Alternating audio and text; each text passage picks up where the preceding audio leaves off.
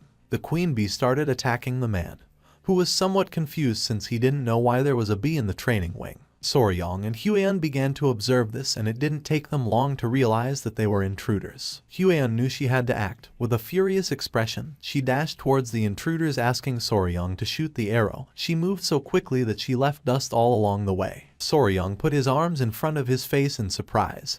He didn't know what she was planning to do. The queen bee was biting one of the intruders' ears, who grabbed her and with tears in his eyes asked for help from the others to get her off him. One of the ninjas turned towards Soryang and upon seeing Huayan approaching, panicked and gave the order to his companions to retreat. The queen bee clung onto the intruder. The other 2 jumped and began scattering. Huayan started running quickly toward them, asking them to stop. Upon seeing that 2 intruders wanted to flee, she filled herself with determination and pulled out a whip. Using all her strength, she struck the ground, creating a small explosion.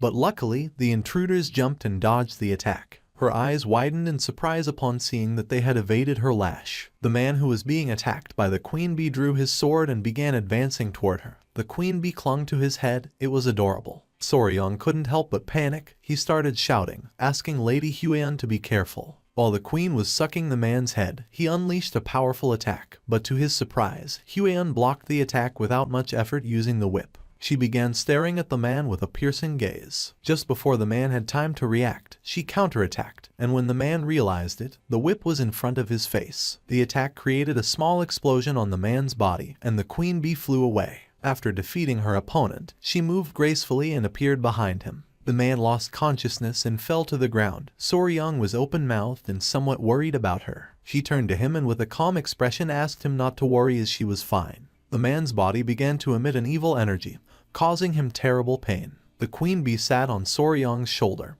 his gaze fixed on the body. He panicked, not knowing who this guy was or if he was dead. Huan put the whip inside her clothes, and the strange energy emerging from the man's body caught her attention. She began to observe in silence with a curious expression. Within seconds, the man lost his life, and she revealed that this guy had bitten poison to kill himself, surely because he had something he wanted to hide. Not far from them, someone sensed the presence of the intruders and started shouting to alert the guards. Huan turned around and decided to organize a pursuit team and begin the hunt. Our boy started sweating. He was somewhat surprised by her attitude. Huan asked him to follow her along with Gu Pi, the leader of the Venom Blood unit. It was nighttime, and the forest was illuminated by torches. Soryong, Pi, and several other members of the clan were chasing after the intruders through the forest. Pi, who was at the front, knew they couldn't have gone far. With a determined expression, he made it clear that they must capture them at all costs. The others did not seem tired, but Soryong was. He began to sweat and focused on using his two-cylinder engine. By doing this, he forcefully stomped the ground, breaking it into pieces. His body sank into the ground, and he started screaming like a madman. Because of this, small centipedes came out of his clothes. He turned around and with a confused expression asked if he was okay. Soryong created a large hole in the ground. P and the others stopped chasing the intruders and approached the hole to help Soryong.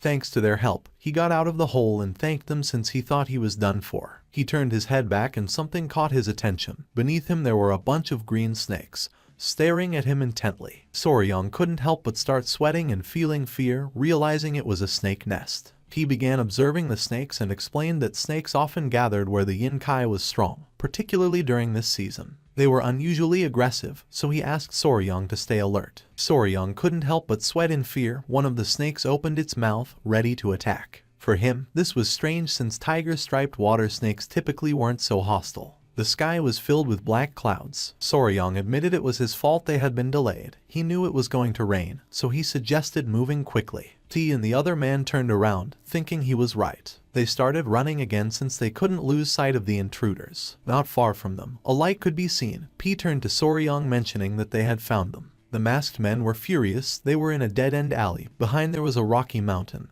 And while the sky was thundering, P and the others arrived, surrounding them. P and the others put their hands inside their clothes, announcing that this was where the escape ended. Soryong remained silent, while on the other side, one of the men's gaze fixed on the intruders, giving the order to the others, tighten the encirclement. The members of Unit Venom Blood drew their kunais, and upon seeing this, the masked men also unsheathed their weapons. Unit Venom Blood began advancing toward them, ready to attack. While the man wielding a sword was moving toward them, two men threw kunais, but one of the ninjas deflected them using his dagger. The man attacked with force and his sword and the ninjas' daggers clashed against each other. They were furious to see how strong this guy was. One of the ninjas moved quickly and gave a strong kick to the man's face, making him drop his weapon. They ordered him to get out of their way. Seeing this, the member of the Venom Blood unit couldn't help but panic. While the ninjas were distracted, something started approaching them at great speed. It was P. He tried to attack by surprise, but the ninja crouched quickly, dodging the attack. P began to observe in silence. The ninja took small jumps to retreat, but P used his skill called Triple Mirage Kill and threw his kunai towards the ninja. The kunai started flying towards the ninja and then exploded only to shoot into 3 kunais. Upon seeing this, the ninja was speechless. Luckily, he blocked 2 of the daggers, but one of them stuck in his shoulder, causing him severe pain. He put his hand over the wound. P began to approach, calling him a lucky bastard. 2 of the ninjas had already fallen and only one remained standing, but he was injured. He and the others started walking toward him. This guy should consider himself fortunate that the rain had diluted the poison on P's kunai. He began staring at the ninja with a furious gaze, but then someone started laughing upon seeing so many pitiful insects gathered together. P and the others stopped in their tracks, somewhat confused. P went on alert and with a serious gaze asked who they were. At that moment, someone descended from the top of the rocky mountain, landing in front of the ninja, shattering the ground into pieces. He was an old man with a beard, with an evil smile.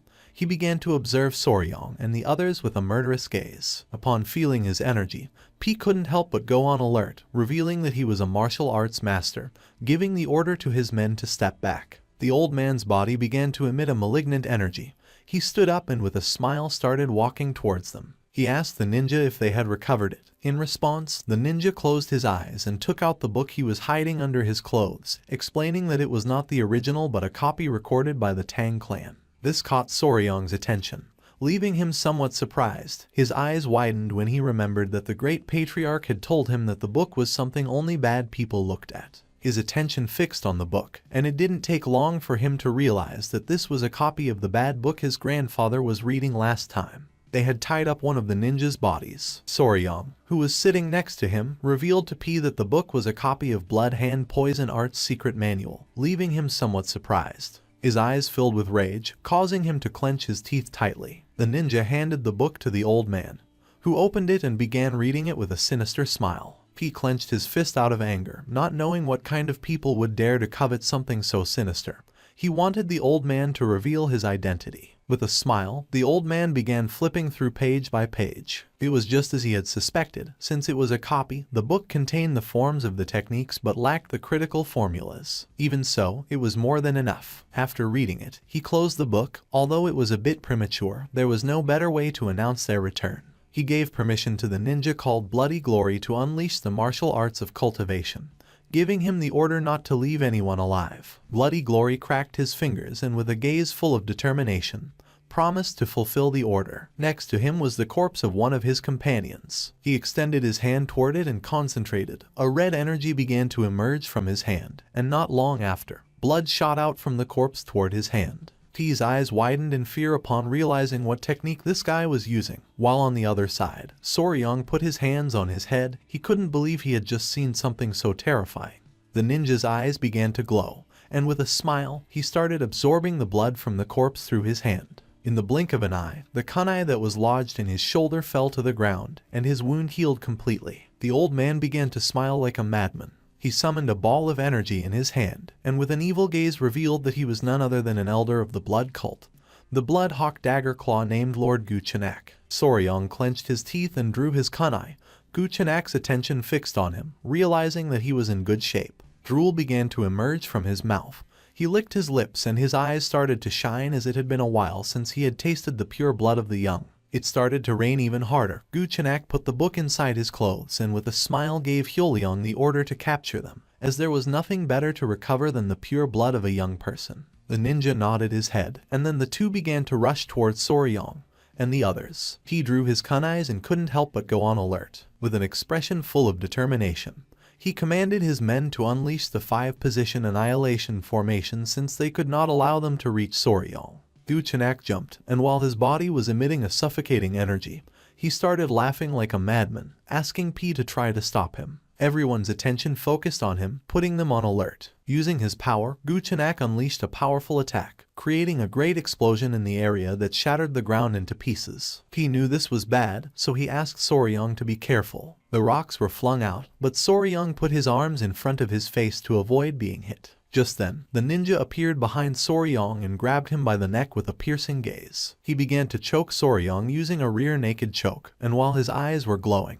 he asked him to stay still since the elder wanted to take his pure blood. Little by little, Soryong started running out of air, causing his face to turn blue. But with his remaining strength, he gave the order to his children to bite. The small centipedes emerged and attacked the ninja, biting him on the wrists and neck, forcing him to release Soryong. The small centipedes were biting with all their might. They were adorable. Seeing that they were centipedes, the ninja couldn't help but feel somewhat confused. While the ninja was trying to understand the situation, someone threw a kunai which lodged in his head, leaving Soryong somewhat confused. The small centipedes returned with Soryong and the ninja's body began to burn in flames. He put his hands in front of his face and closed his eyes without knowing what was happening. Someone called out to Soryong. He turned around and his eyes widened with happiness. It was Huion, the elder of the clan, and Wolfgang. She had been the one who had thrown the kunai. She became serious, and Wolfgang clenched his teeth as something caught their attention. P and the others were using the 5 poison annihilation formation, so they didn't know what was happening.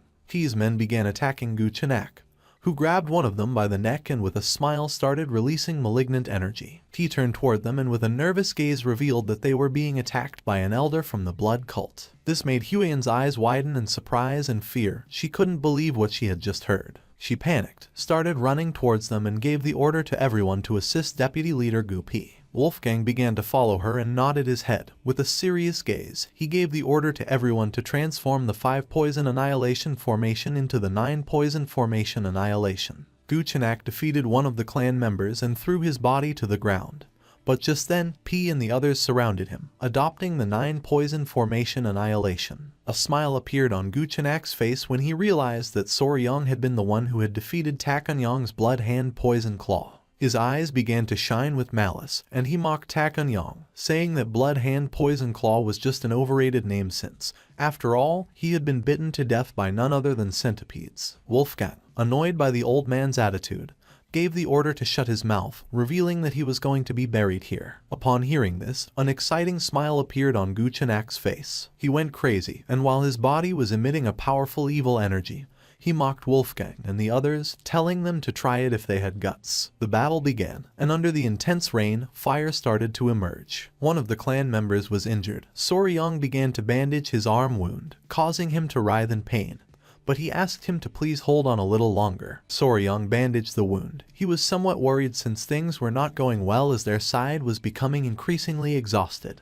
Guchenak grabbed one of the clan members by the neck and with a smile began to use his power and absorb his blood. While P and the others grew weaker than before, this bastard from the blood cult became more energetic again as soon as he absorbed blood to recover. Guchenak attacked Huion, causing her body to crash against the tree. Soryong, who was bandaging the wound, couldn't help but go on alert. She fell to the ground, clenched her teeth, and began writhing in pain. Soryong, showing concern, turned around and asked if she was okay. He approached her and, worried about his future wife, placed his hands on her shoulders and asked if she was hurt anywhere. She lied saying she was fine, but then spat blood. She grabbed Soryong's hand, making him curious. With an exhausted look, she asked her future husband to please return to the clan and bring reinforcements, revealing that at this moment, they were not enough to defeat Guchenak. Soryong couldn't help but grit his teeth and feel furious knowing that she was right. Guchenak attacked again, absorbing the blood of another clan member, forcing P and the others to retreat. It was evident that Soryong could do nothing in this battle. Wolfgang, visibly nervous, asked Soryong to return and bring reinforcements for the sake of the clan. The elder promised to somehow hold back Guchenak, urging him to hurry. Soryong observed them silently for a moment and, with a desperate look, agreed, promising to return as soon as possible. He explained that his mobility arts were deficient, so he wasn't very sure if he would be able to do it. But just before he could finish the sentence, Huion gave him a hug with tears in her eyes and, with a kind smile, said she trusted that Soryong could do it since he had been training hard all this time. She promised that next time they would go looking for poisonous creatures together again, leaving Soryong surprised. Huion rested her hands on his shoulders and asked him to please go back and bring reinforcements from the clan. Then she ran out to support the others. Soryong stayed thinking in silence. With a sad gaze, he decided to return since this was driving him crazy. He started running back to the clan under the intense rain. He was panting heavily, and each step became heavier than the last. Soryong collapsed on the ground, causing centipedes to emerge from his clothes. The small creatures began encouraging him not to give up. He composed himself and began to stroke one of the centipedes. It was strange since even if he used his mobility art at full speed, it would take him almost half a day, not to mention that most of the clan's experts were also absent. Even if he called for reinforcements, they wouldn't arrive in time. It started raining even more intensely. Soryong began to observe silently and started pondering. A question came to his mind. He didn't know why they had sent him to seek help, realizing that they wanted to save at least him. He couldn't help but clench his fist as he thought the reason was because he was the youngest, weak, and needed protection. questioning whether this was what chivalry truly meant for martial artists. He remembered the kind smile of the patriarch when he mentioned that now Soryang was also part of the family. The word family began to resonate in his head. He had never seriously thought about this, thinking that he still wasn't a member of the Tang clan family from Sichuan. The exciting memories he had lived with them and the image of Huiyan and the others smiling and extending their hand appeared in his mind. Everyone thought that he was already part of the family. He couldn't help but feel somewhat embarrassed and didn't take their hand since he was the only one who thought that he wasn't part of the family yet. Soryang began to smile, and then he caressed one of his centipedes, realizing that they were too warm-hearted to be a clan of assassins. He stood up, and his eyes began to shine with determination as it was time to save Mom. The centipedes made an adorable sound, indicating that they were happy. Soryang started running. He was determined to save them. He had to think of some way. The members of the blood cult could recover energy. The forest was full of poisonous creatures like snakes and frogs and poisonous plants. Soryang continued running until he stopped. In front of him there was a nest of snakes.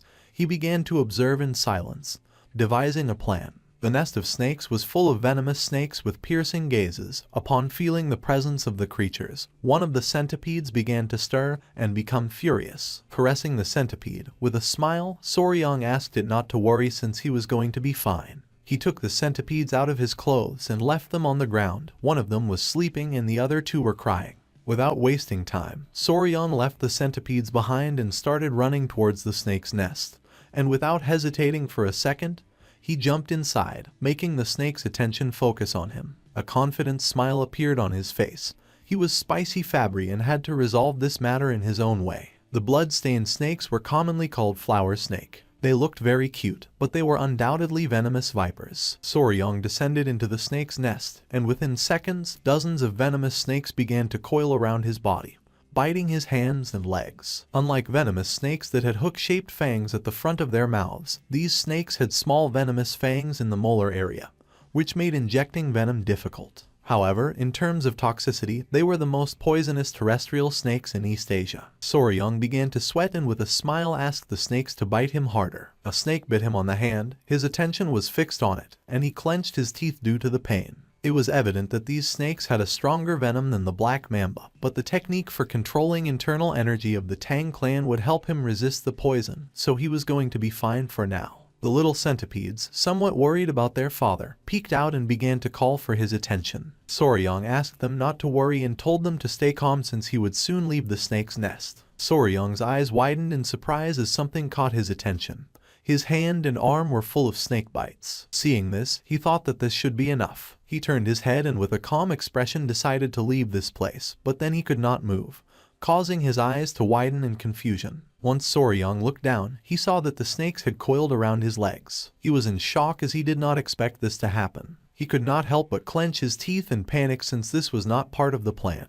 But to his surprise, the small centipedes descended into the nest of snakes, landing on his head and shoulders, leaving him somewhat surprised. It was adorable. One of the small centipedes became enraged and began to roar. Soryang started to observe it and his eyes filled with confusion. One of the snakes began to stare at the centipede and started to hiss. This made the small centipede even angrier, who little by little began to lose patience. The small creature got down from Soryang's head, bit the snake, and with a furious gaze, slammed its body forcefully against the ground, leaving Soryang in shock. The little centipede bit another snake and started to fight. Soryang's attention was fixed on it. He was somewhat confused without knowing what was happening. In an instant, the little centipede defeated the snake and its eyes began to shine with joy and it began to smile. Soryang could not help but thank it for scaring away the other snakes. Soryang crouched down and realized that they were worried about him. He began to caress the centipede's head and could not help but smile. The little centipede climbed onto Soryang's head and fell asleep. With a smile, he decided it was time to go to Mom.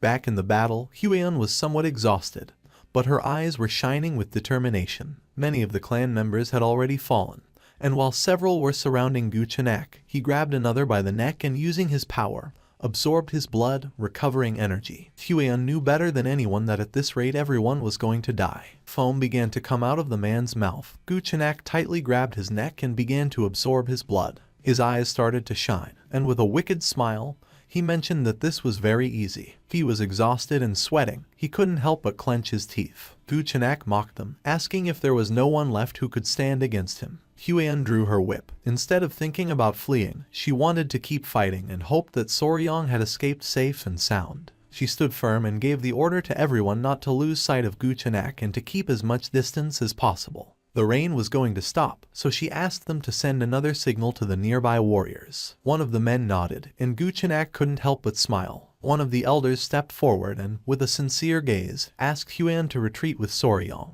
Upon hearing this, her eyes widened in surprise, and without hesitating for even a second, she refused. The men of the clan began to argue since there was no way that a direct descendant of the Tang clan could leave alone, abandoning the members of her clan while they fought. If they couldn't save her, they wouldn't be able to face the patriarch. Guchenak crossed his arms and remained silent. They asked Huan to leave quickly, but she refused since she was not going to leave the clan behind.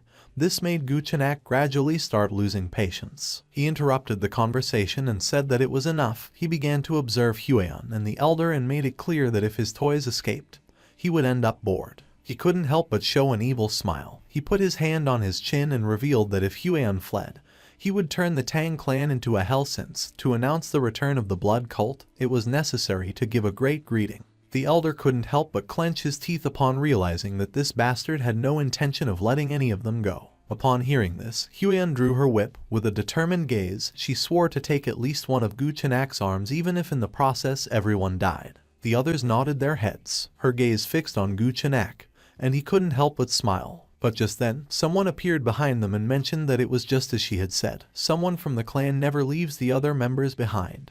This caught everyone's attention. Huan's jaw dropped and her eyes widened in surprise. It was Soryong. With a confident smile, he began to walk towards them. The elder was speechless, and Huan felt somewhat worried without knowing why Soryong had returned. Soryong began to remove the small centipedes from his body, closed his eyes, and asked them to wait here, then reiterated that the Tang clan never surrendered nor left its members behind. Then he took off his shirt, and his eyes began to shine with determination, making it clear that he too was a member of the Tang clan. He drew his kunais and began to charge against Guchenak. Seeing this, an excited smile appeared on his face. Huan couldn't help but feel somewhat worried and asked Soryong not to do it. Guchenak prepared to attack. He had spared his life, and now Soryong had returned by his own means. According to him, Soryong was an idiot. Soryong lunged at him, ready to attack. Huan was in shock as, without much effort, Guchenak grabbed Soryong by the neck. His eyes began to shine with joy.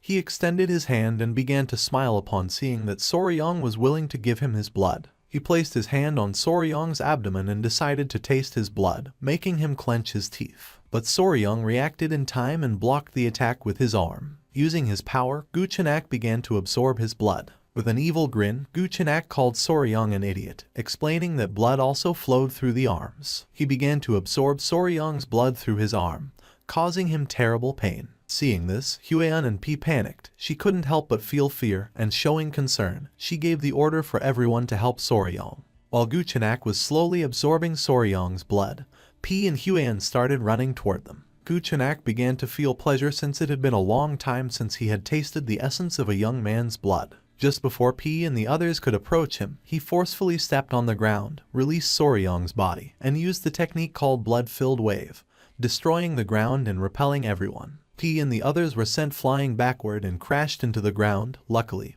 Huan reacted in time and caught Soryong. Guchenak, who had become more powerful, began to smile. They had been very annoying, throwing hidden weapons like flies, but thanks to Soryong, he was able to take care of them all at once. Soryong fainted. Huan approached and, with a desperate expression, tried to wake him up. As a form of gratitude, Guchenak decided to grant Soryong a painless death. She hugged Soryong, saying that was not going to happen. Just then, he coughed and slowly began to wake up, catching Huan's attention. Drool started coming out of Guchenak's mouth, and he demanded to know what Soryong had done. His hair began to fall like leaves, and little by little he began to grow old. With a gaze full of fear, he soon realized that this was the effect of an energy-dissipating poison. Little by little, he began to lose strength, and his body started to tremble. For him, this was impossible since the internal energy techniques of the cult should be resistant to the energy-dissipating poison. He put his hands on his face and went crazy because this made no sense. He wanted to know who the hell Soryong was. With a smile, he began to sit down and, pointing with his finger, revealed that he was his natural enemy. Huan couldn't help but feel relieved to see that Soryong was fine. Little by little, the poison began to take more effect, and Guchenak could not help but tremble with fear. He could not believe that he had been defeated by a mere child. Soryong began to run out of energy, and with his last strength, he started looking at Huion and, with a tired gaze, revealed something to her. This made Huion's eyes widen in surprise, leaving her in shock. Guchenak's gaze fixed on Soryong, and his eyes began to shine with rage. He could not help but clench his teeth and sweat since he did not know what Soryong had done to his body. He panicked since ever since he had let Soryong's blood flow through his body, the blood no longer obeyed his will. He took a step forward, revealing that the blood cult's domination was just within his reach. He went mad and started running towards Soryong, swearing that he could not collapse here. He lost his composure, opened his mouth, and lunged at Soryong, intending to kill him. Upon seeing this, Huion drew her whip, clenched her teeth, and went on alert knowing that this was not good. Just before Guchenak could approach, she swung her whip forcefully, which wrapped around his neck, causing him terrible pain. Her eyes widened in surprise, leaving her speechless. She could not believe that her attack had landed. Guchenak grabbed the whip with both hands and began to exert force to free himself. A ghostly monster of a dark martial artist like him had not been able to dodge her attack. Guchenak's eyes began to shine, and drool started to emerge from his mouth. He was furious without knowing what Soryong had done to his blood art. Even if he crushed his bones and drank them, it would not be enough for him to recover. He exploded with rage and started running like a madman towards Soryong, swearing to kill them all, revealing that the blood cult had returned. Huion's eyes widened with concern. She gripped the whip tightly and with a furious expression asked the old man to shut up and die. Just before Guchenak could take another step, she tore off his head using the whip. His head shot out and fell near P. His attention fixed on it, and his eyes filled with confusion, and then a joyful smile appeared on his face upon seeing that they had won. Guchenak lost his life. The elder of the clan started running towards Soryong and Huion to see if they were okay. The members of the clan began to celebrate since the lady had torn off the head of the elder of the blood cult. With a confused and surprised gaze, she asked Soryong what had happened and how he had managed to weaken Guchenak. Soryong caught her attention by calling her big sis. Upon hearing this, she couldn't help but blush and feel embarrassed. Our boy started sweating and dark circles appeared. But even so, he did not stop smiling and said he needed to be bitten by a tiger-striped water snake to treat the poison. Seeing Soryong's condition, Huion panicked and was confused since she did not know what was happening. Soryong's face turned pale. Huion remembered that the tiger-striped water snakes had no venom. She ordered the clan members to bring an antidote. A few hours later, drooling, Soryong woke up in bed, and his eyes widened in surprise as he did not know where he was. Upon seeing that he had awakened, the attention of the great patriarch was fixed on him. He advised him not to move yet. Huion was also present in the room. With a surprised expression, she noticed that he could not move. Soryong was face down and stiff on the bed, his eyes filled with confusion, and he asked what this situation was. The great patriarch used his power and concentrated his energy on his back. Huion could not help but feel somewhat relieved to see that he had regained consciousness. The great patriarch revealed that 10 days had already passed since Soryong had collapsed. This left our boy in shock. With a kind smile, Huion mentioned that thanks to him she had been able to cut off that bastard's head.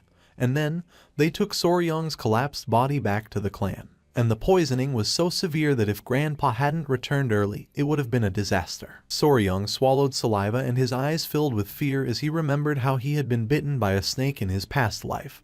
He almost died twice from snake bites. A while later, the great patriarch finished the treatment, and now that Soryong had regained consciousness, he was going to be fine. He sat up with Huion's help and with a grateful gaze thanked him from the bottom of his heart. The great patriarch began to stare at Soryong and decided that it was time to talk about an important matter. He grabbed Soryong by the shoulders and with a curious gaze asked if the tiger-striped water snake really had venom and how he defeated the elder of the blood cult. Huion panicked and asked her grandfather to calm down. Little by little, our boy began to feel dizzy and decided to explain. With his hand on his head, he showed 2 fingers and with a calm gaze explained that the tiger-striped water snake was venomous and it had 2 types of venoms. One was inside of its mouth and the other came from the venom glands in the back part of its neck. Huion and the great patriarch sat next to Soryong's bed and became curious since this was something they did not know. Calmly, Soryong mentioned that it was because these snakes were shy and usually fled when they saw humans, and also their fangs were very small. In fact, it was not until the 1980s that people realized that tiger-striped snakes had venom. The great patriarch was clever, and it did not take him long to realize that the dissipation of the internal energy of the elder of the blood cult had something to do with this. But then he remembered that the blood cult was known for being immune to poisons like dispersing toxins. Soryang turned to him and explained that this was only a hypothesis, but he believed that the dissipation of internal energy of the elder was due to the poison of the tiger-striped water snakes. The main component of the venom of the tiger snake was hemotoxin, a hemorrhagic toxin. Hemorrhagic toxins could destroy various structures within the body, including cell walls of red blood cells, inner lining of blood vessels, and other tissue cells. Now, what would happen if they fed the blood cultists hemorrhagic toxins, who were like vampires that depend on blood for their martial arts? Soryang's plan had worked perfectly. He put his hand under his chin and with an uncertain gaze mentioned that the blood, which served as the source of their martial arts, had probably been altered, leading to this result. It is not widely known that tiger-striped water snakes were venomous, but their venom was 5 times stronger than that of a viper, and if their venom was amplified with yin-kin, it became a deadly weapon. The eyes of the great patriarch widened in surprise, making him sweat. He was in shock to see that such a powerful venomous creature existed near Sichuan. Huiyan began to look at our boy with admiration and, with a smile, praised him for having achieved such a feat. The grandfather closed his eyes and coughed, catching the couple's attention. He crossed his arms and, with a smile, mentioned that Huiyan had told him that the elder of the blood cult called Soryang Nemesis of Heaven, his natural enemy. Our boy felt embarrassed because said that it sounded exaggerated, like a high school delusion. He covered his mouth with the blanket, looked away, and couldn't help but blush. Seeing this, Huiyan and her grandfather placed their hands on his shoulders, since he had been able to perfectly seal the elder's martial arts, then being called natural enemy fit. The great patriarch began to smile and thanked him for having protected his family. He clenched his fist and could not help but get angry without knowing how they had dared to attack his family while he was absent. He clenched his teeth and swore to uproot them once and for all. Soryang and Huiyan remained silent. With a serious gaze, he said that he agreed with the grandfather since they should completely crush the blood cult. Now that they knew their weakness, all that remained was to collect a large amount of venom from the tiger-striped water snakes. Soryang's eyes filled with rage at the thought of Guchenak and his subordinates. To him, they were nothing more than mosquitoes, and it was natural to strip them down to their souls. Since that day, and with the appearance of the blood cult, the Tang clan had been in a state of emergency. Many of the clan's warriors had been injured, and some had even died. Someone placed a message on the leg of a messenger pigeon. Miram's allied orthodox factions were gathering at the Tang clan to provide their assistance. It was the great patriarch. He released the messenger pigeon and mentioned that considering they had faced someone at the pinnacle of martial arts, casualties had been minimal. But thinking about the blood that was going to flow again in Miram entirely because of the blood cult filled him with deep concern. They were not only content with kidnapping people at random to drain their blood, but 30 years ago they also committed a massacre, thus becoming the sworn enemy of the Miram as a sect. This was a very serious matter. While Soryang was distracted, the great patriarch placed his hand on his shoulder and said that this time things were going to be a little different. Soryang snapped out of his trance and became curious. With a confident look, the great patriarch revealed that the reason was that this time the Sichuan Tang clan was the natural enemy of the blood cult. Soryang couldn't help but get angry and sweat, not knowing if his grandfather was saying this on purpose. The grandfather turned towards him and showed a smile, confirming his suspicions. He put his arms behind his back and explained that he had a request, asking if he was going to be able to do it. He became curious and replied yes, and if it was something related to the clan, then he was going to give his best. The great patriarch's eyes filled with seriousness when he revealed that soon people from the Miram alliance were going to arrive, and the military forces of the alliance would be among those who arrived. He had planned to show them the poison that Soryang had discovered since they had finally uncovered the weakness of the blood cult. Soryang's eyes widened in surprise. He clasped his hands as a form of respect and with a smile said that if it was for the greater good, then they should do it. Upon hearing this, the great patriarch couldn't help but smile, knowing that Soryang would say that. Just before Soryang could leave, he mentioned that he had some news that was going to make him very happy. Upon hearing this, our boy's eyes filled with curiosity, and he turned around wanting to know what it was. With a kind smile, the great patriarch explained that the modifications to the Hall of 10,000 Poisons were complete and that from now on, Soryang was officially going to be in charge of managing the hall. Upon hearing this, he couldn't help but clench his fists and feel joyful. He began to imagine himself lying down and surrounded by poisonous creatures. This made his eyes widen with excitement. The great patriarch also mentioned that as he had suggested, they had also prepared a sunlit pavilion, since after all, to properly raise tiger-striped water snakes, a solid foundation was first needed. Soryong interlaced his hands and could not help but get even more excited. He had to think of it as if it were for the good of Muram and do his best effort. The messenger pigeon flew away. A few hours later, he arrived at the Hall of 10,000 Poisons, and his jaw dropped. It was beautiful, and there were 2 guards at the entrance. Soryong and Huiyan began walking toward the door. There was also a room called Toxic Creature Garden. Huiyan's attention was fixed on it. She put her hand on her chest and entered into confusion. Soryong crossed his arms and with a smile explained that it meant a backyard where all the poisonous creatures of the Central Plains gather. She became nervous and asked if he intended to gather all the poisonous creatures. With a confident look, he replied that yes, since as he had promised her someday he was going to gather the 10 great venomous creatures of the Central Plains. This made Huiyan blush like a tomato. She put her hand over her mouth and looked away. Without wasting time, she ran off with the excuse that she wanted to see why people were gathered. Soryong couldn't help but feel somewhat confused. Just then, a member of the clan was pleased to see that they had arrived. It was Gu Pi. He put his hands on his waist, and with a smile revealed that he was now commander of the Poison Division. Soryong's eyes filled with confusion, while on the other side, Huiyan remained still. With a kind smile, Gu Pi explained that it was a newly established unit under the Patriarch's orders. Behind him were several clan members. Gu Pi turned to them and revealed that from now on, these people were going to serve Soryong as his hands and feet. Whether it was to find poisonous creatures or raise them, he could count on them. Upon seeing this, drool began to fall from Soryong's mouth, while on the other side, Huiyan could not help but feel envy. The eyes of our boy began to shine with joy upon thinking that this was like having staff from a pet store, realizing that they were truly giving him all their support. This was a moment in which Soryong's dream took one more step toward reality. The messenger pigeon reached its destination. A woman with black hair received the message, and after reading it carefully, she noticed that the blood cult had returned. She began to gaze at the sky, knowing that in the once peaceful Central Plains, a bloody storm was about to break out once again. The next day, early in the morning, Jiu Chu and his men set off towards the Tang clan. One of the elders turned around and with a smile mentioned that they would soon arrive and assumed that they would finally have to stay at the Tang clan mansion that night. A smile spread across Jiu Chu's face. He couldn't help but feel happy as it was a relief to escape sleeping outdoors. He began to imagine the leader of the Muram Alliance, the Emperor of the Fist, Ju Young-hak, with his fist clenched and his eyes shining with rage. With a nervous expression, Jiu Chu realized that he had to bring at least one good piece of news.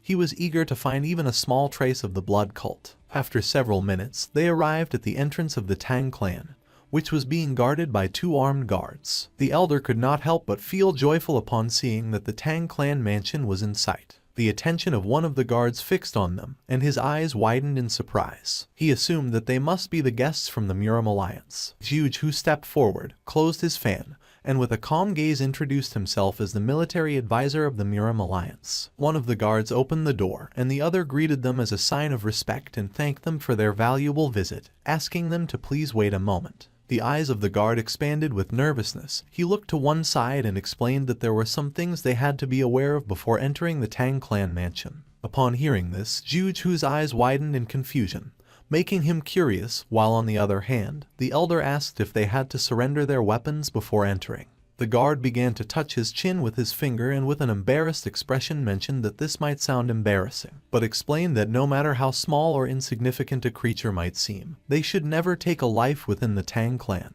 Jiu Chu began to imagine a golden statue of a Buddha and with a surprised expression wondered if the entire Tang clan had converted to Buddhism. The guard became nervous and explained that they would find out when they entered the Tang clan, but he asked them to keep this in mind. Upon hearing this, Jiu Chu and the leader became serious. Just then someone appeared and felt happy to see that the military advisor had arrived. Seeing this, Jiu Chu's eyes widened in surprise, making a smile appear on his face. They were Huiyan and Soryong. Both bowed their heads before him and greeted him as a form of respect. Jiu Chu also bowed his head to them and greeted them back, mentioning that it had been some time since he had seen Huiyan.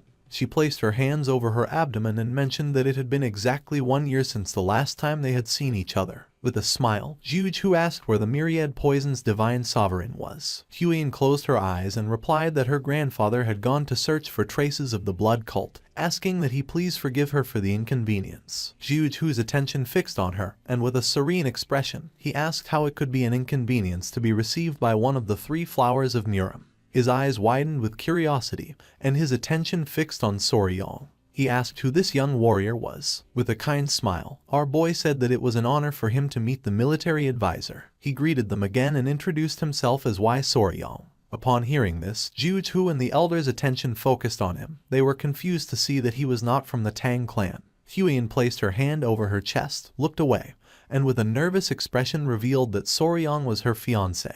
This revelation left Juju and the elder in shock. The men who had come with them started losing their minds and feeling jealous upon seeing that one of Murim's 3 flowers had a lover. They clenched their fists, and their eyes filled with tears. For them, this world was unfair, and they did not know where Soryong had come from. Envy also became evident in Juju's eyes. He opened the fan, and while gazing at the ground, he asked if they could guide them inside. He knew that at this rate, it was possible that the whole group would request a sparring match with Soryong. Just then, a strange sound spread through the air. The eyes of Jung-Hoo and the elder filled with confusion and curiosity since they did not know where that strange sound was coming from. The men's jaws dropped, they began to look at the sky, and with a surprised expression, they caught everyone's attention, revealing that there was something in the sky. The sound came from the golden-haired king bees, which were flying around the area. Everyone's attention was fixed on them. They were in shock upon seeing that there were such poisonous creatures as these bees in the Tang clan. The men stood in front of Huiyan and the others drew their swords and asked everyone else to be careful. They were ready to protect Huiyan. Seeing this, Soryong couldn't help but panic and, with a serious gaze, asked them to put away their weapons. His eyes widened in fear. He placed his hand on the man's shoulder and decided to explain the new regulations of the Tang clan. But the man became angry, pushed our boy's hand away, and with a furious gaze asked him to step aside, revealing that the golden-haired king bees were very dangerous creatures capable of killing an ordinary person with ease. Soryong tried to explain himself, but little by little the men began to crush his body. He could no longer contain his rage, pushed the men away, and with a furious gaze revealed that he was raising the golden-haired king bees, asking everyone to calm down. The man couldn't help but go into shock and swallowed hard upon seeing that Soryong was raising such poisonous creatures. One of the bees landed on Soryong's head as a form of love, and upon seeing this, Jung-Hoo and the others were scared shitless and backed away. With a smile, Soryong began to play with the bees and knew that they had missed him since it had been some time since they last saw each other. Huiyan's eyes widened with joy, and she began to show a smile. The gaze of the bees fixed on Jung-Hoo and his men. Our boy began to caress one of the bees and with a kind smile asked them not to sting the guests. The man's jaw dropped. He began to sweat upon seeing that Soryong was treating the golden-haired king bees as if they were children. And then, the spirits of the young warriors instantly calmed down. After this incident, Jung-Hoo and the elder accompanied Soryong and Huiyan inside. Jung-Hoo's attention was fixed on Soryong. He would never have thought that the young warrior from Hainan Island was the fiancé of the poisonous flower. He was in shock to see that despite being an outsider, Soryong had managed to become the son-in-law of Clan Tang. As they were strolling, something caught Jung-Hoo's attention. Not far from them, 2 men were sitting and arguing with each other. The black-haired man took out a small vase and, while pointing at it with his finger, with a furious gaze made it clear that a venomous scorpion would be more suitable for the Tang clan. The orange-haired boy took out a small chameleon and, with a gaze full of rage, asked what he was talking about and asked everyone to look at the shape of the chameleon's radiant crest. Jung-Hoo's eyes widened in fear. He placed his hand on Soryong's shoulder and, while sweating, asked why all those warriors were taking care of insects and animals. Soryong came out of his trance and became curious. While the men were arguing, our boy explained that they were sentenced to the venomous creature companionship punishment. Jung-Hoo started sweating and asked what they had done to deserve such punishment. Soryong put his hand under his chin and began to ponder. A few days ago, at night, the incident occurred. Soryong and Huiyan went to the training hall. Our boy started training. She got nervous and explained that he had to feel as if he were expelling his internal energy. Our boy concentrated, but it seemed like he was dancing instead of training.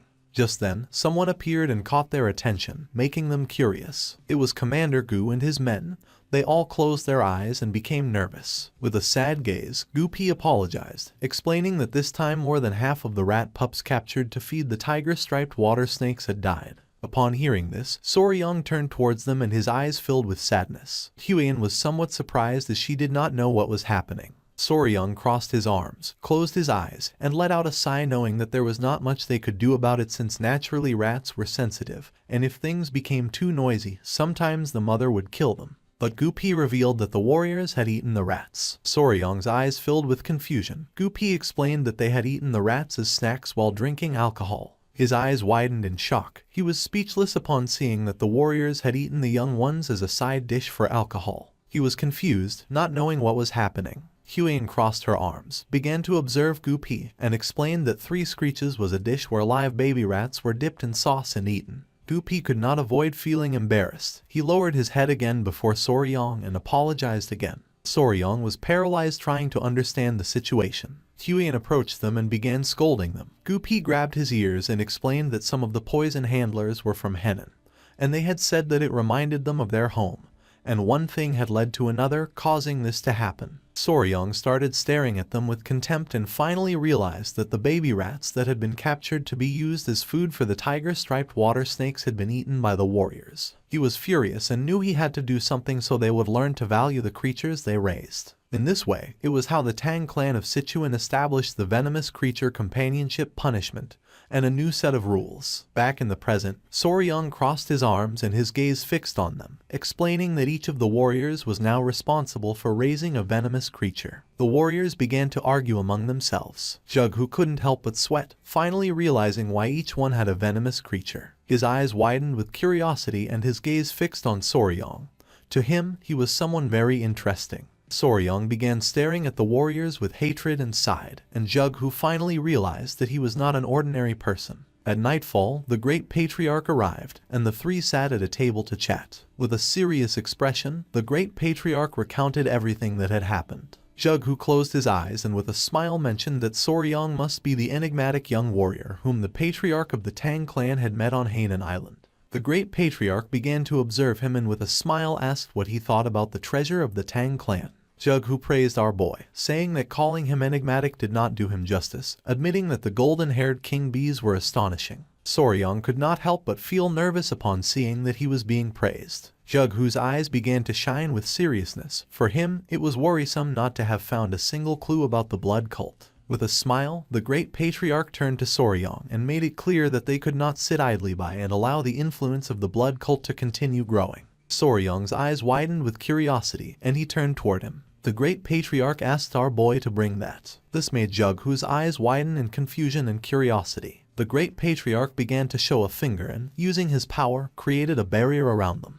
Then, he closed his eyes and with a smile explained that they could not risk any sound leaking out, so for this reason, he had invoked a Kai barrier. Our boy put his hand inside his clothes, and Jug, who began to observe the barrier, and his jaw dropped. With a confident smile, Soryang took out a small jar and placed it on the table. Jug, who grabbed the jar, began to observe it, and his mind filled with questions. He asked what kind of object required even a Kai barrier to maintain secrecy. With a confident gaze, the great patriarch replied that it was a poison that dissipated internal energy. Jug, who argued that the internal energy dissipating poison was quite common and hardly seemed like something that required a Kai barrier. Soryang and the great patriarch looked at each other and nodded with a smile. He revealed that this particular poison, which could dissipate internal energy, only affected members of the blood cult. Jug, whose attention fixed on the poison, and his eyes widened in surprise. He panicked, slammed his hand against the table, and asked if this was true. The great patriarch closed his eyes and, with a confident expression, explained that although it was hard to believe, it was true.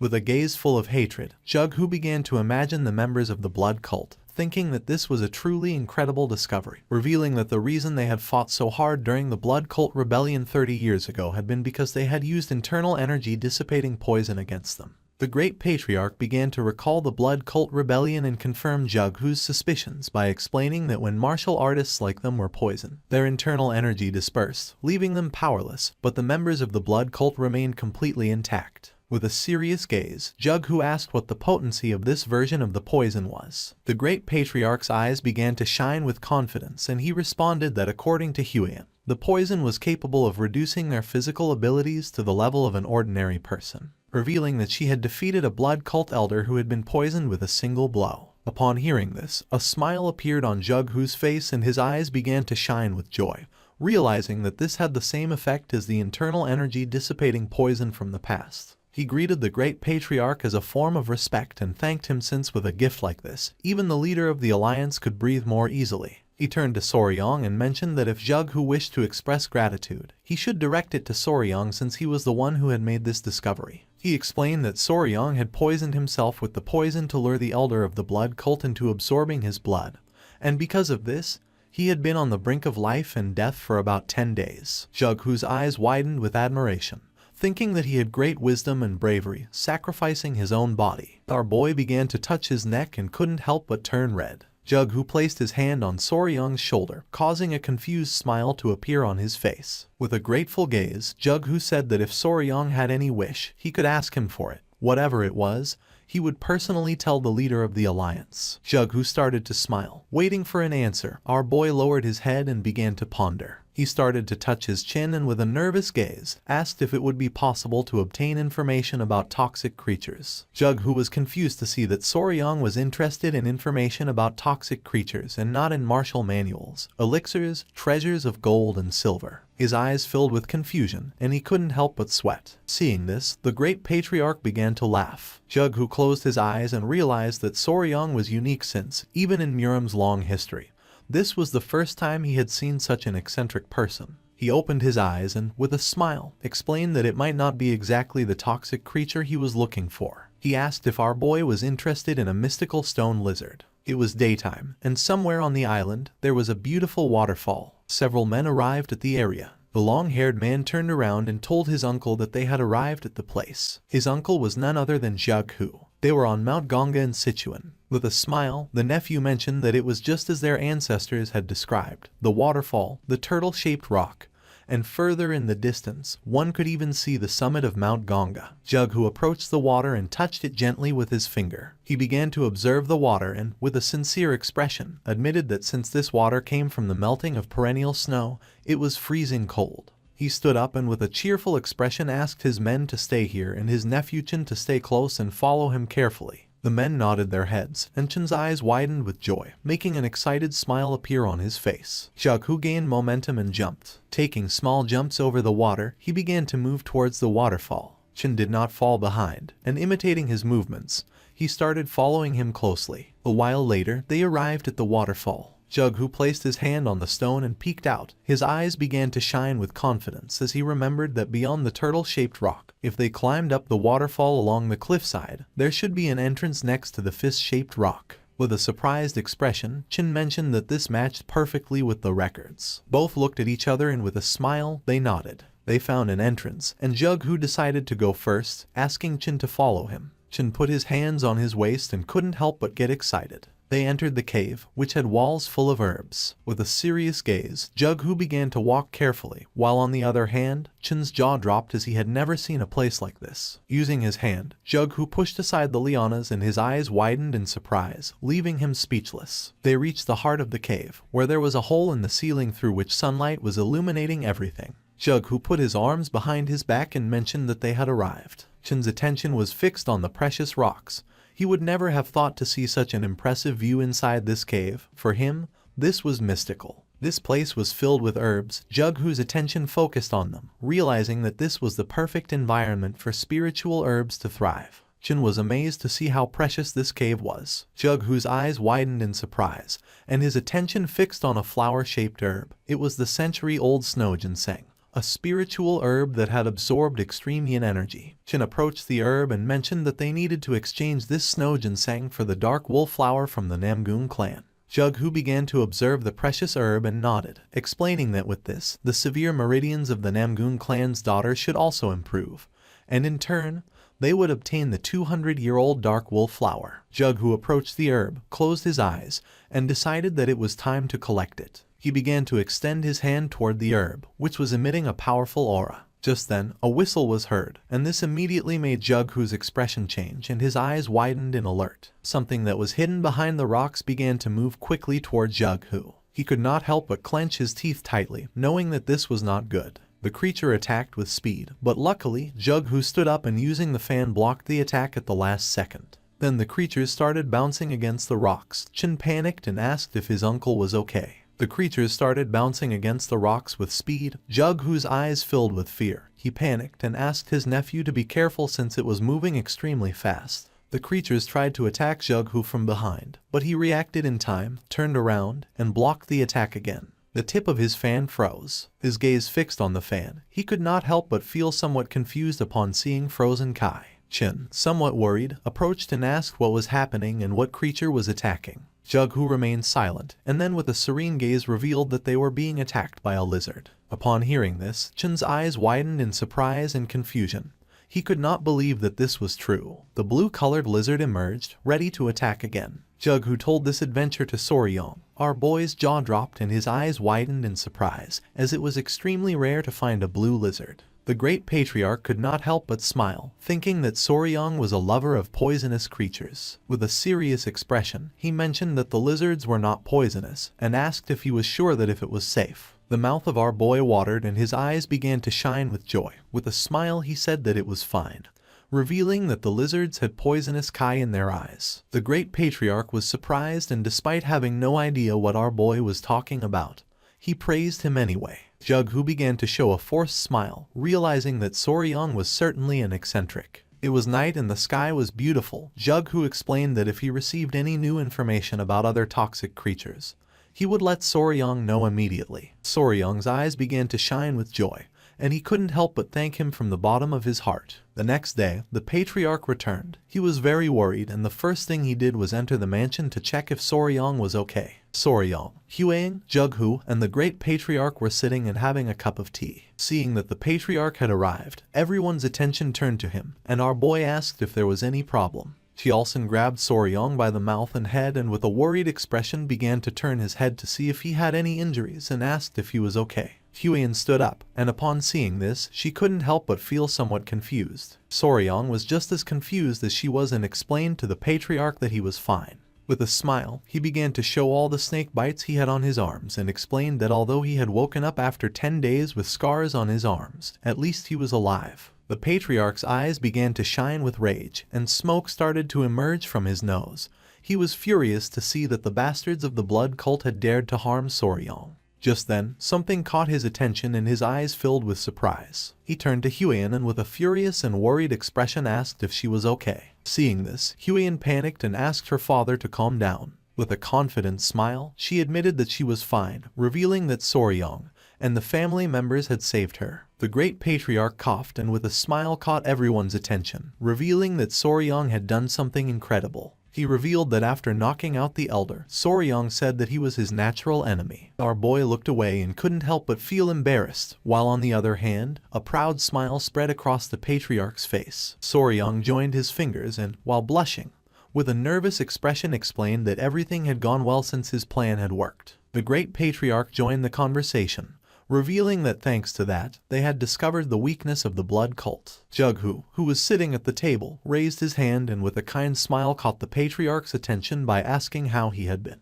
Seeing that Jughu was also present, the patriarch shook his hand. Since Jughu had risen to a high position, they had not been communicating much, and now they had only met under these circumstances. With a smile, Jughu apologized, explaining that he had been very busy. Soryong and Huan's attention was fixed on them, making a smile appear on their faces. She adjusted the strand of hair and mentioned that they were childhood friends. Our boy couldn't help but feel stressed, as this was very chaotic. Jughu asked the patriarch to take a seat since they had much to discuss, starting with the blood cult. The patriarch did not refuse but asked Soryong and Huan to sit as well since they needed to discuss this in more detail. Soryong became nervous but nodded his head, while on the other hand, Huan began to smile. Everyone sat at the table, and the patriarch asked how the progress of the search for the secret agent was going. Soryong's eyes filled with curiosity.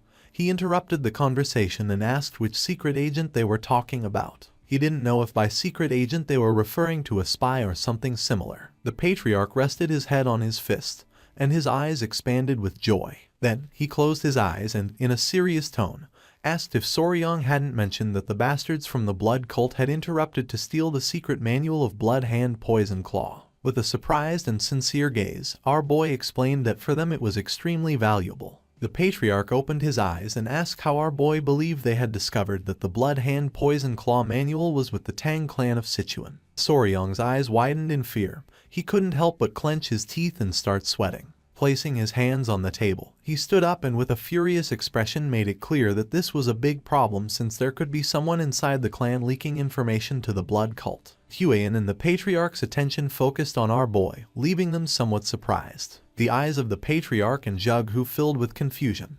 He placed his hand on the patriarch's shoulder and with a smile asked him to educate his son-in-law a little, since as a newcomer to the family, he was unaware of certain things. But even so, he was hearing some rather amusing stories. The patriarch began to stroke his mustache and could not help but feel somewhat disappointed. Soryong could not help but sweat upon realizing that he was the odd one out. With a kind smile, Huiyan explained to her future fiancé that secret agents could never exist in the Tang clan. Soryong turned somewhat surprised and asked if this was true. With a calm gaze, the patriarch explained that even when selecting a simple servant, they conducted exhaustive background checks on all their direct relatives and even distant relatives. Then, if they considered them acceptable, they incorporated all their direct relatives into the clan. With a confident smile, he made it clear that all their children were raised within the Tang clan, so under such circumstances, no one would dare to betray them. Our boy couldn't help but go into shock upon seeing that they took such extreme measures. He began to sweat, and his eyes widened with curiosity,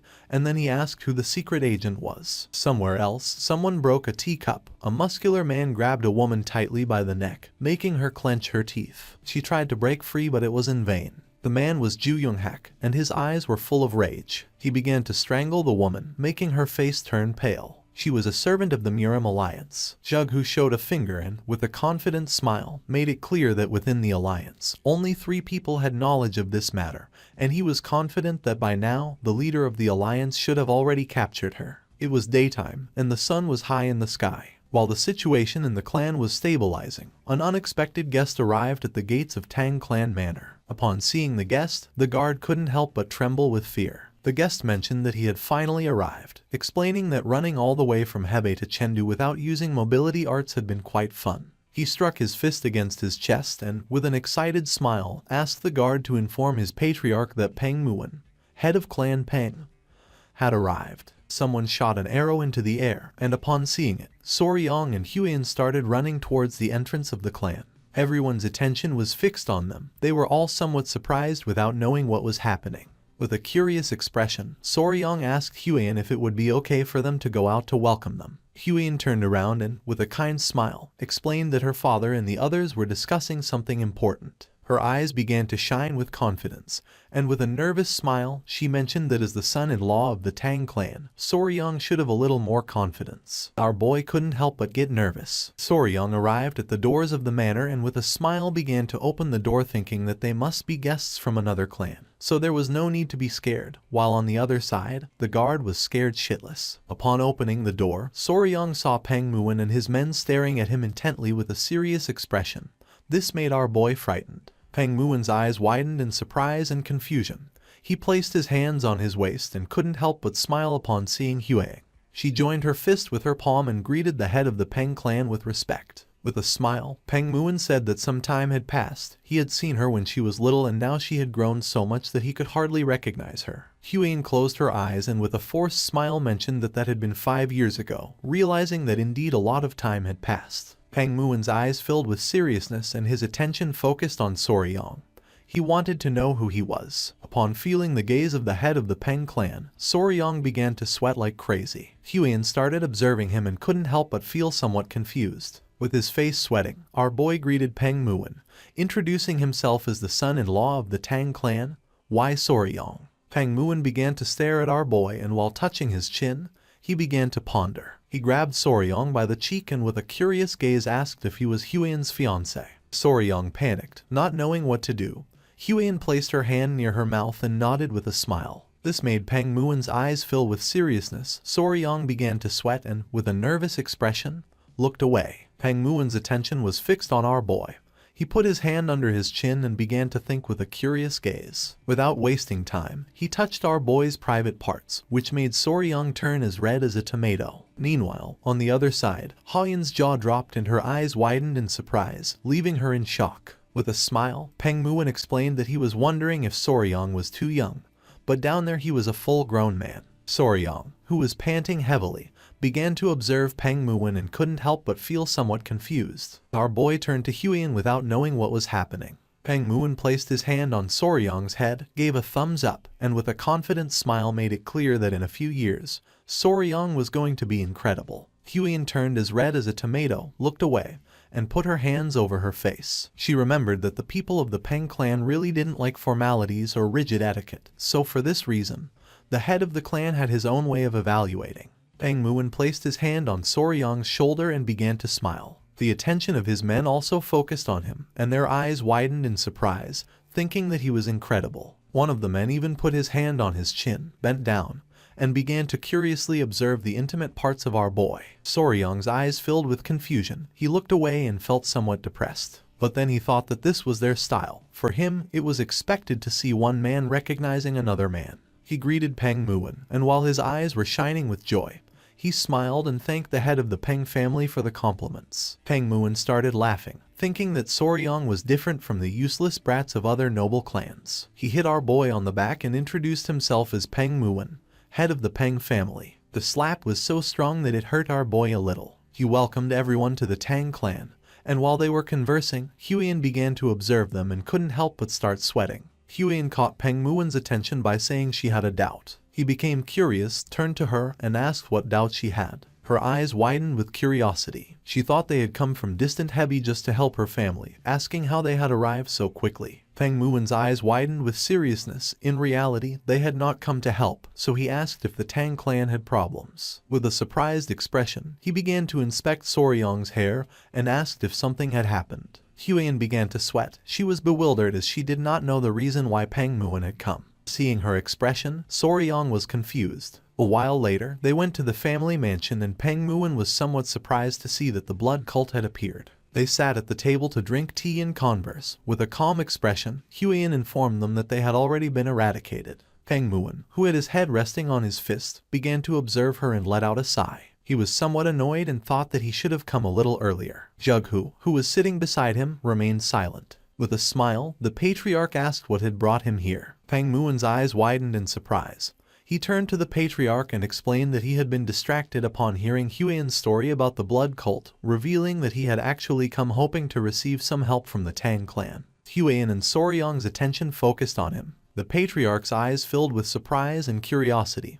He asked if Peng Muwen could explain himself. He began to touch his head with his hand, closed his eyes, and then let out a sigh. He put his hand near his mouth, turned towards the door, and with a serious expression asked his men to bring her to greet her elders. Jughu became somewhat curious, and his attention was fixed on him. Someone opened the door of the hall. It was one of Peng Muwen's men whose eyes were shining. With a penetrating gaze, the man entered the hall. Huiyan put her hand near her mouth, and her jaw dropped. She realized that it was a kid. Soryang began to sweat, and his attention was fixed on the man. The man approached the table, put his hand behind his cape, and asked the young lady to come down and pay her respects to the elders of the Sichuan Tang clan. Just then, someone on the man's back started moving, saying they were still sleepy. Soryang's eyes widened in surprise, and his jaw dropped, leaving him in shock. Someone dressed in white got down from the man's back, also shocking Huiyan. It was an adorable little girl who was eating a lollipop. Everyone remained silently watching the little one. With a sweet expression, she greeted the elders of the Sichuan Tang clan,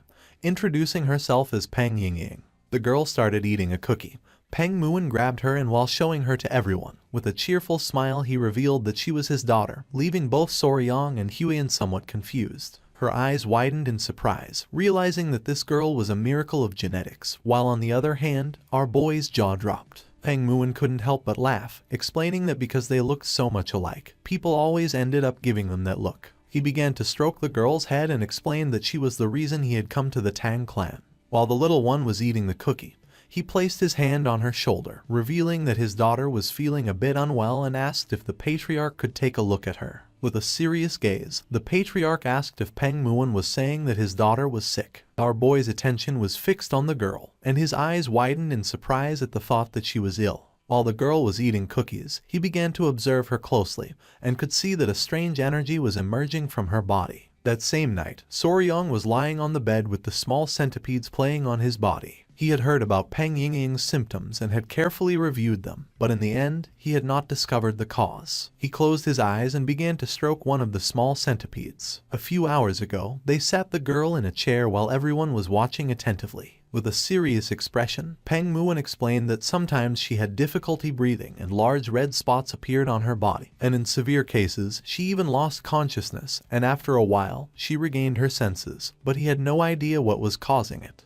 The patriarch sat next to the girl, extended his hands, and decided to examine her. Peng Muwen's eyes filled with rage as he had searched and searched. He had even made the disciples of the medical sect examine her, but they all said she was perfectly healthy. He was going crazy. One of the disciples had even said something strange, and he had almost beaten him to the brink of death before stopping. The patriarch asked what he meant by strange. Peng Muwen explained that they suspected there were symptoms of poisoning due to the deliberate act of someone, but he was sure that there was no way someone like that existed within his Peng clan. Soryong's eyes widened in surprise, while on the other hand, Huiyin became serious. After examining the girl, the patriarch stood up and revealed that the cause was poisoning, revealing that it could be an internal problem of the clan. Peng Muwen's eyes widened in surprise. He panicked and swore that no one from the Peng clan would ever do something like that. He put his hand on top of his head and decided to stop talking about it since he did not want to suspect his own clan. Jughu nodded and mentioned that it was still uncertain, so it was not good to jump to conclusions hastily, revealing that poisoning did not always necessarily occur because someone deliberately administered poison. The patriarch's gaze fixed on the girl who was absorbed in eating the cookie. He decided to provide them with an empty courtyard in the guest residence, asking them to stay there for now since he wanted to observe the girl's condition to determine whether it was poisoning or some strange illness. With a grateful expression, Peng Muwen thanked the patriarch of the Tang clan, deciding to let his daughter be under his care for a while. Back in the present, Soryong began to imagine the girl eating sweets, no matter how he looked at it. That was childhood diabetes, realizing that sugar was literally multiplying inside her body. He sat on the bed and began to think, not knowing if diabetes caused red spots, and if there had been obvious symptoms, it should have been easier to recognize. Just then, someone knocked on his door. Our boy's eyes widened in surprise, and someone revealed that there was a big problem. Soryong became curious, opened the door to his room, and asked what the problem was. The maid who had knocked on his door became nervous, revealing that little Peng Yingying had collapsed. Upon hearing this, our boy went into shock. It was nighttime, and the moon was high in the sky. He put on his clothes and ran to the place where Peng Muwen's daughter was. Upon arriving, he saw Huiyin and Muwen's men with a worried expression. He asked what was happening. The girl had lost consciousness, her face was red, and she was breathing heavily. Peng Muwen took her in his arms and couldn't help but panic. Huiyin explained to our boy that the girl had been sitting in the pavilion, coughing, and then suddenly collapsed. With a serious expression, the patriarch explained that seeing as she had collapsed here as well, it was safe to assume there were no spies within the Peng clan. Upon hearing this, Peng Muwen couldn't help but clench his fist tightly. The patriarch's attention fixed on him. He became confused, not knowing what was happening. Without hesitating for a second, Peng Muwen punched himself in the jaw with a powerful blow, leaving the man behind him in shock. The punch was so strong that a tooth flew out of his mouth. With his nose bleeding, Peng Muwen closed his eyes and, with a smile, apologized since, even though he had said those words, he could not forgive himself for having suspected even momentarily of his own people. Now he knew that if Yingying collapsed again, it had to be for another reason. One of his men put his arm over his face and couldn't help but cry. Meanwhile, on the other side, Soryong's jaw dropped upon seeing that Peng Muwen had lost a tooth. Peng Muwen's men began to hit themselves in the face because despite being there, they had failed to prevent the young woman from collapsing, admitting that their sin was also great. The patriarch's eyes widened in surprise, and his jaw dropped. He reached out to them and asked them to calm down, while on the other side, Peng Muwen began to smile. More teeth started flying out. With a worried gaze, Huiyin approached Soryong and asked what they should do. Our boy put his hand behind his head and, with a sincere expression, mentioned that there was a way. He clasped his hands together and began shouting, asking them to calm down. Upon hearing our boy's voice, the men whose faces were covered in bruises stopped hitting themselves abruptly, and their attention turned to Soryong. Showing a finger and a confident smile, he revealed that there was a way to identify the cause of her symptoms and prove that no one here was guilty beyond all doubt. The attention of Peng Muwen and the patriarch fixed on Soryong, and their eyes widened with curiosity. Soryong sat next to him and began to stare at him intently. Seeing this, Peng Muin's eyes widened in surprise. With a cold gaze, Soryong explained that first they had to remove Miss Peng Yingying's clothes. Upon hearing this, both the patriarch and Huiyan were petrified. Meanwhile, on the other hand, Peng Muin's eyes began to shine with rage. The patriarch was in shock upon hearing Soryong, while on the other side, Peng Muin's eyes widened in confusion and surprise. He asked what Soryong had just said. Our boy's eyes widened in surprise and curiosity upon seeing their expression. This was a reaction he did not expect. Soryong mentioned again that they should take all of Yingying's clothes off, but just before he could finish the sentence, Peng Muin grabbed him tightly by the collar. Our boy couldn't help but feel afraid. Upon seeing that he wanted to undress his daughter, Peng Muin's eyes began to shine with rage. Soryong's eyes widened in panic. He opened his mouth and panicked, asking him to wait a moment. Just then, one of the small centipedes emerged from Soryong's clothing and its gaze fixed on Peng Muin. Soryong realized that the little one was ready to attack, so without wasting a second, he ordered it to hide again. Little by little, Peng Muin began to lose his composure, and Soryong soon realized that this was not good at all. The patriarch's eyes filled with fear. He panicked, asking him to calm down and explaining that his son-in-law must have had a reason for saying such things. Huiyan, who was sitting next to him, extended her hands and with a nervous expression asked Lord Peng to please at least listen to what Soryong wanted to say first. He grabbed the poor Soryong by the collar even more tightly. Our boy closed his eyes and began to show a forced smile. Peng Muin started staring at him with a gaze full of rage, not knowing what to do. Despite being in panic, Huiyan began to show a smile, explaining that Soryong was a good person. After going around the matter several times, Peng Muin let go of Soryong. Our boy had dared to suggest stripping his daughter, who had not yet reached her prime, so he decided to listen to any justification that Soryong could offer. Our boy opened his mouth and began gasping heavily, feeling somewhat relieved. He sat on the floor in front of Peng Muin and with a serious tone asked him to please calm down and listen until the end. Peng Muin crossed his arms and closed his eyes, deciding to trust him. Showing a finger and a sincere expression, Soryong explained that what he meant was to take off all of Lady Peng's clothes and change her into something else, as it was possible that something in her clothing or personal belongings was the cause of her collapse. Upon hearing this, Peng Muin's eyes widened in surprise and his jaw dropped. He was in shock, realizing that he had misunderstood Soryong. He lowered his gaze, clenched his fist tightly, and prepared to hit himself again for having doubted the words of our boy. Soryong's eyes widened in fear, making him panic. He began to shake his hand, asking him to calm down. He was sure that his daughter's sudden collapse must have left him shocked. With a kind smile, Patriarch Peng thanked our boy from the bottom of his heart for being able to understand someone else's mistake. Soryong began to stare at Peng Muin and with a serious expression explained that from now on, the young lady of the Peng clan was going to be under the care of the Tang clan, and until further notice, all contact with the Peng clan was going to be restricted. Upon hearing this, the Patriarch and Huiyan were somewhat surprised. Peng Muin began to point at himself with his finger and with a confused gaze asked if he also. Soryong's eyes began to shine with confidence and with a smile nodded his head, since if his daughter experienced the same symptoms under their care, then it would be proven that the cause was not related to the Peng clan.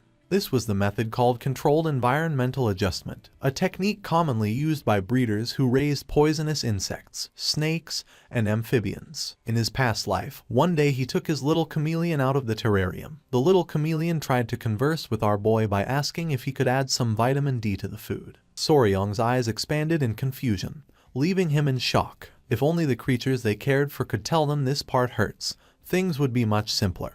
But there was no way since humans could not communicate with them directly. That's why they systematically changed aspects of their environment, such as habitat and food, to identify what was making the creature feel sick. Back in the present, Yingying, who had collapsed, had a red face and was breathing heavily. Soryong planned to use this method to diagnose her. He wanted to completely reset her environment and gradually reintroduce elements to identify the trigger since they couldn't just sit and let her keep collapsing without knowing why. The Patriarch began to touch his beard and with a curious expression realized that Soryong was right since, with some time, they would be able to discover the cause of her condition. He could not help but praise his son-in-law for having such a good idea. Soryong's eyes widened in nervousness, making him panic, while on the other hand, Huiyan closed her eyes and felt relieved. Peng Muin understood Soryong's plan, and his body began to tremble. He hugged his daughter and, with tears in his eyes, asked Soryong to please take good care of her. Our boy's eyes began to shine with confidence. He placed his hand over his chest and, with a smile, asked him to trust him.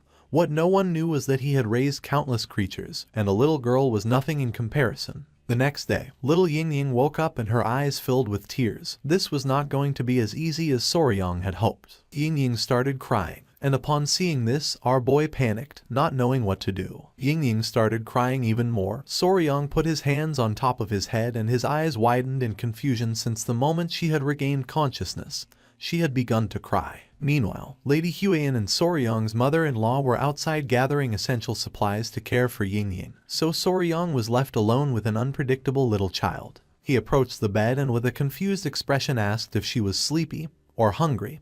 He didn't know what to do. Several minutes passed and Yingying did not stop crying. Soryong put his hands together and with a confused smile asked if she was crying because Lord Peng was not here. Pointing outside, he explained that her father had gone to get medicine for her, promising that he would return soon. Still with tears in her eyes, Yingying puffed up her cheeks and said that she wanted sweets. Our boy started sweating in surprise upon seeing that she was crying because she wanted sweets, and not because her father was not here. Yingying started crying even more since all her sweets were gone and now she was all alone. Soryong remembered that when Huiyan had changed her clothes, she had discovered that she had a lot of hidden pockets just for sweets, leaving her somewhat surprised. With a kind smile, he asked her to calm down, explaining that she had just woken up after collapsing so she shouldn't eat sweets right now, advising that for now, she should eat some rice porridge since later he was going to make some sweets for her. Upon hearing this, she stopped crying and with a surprised expression asked if he was really going to make sweets for her. Soryong began to show one finger and explained that if Lady Peng ate her porridge well and was obedient, he would make candied fruit skewers just for her. The little girl's eyes widened in surprise. She closed her eyes and with a tender smile decided to make a promise with him. She clenched her fist and with a smile revealed that the Peng clan always kept its promises. If she broke hers, he could hit her in the face. Soryong lowered his head and couldn't help but feel somewhat disappointed, not knowing why the damn Peng clan taught these kinds of things to children. It was daytime and the sky was clear. Somewhere in the manor, Peng Moen was hiding among the bushes. His eyes were full of seriousness as lately he had been burdened with worry. Yingying, who was playing with one of the bees, and Huiyan passed in front of him. Peng Moen's eyes filled with tears as he could only see Yingying from afar. You see, due to the rule of no contact with the Peng clan, he could not see his daughter. Soryong's attention was fixed on him.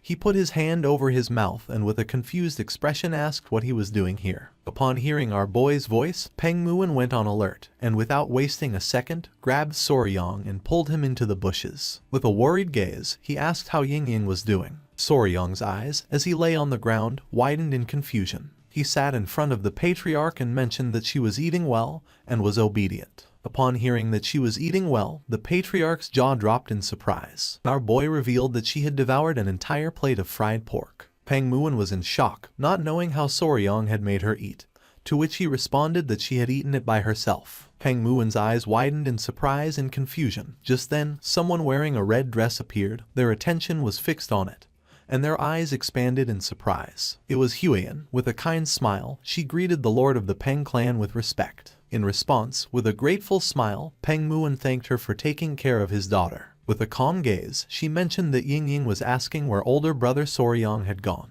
Upon hearing older brother, Peng Moen couldn't help but feel furious, while on the other hand, Soryong was somewhat confused. Peng Moen's eyes began to shine with rage since not even he had had a proper conversation with her, without knowing when they had become so close. Seeing his expression, our boy's jaw dropped in fear. Peng Moen exploded with fury, wanting to know since when she had started calling him older brother. Soryong clenched his teeth and without wasting another second, ran out of the place. Peng Moen put his hands on top of his head and started going crazy. Huiyan turned towards him and with a cheerful smile asked if he was heading to the training grounds again. Our boy explained to her that after playing a little with the golden-haired king bees, Yingying was more obedient. Soryong started running towards the training grounds, realizing that the golden-haired king bees also felt affection for Yingying. A few minutes later, he arrived at the training grounds where little Yingying was playing with one of the bees. She held the bee in her arms and with a cheerful smile greeted our boy. Ying started playing with the bee and then more bees began to arrive. One of them climbed onto her head and another started licking her cheek. She couldn't help but smile as she felt ticklish. Soryang's attention, who had his arms crossed, was fixed on her, and a smile appeared on his face since thanks to these little creatures,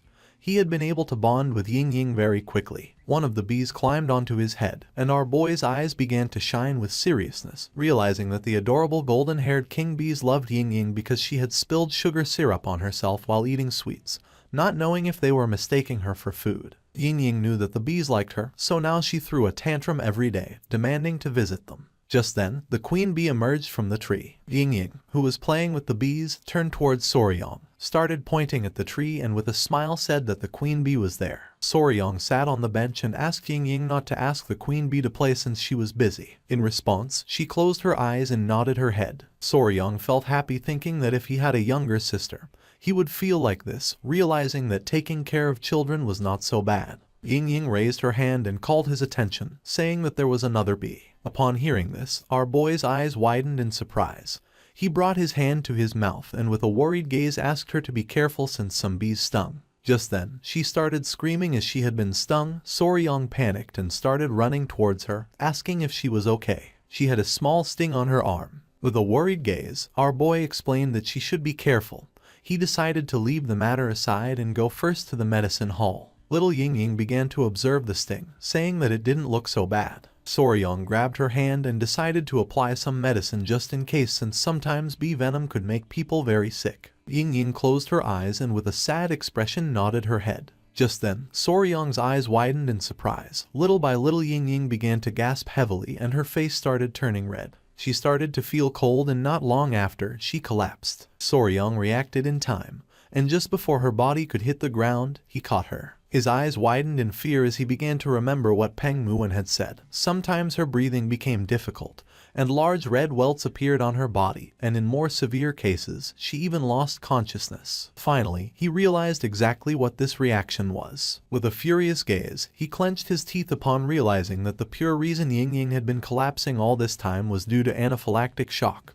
More precisely, anaphylaxis. Anaphylaxis is a severe allergic reaction caused by a hyperactive immune response. Usually, when harmful foreign substances or toxins enter the body, the immune system immediately launches an attack to eliminate the threat. When toxins entered the body, they were like thieves entering your house. This causes the cells to run away from the place since the toxins destroy cell membranes. The immune response to these invaders is known as inflammation. The body releases histamine, which dilates blood vessels, allowing white blood cells and antibodies to flood in and neutralize the invader. But the problem arises when the body overreacts to certain harmless substances, widening the vessels even more. When histamine is released in excess and malfunctions due to a hyperactive immune response, the blood vessels throughout the body dilate rapidly, causing a dangerous drop in blood pressure, and since oxygen does not reach the brain and important organs, they stop functioning properly. In extreme cases, anaphylaxis can become lethal. Soryang carried little Ying on his back and with a determined expression,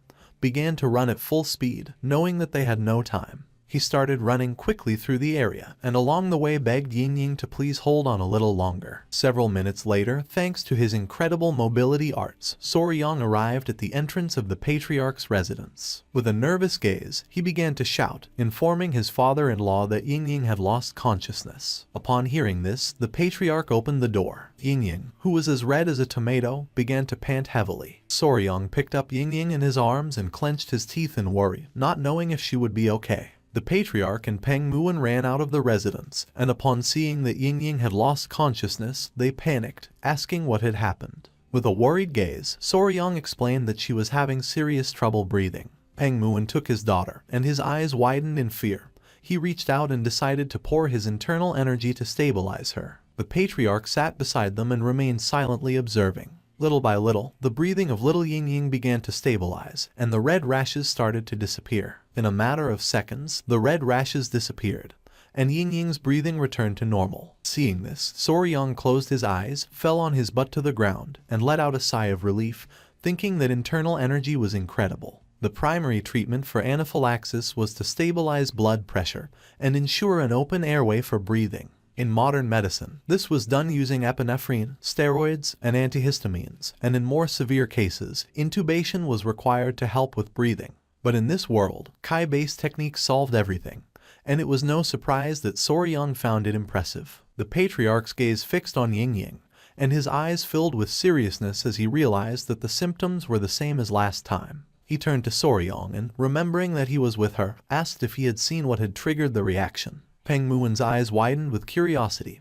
He asked if Soryang knew what had caused her to faint. Our boy sat in front of them and nodded his head, explaining that he had seen it clearly. With a confident expression, Soryang began to show a finger, revealing that Ying had collapsed after being stung by a bee. Upon hearing this, Peng Muin and the patriarch's jaws dropped in surprise. They could not believe that a bee had been the trigger for the allergic reaction. The patriarch began to stroke his beard and thought that although it was rare, there were cases of people fainting after being stung by a bee. But he knew that this did not explain why she had collapsed all those other times. Peng Muin's eyes widened in surprise. He thought that the patriarch was right, since if a bee sting were the cause, she would not have made it this far. He was somewhat confused because this meant that they still did not know what the cause was. The patriarch let out a sigh as they could not find any clear connection.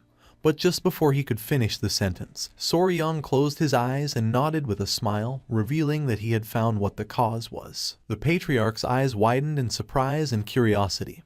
He was in shock and asked if Soryang was really telling the truth. With a smile, our boy revealed that Ying being stung by a bee had helped him discover the true cause. Peng Muin's jaw dropped in surprise. He demanded that Soryang explain himself. Our boy decided to explain in detail. Peng Muin's face filled with sweat, while on the other hand, the patriarch's eyes widened with suspicion. Soryang's attention was fixed on little Ying. He closed his eyes and with a smile mentioned that first they had to remove her clothes. It was already dusk. Someone closed the door of her room.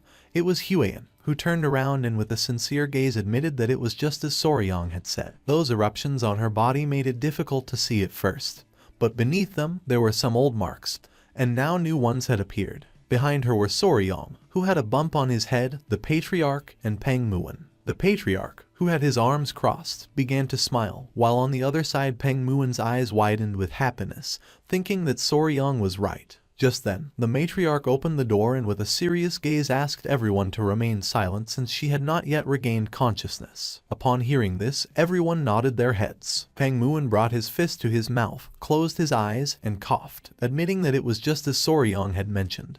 There were additional marks beyond just the rash. Soryang, who had a giant bump on his head, began observing him in silence. With a sad and confused gaze, Peng Muin asked why his daughter had been fainting all this time. With a confident tone, Soryang revealed that it was due to bee venom poisoning. Peng Muin's eyes filled with confusion as he recalled that the patriarch had said that was not the cause. Besides, there was no way they wouldn't notice a bee sting, and their courtyard had no flowers, only stone pavement, so there was no reason for the bees to be there. He wanted to know what made Soryang think it was bee venom. Soryang closed his eyes, started touching his chin, and thought that he was right since a bee sting would have been noticeable. But he had no doubt that her symptoms matched perfectly with anaphylaxis caused by bee venom. Little by little, our boy began to open his eyes, which started to shine. His mind was like a giant bookshelf full of books about poisonous creatures. His eyes began to shine with seriousness. He started touching his cheek and knew that what he needed to find out was another creature that had the same venom as a bee, one that contained melatonin or peptides that triggered swelling and difficulty breathing. He began to imagine the forest of Hebei province in China, which had a temperate western climate. Several poisonous creatures appeared in front of him. Among them was the white-lipped pit viper known as the Chinese cobra, the Chinese scorpion, the Chinese red ant, and the red-chested ant. Soryang began to touch his chin and decided to discard the snakes and scorpions. Peng Muin's and the patriarch's attention focused on him, and their eyes widened in confusion. They did not know what he was doing. He began to imagine little Ying eating sweets. He had to find an environment where she would often be bitten by that creature, something she did frequently. He remembered that she loved to eat sweets. His eyes widened in surprise as he recalled that Ying had a secret pocket in her clothes to hide sweets. He couldn't help but smile as he found the cause. He stood firm with his decision, mentioning that he was sure it was bee venom, asking them to trust him. Huiyan's attention was fixed on our boy, and her eyes filled with confusion. Peng Muin was somewhat furious and mentioned again that there were no bees in the Peng clan residence. Soryang turned to them and with a confident smile said that those from the Tang clan would know, the venom does not affect everyone in the same way. For some, even an infinitesimal amount could be lethal, while others could withstand 10 times that amount without problems. Peng Muin's jaw dropped, and he began to sweat without understanding a single word. The patriarch reached out to him and, with a sincere gaze, argued that Soryang was right since even with the same poison, the effects varied from person to person. Soryang extended his hands, explaining that as they had seen, Yingying was particularly sensitive to bee venom. Huiyan remained silently listening, while on the other side, Peng Muin and the patriarch nodded their heads. Soryang's eyes began to shine with confidence. He started touching his head with his finger and said that one thing was certain, she was vulnerable to bee venom. But since there were no bees in their house, that only left one possibility. Peng Muin started to observe our boy and couldn't help but sweat. Somewhere in the manor, the queen bee was lying on the ground with a tender gaze next to another bee. Soryang revealed that the culprit was in fact a bee, but a very special kind. Several hours later night fell. Soryang was crouched on the ground next to some rocks. Huiyan was illuminating the area with a fire lamp and behind were the patriarchs. The patriarch started to observe our boy with a confused gaze. Peng Muin's eyes expanded with curiosity, and he asked if Soryang was sure that it was here. Soryang's eyes began to shine with confidence. With a smile he said that he was sure this was the place. He asked Huiyan if she could illuminate the area a little. Huiyan's eyes, who was holding the fire lamp, widened with curiosity, and she nodded her head. Soryang left a candy on the ground and not long after, several small ants emerged from the stones and began to devour the candy. One of the small ants started eating another ant, which began to call for help. Using some chopsticks, Soryang grabbed the ant and with a confident gaze revealed that this guy was the culprit. The attention of Peng Muin and the patriarch was fixed on the ant. They were in shock since this insect was an ant and not a bee. Soryang asked them to look closely since, after all, this ant was a collateral relative of the bees. Peng Muin began to observe the ant carefully, not knowing what Soryang was talking about. Several seconds later, the patriarch's eyes widened in fear, leaving them in shock. The little ant was furious and upon looking closely they noticed that it had a massive stinger on its backside. They could not believe that an ant had such a large stinger. The patriarch finally realized what Soryang meant by them being collateral relatives, while on the other hand, Peng Muin was left open-mouthed upon seeing an ant with such a large stinger. Soryang began staring at them, revealing that this creature was the collateral relative of the bee that had caused Yingying to collapse, a real stinger ant. Peng Muin's gaze fixed on the ant, and he couldn't help but sweat, while on the other hand, the patriarch was in shock. This ant was the true culprit behind Yingying's condition, belonging to the order Hymenoptera, family Formicidae, known as the Asian needle ant. The king stinger ant or Pachycondyla chinensis was from the order Hymenoptera, from the family Formicidae, and from the subfamily Ponrani. Many must be wondering what the hell ants had to do with stingers. It was simple. These stinger ants had evolved from the same ancestor as bees, which meant that they had retained many characteristics similar to those of bees. In fact, studies on the venom of stinger ants and bees had shown that people who suffered anaphylaxis from stinger ant venom also tended to react in the same way to bee venom. Soryang grabbed the ant with the chopsticks, making it become furious, pointing at it with his finger, and with a smile, our boy mentioned that he didn't believe the ant was targeting Yingying specifically. According to him, it had probably appeared to feast on the demon beasts that had invaded the Tang household, revealing that the king stinger demon ant fed mainly on other demonic creatures. After being stung by the ant, one of Peng Muin's men carefully analyzed the sting. The mark looked like a common rash, so then they had no way of knowing what had really stung her. And by the time Yingying regained consciousness a few days later, she simply assumed it was a residual spot from something insignificant. Peng Muin's eyes widened in surprise and his jaw dropped. Now everything made sense and no one would have thought that Yingying had collapsed because of such a pathetic and small creature. With a curious expression, he turned to the patriarch and asked if he could make an antidote. The patriarch closed his eyes and began to think. He opened his eyes, which were filled with seriousness, revealing that there was an antidote for bee venom. But cases like Yingying's, where the body was highly sensitive to the toxin, often it did not work effectively. Peng Muin's eyes widened in surprise and his jaw dropped. The patriarch made it clear that just knowing the cause was a step forward, since at least now they could be careful before she collapsed again. Peng Muin couldn't help clenching his teeth and feeling furious, but then let out a sigh. He began to observe our boy and with a smile thanked him. Soryang's eyes began to shine with joy and he nodded his head, saying that there was nothing to thank for. With a confident expression, our boy asked Peng Muin not to worry since there was a way to treat Yingying and even though it was slow, it existed. Upon hearing this, the patriarchs were in shock. Peng Muin extended his hand and asked Soryong to tell him what it was. Soryong began touching his cheek and with a calm gaze mentioned that it was something called desensitization. Huiyan's attention fixed on our boy. She didn't know what he had in mind. Soryong began to explain himself. Peng Muin's eyes filled with confusion and he asked if they had to undress Yingying again. Soryong began to sweat and with a nervous expression explained that it was a treatment where small amounts of bee venom were injected into the patient's body over time, gradually decreasing sensitivity to the toxin, so it was normal that it was going to take some time. With an angry expression, Huiyan was already ready to give Soryong a good lesson. He was sure that once the treatment was complete, Yingying would no longer collapse from the venom. The patriarch, with a surprised expression, crossed his arms, realizing that Soryong's method was viable, since even in the Tang clan they had similar techniques. They introduced venom gradually into the body to develop resistance. Peng Muin clenched his fist, asking if once the treatment was over, Yingying would no longer collapse. With a smile, the patriarch nodded his head. It was going to take a long time, but it should be possible. Upon hearing this, a pleasant smile appeared on Peng Muin's face. He closed his eyes and patted Soryong on the back, thanking him for having saved his daughter. Our boy started touching his head in embarrassment. The patriarch and Huiyan couldn't help but smile. Peng Muin's eyes began to shine with joy. He grabbed our boy by the shoulders. After receiving such help, there was no way he would simply let it pass, so he asked if there was something that Soryong wanted. Whatever it was, Soryong only had to name it and he would grant it to him. Our boy started to sweat, then closed his eyes and felt somewhat confused, not knowing what was wrong with the people of this world. At the moment he helped them, they began to throw blank checks. With a grateful expression, Soryong greeted Patriarch Peng, saying that Yingying was his little sister, so there was no way he could expect a reward in return. Peng Muin started laughing and gave Soryong another pat on the back, explaining that there was no such thing as modesty in the Peng clan, asking our boy to say what he wanted as a reward. The slap was so strong that Soryong began to scream in pain.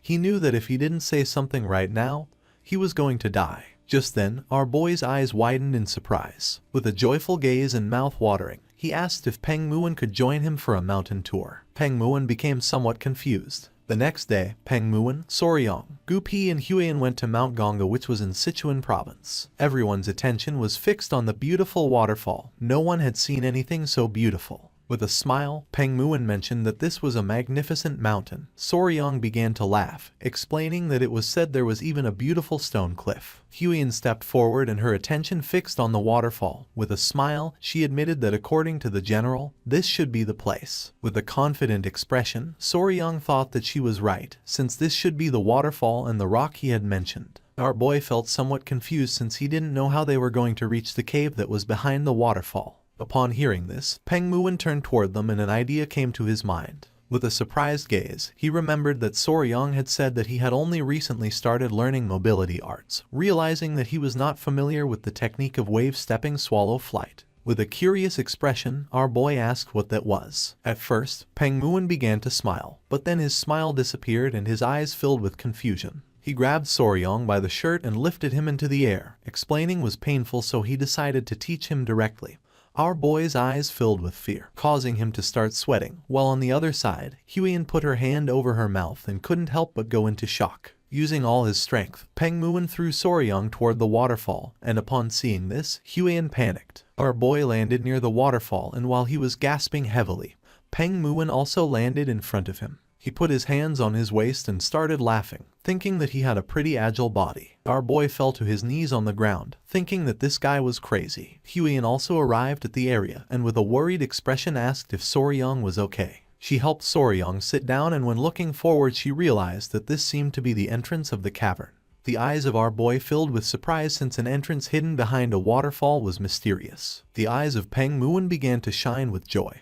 He decided it was time to enter and find out what was inside the cavern. A few minutes later, while the water from the waterfall was falling into the river, Soryong and the others entered the cavern. The eyes of our boy and Huiyan widened in surprise, leaving them in shock. With a worried gaze, he admitted that something felt strange. Huiyan, who was beside him, began to observe the place and nodded her head. In front of them were small rocks and on top there were bright crystals, surrounded by dead plants. They knew there was no way that the general had lied. The interior of the cavern was nothing like what they had expected. Soryong sat next to the crystals and began to observe them carefully. This was how Eagle, who, the general of the Muram Alliance, had described it. A ray of light falls in the center of the cavern, and the ground is covered with countless nameless flowers in full bloom. It is mysterious and strange beyond words, like another world, a paradise. Peng Muin and the others began to walk around the area. Our boy's attention was fixed on the dead plants. For him this was like hell, nothing like paradise. Huiyan, who was walking behind them, admitted that although light entered through the hole in the ceiling of the cavern,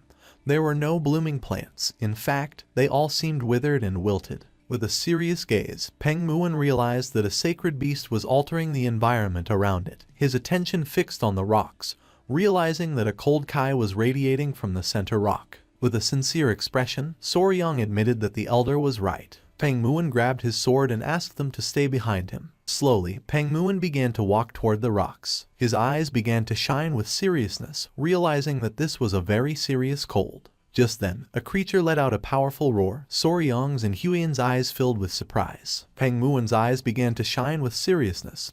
He unsheathed his sword, revealing that the creature was ahead, asking them to stay just behind him. Soryang's eyes began to shine with joy since for him the roar had been amazing. At that moment, a creature with bright eyes began to emerge from the rocks. It began to stare at our boy and let out another roar. Our boy's eyes widened in surprise and amazement, causing his jaw to drop. The creature was a chubby-tailed gecko. The creature began to walk toward them and its body began to emit a cold Kai. It was approximately 1 foot long. It had small and round yellow eyes and a chubby little tail. Soryang put his hands on his cheeks and his eyes expanded with love. The gecko was so cute that he was about to lose it. Huiyan put her hand near her mouth and with a smile admitted that the blue lizard was very beautiful. Our boy clenched his fists and couldn't help but smile, since he knew she was capable of recognizing its value. While on the other side, Peng Muin began to sweat, but then clenched his teeth as he realized something. Then the gecko began to roar. Upon seeing this, Peng Muin tightly grabbed the sword, revealing that there was another gecko deeper inside.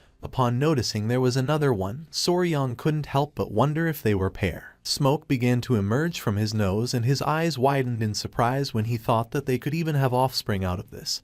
He explained to Lord Peng that they had to bring them back alive no matter what. The gecko started staring at Soryang with a murderous look and cold Kai began to emerge from its body. Deeper within the rocks, there was another gecko that seemed to be injured. With a worried expression, Huiyan turned to him and asked if there was any problem. Soryang's eyes began to shine with seriousness and his attention fixed on the rocks. He had caught a faint glimmer, but he was sure of one thing. His eyes filled with concern and his gaze fixed on the gecko, revealing that he thought it might not be breathing. The other gecko opened its mouth and began to roar. Soryang decided to leave it to Commander Gupi. If something happened, he had to let him know immediately. The furious gecko was watching the entrance. Gupi, who was hiding, began to show a forced smile, asking Soryang to trust him. If the gecko showed any unusual behavior, he was going to inform Soryang immediately. Soryang left the cavern and decided to retreat for now. During the night, they lit a bonfire near the waterfall. Huiyan and Peng Muin began observing our boy who was standing near the entrance of the cavern.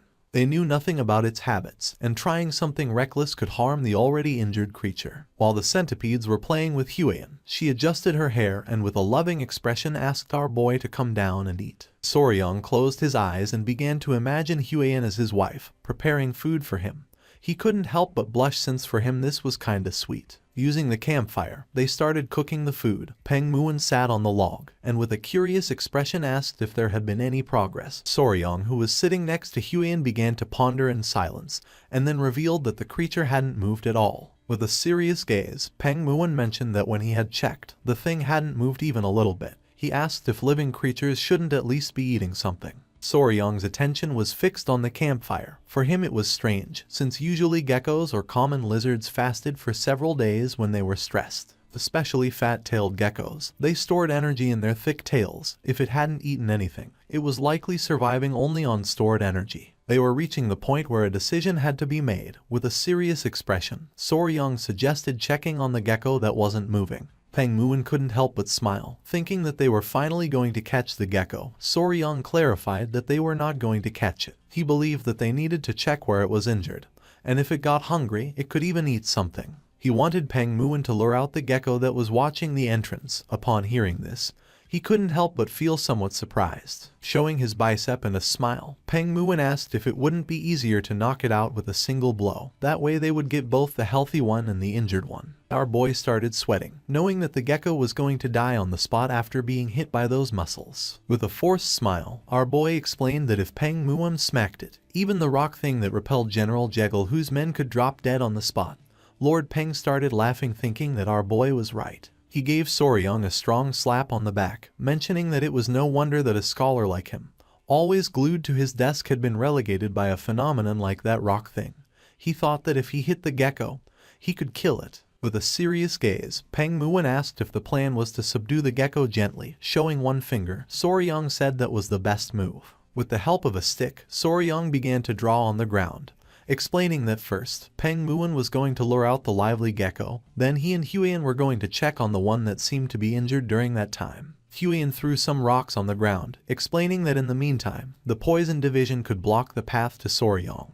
The Lord nodded his head, thinking that this seemed to be the best approach. With a smile, Peng Muin asked if there was anything else he should watch out for. Our boy asked him just to make sure it didn't reach the wall, since it could climb it and come over to his side. Peng Muin hit his fist on his chest, and his eyes began to shine with enthusiasm. He decided to move since his body was eager for action. He started running toward the cavern. Soryong panicked and asked him to please go slowly. A smile appeared on Huiyan and Soryong's face. Our boy knew that if the gecko was sick, then it might not have much time left. Peng Muin, who had the sword resting on his shoulder, Soryong and the others entered the cavern. Upon noticing that they had returned, the gecko's eyes began to shine with rage. Soryong brought his hand to his mouth and whispering gave Peng Muin that he could begin. Upon hearing this, an excited smile appeared on his face. Peng Muin drew his sword and while his eyes were shining, began to imbue mana in it. He and his men drew their weapons and began to advance toward the rocks. Upon seeing that they were planning to attack, the gecko's eyes began to shine with rage and it let out a loud roar. It jumped and using all its strength, attacked, but luckily Peng Muin reacted in time and blocked the attack using his sword.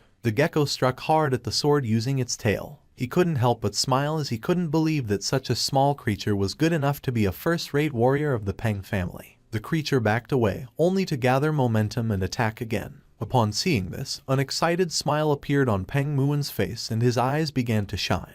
Using the sword, he deflected the trajectory of the gecko's attack, and when it realized it, it couldn't help but feel somewhat confused. With a serious gaze, Peng Muin told his men that this was their chance. In the blink of an eye, Peng Muin's men surrounded the small creature. It got angry and started roaring. Soryong's eyes filled with fear, but Huiyan grabbed him by the shoulders and whispering suggested moving quickly while they could. A while later, they moved away from the area and reached the rocks. Soryong's eyes widened in surprise. With a worried gaze, Huiyan asked if the creature was really injured.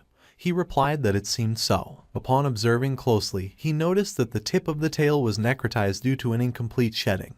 It had not been able to finish shedding, and now its eyes were also full of pus. With a curious expression, Huiyan asked what to do now. Resting his hand on the rock, Soryong explained that they should treat the gecko immediately, but there was no medicine or anything here. With a confident smile, he decided to strip it all off. Upon hearing this, Huiyan couldn't help but feel somewhat confused. With a furious gaze, she mentioned that lately, it seemed like he wanted to strip everything. Soryong started blushing like a tomato, but he knew this was the right method. Our boy took a step and the injured gecko woke up. He began to extend his hand toward it, explaining that he was going to treat it, asking it to stay still. The gecko closed its eyes. Soryong grabbed the creature and his eyes widened in surprise. Just like the queen bee, it seemed to understand speech to some extent. Soryong grabbed the gecko's skin, mentioning that these creatures, like snakes, shed their skin. However, wild fat-tailed geckos often ate their own shed skin, so it was difficult to find any remains. Huiyan's eyes widened in amazement. He left the gecko on top of the rock and took out his kunai, realizing that this skin was very tough, and doing this with bare hands wasn't going to work. With the help of the kunai, he got to work. Huiyan's eyes filled with surprise since according to her, it looked just like a precious stone. Using the kunai, Soryong cut a bit of the gecko's shed skin, revealing a beautiful and shiny color. Gently, Soryong removed the skin from the gecko's leg. Pointing at it with her finger, Huiyan couldn't help but feel tenderness since it looked like gloves. He knew she couldn't resist it because even during his days as a YouTuber, videos of peeling off shed skin went viral.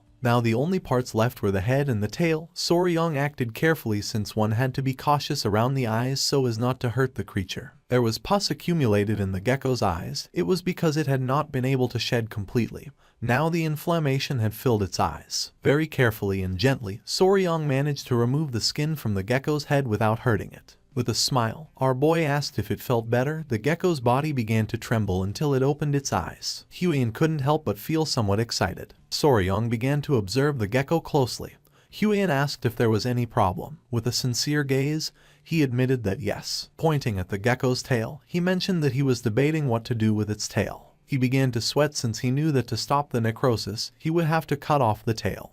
But in its current state, cutting it could kill it instead. Just then, Pengmuin began to shout, asking Soryong to be careful. Upon hearing this, he and Huion went on alert. Pengmuin revealed that they had lost the gecko. Just then, the gecko appeared behind them. The creature's eyes began to shine with hatred. Upon noticing this, our boy panicked and asked it to calm down. Showing the kunai and holding the gecko in his arms, Soryong explained that he was only trying to help and treat its friend. Our boy's attention was fixed on the kunai and his eyes filled with surprise and confusion. Upon seeing the weapon, the gecko exploded with rage and began to roar. The gecko's body began to release an intense frozen kai, repelling Soryong. Our boy panicked, realizing that it was pissed off. The gecko jumped, and upon noticing this, Huion stood in front of our boy and with a worried gaze asked him to be careful. Without hesitating for a second, she pushed Soryong. At that moment, the fierce gecko descended forcefully to the ground.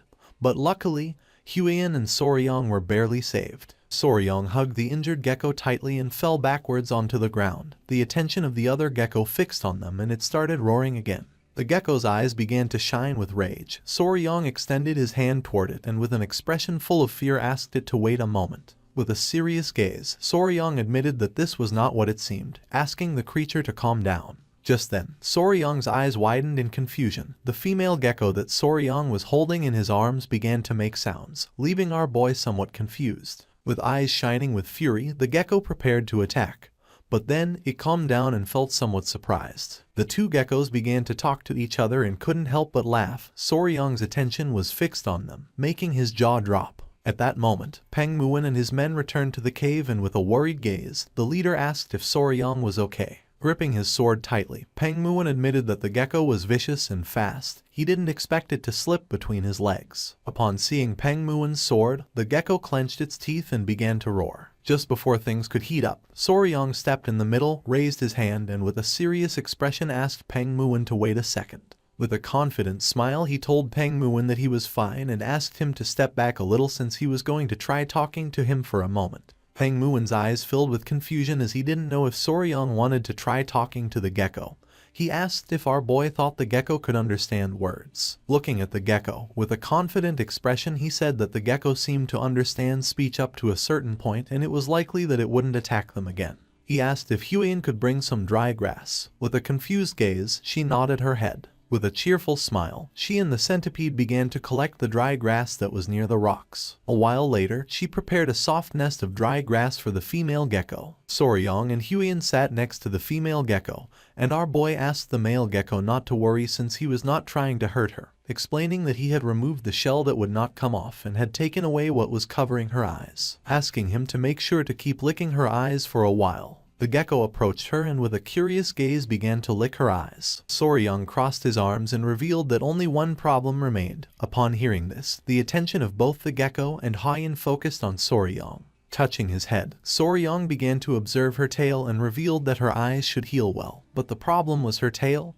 Half of it was already rotting and he didn't believe that licking it would help. The gecko began to look at her tail and couldn't help but feel somewhat confused. He turned towards Soryong and nodded with his head, saying that he was right. Forming scissors with his fingers, Soryong revealed that they would have to cut the tail. The gecko's face filled with sweat and fear when he imagined Soryong cutting her tail. The creature began to roar again. Upon seeing this, our boy felt somewhat confused. The gecko jumped and with glowing eyes prepared to attack. Soryong put his arms in front of his chest and with a gaze full of fear, began to scream. A few hours later, Pengmuin's men lit a campfire inside the cave, while Soryong and Huion were sitting on the rocks. Using her finger, Huion began to apply a special balm on Soryong's cheek. Our boy let out a sigh and felt furious, since he was only trying to help but even so the gecko had bitten him. Huan, who was applying the balm on his wound, asked him to stay still, explaining that if he moved it could leave a scar. Peng Muan, who had his arms crossed, began to laugh, saying that Soryang was finally starting to act like a real man, since after all,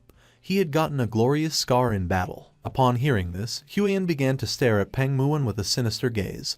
Feeling her gaze, the patriarch could not help but feel fear. Touching his cheek, Soryang felt relieved since the misunderstanding had somehow been cleared up. The small centipedes climbed onto Huan's body and began to play. Seeing how the centipedes were not reacting to any murderous intent, he realized that little gecko never intended to harm him in the first place. While they were distracted, Gupi appeared and called their attention. Upon hearing his voice, Soryang's and Huan's attention turned to Gupi. Gupi appeared alongside the gecko, revealing that the creature had something to say. With a forced smile, Soryang began to touch his cheek and asked if he was ready. The gecko nodded. Soryang stood up, promising to do his best effort.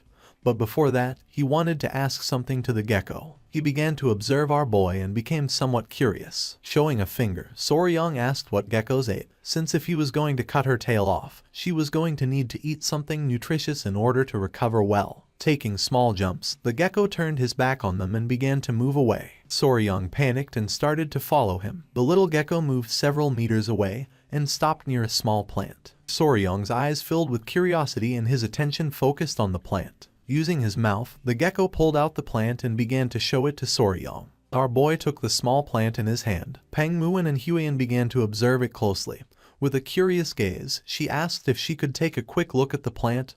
Our boy did not refuse and handed her the plant. Huan took the plant and began to inspect it carefully. Showing the plant to Soryang, she revealed that although it was weak, she could feel a bit of kai seeping out. She was sure that this was a seed of a spirit herb that used to grow in this cavern. Soryang's eyes widened in confusion. He took the seed and his jaw dropped in surprise. With a serious gaze, Peng Muan revealed that he had heard about it long ago. It was said that spirit herbs always grew where spiritual beasts dwelled. The centipedes were sleeping on top of the rocks. Huan began to observe them and explained that if that was the case, then maybe these little ones, just like the centipedes, survive by feeding on the kai of the spirit herbs. Soryang clenched his fist and his jaw dropped, realizing that if they unearthed the spirit herb, then that meant they were in serious trouble. He panicked and started to replant the herb again, but Peng Muan mentioned that it was no longer useful. Soryang planted the herb again, but Peng Muan placed his hand on his shoulder and revealed that once a spirit herb had been touched by human hands, it would not grow again. He was sure that the gecko knew this and for that reason had unearthed it to show them. Even if he replanted it, it was not going to grow beyond this point, leaving our boy in shock. Soryang began to imagine Jughu pulling out the spirit herbs that were in the cave, and the little geckos crying. Soryang's eyes filled with tears, knowing that humans were very cruel. With a curious gaze, Peng Muan asked Gupi what the name of the spirit herb that used to grow here was. Gupi began to observe him in silence, and revealed that that thing was called frost ginseng. Peng Muan began to ponder, and then a smile appeared on his face, since then all they had to do was find something that emitted the same type of kai as the frost ginseng. Upon hearing this, our boy stood up and his eyes began to shine with joy. He asked if there really was something like that. With a smile, Peng Muan nodded his head and then revealed that it was called ice jade, just like the frost ginseng.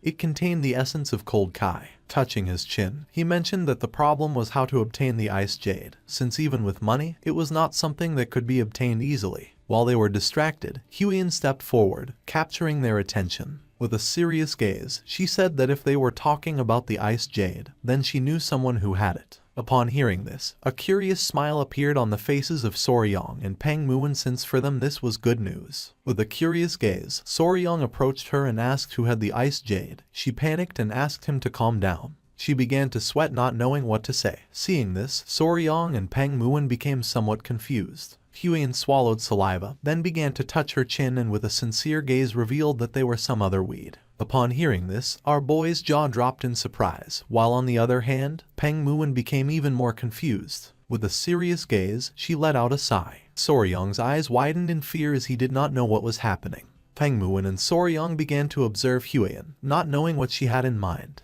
Even Peng Muan felt confused. Huan began to show a confident smile, and upon seeing this, Soryang's eyes filled with fear, and he couldn't help but sweat. He put his hand on his face and let out a sigh. He didn't know why his father-in-law had to say something like that at that moment. He remembered that in this world girls were called weed. Peng Muin crossed his arms and asked who was that other weed who supposedly had the ice jade. Soryong came out of his thoughts and his jaw dropped in surprise, leaving him in shock. Huiyan began to show a confident gaze. Showing a finger, she revealed that one of the 3 flowers of Muram was known as the Flame Queen Peony. Her real name was Namgun Xiao, the daughter of the Namgun clan. From what she had heard, Xiao had the ice jade, but she really didn't need it. Upon hearing this good news, a smile appeared on Peng Muin's face, while on the other hand, Soryong's jaw dropped in surprise. While they were conversing, the little gecko appeared and started making chirping sounds to get Soryong's attention. Upon hearing the gecko's voice, our boy became curious and turned around. The little gecko's eyes filled with tears and sadness. Huiyan asked what he was saying, and Soryong revealed that he was asking them to quickly treat the injured gecko. Soryong reached out his hand and decided to save the rest of the conversation until after treating the gecko. Huiyan nodded her head, noticing that the little gecko was nervous. She thought that was for the best. Soryong peeked his head between the rocks and saw the little gecko sleeping. He took her out of the nest and began to examine her carefully. The other gecko's eyes began to shine with concern. With a confused look, Huiyan remembered that geckos could cut off their own tails. She didn't know why it had held on until things had gotten so bad. With a sad expression, Soryong admitted that she was right, but also revealed that there were some geckos that weren't like that. Upon hearing this, Huiyan's eyes widened in confusion. When a lizard cut off its own tail, it was called autotomy, and depending on the species, the traits were different. Soryong began to observe the gecko carefully, remembering that there were some who could perform autotomy but couldn't regenerate. Some could both shed and regrow, and others couldn't do either of those things, so he couldn't assume anything and had to examine it properly. Soryong started to touch the gecko's tail. Once they confirmed it, they would find the detachment segment and press it with a finger to trigger the separation. Huiyan's eyes filled with confusion since she didn't know what that was. With a smile, our boy explained that although it seemed like the gecko's tail could be cut anywhere, in reality, the point where it breaks was predetermined. That was what they called the detachment segment.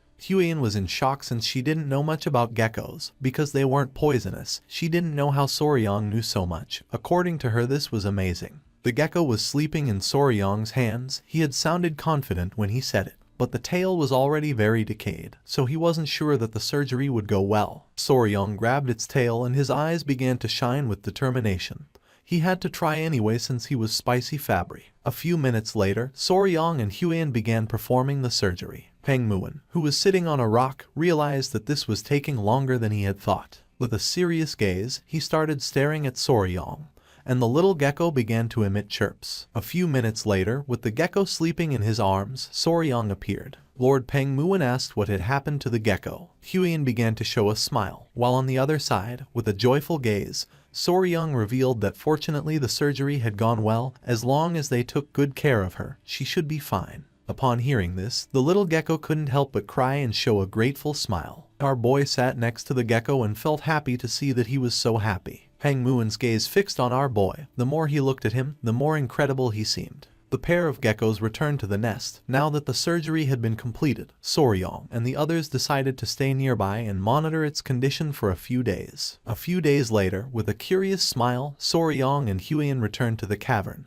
and began to run toward the rocks. Near the nest was the pair of geckos playing happily. Seeing that her condition was better, Soryong couldn't help but smile. The little geckos began to show tender looks. Soryong clenched his fists and couldn't help but feel excited, realizing that they had gone from being kittens to being lizard puppies, knowing that if this had happened in his past life, it surely would have gone viral. Soryong's attention was fixed on the female gecko, realizing that the injured girl had also regained some strength. Now that her condition was better, Soryong decided it was time to leave. Upon hearing this, the gecko's eyes widened with sadness. With a smile, Soryong explained that they were not going away forever. They were just going to get some food for them and then come back. Until then, he asked the gecko to make sure to preserve the seeds Kai. The two geckos nodded their heads. Soryong turned around and with a confident gaze told Huiyan that it was time to return to the Tang clan.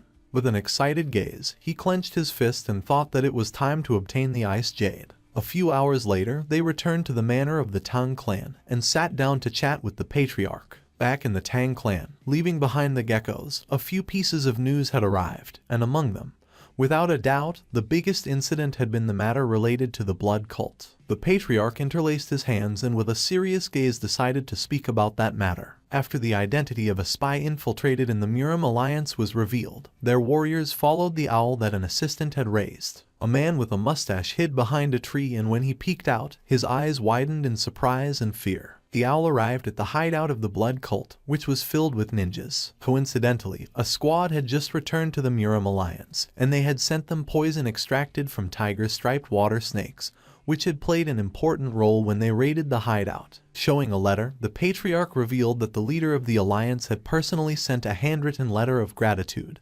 He was very proud of Soryong. With a forced smile, Soryong coughed. The patriarch asked if he had caught that mysterious gecko. He decided to stop by the toxic creature garden himself to see how it looked. Soryong began to sweat and with a nervous gaze mentioned that one could say they had half caught the gecko. Upon hearing this, the patriarch felt somewhat confused. Just then, with a serious expression, Huiyin decided to explain everything that had happened so far to her father. The patriarch put the cup of tea on the table.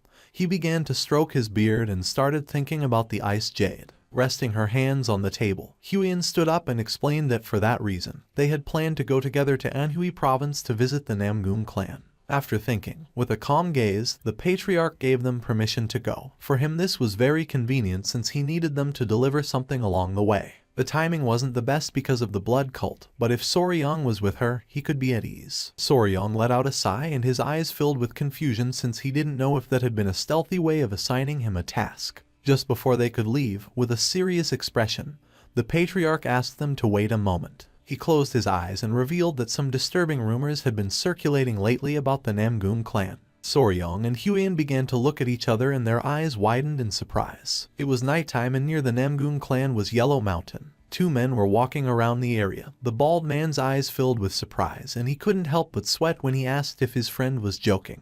With a confident gaze, his friend said that he was telling the truth. He again mentioned that the young lady from the Namgun clan was not normal. With an angry gaze, the bald man asked his friend to stop saying nonsense and not to make up dirty and scandalous rumors. His friend's attention was fixed on something. Not far from them there was a man lying on the ground. Upon seeing this, their eyes widened in fear. They began to run toward the man without knowing why someone had collapsed here. The friend placed his hand under the man's head without knowing if he was dead. Just then, the man began to smile. Their attention was fixed on the man and they could not help but feel even more confused. The man had not collapsed. Blood was coming out of his nose. He was red like a tomato and gasping heavily, as if he were in love. The men began to look at each other and felt even more confused. They carried the man on their back and decided to take him to the village thinking that he must be drunk. Not far from them, there was a woman hidden behind a tree, watching everything. The woman's body began to release a strange aura.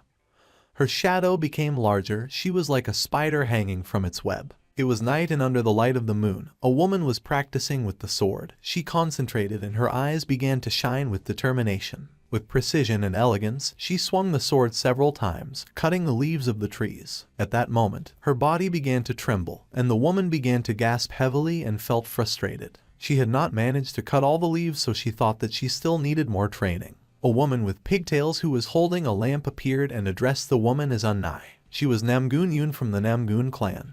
With a serious expression she suggested returning now since if they arrived late, they were going to be caught. Yun knew that her father was going to scold her if they were caught this time. She admitted that the sword handling was great, but as the eldest daughter of their family, Unnai had to take better care of herself. Unnai began to observe Yun in silence. Using her hand, she took off her hat and with a sincere gaze admitted that Yun was right. She was the eldest daughter of the Namgun clan, also known as the Flame Queen Peony or Soul. At that moment, she began to cough strongly. Seeing this, Yun's eyes filled with concern since she did not know if Seul was okay. Unnai clenched her fist and her face turned pale, since she suffered from the disease called overflowing Kai deviation. At first everyone in the family considered it a blessing. That was because the Kai channels were completely open, which made the construction of internal energy much faster, and there was no blockage at all in the circulation of pure Kai. The old man who was treating her mentioned that too many of her blood points were open, and her innate Kai was being depleted too quickly. With a worried expression, the father asked if there was no solution. The old man put his hand on his chin and began to ponder. With his face sweating, and with a sincere expression, the old man revealed that she needed yin energy, pure and strong yin energy, which should be used before her innate Kai or her life could be shortened. Back to the present, Unnai began to pant heavily and little by little began to run out of energy. Yun approached her and with a worried gaze asked if she was okay. With a smile, Unnai asked her not to worry and suggested going back. With a confused gaze, Yun asked if she was sure. Just then, Unnai's attention was fixed on the lamp. She felt identified and thought that she was like the oil flame inside this lamp. She began to stare at the lamp knowing that she was a being who would disappear once the oil was consumed. She began to look towards the sky knowing that she had to hurry and master at least the Emperor's sword style as soon as possible. Her attention was fixed on the moon and while the wind was blowing, she thought that she should master the style before her body burned and disappeared. It was daytime and somewhere on the Yangtze River there was a boat. On the boat were Soryang, Huiyan and Gupi. Gupi began to point towards the water and asked Soryang to look since the Beiji dolphin had appeared. Upon hearing this,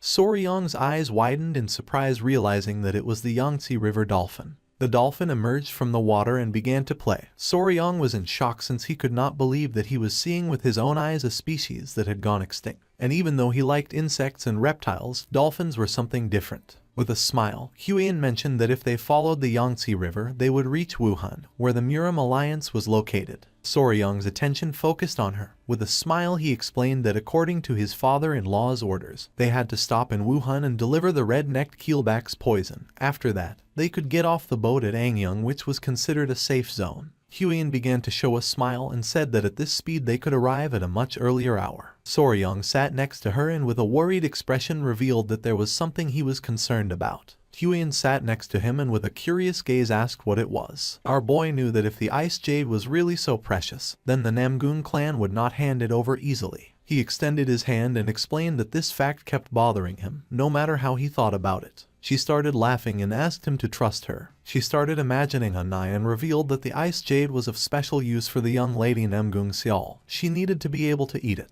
But the ice jade could not be eaten. She started to point at our boy, being sure that now that they had that, they were going to trade it for the ice jade since after all, that could be eaten. Soryang put his hand into his clothes. Then he started to touch his chest and mentioned that she was not entirely wrong about that. He felt worried since he did not know if this ice jade was safe. He also remembered that lizards were cold-blooded, so normally they hated everything that was cold. He did not feel good feeding them something he was not sure about. With a serious gaze, he called Huiyan's attention and remembered that she had said that the ice jade contained cold yin energy. He asked what that was, since he had heard about yin and yang energy before, but for him it was still difficult to understand.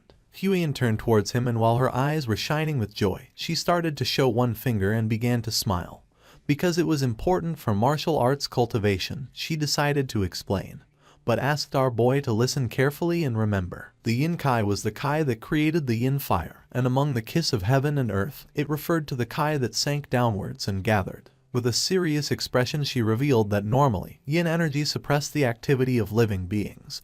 Dark, cold and fearful things were all types of Yin energies, so the expression cold Yin energy was simply a type of Yin energy. Soryang's eyes widened in surprise and he thought that Yin energy was bad. With a smile, Huiyan said no, since in contrast to Yin energy, Yang energy created Yang fire, but an excess of it accelerated living activities, causing faster aging and depleting energy. Soryang began to imagine lizards playing with ice, realizing that the reason those two children needed cold energy was that their bodies were cold energy in itself, and thus they grew by absorbing that Yin energy. He thought it was something like recharging batteries. Soryang started touching his head and questioned if Yin and Yang were not supposed to be balanced, like male and female. He did not know how they achieved that balance when they had pure Yi energy. Soryang started touching his head in confusion. Huiyan's gaze fixed on him and she could not help but blush like a tomato. With a nervous expression, she looked away and said that she did not know. She started shouting saying that they were going to discover how to find that balance between Yin and Yang later. Upon hearing this, our boy could not help but blush and his mind filled with confusion. She put her hands on her face and felt embarrassed. Just then, Gupi appeared and announced that they had arrived, asking them to get ready to disembark. Their ship docked at the port of Wuhan. Once the ship stopped, Soryang and Huiyan got off. She introduced herself and revealed that they had brought the object he had requested. The man with a ponytail extended his hand and with a smile said that the general was already waiting for them. They started walking across a bridge and Soryang felt amazed. He was in shock to see how grand the Muram Alliance was. Not far from the area, a woman grabbed a man by the ear, making the man start to scream. With his face full of sweat, the man asked the woman named Sword Phoenix to stop since he was about to teach that guy a lesson. With an angry gaze, she made it clear that he could not be dueling against his own allies. With a sincere expression, the other man told Xionghu that she was right since he had acted too hastily without verifying the facts first. Xionghu said that he was only defending the honor of the young lady. At that moment, something caught Xionghu's attention. His gaze fixed on Huiyan and he soon realized that she was the poisonous flower. Huiyan turned around and recognized the man with a white bandana as Slaying Dragon, the woman as Sword Phoenix and Xionghu as Spear Dragon. With a smile, she remembered that it was the first time they met since the Dragon Phoenix meeting. She asked how everyone had been. Xionghu could not help but smile since it had been a long time since he had last seen Huiyan. They began to talk among themselves and Soryang remembered that in Nurum, only those with remarkable skills received titles like Dragon or Phoenix, realizing that all of them were elite martial artists. Sword Phoenix said that she had something to ask her, revealing that there was a strange rumor circulating about her. Upon hearing this, Huiyan felt somewhat confused. She revealed that there was a rumor circulating that she had a lover. Huiyan's eyes widened in surprise. Our boy started sweating and felt confused. With a confused expression, she asked if it was true that this rumor was circulating about her. With a nervous smile, Xionghu said yes, revealing that all the warriors were gossiping about it. He was about to challenge him to a duel in her honor for spreading nonsense. They were comrades who fought together, so he wanted to defend her honor. Our boy noticed that he had a crush on her. Huiyan looked to the side and made it clear that this rumor was false. Xionghu felt furious and decided to find the warrior who was spreading the false rumor and give him a good beating. Huiyan stepped forward and decided to correct that rumor. She grabbed Soryang by the arm, leaving him somewhat confused. She began to show off Soryang and with a proud smile revealed that she did not have a lover, but rather a fiancé. She introduced Soryang as her fiancé. Upon seeing this, everyone went into shock. With a surprised expression, Sword Phoenix noticed that Soryang was very young. With a forced smile, Huiyan apologized and thought that she should have introduced Soryang to them earlier. Soryang and the others greeted each other. Just when he raised his head, he saw Xionghu staring at him with a murderous gaze. He approached our boy and asked if his name was Soryang. With a face full of fear, Soryang said yes. Xionghu knelt before our boy, leaving everyone in shock. He introduced himself as Yang Xionghu, the spear dragon of the Yang family of Xincheng. Our boy started sweating like crazy. With an angry expression, Xionghu challenged Soryang to a duel. Xionghu asked Soryang to accept the duel, leaving them in shock. Sword Phoenix and Slaying Dragon let out a sigh and felt somewhat disappointed upon seeing Xionghu's attitude. With his face full of sweat, Soryang asked if he really wanted to challenge him to a duel. With eyes shining with rage, Xionghu said that he wanted to have a duel man-to-man. Just then, Sword Phoenix grabbed Xionghu by the collar and pulled him, leaving him somewhat confused. With an angry gaze, Huiyan asked what Xionghu was doing, suddenly asking for a duel. With eyes shining with rage, Sword Phoenix began staring at Xionghu and asked him to take things seriously. Soryang's eyes began to shine with confusion. He couldn't believe that Xionghu wanted to have a duel with him as soon as they had met. He didn't know why he kept meeting strange people. At that moment, someone wearing white clothing approached them and asked why they were making such a fuss. This man was none other than the military advisor, Zhenzhu. Soryang closed his eyes and greeted the military advisor with respect. Upon seeing this, Xionghu's eyes filled with fear, and he couldn't help but panic. Zhenzhu hit Xionghu in the face with the fan and with a furious gaze demanded to know what he was doing to the guests. Upon receiving the blow, poor Xionghu panicked. With a kind smile, Zhenzhu suggested going together to the Heavenly Martial Pavilion where the leader of the alliance was. Soryang's eyes widened in surprise and he nodded his head. Zhenzhu, Soryang, and Huiyan went to the Martial Pavilion. Xionghu clenched his fist and his eyes began to shine with rage since he wanted to have a duel with Soryang.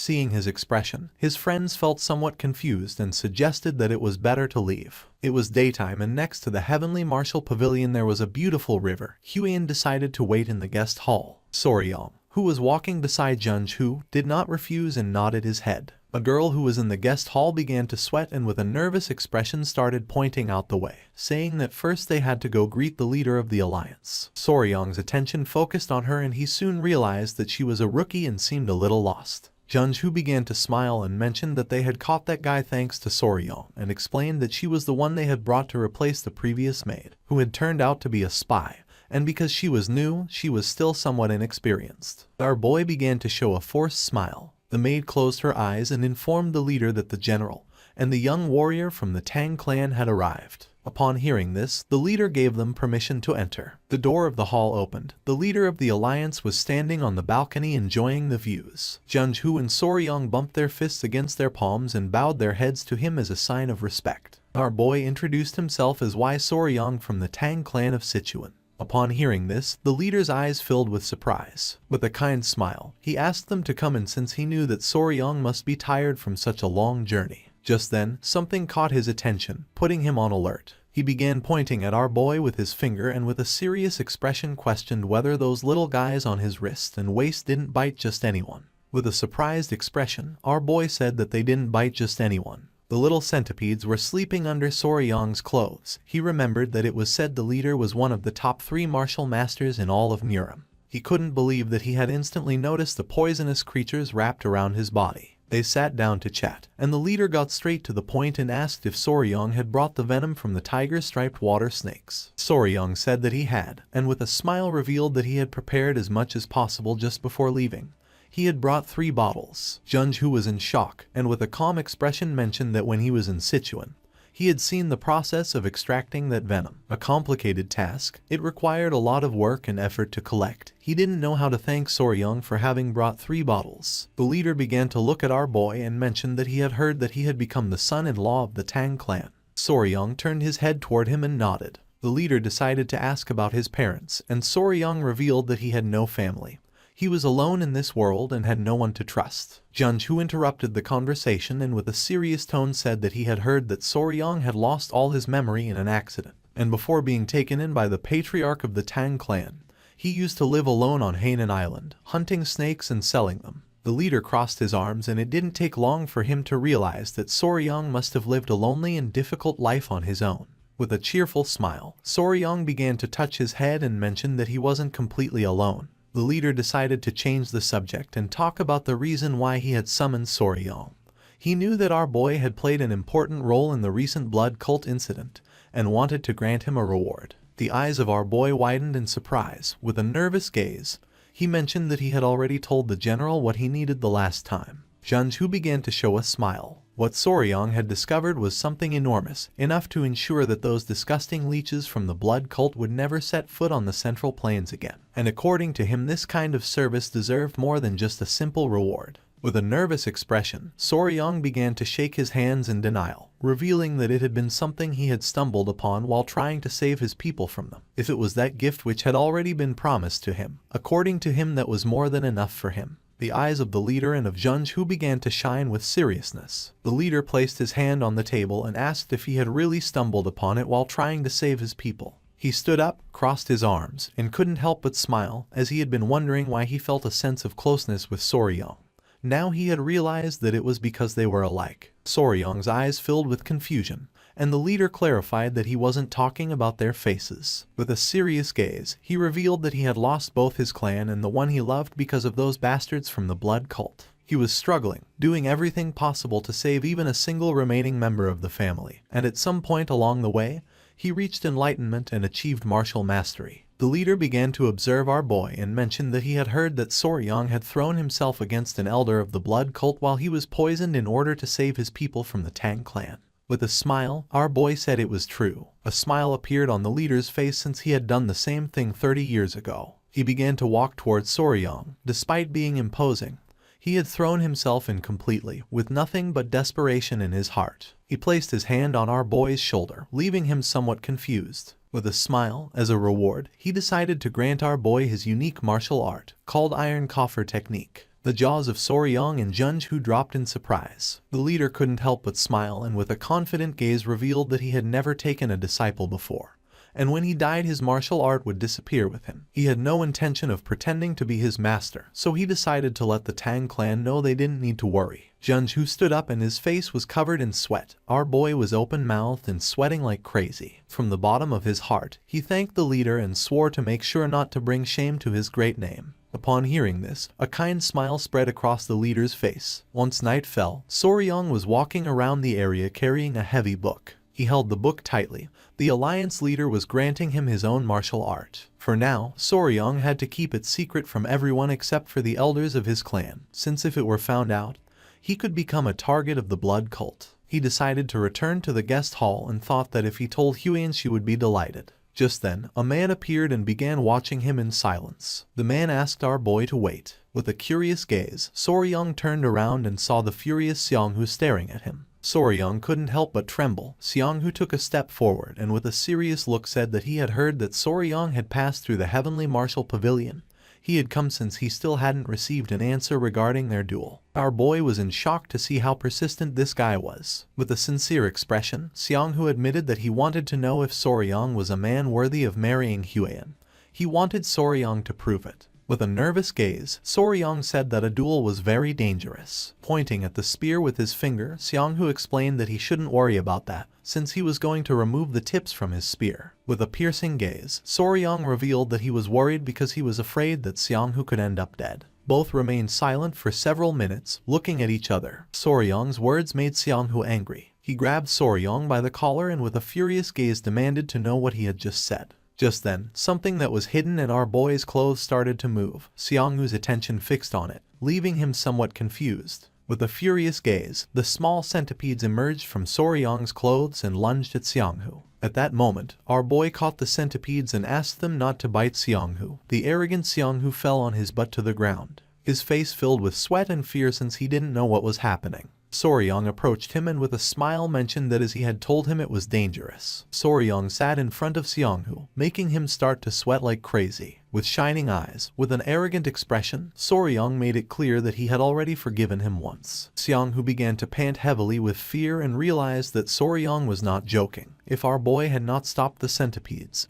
he really would have died. Soryong stood up and began to show a penetrating gaze. Seonghu realized that he was a fearsome man. In Yan Seonghu's eyes, Soryong was like a monster. Our boy asked if he was okay, and at that moment, Hayan appeared and with a confused gaze asked what they were doing. Upon hearing her voice, Soryong's eyes widened in surprise, making him panic. With eyes shining with rage and a murderous intent, she questioned whether Seonghu was planning to harm Soryong. Resting his hand on Seonghu's shoulder, with a forced smile, Soryong explained that there had been a misunderstanding. He had gotten lost after leaving the pavilion, and at that moment Seonghu had appeared and offered to show him the way, so for this reason, they were together. Huian began to ponder in silence. She did not know whether to believe that Seonghu had offered to show Soryong the way.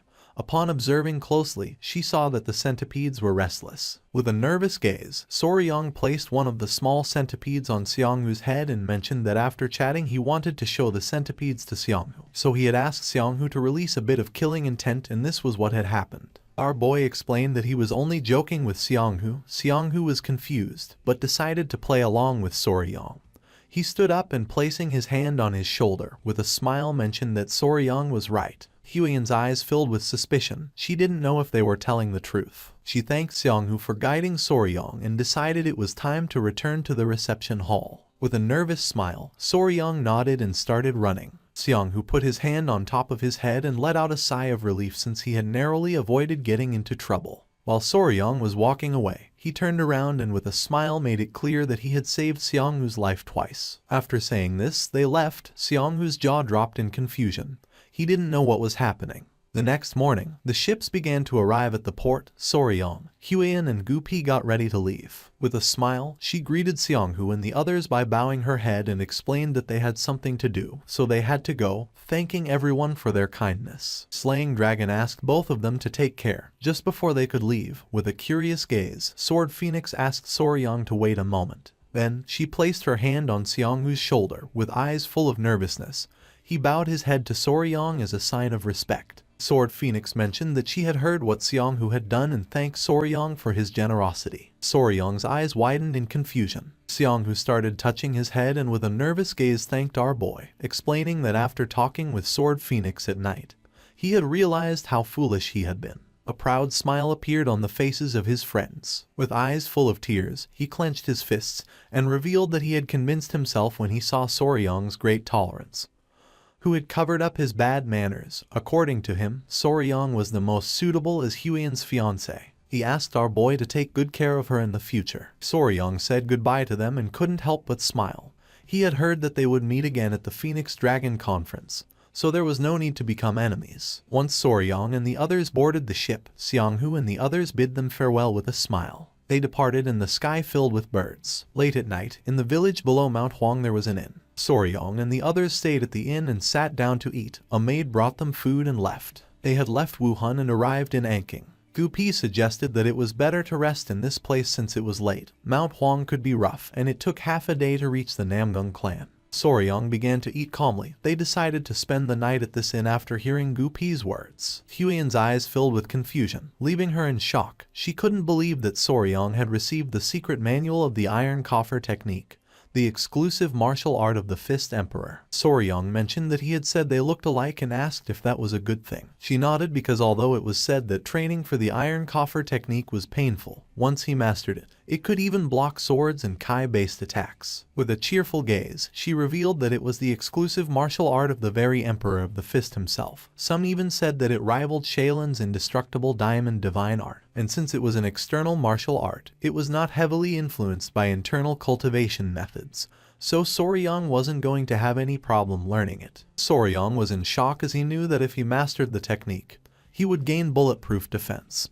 He knew that he had inherited an incredible technique. With a kind smile, she offered to help him train, as she had heard that the first emperor used to whip his own body every morning as part of the regimen and she could do this for Soryong. Soryong's jaw dropped upon hearing that the first emperor used to whip his own body, clenching her fists. She said this was true since hardening skin through whipping was part of training. Soryong couldn't help blushing at the thought of Huiyan dressed as a maid holding a whip. Just then, an old man approached them and asked if they were planning to climb Mount Huangshan. Soryong's eyes filled with curiosity and he turned around. Huiyan nodded her head and questioned why the old man was asking this. The old man introduced himself as the owner of the inn and asked if they were heading to the Namgung clan. Our boy stood up and with a confused gaze asked if there was any problem. Huiyan remembered that her father had said that sinister rumors had been spreading. She didn't know if this could be related to them. The old man approached her and revealed that during the last few months, the people who had gone up Mount Huangshan had started to disappear. Eventually they had been found safe and sound,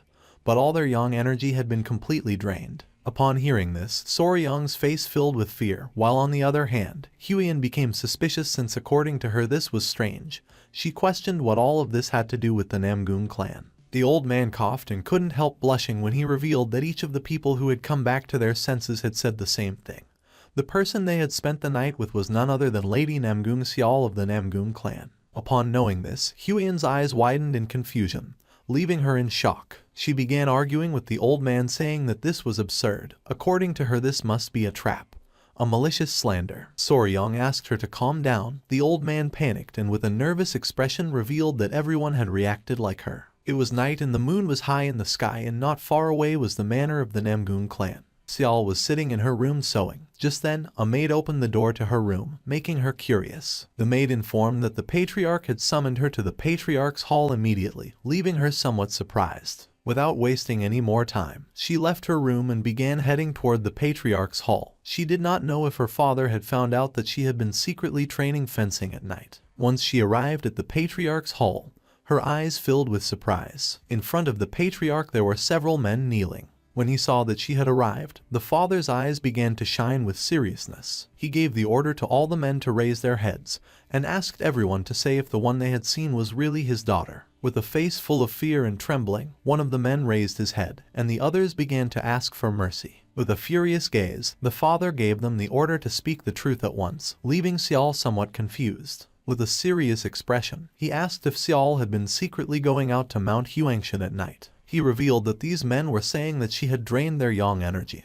Her eyes widened in fear and confusion. Her face filled with fear and she couldn't help but cry. The father began to point at her and asked her to speak clearly. With a sincere gaze, she admitted that it was true that she had been training with her sword in the valleys of Mount Huangshan the last few days, but swore that aside from training with the sword, she hadn't done anything else. The father turned toward the men and said that his daughter had declared herself innocent, so they must provide solid evidence of what they claimed to have seen. With eyes full of tears, the fat man swore that they only spoke of what they had seen with their own eyes.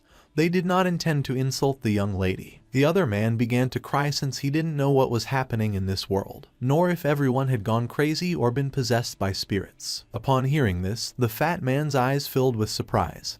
He stood up and said that there was a mole. The patriarch became curious and asked which mole he was talking about. Pointing at his chest, he revealed that the woman they had seen had a mole on her chest. With a curious expression, the father thought this was nonsense, turned around and asked Xiao if it was true. She put her hand over her mouth and her eyes began to shine with fear, leaving her in shock. Seeing her expression, the father couldn't help but get angry. He couldn't believe that this was true. Huiyan and Soryang left the inn and began to walk through the forest. Huiyan's face was full of rage. Our boy approached her and with a curious expression asked if she was still upset about what the innkeeper had said. Despite being so, she denied it. In front of them was Gupi, who carried all the luggage in his backpack. With a furious gaze, Huiyan turned around and made it clear that it was ridiculous to think that Namgung Xiao was absorbing men's masculine energy every night. Soryang's eyes widened in fear, realizing that she was upset. Huiyan let out a sigh. With a sincere expression, she apologized since she didn't want to get angry. But according to her, those rumors were nonsense. She revealed that Namgung Xiao could not have contact with men, leaving Soryang in shock. With a face full of sadness, Huiyan revealed that Xiao had a strange illness, and if she didn't constantly receive yin energy, her life expectancy would shorten. Due to that type of body, yang energy was like poison for her. That's why she was careful not to let any man get close to her. So spending each night with men was something impossible for her. With a confused gaze, Soryang realized that this scenario was like that of a fantasy heroine. He didn't know if this was going to end well. Several hours later, they arrived at the entrance of the Namgung Manor. With a serious gaze, the guard began looking at Soryang and asked what they had come for. Huiyan began whispering and her eyes started shining with seriousness, realizing that the family atmosphere in the Namgung clan wasn't good. So it was possible that the guards wouldn't allow them, and if they said they came to see Xiao without any reason. So she asked our boy to make something up. With a curious expression, Soryang decided to listen to her. Our boy approached the guards, coughed, and with his eyes shining with confidence said they had come to make a deal. The guards said nothing, and upon seeing this, Huiyan panicked since she didn't know what Soryang was saying. Seeing that the plan hadn't worked, our boy couldn't help but sweat. Just then, someone opened the door upon hearing the commotion. Upon seeing who this person was, Soryang and Huiyan's eyes filled with surprise, leaving them in shock. This person was Namgung Yoon. She was just as surprised to see Huiyan. Thanks to her, Soryang and the others entered the clan's manor, and Huiyan and Yoon began to dance with joy. Yoon was happy since it had been a long time since the last time she had seen Huiyan. With a smile, Huiyan mentioned that it had been 2 years since the meeting of the 7 families. With a confused expression, Yoon asked what Soryang meant by making a deal. Huiyan closed her eyes and let out a sigh. With a nervous expression, Soryang began to show a smile. Huiyan explained that they needed the ice jade, and she had heard last time that Xiao had it. Upon hearing this, Yoon felt somewhat surprised. With a sincere gaze, Huiyan mentioned that they really needed it, so they had come to see if they could get it. Yoon put her hands together and with a kind smile suggested first going to the patriarch's hall to talk about the matter with her father. She was sure that her father was going to be happy to see Huiyan after such a long time. Resting her hands on Soryang's shoulders, with a smile, Huiyan revealed that she had brought something to exchange for the ice jade. Our boy's eyes widened in confusion. Yoon was in shock and asked if she wanted to exchange Soryang. Not long after, they went to the Namgung clan patriarch's hall. They told everything to the patriarch. He stood up and with a surprised gaze asked if it was true. His eyes widened in fear. He was in shock since he couldn't believe that they had brought an elixir that contained cold energy. Huiyan asked Soryang to show it. Upon hearing this, with a smile, our boy put his hand inside his clothes, took out the elixir, and placed it on the table. The patriarch's attention was fixed on it and his mind was filled with surprise. Inside the elixir there was something shining. With a curious gaze, the patriarch asked if he could take a closer look, and with a smile Soryang gave him permission. Soryang couldn't help but sweat. It was an elixir that he had brought very carefully, keeping it in his arms. He hoped that they would accept this exchange. The patriarch began to examine the elixir carefully, and mentioned that the purity of cold kai was very high. With this, she could endure at least 10 years. With a curious expression, Yoon asked if really it was so incredible. Because it was so valuable, the patriarch decided to exchange it for the ice jade. Upon hearing this, a joyful smile appeared on the faces of Huiyan and Soryang. Pointing at it with his finger, the patriarch noticed that there was something inside and questioned what it was. With a forced smile, our boy said he couldn't tell him that. The patriarch realized that it could reveal the place where the elixir had been found and decided not to ask further. With a smile, Soryang coughed and thanked him, but then his face filled with fear since he knew that wasn't the real reason behind it. A few days ago, Soryang was in the clan walking with the grandfather. Our boy began to feel something cold in his clothes. The old man's attention fixed on him and he asked if there was any problem. Our boy took it out of his clothes and his eyes widened in confusion. It was a tail. Soryang handed the tail to the grandfather and mentioned that there was a strange thing similar to an ice crystal in the gecko's tail that he had kept as a souvenir. With a curious expression, the grandfather began to examine the tail carefully and noticed that it had cold kai, knowing that it was going to be good material for those who had mastered ice martial arts or cold kai martial arts. Soryang began to touch his chin and remembered the small geckos. He thought they stored nutrients in their tails, like fate-tailed gecko. He would have never thought that it was actually cold kai. With a smile, the grandfather asked if Soryang wanted to try turning the tail into an elixir. Back in the present, our boy was in shock since he knew that a withered gecko's tail wasn't even worth mentioning. With a cheerful gaze, the patriarch asked Yoon to go tell her sister to exchange this elixir for the ice jade. Upon hearing this, she nodded. Now that they were already here, he asked them to rest a little. He had to organize a party to welcome the guests of his clan.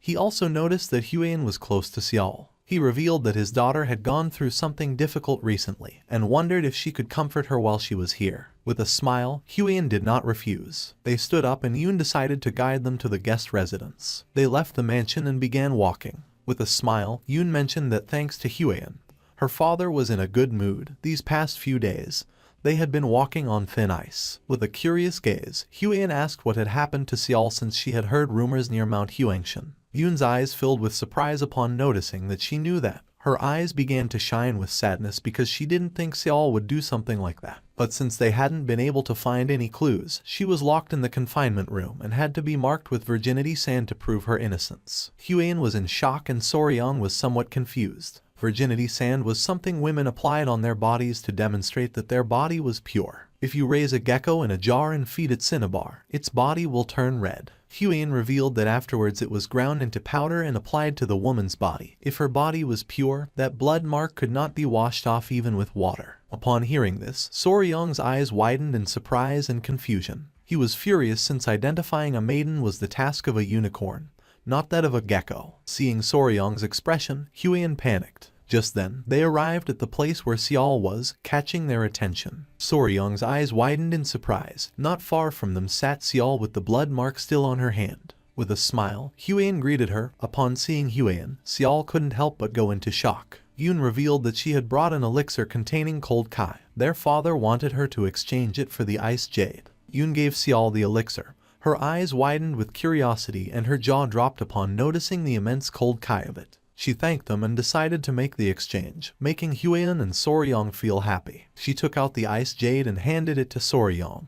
Our boy began to observe it carefully and couldn't help but smile. Just then, with a sad gaze, Seol let out a sigh. The attention of our boy and Huyen focused on her. With a sincere gaze, Huyen admitted having heard the rumors. She didn't believe that Seol would do something like that, so she asked her not to get too discouraged. With an expression full of sadness, she mentioned that there were many witnesses who knew where her mole was. Soryang's eyes filled with emotion upon realizing that this was a mysterious case. He put his hand over his face and couldn't help but smile. Our boy was an expert in this kind of thing, and in his previous life he was called Sherlock Faber when they played escape in deduction rooms. With a smile, he asked if Seol had ever bathed alone in a pond or river at night. She began to observe our boy and felt confused. With a serene expression, Huyen asked if he wanted to know if someone had been spying on her. Soryang's jaw dropped when he realized she was right. With her face full of sweat, Seol admitted never having bathed outside, and even if they had seen her, they had no reason to defame her. The people who were in the reception hall were like family since they lived together in the village at the foot of the mountain.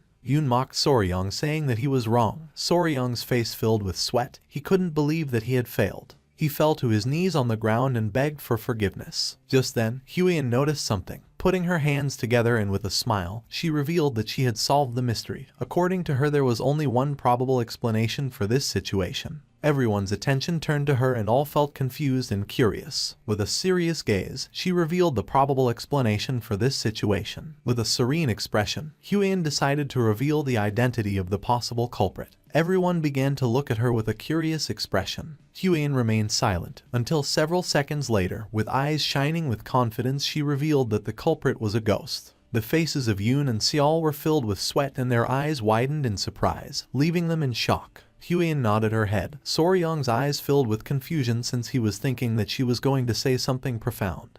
He didn't know why she suddenly started talking about ghosts. With a curious expression, Soryong began to touch his chin and started thinking about it. He remembered encountering the ghost of the blue-spotted centipede after it died, so this situation wasn't so absurd. Soryong extended his hand and asked Seol if by any chance she had touched or done something strange lately, like eating the inner core of a spiritual beast. Seol began to ponder and with a serious gaze revealed that she had recently touched an acorn and also a tree branch. Soryong and Huan began to sweat and felt confused, realizing that this was what they called idiotic charm. Seol's eyes widened in surprise. She clasped her hands and remembered something. She revealed that while she was training alone at night, she felt the presence of someone. It was as if someone had been watching her all the time. With a confused expression, Yoon asked her sister if this was true. Seol nodded her head. She had no doubt about it. She had clearly felt it. At first she thought it was Yoon, and when she went to check there was no one. She put her hand on her chin and couldn't help but wonder if she was being too sensitive. Soryong began to observe her, knowing that this was a suspicious situation.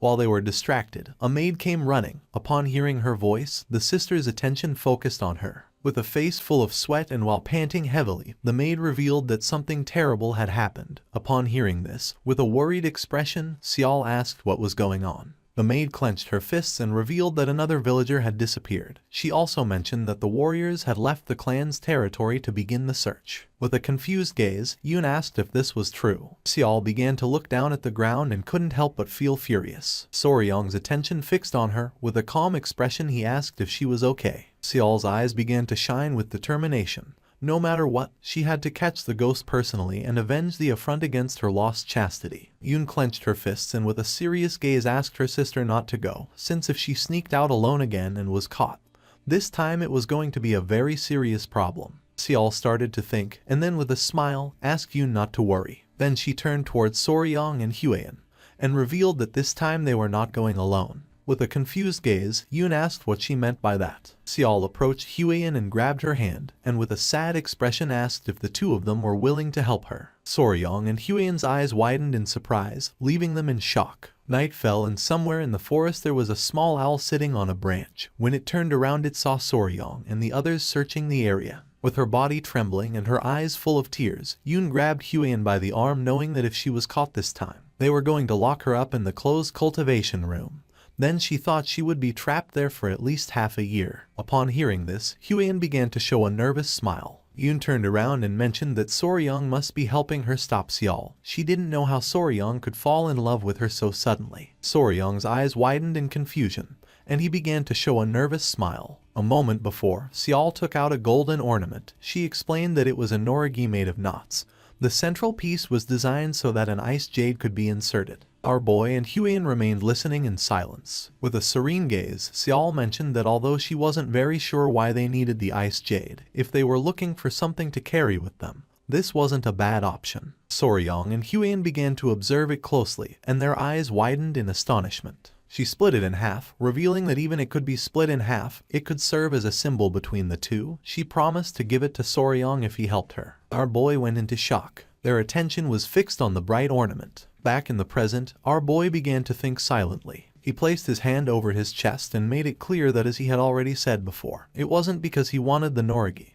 He simply wanted to protect Lady Seol's honor. Yoon's face filled with rage. She knew that Soryong was lying. Seol began to stare at her sister and asked her not to be so impulsive. While Huan was showing a forced smile, Yoon began to lose her mind since she didn't know what she should do. Several minutes later, they stopped walking. This was the area where she had felt someone's presence. There could be some kind of trace, so she decided to thoroughly check the area. Huian approached her and with a worried expression asked what they were going to do if the culprit really was a ghost. Xiao began to show her sword and promised to cut the ghost with her sword imbued with the energy of destroying evil and revealing justice. Soryong began to observe carefully, realizing that this was intense. Just then, his eyes widened with curiosity and surprise as something caught his attention. Out of nowhere, fog began to appear in the area. Now none of them could see. Soryong began to look from side to side and became confused, not knowing what was happening. He began to shout and call for Xiao and the others. He began to walk around the area without knowing if they had been separated. Just then Soryong's foot bumped into something. He became confused, not knowing what was happening. When he looked closely, he realized it was a spiderweb. He grabbed it in his hand and noticed that the thread was very thick, realizing that the creature that had created the web was enormous. At that moment, screams began to be heard. With a gaze full of fear, our boy turned around. He panicked since the voice was Yoon's. He didn't know what had happened to her. Our boy called the little centipedes, Grace and Myra, and asked them if they could find their mother. The little creatures began to smile. They jumped from Soryong's clothes and began to run. Soryong entrusted them with the mission of going and protecting Huian. Our boy began to run through the forest, realizing that they were being dragged deeper and deeper into the forest. He didn't know why there were spider webs. He began to pant heavily, remembering that spiders were divided into two types, sedentary and wandering.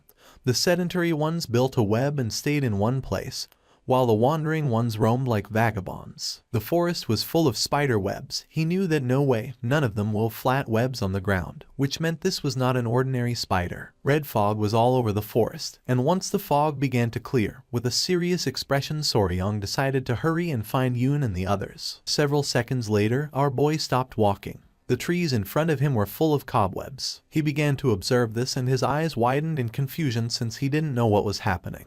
At that moment he heard Yoon's voice, and when he lifted his head his eyes widened in fear. She was wrapped in spiderwebs and stuck to a tree. Upon seeing this, our boy panicked. With a surprised gaze, Soryong turned around and saw a woman sitting on top of a giant spider. The woman began to smile. It was Xiao, with her eyes shining with evil. She started staring intently at Soryong. With eyes shining with evil, Xiao began to show a smile. Soryong's face filled with fear. He was in shock since he couldn't believe what his eyes were seeing. The area was covered in webs. It was a type of ground spider that our boy had never seen before. It wove its thread on the ground, not the air, so he thought it was a new species. Soryong clenched his teeth and began to stare at Xiao, who was sitting on top of the giant spider. He finally understood everything that had happened. What was in front of him, under the form of Namgung Xiao, was a pedipalp disguised as the spider. A pedipalp was, in essence, a sensory or manipulation appendage of spiders, often mistaken for a leg but actually being a specialized organ attached to the head, used for touch, mating or prey capture. He observed how, with a slight slide, it was revealing its shoulders and acting seductively to attract him, and thought that this must be the result of evolution to attract male prey. Soryong began to blush and thought there was no need for that, since he had already been captivated. Yoon regained consciousness and tried to free herself from the silk that was wrapped around her body. Her attention was fixed on Soryong. She was furious to see that even he had fallen into the trap. Without hesitating for a second, our boy began to walk toward her. Seeing this, a smile appeared on the spider's face. With his face full of love, Soryong mentioned that she was very beautiful. Without wasting another second, he hugged the spider, leaving her in shock. Her eyes began to shine with evil, and with a smile, she prepared to attack Soryong. At that moment, our boy gave the order to one of the centipedes to bite. In the blink of an eye, the small centipede emerged from Soryong's clothes and bit the spider on the neck. She opened her mouth and began to scream in agony. Soryong moved away. The little centipede jumped and returned with our boy. With eyes full of tears, the spider reached out to Soryong and tried to ask for help. Her expression was too realistic, and for our boy it was not surprising that people fell into her trap. She put her hand on her neck and began to feel dizzy. Not long after, she collapsed to the ground. Soryong began to pant heavily and his eyes widened in confusion. He did not know if the poison had paralyzed her. Using a stick, Soryong began to touch the body of the spider. The venom of a centipede was a neurotoxin intended to paralyze other insects. He thought that although centipede-type insects had quite strong venom, the size of this creature should correspond to its toxicity, so it would be fine. He began to pet the spider and asked it not to be upset since he had saved it from being captured and killed by the villagers. Soryong's eyes began to shine with excitement, and without hesitating for a second, he began to hug the spider. He was happy because the spider had a bright red body, 4 large spots on its back, soft and dense fur like velvet. He began to pet it again. According to him, it was like a scarlet spider. With a curious expression, he decided to see how pretty the spider's face was. He wanted to know what shape it had, and thought that it maybe had big fangs like those of a tarantula. Soryong lifted her skirt, and at that moment, Huion appeared and with a furious expression gave him a powerful kick in the face. Our boy's eyes filled with confusion, leaving him in shock. Soryong's body flew off and crashed against a tree. With eyes shining with seriousness, Huion made it clear that the spider was a monster. She asked him to try to breathe while circulating his internal energy, asking him to do it slowly. She put her hand over her face and her eyes filled with fear, realizing that she had not controlled her own strength when attacking. Soryong began to gaze toward the sky. He seemed to have lost consciousness. Several minutes later, he stood up. With a worried gaze, Huion asked if he was okay. Our boy became somewhat confused. With eyes full of fear, she revealed that the mist surrounding the forest was clearly the work of the spider. Inhaling the mist made men's desires increase so much that it was like an aphrodisiac. She inhaled a little and was very surprised, so she forced the mist out of her body with her internal energy, and then came to where Soryong was. With a serene expression, Soryong revealed that he had not felt anything strange. He put his hand on his chin and came to the conclusion that the villagers acting as if they had been possessed was the work of the mist. He did not know if it was some kind of pheromone that spiders released. He started to touch the spider and ask Huion what this monster was. It could release mist and was gigantic and poisonous. Huion couldn't help but feel afraid when she saw that Soryong was touching the spider. She began to look at the ground and apologize to Soryong. She put her hands over her face and started blushing like a tomato. She had thought that Soryong had been seduced by the spider. Soryong was confused, but she was right. In a different sense, he really had been seduced. Soryong began to pet the spider's leg, explaining that he was only trying to observe the shape of the spider. According to him, the leg was very fluffy and cute. With her face full of sweat, she asked Soryong to stop petting the spider. She couldn't help but blush and, with a surprised look, began to remember something. A bright red body, 4 large spots on its back, and soft dense fur like velvet. Soryong's eyes widened in confusion. He didn't know why she was so nervous. Just then, someone coughed, making both of them turn curiously. With a confused gaze, Soryong turned around, and not seeing anyone, he couldn't help but wonder if the spider had made that sound. The voice started to sound again, making Soryong's eyes widen in surprise. It was Yoon, who still had her body wrapped in silk. Our boy panicked since he had completely forgotten about her. She began to cry, and upon seeing this, Soryong quickly lowered her, and they placed her body on the ground. Huion and Soryong sat next to her. Yoon's face was pale and she was gasping heavily. She was breathing, so he realized that she was only paralyzed. Upon hearing this, Huion felt relieved. It was night, and Soryong mentioned that now all that remained was to find Seol. Now that the mist had disappeared, Huion was sure of being able to find her soon. Our boy stood up and decided to do one thing before going to look for Seol. Huion's attention fixed on him and she couldn't help but feel somewhat confused. He started to tie the spider's body using the threads of its silk. Several seconds later, our boy completely tied the spider's body. He started to drag the spider's body and decided to take it back to the clan to check what kind of monster it was. He was sure that it was not a creature. Huion did not refuse. Not long after, Seol began to make her way through the forest and move toward them. Upon noticing this, Huion's eyes filled with surprise. Seol's eyes began to shine with worry upon seeing that Yoon was lying on the ground and gasping heavily. Her eyes filled with tears and rage. The spider had not only dared to stain her honor, but had also dared to hurt her little sister. She began to draw her sword and prepared to kill the spider. Seeing this, Soryong panicked and asked her to wait. Without hesitating for a second, Soryong started running and stood in front of the spider. Seeing this, Seol stopped. She began pointing at the spider with her sword and with a serious gaze asked our boy to get out of the way. With an expression full of determination, Soryong stood firm in his decision and refused to step aside. Upon seeing this, Seol felt confused. Soryong began to point at himself with his finger and made it clear that he had been the one who had caught the creature, so now it was his. Huion's eyes widened in surprise, leaving her in shock. Seol began to gaze toward the ground in silence, not knowing what to do. She let out a sigh, and while her eyes were shining with rage, she began to stare intently at Soryong and asked what he had just said.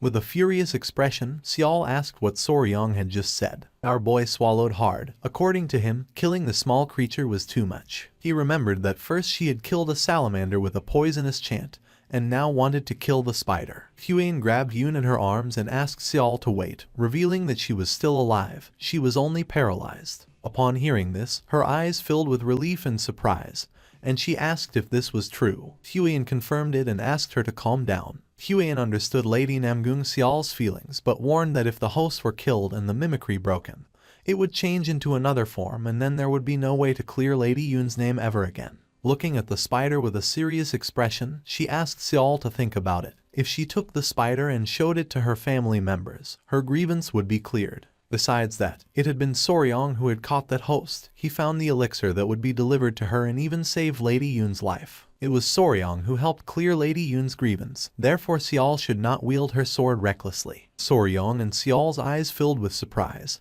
She let out a sigh and began to think about it. She put away her sword and apologized to Soryong, explaining that she had not considered the kindness he had shown her. With a confused gaze, Soryong began to wave his hands, saying that this was not important. With a smile, he gave Huyen thumbs up and could not help but praise her for being able to think so logically in a situation like this. Observing the spider carefully, Seol asked what Soryong planned to do with the creature. Our boy explained that, for now, he planned to forgive it and take it back to the Tang clan. Soryong began to caress Seol's head and with a face full of emotion mentioned that she was very cute. Upon hearing this, Seol's eyes filled with surprise and she couldn't help but blush like a tomato. She misunderstood the situation, started touching her fingers and got nervous mentioning that Soryong already had Lady Huyen. Huyen let out a sigh and with an exhausted gaze explained to her that Soryong hadn't said it with that intention. He was only referring to the fact that the host spider itself was cute. It was red, its fur was soft and it possessed unique abilities, which is why Soryong had expressed that he found it adorable.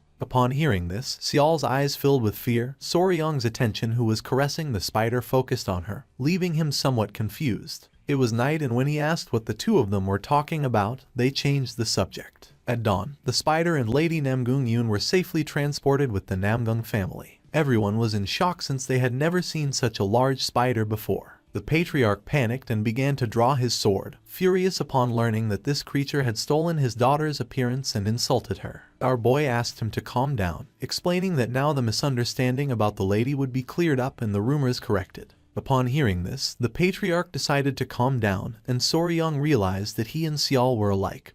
After all, they were father and daughter. The patriarch extended his hand to express his most sincere gratitude to the young warrior. He declared that it was as if he had saved the lives and honor of his two daughters and assured that the Namgung clan would never forget such kindness, so they would honor his wishes. Pointing at the spider with his finger, our boy mentioned with a smile that, just as he had said, he would take that guest with him. The patriarch showed no objection but mentioned that there was one thing that worried him. Upon hearing this, our boy became somewhat curious. The patriarch was in shock to see that the creature was still in the form of his daughter Seol. He reasoned that, if that creature had stolen his daughter's appearance, it could also change into another form. Therefore, he asked if it could not at least adopt a different appearance. He never wanted to experience such doubts about his own daughter again. Soryong put his hand under his chin and began to ponder. He understood that, although he had secured ownership of the creature, there still remained the matter of image rights, and he wondered what should be done about it. Just then, he turned around and his eyes filled with surprise. Suddenly everything was becoming chaotic. He ran up to Gupi and asked what was happening. Gupi reported that the crowd was very agitated.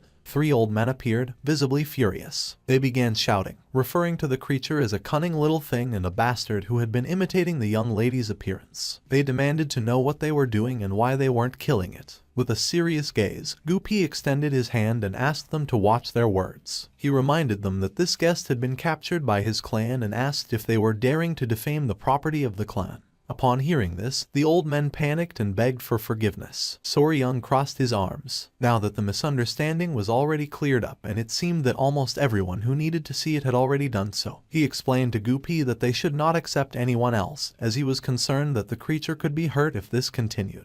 Gupi nodded his head and gave the order to the guards to close the entrance. Once the people left, the guards closed the entrance. But just then, someone appeared and asked them to wait. It was a bald old man with a cane, who was gasping heavily and whose eyes were full of fear. He began to cough and asked if he could take a quick look. The guard explained that he had orders from above and couldn't do anything about it. With his face full of sweat, the old man explained that he was just going to take a look for a moment. The guard started touching his head and mentioned that it wasn't allowed. With a smile, our boy asked the guard to show him, since he realized that he had come a long way despite his poor health. The old man's eyes filled with surprise, and with a grateful expression, he thanked our boy. The old man approached the spider and began to observe it carefully. Soryong and the others remained silent. The old man's eyes filled with tears, and upon seeing that it was true, the spider's attention focused on him and its eyes widened in surprise. The old man turned around and asked if Soryong was going to kill the spider as the others said. With a calm expression, Soryong replied that he would by no means do so. He explained that it was a precious creature and he planned to take it to Sichuan to raise it properly in the Tang clan.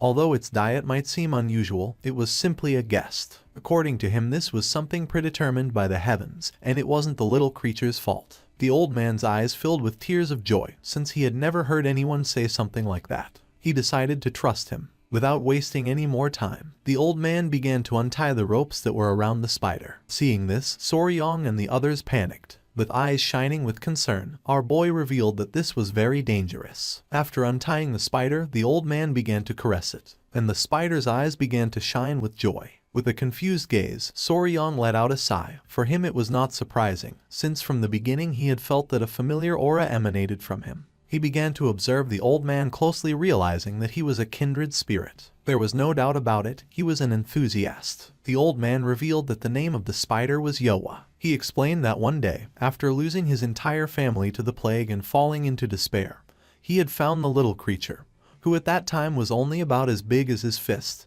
and they started living together. That had been more than 20 years ago. When he still had vitality, he personally fed her with his yonkai in order to raise her. However, as his strength waned and he could no longer provide her with his yonkai, these kinds of things had begun to happen. He turned around and revealed that she had ended up doing something terrible to the young lady of the Namgung clan, and it was all his fault. Soryong's eyes filled with surprise. The old man couldn't help but cry, confessing that he didn't know what to do.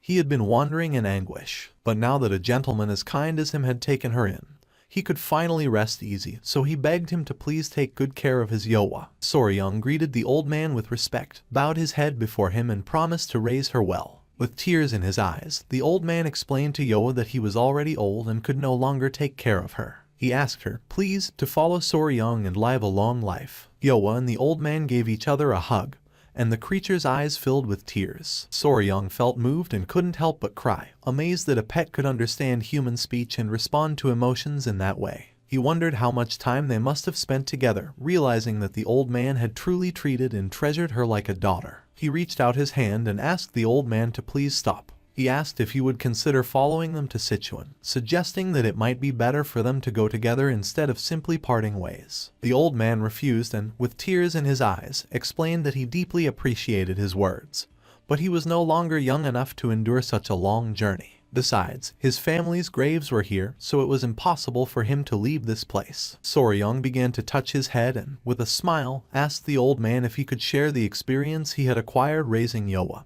explaining that it was the first time he dealt with a creature like that. The old man promised that he would answer anything he asked to the best of his knowledge. Our boy began to blush and, with a nervous expression, admitted that what aroused his curiosity the most was undoubtedly yonkai, and asked how it was provided. The old man extended his finger and Yowa began to suck on it. He decided to show him directly how it was done, explaining that the finger was simply inserted in that way. He added that apparently even just sleeping together was enough to transmit yonkai. The form of the host began to change and everyone's attention was fixed on her. The old man revealed that when yonkai was transmitted in this way, the creature would transform into the form it considered most beautiful in the eyes of its owner. Yowa took the form of a beautiful woman. It was the appearance of the old man's late wife when she was young. He had wanted to see that face before dying and, upon achieving it, he felt relieved. With a curious gaze, the old man asked if Soryong wanted to try. Our boy approached her and began to ponder silently. Our boy inserted his finger into Yowa's mouth, and not long after, her form began to change again, causing Soryong's eyes to widen in surprise. His eyes began to shine with excitement as he wondered what form it would take, assuming that, naturally, it would be Lady Huiyan's. The spider began to change shape, and upon seeing the form that it had taken, the old man and Soryong went into shock. Goopies and the patriarch's eyes filled with fear and surprise. They asked if that new form was to her liking. The spider began to change shape and took the form of a wooden doll. The old man's eyes widened in confusion and surprise. According to him, this form was, without a doubt, the appearance that Yoa had shown only once before taking human form. Dupi panicked and asked Soryong why she did not appear as Lady Hueyan. Our boy was not very sure. Soryong began to sweat and feel dizzy. He understood that the reason why Yoa, or rather, the creature, had been able to maintain Namgung Xial's appearance all that time was because most of the villagers considered her the most beautiful woman. However, now it was about the most beautiful woman in all of the Central Plains, Tang Hueyan the poisonous flower. He himself had given his Kai Yang to the creature, and yet Yoa had not transformed into Lady Hueyan, which made no sense to him. Soryong turned his back on them and started to run. He was sure that the Tang clan would see this as nothing other than a betrayal against them. Seeing this, Gupi and the others were thrown into confusion. Soryong began to pant heavily. For him, this was inconceivable. He refused to accept that his fascination with poisons was stronger than his admiration for Lady Hueyan, much less that this was the reason why the creature had revealed its true form. He was convinced that there clearly had to be another explanation for what was happening. At the same time, Huang was in Namgung Yun's room at the guest residence. On the bed lay Yun. Not long after, Soryong opened the door running. Upon noticing this, Huang's eyes filled with confusion and surprise. She didn't know what was happening or why he was so out of breath. Soryong said he had a favor to ask her. With eyes shining with seriousness, he asked if he could hug her. This made her blush like a tomato. With a forced smile, Soryong began to wave his hands and asked her please not to misunderstand him, saying that it wasn't like that. Although later, changing his mind, he considered aloud that maybe a misunderstanding wouldn't be so bad after all. She stood up and clenched her fists and couldn't help but get nervous upon realizing that in the end he had found out. She put her hands over her face and revealed that she had not intended to hide it on purpose. She had only read about it in books, so she was not sure herself and, consequently, had not been able to say anything. Soryong became confused since he did not know what she was talking about. She began to gasp and decided to talk about that spider, revealing that it was one of the 10 great venomous creatures of the Central Plains, the human-faced spider. Our boy was paralyzed, not knowing how to react. His eyes filled with surprise. He could not believe that Yoa was one of the 10 great venomous creatures of the Central Plains. With an embarrassed look, Hueyan began to touch her fingers and swore that she had never intended to deceive him. She had only thought it would be better to be sure first, because of the promise they had made in the past. Soryong began to observe her carefully, realizing that this was the reason why she had been hesitating. She began to approach Soryong knowing that a promise was a promise. Without hesitating for a second, she gave our boy a hug. Soryong couldn't help but blush like a tomato, but then someone coughed, making his eyes widen in surprise. It was Yun who was awake and, with an embarrassed expression, asked if she should give the two of them some space. Seeing that she was awake, our boy panicked, and upon seeing his expression, she got nervous and started to gaze off to one side. It was already daytime and the sun was shining high in the sky. And 2 days later, Soryong began saying goodbye to Xiao and the others. Xiao began waving goodbye to them and thanked them deeply, promising she would never forget that debt of gratitude. The incident came to an end, and they departed from the Namgung clan. Fortunately, after Yoa consumed Soryong's Yongkai, she transformed into the appearance of Lady Hueyan. He assumed they would no longer have to worry about those piercing gazes. With a kind smile, he asked her if she was okay, asking her to hold on a little longer and assuring her that he would let her out as soon as they arrived. Upon hearing this, Yoa couldn't help but feel happy. Yoa was inside a cage. Gupi reached out his hand and asked Soryong if he had any idea about the next part of the journey. Soryong explained that originally, after recovering the ice jade, he had been planning to head directly to Mount Ganga, where the fat-tailed geckos lived. But now that they had brought Yoa along, he was debating whether they should stop by the Tang clan first, since he wasn't sure if Yoa could endure an even longer trip. Yoa began shaking her head no, and upon noticing this, Soryong became confused not knowing if she was okay. Her eyes began to shine with worry. Soryong approached the cage and a tear formed in his eyes. He couldn't believe it. He wondered if she was really worried about him. Thinking that she was such a kind and gentle soul moved him deeply. He thanked Yoa and promised her that he would take them there as quickly as he could. With a confident look, Soryong turned around and decided to go directly to Mount Ganga as planned. They would take the fat-tailed geckos and Yoa and return together to the Tang clan. Gupi nodded his head. They began sailing down the river. The sky was full of seagulls, and our boy was enjoying the views. Two people who were on the ship began to talk to each other. One of them asked the other if he had heard the news that, apparently, the leader of the alliance had personally led the Blue Dragon unit on an expedition this time. The other mentioned that he had heard that the guys captured during the recent raid on the Blood Cult base had revealed information about the locations of other fortresses. With a worried expression, the boy with a ponytail revealed that he had heard there were barely any casualties in that battle, which seemed quite incredible to him. It was said that someone had managed to create a poisonous mist that only affected members of the Blood Cult. Soryong was in shock since they were talking about him. With a curious gaze, the boy with the ponytail asked his friend who had accomplished such an incredible feat. The friend mentioned that since there was a possibility that the cult could retaliate, the Alliance had decided not to reveal his identity. Whoever it was, he was nothing less than a hero, and he had decided to admire that person from that moment on. Soryong felt excited as he began to remember his past life where he was a YouTuber. While he was distracted by the avalanche of compliments, before they realized it, they had arrived at Mount Ganga. They got off the ship and reached the area where the waterfall was. With a sincere gaze, Soryong explained that he wasn't very good at light foot techniques, so he wouldn't be able to cross by himself. Therefore, he asked if Lady Huan and Commander Gupi could go and bring back the little ones. He knew there wasn't anyone there this time to throw him across to the other side. Gupi began to touch his head. He was not sure if the geckos would follow them without Soryong.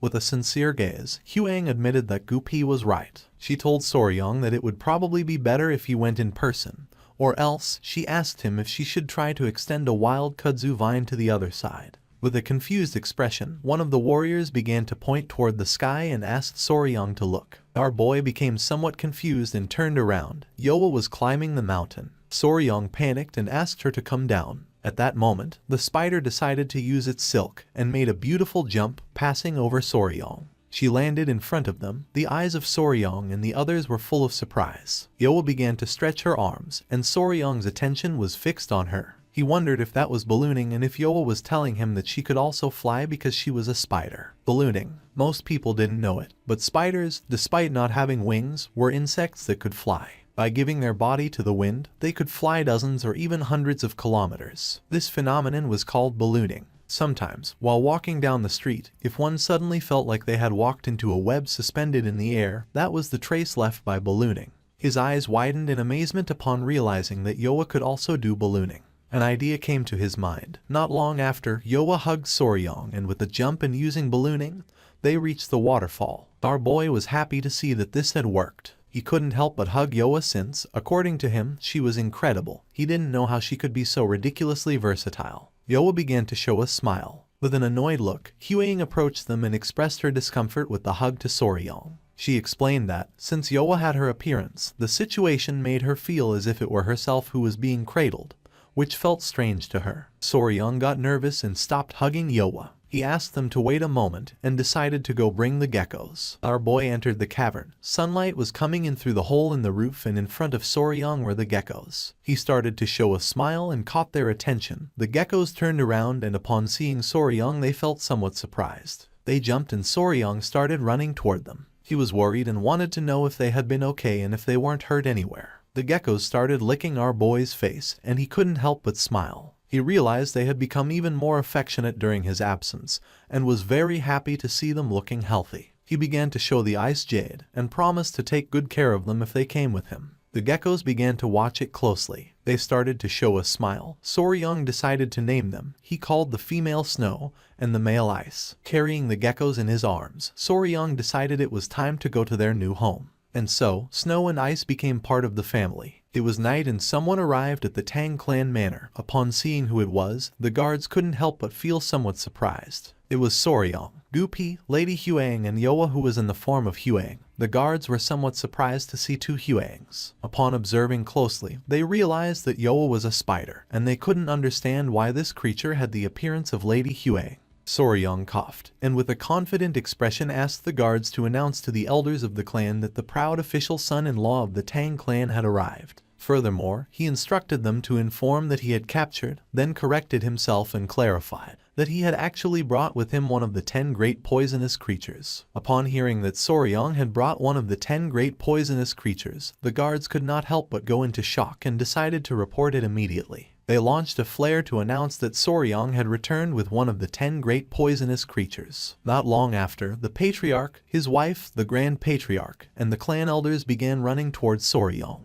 The great patriarch remembered that Soryong had said he would go look for food for the lizards, questioning with disbelief how, instead of this, he had ended up bringing a spider. The patriarch demanded to know where Soryong had been and what he had been doing. The eyes of the patriarch and his wife widened in surprise and confusion upon seeing that the spider looked just like their daughter. With a pleasant smile, Soryong explained that they had found the spider by chance when passing through the Namgung clan, leaving the patriarch somewhat confused. The elders were somewhat confused. In their entire lives, it was the first time they had heard of someone encountering one of the 10 great poisonous creatures by chance, and they could not understand how a human-faced spider, which was said to be so fierce, could have been captured. They couldn't help but smile. With a proud expression, the Grand Patriarch mentioned that Soryong was always doing incredible things. After clearing his throat, he stated that at least in this way, one could truly be called the son-in-law of the Tang family. The Patriarch began to laugh, declaring that Soryong was officially their son-in-law. Huang's mother began to show a smile and mentioned that now the promise between Soryong and Huang had been fulfilled. Soryong's jaw dropped in surprise since he didn't know how she knew about this, while on the other hand, Huang couldn't help but blush. With a smile, the patriarch mentioned that this had no importance. What really mattered was that he was now truly part of the family. With a calm gaze, the great patriarch asked Soryong to go to the river starting the next day and catch a live goose. Our boy became somewhat confused. The great patriarch extended his hand and with a smile questioned whether Soryong didn't know that he had to prepare the goose for the engagement ceremony himself. He added that, although he was not yet old enough to marry immediately, at least they could celebrate the engagement. Soryong's eyes widened in surprise. He didn't know what to say. The patriarch began to show a finger and explained that once this was done, even if one day he stopped liking Huang, he wouldn't be able to run away. Huang became nervous and couldn't help but feel embarrassed. She asked her father to stop talking about the subject. They began to chat among themselves. A smile spread across Soryong's face. He caught everyone's attention, making them turn around. Soryong greeted them with respect, and upon noticing this, a proud smile spread across their faces. Huang couldn't help but clench her fist and feel excited. With a confident smile, Soryong declared that, as a member of the Tang clan of Sichuan and as the official son-in-law of the Tang clan, he hoped to get along well with everyone from now on. Thus, once they arrived at the Tang clan, the first thing Soryong did was assign places where the children could stay. First, Yoa chose as her residence a large tree next to the well within the village of the Tang clan.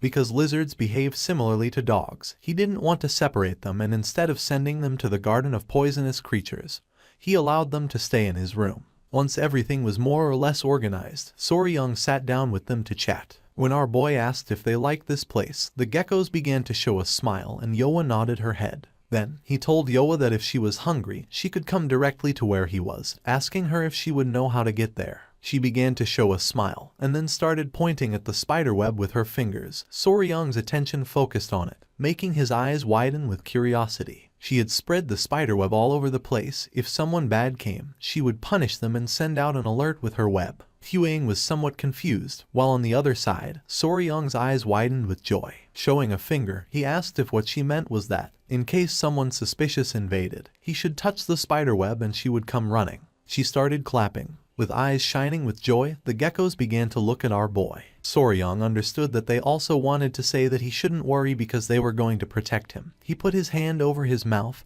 and couldn't help but cry with joy. He got ready to give them a hug, realizing that they were very trustworthy.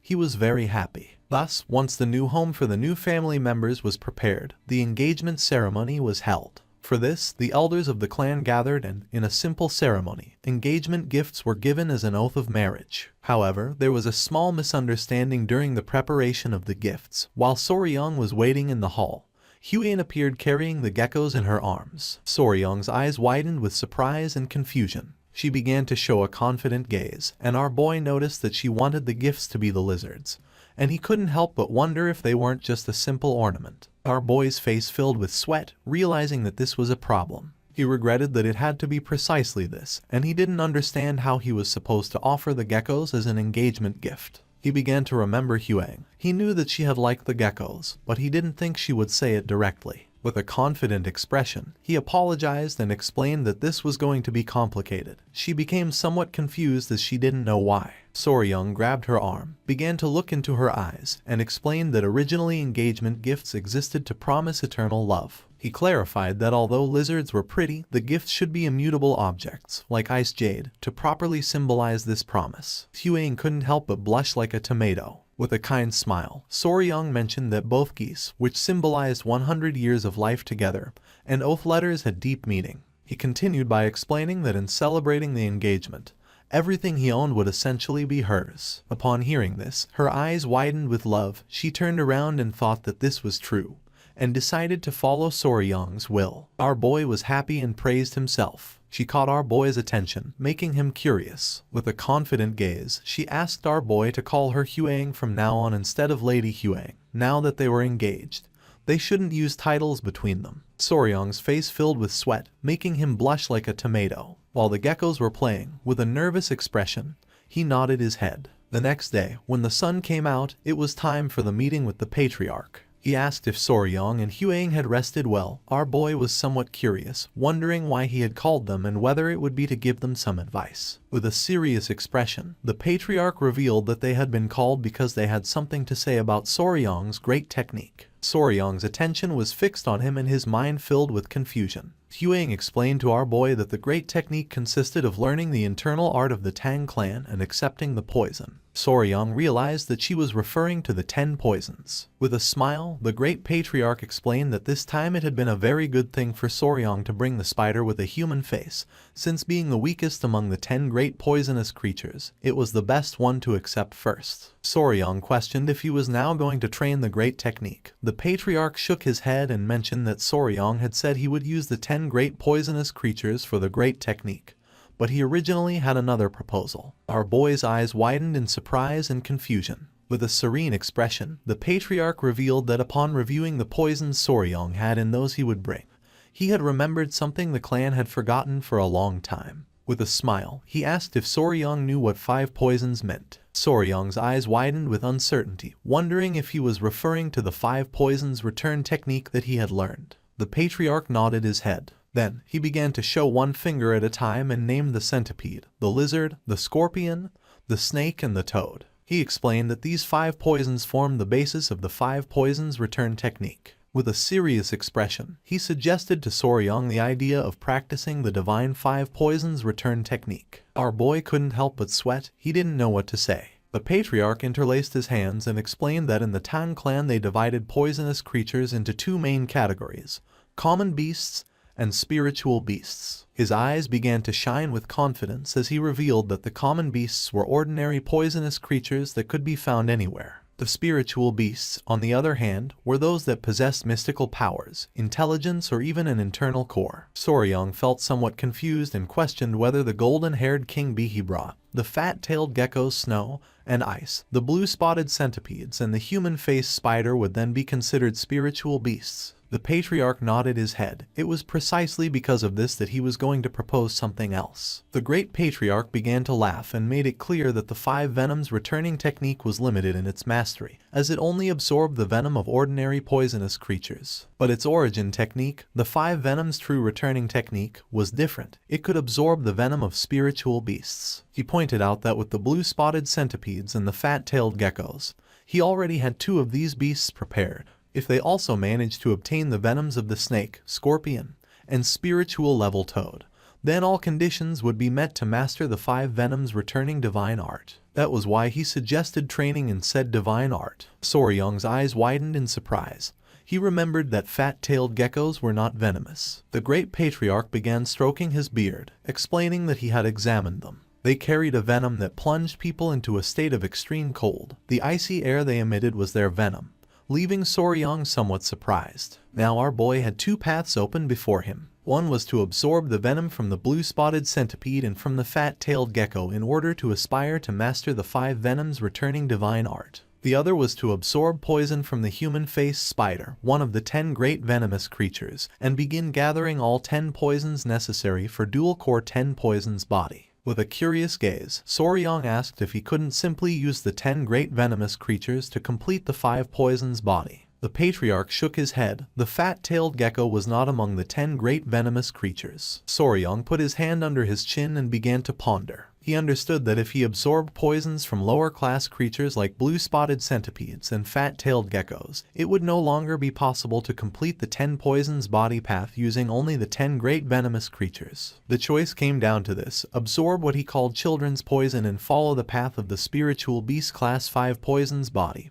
or collect the 10 great venomous creatures and fully commit to the 10 poisons body path. Huang began observing our boy closely, not knowing what he had in mind. Soryong realized that this was like choosing a skill tree in a game. He remembered well from his past life, when playing RPGs, that the most important thing was always the skill tree. This choice determined whether one became a useless character or a god-level character. The patriarch asked our boy to think it over carefully. He explained that the 5 venoms returning divine art was an incredible martial art, and without truly heavenly luck, not even he would encounter the 10 great venomous creatures, much less tame them. Soryong came out of his thoughts and couldn't help but get nervous, not knowing what to do. He was torn between taking the easy and fast path of the 5 poisons body, or the arduous and punishing path of the 10 poisons body, one that would allow him to reach even greater heights. Our boy started going crazy, falling into a spiral of indecision. A few hours later, Soryong was still thinking about what to do. Huang's attention turned to him, and she couldn't help but feel somewhat confused. She called his attention and mentioned that if it was because of that promise, he didn't have to tie himself to the 10 poisons body. The 5 venoms returning divine art was more than enough, since it was an incredible martial art in its own right. While her eyes were shining with concern, she asked our boy not to rush into a decision out of anxiety. She assured him that, no matter which path he chose,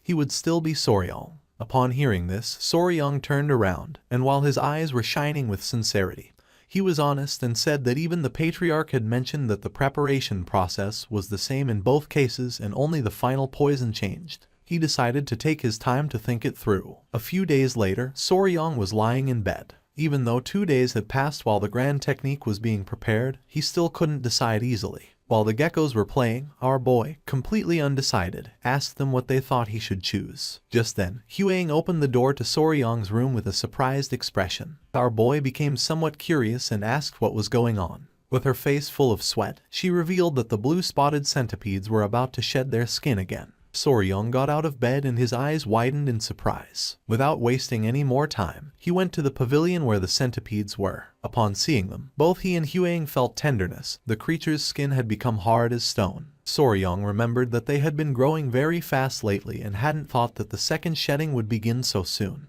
With a curious smile, Huang asked if the appearance of the blue-spotted centipedes would change again. With a confident smile, Soryong nodded his head, revealing that this time, blue spots would start to appear on their bodies. Our boy's eyes filled with excitement. Just the idea that they were becoming like their mother made his heart race wildly. Huang began to show a kind smile. She was very eager to see how the centipedes would change. Soryong was sure that they were going to be even cuter than before. Just then, his eyes widened in surprise and his attention focused on them. Suddenly he realized that this was not something to celebrate. What if they didn't manage to finish drying their bodies in time for the day when the grand technique would take place? Soryong put his hands on top of his head and couldn't help but feel worried. He knew that ordinary centipedes took an entire day to dry their bodies, and based on the last molt, this process would definitely take even more time. Huang's attention was fixed on our boy and she couldn't help but feel somewhat confused. Soryong knew that the venom of fat-tailed geckos was special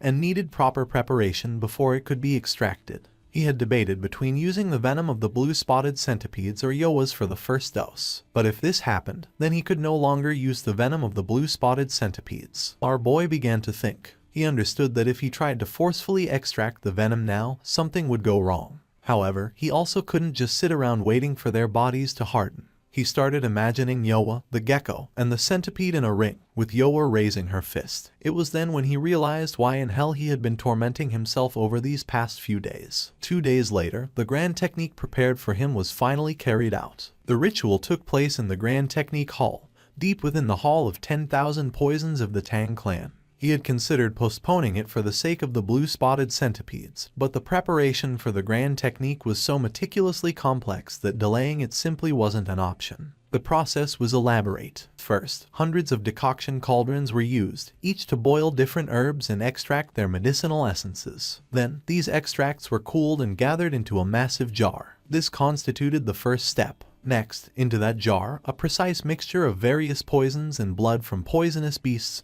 was added. Although this might sound simple, working with hundreds of herbs, poisons, and blood, each with its own volatile properties, and managing them all at once in perfect harmony was an extraordinarily difficult undertaking. In addition to this, with the slightest delay, all the medicinal liquid they had worked so hard to prepare would become useless and would have to be completely discarded. Because of this, sitting idly by waiting was not an option either. His mind was already made up. He would accept Yoa's poison, one of the 10 great venomous creatures. Soryang began to observe the liquid closely, realizing that the color was incredibly dark. The great patriarch approached our boy and informed him that they would now begin the grand technique, ordering him to take off his clothes and enter the jar. Soryang came out of his trance and nodded. Soryang took off his clothes, first put his foot into the jar and then began to insert the lower part of his body. His eyes widened in surprise, as for him, this felt strangely familiar, like an herbal bath. While the great patriarch's eyes were shining with joy, with a smile, he mentioned that they were going to add a single drop of Yoa's poison into this herbal decoction to provoke a reaction.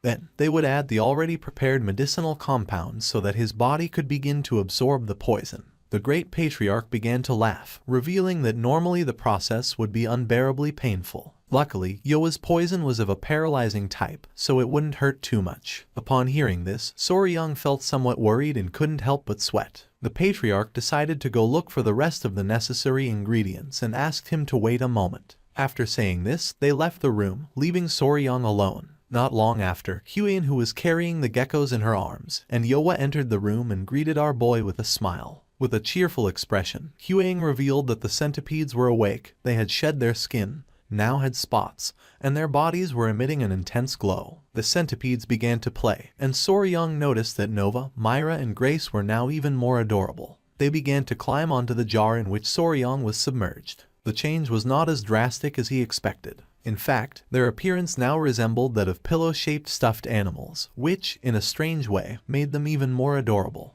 The centipede's attention was fixed on the liquid. Soryang started laughing since he realized that it must be strange for them to see their father inside there. He knew it was dangerous, so he asked them to stay with Huang. With a smile, she began calling the centipedes to come with her. Nova didn't listen and its attention was fixed on the liquid. When it tried to get down from the jar, unintentionally the liquid came into contact with its ear. It began to writhe in pain, and upon seeing this, Soryang's eyes widened with caution. He revealed to Huang that Nova's antenna had touched the medicinal liquid and asked her to wash it with water immediately. Huang's eyes widened in surprise and concern. Without wasting more time, she grabbed Nova. In the process, it opened its mouth and its saliva came out of its mouth and fell into the liquid. Soryang began to observe closely. Nova's saliva caused the liquid to start reacting and began changing color. Huang's eyes filled with fear upon realizing that the poison was seeping into the jar. Soryang clenched his teeth tightly and not long after, he began screaming in agony. Our boy began to scream in agony. With a worried expression, Lady Huang asked Soryang to regain control. The liquid began to burn Soryang's skin, making his face turn red. He did not know this kind of pain.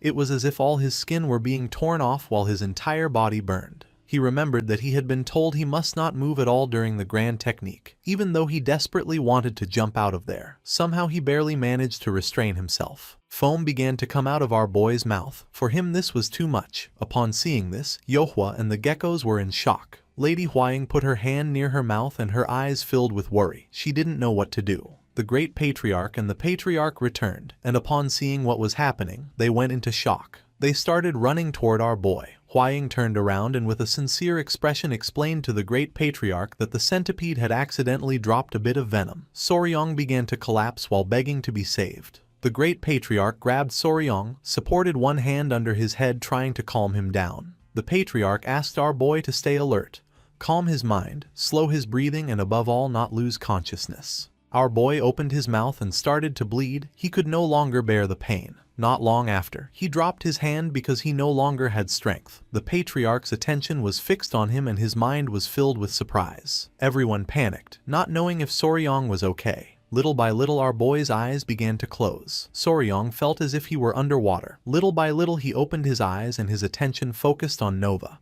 who was asleep. She made contact with Soryong and a strange energy began to emerge from her body and entered Soryong's body. Several hours later, our boy began to open his eyes. Noticing this, Lady Huaying felt relieved and with a surprised expression informed the Great Patriarch that Soryong was regaining consciousness. Once Soryong fully opened his eyes, Huaying couldn't help but cry and feel relieved to see that he was okay.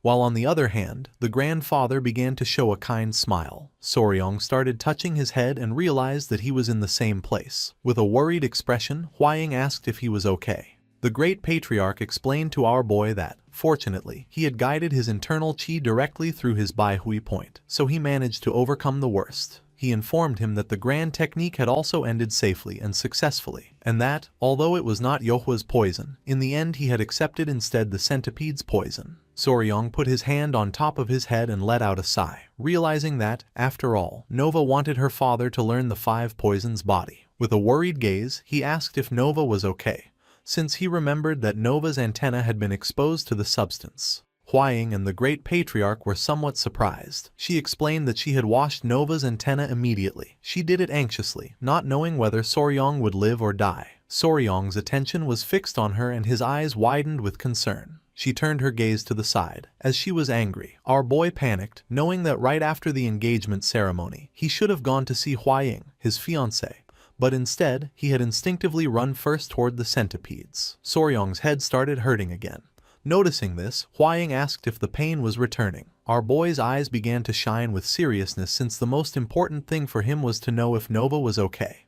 The Great Patriarch and Huaying were in shock as they couldn't believe that he was more worried about Nova than about his own well-being. She noticed that our boy had not yet fully regained consciousness. The Great Patriarch decided to call the physicians. Our boy let out a sigh of relief, since his movement had been swift. 2 days later, the grand technique finally came to an end, once all the medicine in the jar had dried up. Soryong met with the Great Patriarch, who asked our boy if he was really okay, suggesting that maybe they should examine him a bit more thoroughly. Soryong promised that he was fine. With a serene gaze, the Great Patriarch mentioned that, in any case, whether he wished it or not, he had now begun the path of the 5 venoms returning divine art, so he would hand him the corresponding martial arts manual. Soryong remained listening in silence and his eyes filled with surprise. The Great Patriarch revealed that there were 5 martial techniques in total: Centipede's Poison Fang Claw, Venomous Snake's Life-Grabbing Hand, Scorpion Tail Rapid Leg, Lizard Wall Climbing Body Step and Toad's Explosive Palm. He began to stroke his beard and explained that each of the techniques belonged to a specific category: claw technique, hand technique, leg technique, step technique, body technique, and palm technique. This martial art allowed one to reach a realm where one became poison, and poison became oneself, achieving a true unity between being and poison. Soryong's eyes widened with excitement and joy. Seeing our boy's expression, the Great Patriarch realized that he liked it. Soryong nodded his head, although he admitted to being surprised. They were not poison arts or assassination techniques as he had expected. The Great Patriarch coughed. According to him, Soryong had been perceptive in noticing it, since the truth was that this martial art did not originally come from his Tang clan. He closed his eyes and revealed that the 5 venoms returning divine art, and these 5 poison techniques were the martial arts of the 5 poison sect, which had already been annihilated. 200 years ago, the second son of the Tang family, a genius of his time, and the daughter of the palace lord of the southern barbarian beast palace fell in love. Despite fierce opposition from both clans, they eloped and founded the 5 Poison Sect. They created a new martial art by combining the strengths of poison arts from the Tang clan with beast fist techniques from the Beast Palace. However, they selfishly took martial arts that should never have left their sect and even mixed them. Naturally, they could not escape persecution from both clans and, about 100 years ago, were finally annihilated in the jungles of Yunnan by both forces. Showing one finger, the Great Patriarch mentioned that after this, it was agreed that both sides would reclaim their respective martial techniques, and what was recovered then was the 5 venoms returning divine art and the 5 poison techniques. His eyes began to shine with tranquility as he explained that, since the essence of both clans' martial arts was intertwined, there was much dispute over its ownership. But since it was necessary to accept the poison in order to master it, in the end it was passed down to his Tang clan. It was said that the sect master of the 5 poison sect at that time had been able to withstand the joint assault of both the Beast Palace and his Tang clan, so without a doubt, it was an extraordinary martial art. He had thought that it would be the perfect style for someone like him who had an affinity for poisons. Soryong was somewhat surprised to realize that the great patriarch had had this in mind all along. Our boy thanked him and promised to train diligently. The great patriarch was happy, since as long as he continued with this dedication, he was destined to achieve greatness. And so, Soryong took his first step in the 5 venoms returning divine art. Soryong left the poison hall and began to stretch his arms, wondering how long it had been since the last time he saw sunlight.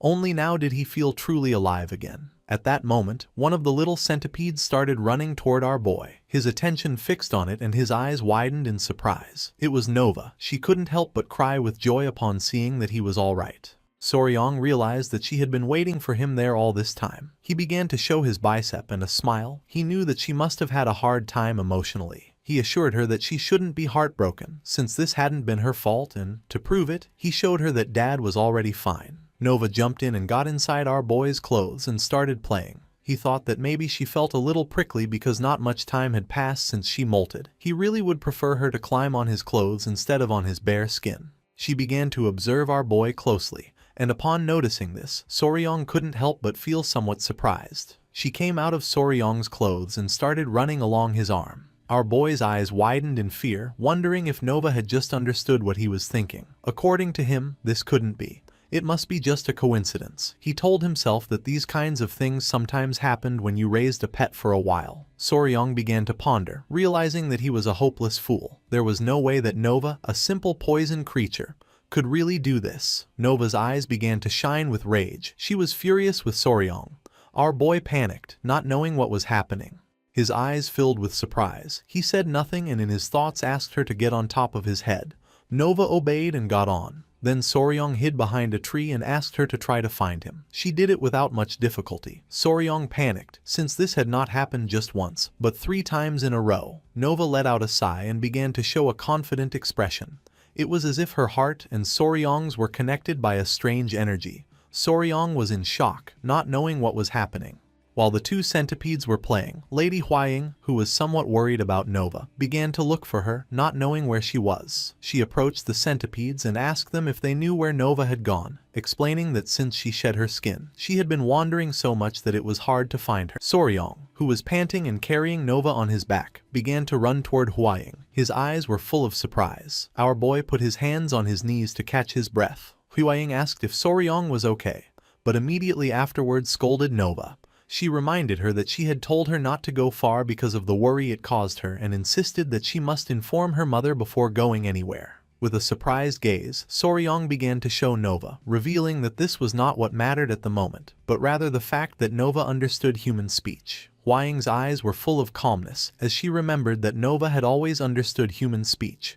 This was nothing new. Soryong couldn't help but sweat and feel somewhat confused. He panicked and explained that she understood him even when he was only thinking to himself, leaving Huaying somewhat surprised. Carrying Nova on his back, Soryong decided to go see the Great Patriarch to find out what was going on. With a worried gaze, Huaying suggested they go together. It was daytime and, several minutes later, they arrived at the Patriarch Hall. Our boy left Nova on the table and asked them to please take a look. He explained that Nova understood him just as well even when he only spoke in his mind. Considering that the other children couldn't do this, he proposed that perhaps it was due to the influence of the grand art.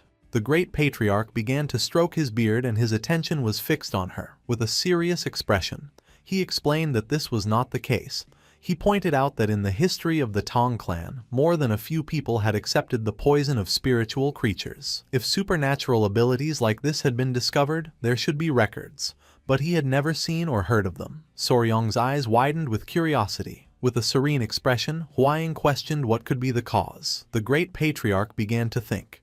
He concluded that this was undoubtedly due to the 5 venoms returning divine art. The Patriarch interrupted his thoughts and confirmed that the grand art was created to absorb poison, and Soryong was the only one who had absorbed the poison of spiritual creatures using the 5 venoms returning divine art. The Great Patriarch came out of his trance and couldn't help but smile. He knew that the reason this was happening could be the influence of the southern barbarian beast palace, since they treated beasts as if they were their own limbs. Their secret, he concluded, could be embedded in the 5 venoms returning divine art. The patriarch began to stroke his beard. According to him, it would be impossible to find out why this was happening. Soryong's eyes filled with confusion. He didn't know why. The great patriarch explained that there was no reason for them to reveal their most precious secret. He added that if they found out they had mastered a martial art affected by that influence, it would be impossible to predict how they would react.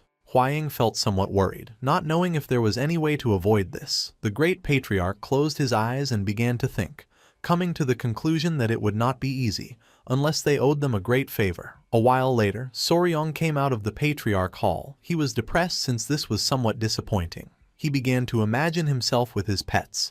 He had the hope of gathering Nova, Myra, Grace, Snow, Ice, golden-haired queen bees and Yahello to form something similar to the Bremen town musicians. While our boy was distracted, someone caught his attention, making him curious. When he turned around, he saw Commander Gupe, who greeted Soryong with a smile and expressed his joy at seeing that he was feeling better. Gupai started touching his head. According to him, it was lucky to have run into him there. He explained that there was a slight problem with the venomous creature garden and asked if he would like to accompany him. Soryong couldn't help but feel somewhat surprised to see that there was a problem. Soryong began to ponder. He decided that he should take care of the problem in the venomous creature garden first and then think about the southern barbarian beast palace. He realized that he had completely forgotten about the garden, since he had gone directly to the engagement ceremony as soon as he returned.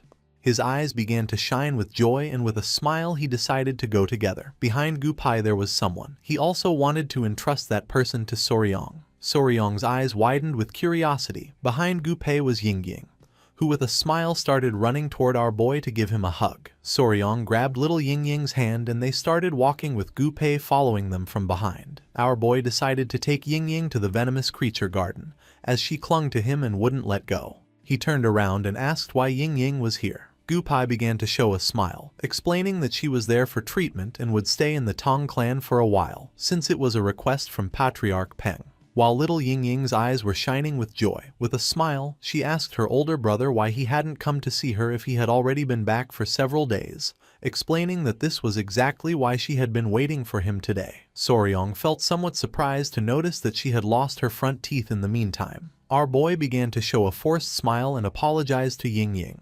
He explained that he thought she had already gone back and asked her if she had gotten very bored being alone. She began to show a bag, making it clear that she hadn't been bored since she had been playing with Clicky. Soryong opened the bag and his eyes widened with curiosity. Gupai also came closer to see what the bag contained. The bag contained a spring beetle. The spring beetle, known in the West as click beetle, was characterized by its ability to produce a clicking sound when flipped onto its back. It was a pest that bored into potatoes and sweet potatoes and destroyed plant roots, but for children it turned out to be a familiar and adorable insect. Gupai felt somewhat confused, not knowing if it was a snapping beetle. Yingying made it clear that it was Clicky, not a snapping beetle. Soryong began to remember his childhood. As a young boy, he called these insects click bugs. This was the first insect he raised in his past life. He could consider it an introductory insect, the one that had led him to where he was today. He sat in front of her and with a smile realized that Yingying liked bugs. She nodded, affirming that she did like them, and she also liked Queen Bee and Clicky. Soryong's eyes began to shine with excitement, as she seemed like a small version of himself when he was young, and he wondered if he should give her some kind of training with poisonous creatures. He picked up Yingying in his arms and with a smile asked her if she would like to learn about insects with her older brother, assuring her that they were very special and fun. Yingying's eyes began to shine with joy and she couldn't help but smile. They started chatting among themselves. Gupai felt somewhat confused since he didn't know what to say to Patriarch Peng. They arrived at the venomous creature garden. Yingying's attention was fixed on a turtle. Soryong opened one of the drawers, which contained a striped snake. He turned and asked Gupai how the rat breeding was going. Gupai mentioned that at that moment, after giving birth only once or twice, there would no longer be a shortage, estimating that in about 2 months the population would probably exceed 1,000. Soryong noticed that the feeding of the tiger-striped water snake had been solved, so he wondered what was then the problem. Yingying took out the small turtle that was inside the cage and began playing with it. Gupai began to touch his head, explaining that the number of crickets they were raising as food was not increasing at all, and that because of this, some creatures were starving. With a confused gaze, Soryong put his hand under his chin. He wondered if they might be eating them again, like in the incident with the baby rats, since the crickets, no matter how many there were never enough. After thinking about the matter several times, he came to the conclusion that the only way was to find an alternative food source. At that moment, little Ying began to cry, causing Soryong and Gunpei to panic. He tried to calm her by asking if she was okay. Ying continued crying, revealing that there was a strange smell, leaving Soryong somewhat confused. She began to show her hand, as a strange smell was coming from it. With a surprised expression, Soryong asked Ying if he could see her silk pouch. Soryong opened the silk pouch using chopsticks and his eyes widened in surprise, realizing that it was just as he had thought. She had made the same mistake he did when he was young. He let out a sigh and asked her to look closely because these were not clickies, but something else. Ying stopped crying. Using the chopsticks, Soryong took another bug out of the silk bag, and Gunpei noticed that it was a flower weevil. The name of this insect was mealworm beetle. Upon reaching adulthood, it emitted a terrible stench when touched due to the substance secreted by its odoriferous glands. It looked similar to a click beetle, which is why this confusion sometimes happened. Showing one finger, Soryong explained that click beetles made a clicking sound with their abdomen, but the mealworm beetle did not, so she should not confuse them next time. With a gaze full of determination, Ying clenched her fists and nodded her head. With a proud smile, Soryong told Ying that, even so, she had done a good job, since her older brother really needed these friends. Gunpei became somewhat confused, as he did not know why he would need those stinky insects. Showing the silk bag, Soryong's eyes began to shine with determination. He revealed that, from that moment on, they would raise the mealworm beetles that Ying had caught in the venomous creature garden. Although it didn't seem like much, these mealworm beetles were actually the most commonly used food for insects and lizards. Soryong was happy, as it was the perfect moment. If they replaced the crickets with mealworms, the food supply would be sufficient. With a smile, he mentioned that, thanks to Ying, they could take care of the immediate problem. He decided to go to the cricket breeding facility to see what the problem was. With a cheerful look, Gunpei nodded. They went to the cricket breeding facility. Our boy put his hand under his chin and began observing carefully, noticing that the breeding facility and environment didn't seem to have any problems. He opened the cap of a jar and his eyes widened in confusion upon seeing that the cricket's legs were detached. His eyes filled with fear as he thought cannibalism was occurring. Because of this, the numbers were not increasing, leaving Gunpei and the other in shock. He was sure he had given enough food to the crickets. Soryong turned toward him and with a serene smile revealed that he himself had experienced this problem when raising them on Hainan Island too, since sometimes these things happened regardless of food. Soryong began to ponder. He didn't know much about crickets either, which was somewhat frustrating. He was spicy Fabre, not just Faber, so unfortunately he did not possess the knowledge for large-scale breeding of ordinary non-poisonous insects. He knew this was a big problem, since they couldn't figure out the cause. At that moment, one of Gunpei's men approached them, started touching his head and with a nervous smile mentioned that, if it was someone familiar with crickets, he just happened to know the right person. Gunpei became somewhat curious upon seeing Huang Geon. He extended his hand toward him and explained to Soryong that, besides himself, Huang Geon was the only volunteer in the poison division. Soryong felt somewhat surprised to see that he had volunteered. This seemed trustworthy to him. With a nervous expression, Huang Geon was honest. He admitted that sometimes he went to the cricket fighting arena to pass the time, although he clarified that he didn't do it often, just enough for some drinks. Our boy felt somewhat confused, but Huang Geon explained that it was a game of chance where crickets fought each other and bets were placed. Since the bigger and stronger crickets were traded at high prices, they were usually raised in facilities inside the gambling den. There was a cricket caretaker there. Somewhere, where the light barely reached, someone began to pet a cricket. It was a woman with long hair. She had bandages all over her body and messy hair. Huang Geon had heard that she knew everything about crickets. Night fell and the streets of the Tang clan lit up with red lanterns. Everyone had gone out to have fun. The women had put on makeup and the men were drinking. Not long after, Soryong, Gunpei, Lady Huaying and Huang Geon arrived at the place. They headed toward the gambling den in the capital to meet the cricket caretaker that Huang Geon had told them about. Soryong and Gunpei wore elegant suits. Our boy had thought they would use the Lightfoot technique, believing that their destination was far away. However, they were advised to dress well and use a carriage since they were heading to a gambling den. While he was distracted, someone informed him that they had already arrived at the gambling den in the capital, causing him to snap out of his trance. In front of them was a man next to two muscular guards. Gupai approached, extended his hand and informed the man that Lady Huaying, the direct descendant of the Tang family, and her fiancé Soryong were there, asking him to show them the way. The man's eyes widened in fear upon hearing that it was the direct descendant of the Tang family. He and his men greeted them with respect. The man introduced himself as the owner of the Golden Phoenix gambling house, welcomed them and expressed what a great honor their visit was. Seeing the man's attitude, Soryong couldn't help but feel somewhat confused. With a smile, Huang Gyeon asked the owner if they could see the fighter crickets. The owner nodded his head, mentioning that on this very day the battle between the cricket generals was being held. He began to guide them and asked them to enter. Passing through curtains, Soryong and the others entered the betting den. Our boy's attention was fixed on several excited warriors standing around a table. A battle between two crickets was about to begin, and one of the men decided to bet all the prize money he had won last time. The crickets began staring at each other and then attacked.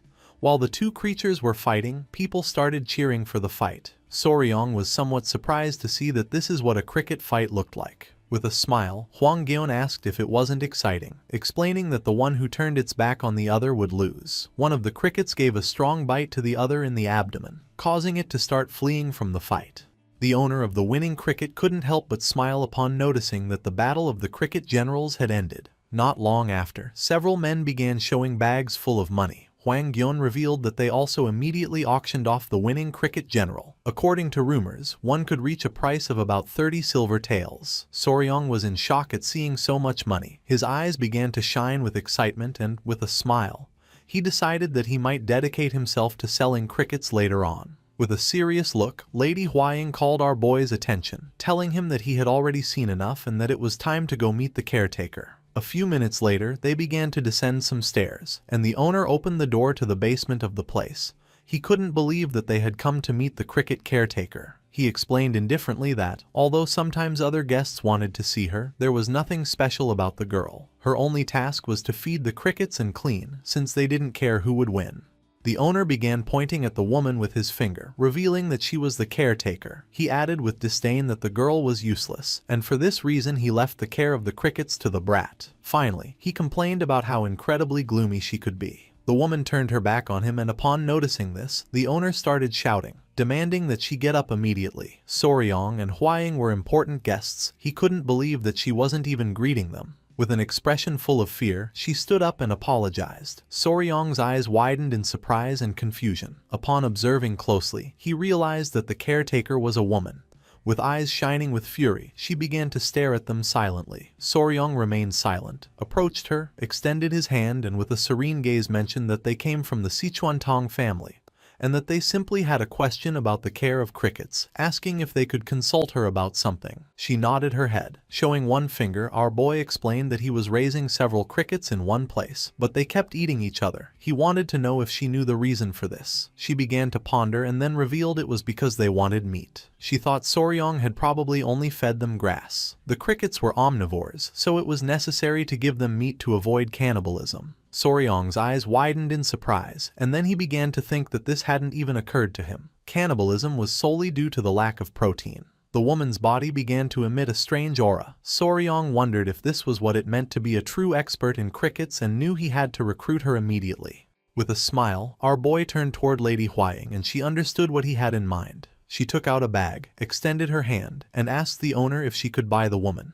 The owner was somewhat confused as he didn't understand why they wanted to buy the girl. With an arrogant smile, he slapped her on the back, saying they could take her right then. However, the woman approached Lady Huaying, struck her with her hand, making the gold coin fly into the air, leaving Soryong and the others in shock. With a face full of rage, the owner grabbed her by the hair, demanded to know how she dared and if she was aware of who they were. He began to hit the girl, asking her to go with them, but she screamed that she didn't want to do it. Soryong panicked and told the owner to stop. With a sincere expression, Lady Huaying promised her that they would treat her kindly, and would even take her family to the Tang family if she wished. Even so, she refused again, saying that she did not want to go with them. The owner became even more furious and questioned whether he would have to get violent with her again. Gupai began observing in silence, without saying a single word. Soryong asked the owner to calm down and then with a curious expression asked if she had debts or if she was working in someone else's place. The owner said not exactly, then revealed that about 5 years ago, she had offered to work for him for free and he had taken her in.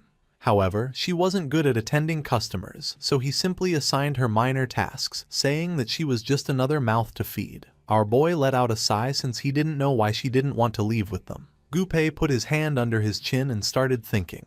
Then, he revealed that the girl reminded him of himself before he came under the protection of the Tang family. Soryong's eyes filled with confusion and surprise. Gupai asked the owner if they could take her with them for just one day, explaining that they would feed her and try to persuade her. The owner couldn't help but smile and gave them permission to do whatever they wanted. With a kind expression, Gupai asked the girl what she thought about going out to get some fresh air with them. She began looking down at the ground and then nodded her head. Noticing this, Gupai promised to come back for her the next day. Soryong let out a sigh of relief and Lady Huang began to show a smile. A while later, they took the woman to the Tang family guest residence within the capital and offered her food. Soryong was somewhat surprised since he didn't know that the Tang family had a building in the capital. Gupai mentioned that this place was like the branch of the Sichuan Tang family in the capital. The 2 inns, 8 pharmacies and 5 restaurants in this alley all belonged to the Tang family. He added that later he would show him the trading company and escort agency. A trading company was an organization made up of merchants, while an escort agency was a business dedicated to delivering goods for a fee. Soryong's jaw dropped in shock upon learning that the entire alley belonged to the Tang family. His grandfather and father-in-law only practiced martial arts all day, so he had always wondered how the family managed to survive. Certainly, he did not expect this. With a curious expression, Gupai asked the woman if she could now tell them why she didn't want to leave, assuring her that if she was in trouble, they could help her. Soryong began to whisper and told Lady Huang that the woman still hadn't said a word. Lady Huang mentioned that she also wasn't touching the food or the tea. Gupai noticed that she seemed to be holding some kind of grudge against someone. He told her not to worry and to tell them about it, reminding her that this was the Sichuan Tang family. The woman placed her hands on top of the table and stood up, then she bowed before our boy, leaving him in shock. She introduced herself as Song Nauk from Song Village, a place not very far away. Lady Huang was in shock to see that the woman had finally spoken. With a calm look, our boy questioned if there was any reason why she didn't want to leave the gambling house. The woman began to stand up and then brushed aside the hair that covered her face, causing Soryong's and the others' eyes to widen in surprise. The woman had a pretty face, but also burn marks. Soryong couldn't help going into shock, while on his side Gupai wondered how someone could have burned a woman's face like that. She decided to tell the truth, declaring that she had to take revenge no matter what it cost. She clenched her teeth tightly and while tears of sadness and rage were emerging from her eyes, she made it clear that she would not leave that place under any circumstances until her grudge was resolved.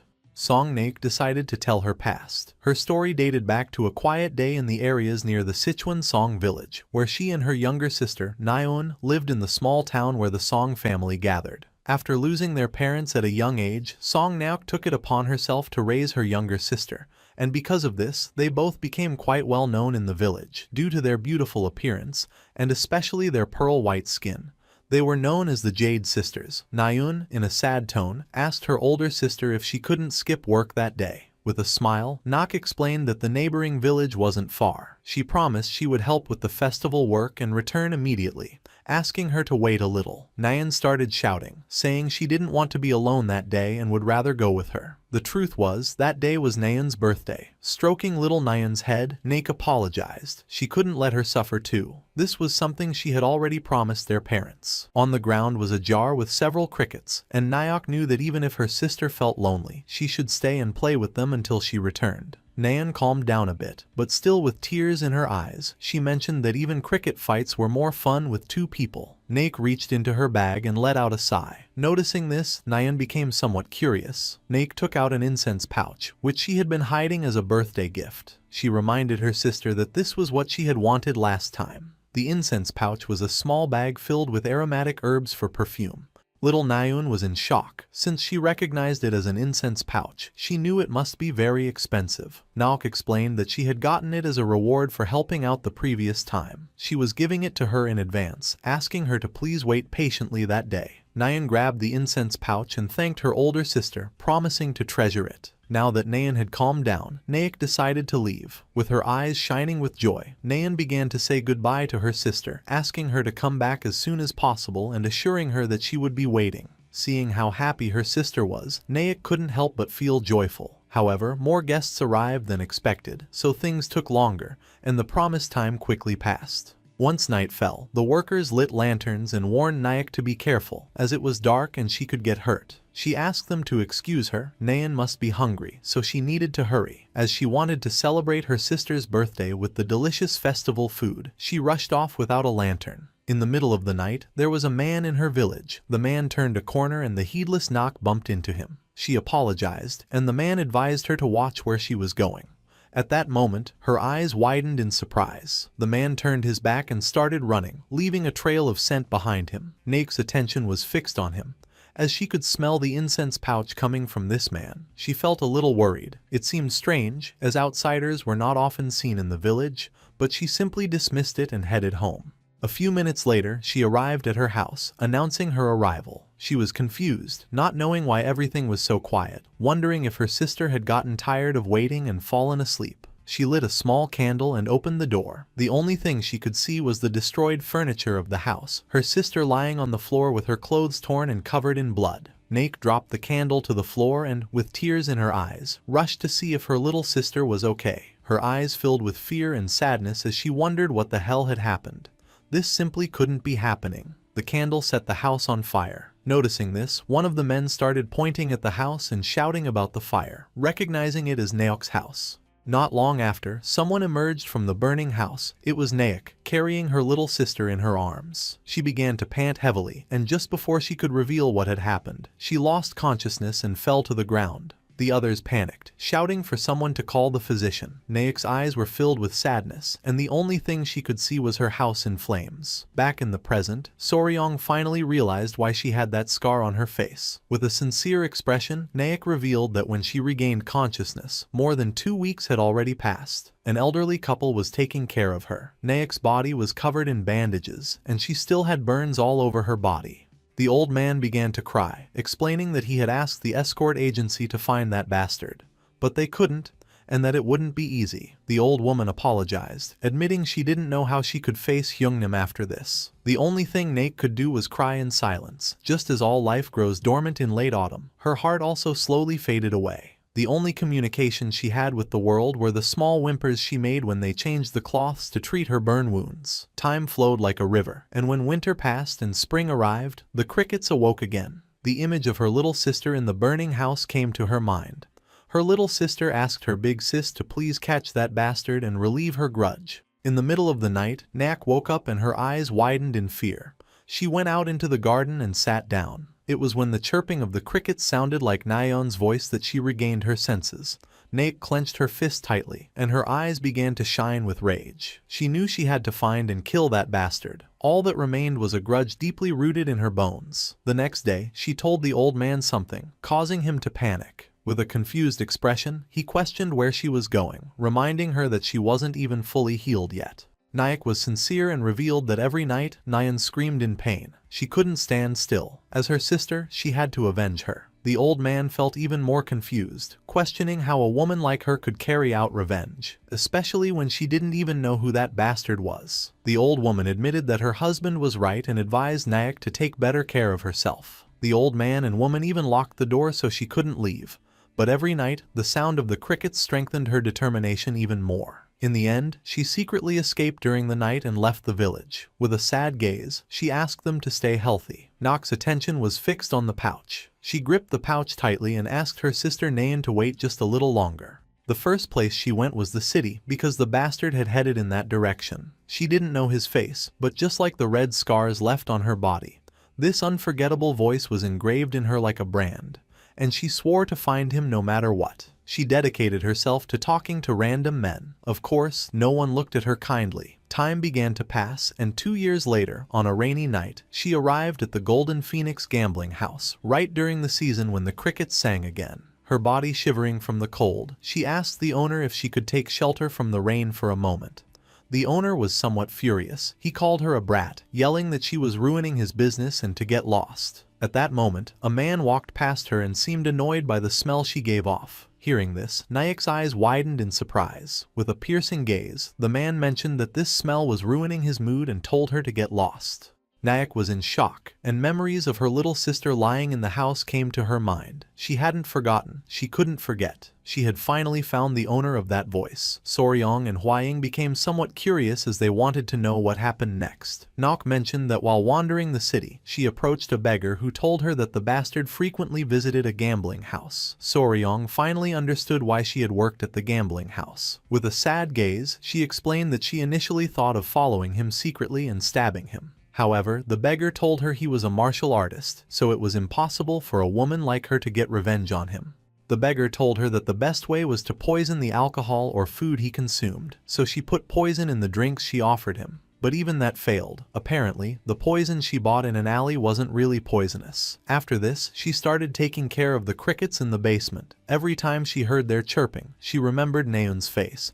Then, she would be half insane, only to regain her senses again and again. Naek gritted her teeth tightly, and her eyes filled with tears. With a gaze full of anger and rage, she swore that she must kill that bastard and that she could not leave that place until she did. With a confused expression, Soryong began to whisper, explaining to Gupai and Lady Hwaying that, although her circumstances were clear, he was doubtful of the situation. She needed to raise the crickets, but hearing their chirping made her faint.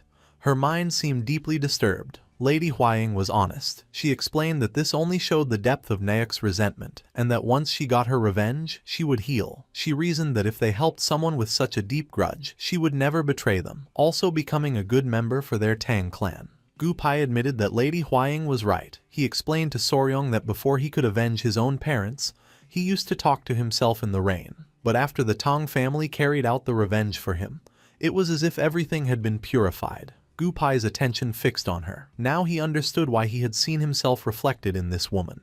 Soryong began to ponder, and he started to watch Gupai. Gupai nodded his head. With a confident smile, our boy stood up and got Naok's attention, making her somewhat curious. He placed his hand over his chest and assured Naok that they would help her settle that grudge, asking if, once they did, she could promise to become part of their clan. Naek's eyes widened in surprise. She asked if they could really help her, swearing that if they did, she would serve them with her life until her last breath. Our boy asked her not to worry and to simply entrust it to them. Soryong began to gaze towards the floor, and as his eyes were shining, he asked who exactly that bastard was. Naek felt somewhat surprised. She grew nervous and began to hesitate, unsure whether to tell the truth. After mulling it over, she was filled with determination, clenched her fist, and revealed that the bastard was the third son of the Great Harmony Gate, named Jin Daisung. With a confident smile, Soryong placed a hand on his chest. He would take care of Jin Daisung and destroy him completely. Lady Hwaying's and Gupai's eyes widened in surprise and confusion. Hwaying panicked and asked Naek if she was sure the killer was the third son of the Great Harmony Gate. Naek nodded, promising she was telling the truth. Soryong grew a bit confused and asked if there was a problem. Gupai's attention turned to our boy, and he revealed that the Great Harmony Gate was a sect that belonged to the same orthodox faction as them. In Sichuan, they were the most powerful after the Tang, Amei, and Qingcheng. Soryong was in shock, not knowing it was such a powerful sect. Lady Hwaying placed a hand under her chin and began to ponder. According to her, if what Jin Daisheng had done was true, then his sect didn't matter. She began to whisper, revealing that the problem was the pact their clan had made with the Great Harmony Gate. Her great-grandfather had once received great help from them. Because of this, even if the Great Harmony Gate committed a grave offense or a crime worthy of death, they had to, at least once, unconditionally yield or forgive it. Soryong's eyes widened in fear, realizing this meant he could do whatever he wanted. Lady Hwaying mentioned that in the Murim, oaths and promises were extremely important, especially when made in the name of a technique, a clan, or a nickname. They were sacred and had to be fulfilled. Naek approached them and asked if there was a problem. Hearing her voice, Soryong panicked and with a forced smile, assured her there was no problem. He was just surprised it was someone like that. He told her they would take care of the rest, asking her not to worry and to get some rest. Naek's eyes filled with tears and gratitude. She didn't know how to express her gratefulness, as she could finally avenge Naeun. Not long after, she collapsed to the ground and fell asleep. Lady Hwaying noted that she seemed to have relaxed too suddenly, and proposed that, first, they should take Miss Naek to the Tang residence to rest.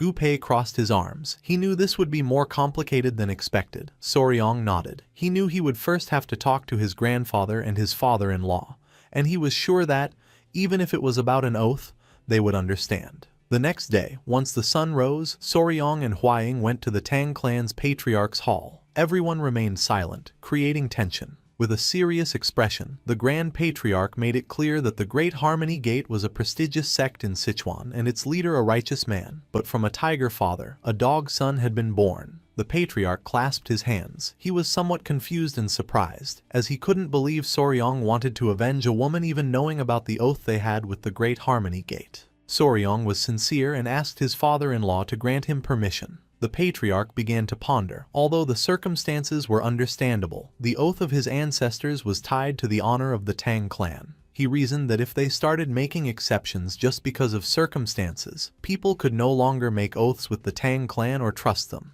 The Grand Patriarch simply nodded in agreement. The Patriarch stood up and forbade the Tang clan's lineage or its poison from helping the woman. Soryong's eyes widened in surprise. He stood up and begged his father-in-law to reconsider. The Patriarch stood firm in his decision, declaring that he had nothing more to say on the matter. Just as Soryong was about to insist further, Lady Huaying grabbed his hand, winked at him, and told her father that she understood and they would do as he commanded. Our boy couldn't help but feel a bit confused. Lady Huaying started to show a smile. She had found the loophole in the order. It was forbidden for the Tang clan's lineage or its poison to help the woman.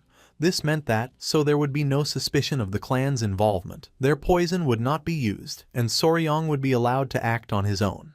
She revealed that Soryong was not of the Tang clan's bloodline. The Patriarch turned his back to them and with a smile, questioned why they were still here. Our boy was somewhat surprised, realizing this was what the Patriarch had meant all along. Huaying suggested they leave quickly, as there was much to do if they were going to help Naok. Soryong clenched his fists, knowing they had permission and that this was the moment to prove his worth as the son-in-law of the Tang clan. He began to imagine himself capturing Jin Daixing, reasoning that the initiation ceremony into an organization always involved eliminating someone. The next day, early in the morning, Gu Pei, who was holding a scroll, met with Soryong. He let him know that, although they had received permission, they had to avoid involving the clan's name at all costs, so he would discreetly investigate Jin Daixing's movements. Soryong asked Gu Pei to take care of it. The first step was to confirm Jin Daixing's whereabouts and movements. Squad leader Gu Pei, who was a member of the Poisonous Extermination Squad, decided to gather the information. With a smile,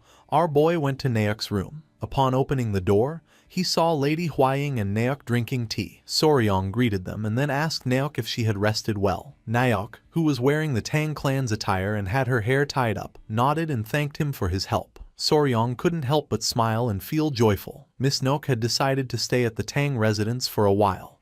They had bathed her, changed her clothes, and even fixed her hair, and now her face looked much better. Soryong took out a bag and mentioned that he had brought medicine for the burns from the Tang clan. Naok thanked him again, admitting that she didn't know how she could repay this debt. Soryong sat down and, with an expression full of curiosity, asked if he could ask her about the crickets. Naok nodded. As Soryong's eyes were shining with joy, he began to raise a finger and was about to ask his question.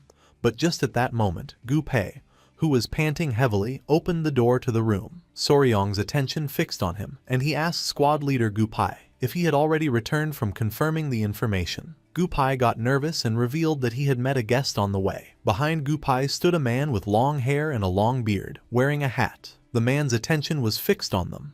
With a smile, he took off his hat and recognized Lady Huaying, greeting her as the poisonous flower and commenting on how long it had been since he'd last seen her. Lady Huaying stood up, introducing herself as Tang Huayan of the Sichuan Tang clan, and greeted the elder beggar emperor. Soryong felt somewhat confused, not knowing who this guy was, so Lady Huaying asked him to be respectful, explaining that he was the elder beggar emperor, one of the 3 emperors, just like the elder fist emperor. Hearing this, Soryong's eyes widened in fear and surprise, realizing that this was one of the 3 emperors, just like the leader of the Murim alliance. Soryong immediately greeted the beggar emperor, introducing himself as Wei Soryong. The beggar emperor had heard that the fist emperor taught him his martial arts, so he had come to see who he was. Naok's eyes filled with surprise as she recognized the beggar emperor.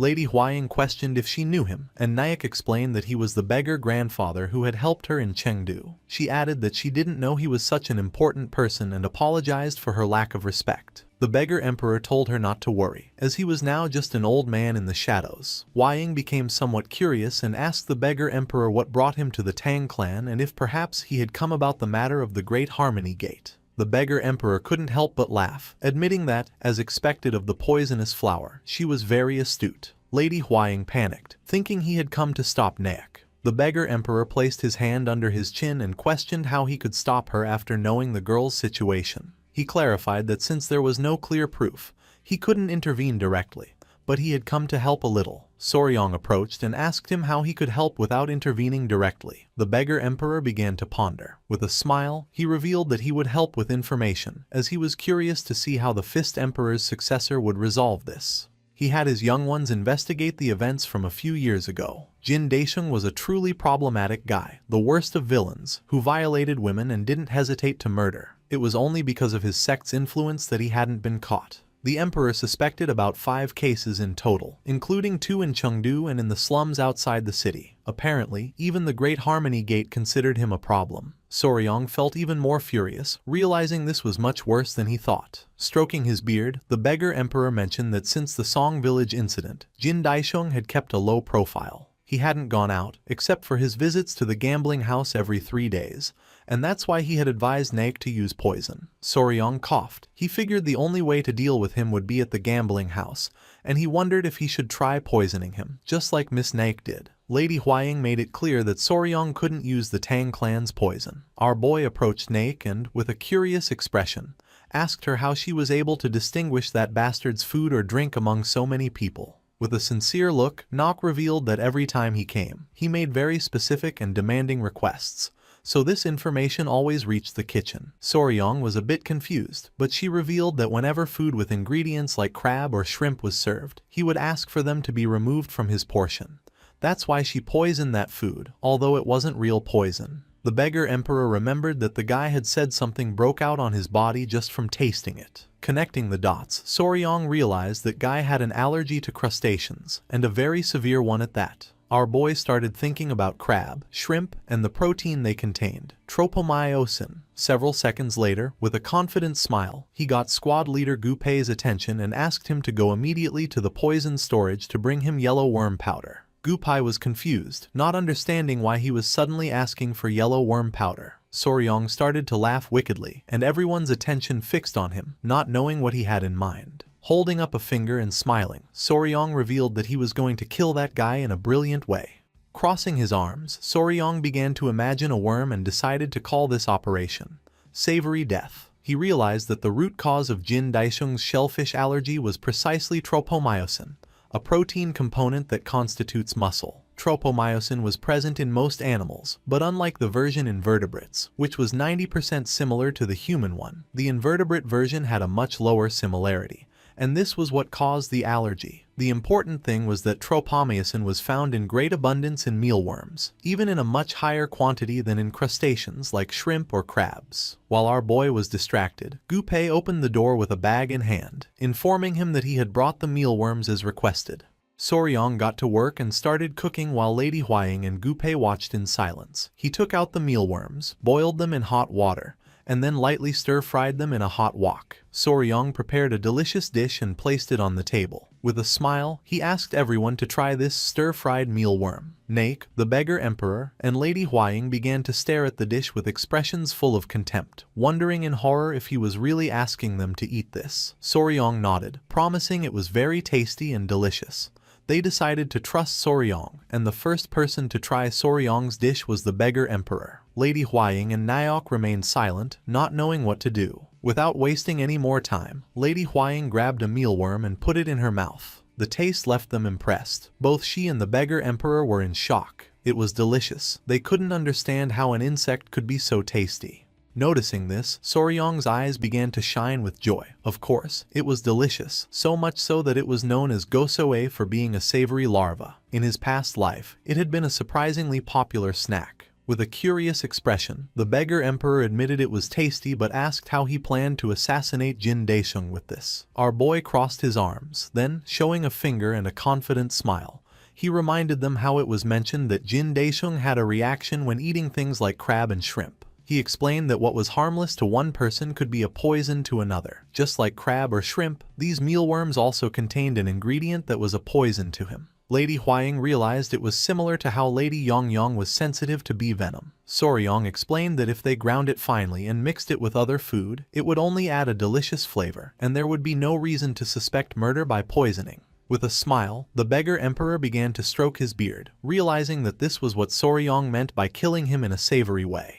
Soryong began to ponder and mentioned that the more they added, the more certain the effect would be, so they would add a generous amount. The problem was deciding which food to put this in. Nok raised her hand and in a calm tone, mentioned that she had a good idea. Soryong became curious, wondering what she had in mind. She extended her hand and proposed putting the mealworms in Ryatagan, as they often ate it at the gambling house. Hearing this, Soryong felt a bit confused. In a serious tone, she explained that Ryatagan was made of glutinous rice with red bean paste inside. Sometimes, its exterior was covered with syrup and then with soybean powder. If they mixed this mealworm powder with the soybean powder and coated it, it would be perfect. An idea came to Soryong's mind, a glutinous rice cake soaked in yellow worm powder, and on top, covered with a sticky syrup. This was the perfect dish to die of asphyxiation. It was perfect for a murder. Clenching her fist tightly, she asked Soryong to let her make the Ryatagan. Only if she made it with her own hands would she feel that she had been freed from this grudge. Stroking his beard, the beggar emperor nodded. He agreed that revenge should come from her own hands. His last meal, a Ryatagan covered in insect powder, was a fitting end for trash like him. Our boy decided to ask the owner of the gambling house to let her do the cooking for a day. With a worried gaze, Lady Huaying proposed that, just in case, they should participate in the gambling to keep him there and prevent him from escaping. A smile spread across Soryong's face, and his eyes began to glint with malice. This plan was becoming more and more flawless, a plan from which he could not escape alive. A few days later, Jin Daisheng, holding a bag full of coins alongside his bodyguard, headed for the Golden Phoenix gambling house. The owner greeted him respectfully, welcoming him. With an arrogant expression, Jin Daisheng dismissed the greetings and demanded liquor and women at his usual table. Just then, the owner apologized, informing him that the table was already occupied by special guests. Jin Daisheng felt somewhat confused, and when he entered the place, his eyes widened in surprise. At the table where Jin Daisheng usually sat, Soryong and Lady Huaying were gambling. Jin Daisheng's attention was fixed on the beautiful Lady Huaying, whom he recognized as Tang Huaying, the poison flower of the Sichuan Tang clan. Jin Daisheng approached and with a smile, greeted Huaying respectfully, mentioning that he didn't expect to see her in this place. With a confused gaze, Huaying asked who he was. With a nervous expression, Jin Daisheng introduced himself as the third son of the Great Harmony Gate, reminding her that he had visited her some time ago and asking if she didn't remember. Soryong interrupted the chat because he had won a bet. Showing a confident expression, he asked Lady Huaying what she thought of his skills. While Huaying's eyes were shining with admiration, she admitted that Soryong was incredible. Jin Daisheng became confused and asked his bodyguard who Soryong was. His bodyguard replied that he had heard the poison flower had a fiancé and presumed that it was him. Soryong began to smile, and Jin Daisheng panicked. He couldn't believe it.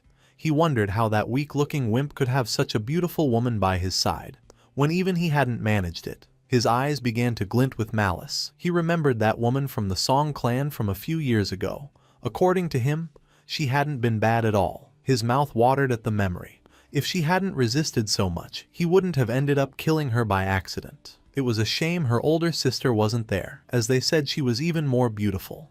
Just then, he approached the table and Soryong's and Huaying's attention fixed on him. Jin Daisheng sat down across from them, extended his hand, and declaring it was an honor to meet the poison flower's fiancé, asked if he would like to have a game with him. Soryong didn't refuse. A smile spread across Jin Daisheng's face. Whatever the case, this was a good opportunity.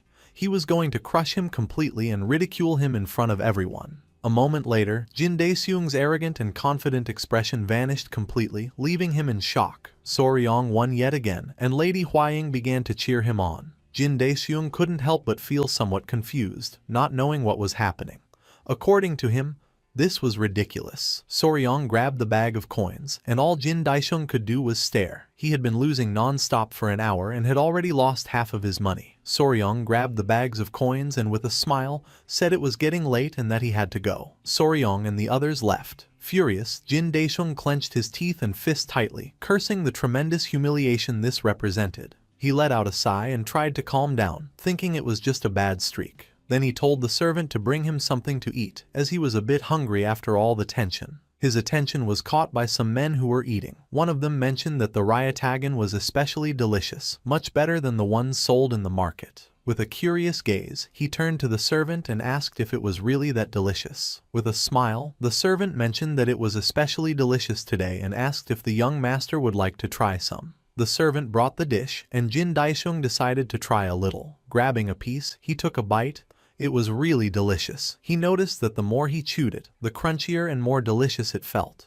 Not long after, Jin Daisheng's face twisted in pain, causing him to fall from his chair to the ground. He placed his hands on his neck, feeling a familiar sensation. Hearing the commotion, Soryong and the others started running towards him, worried about what had happened. The bodyguard revealed that the young master had collapsed after eating the ryotagan. Soryong asked the bodyguard to step aside for a moment to attend to him. Worried, the bodyguard asked Jin Daisheng to hang on for a bit. Foaming at the mouth and with his eyes full of tears, Jin Daisheng grabbed Soryong by the shirt, begging for help. But not long after, his eyes widened in surprise. As a sinister aura emanated from Soryong's body, he began to stare at Jin Daisheng and asked him if he had enjoyed the ryotagan. With a cold expression, he told him that for the crime he had committed in the Song clan's village, he hoped he would regret it forever, even in the afterlife. Furious, Jin Daisheng grabbed Soryong by the collar, not knowing how this bastard knew about that. Soryong pushed Jin Daisheng's hand away, exclaiming that he seemed to be suffering horribly. Jin Daisheng started screaming in pain,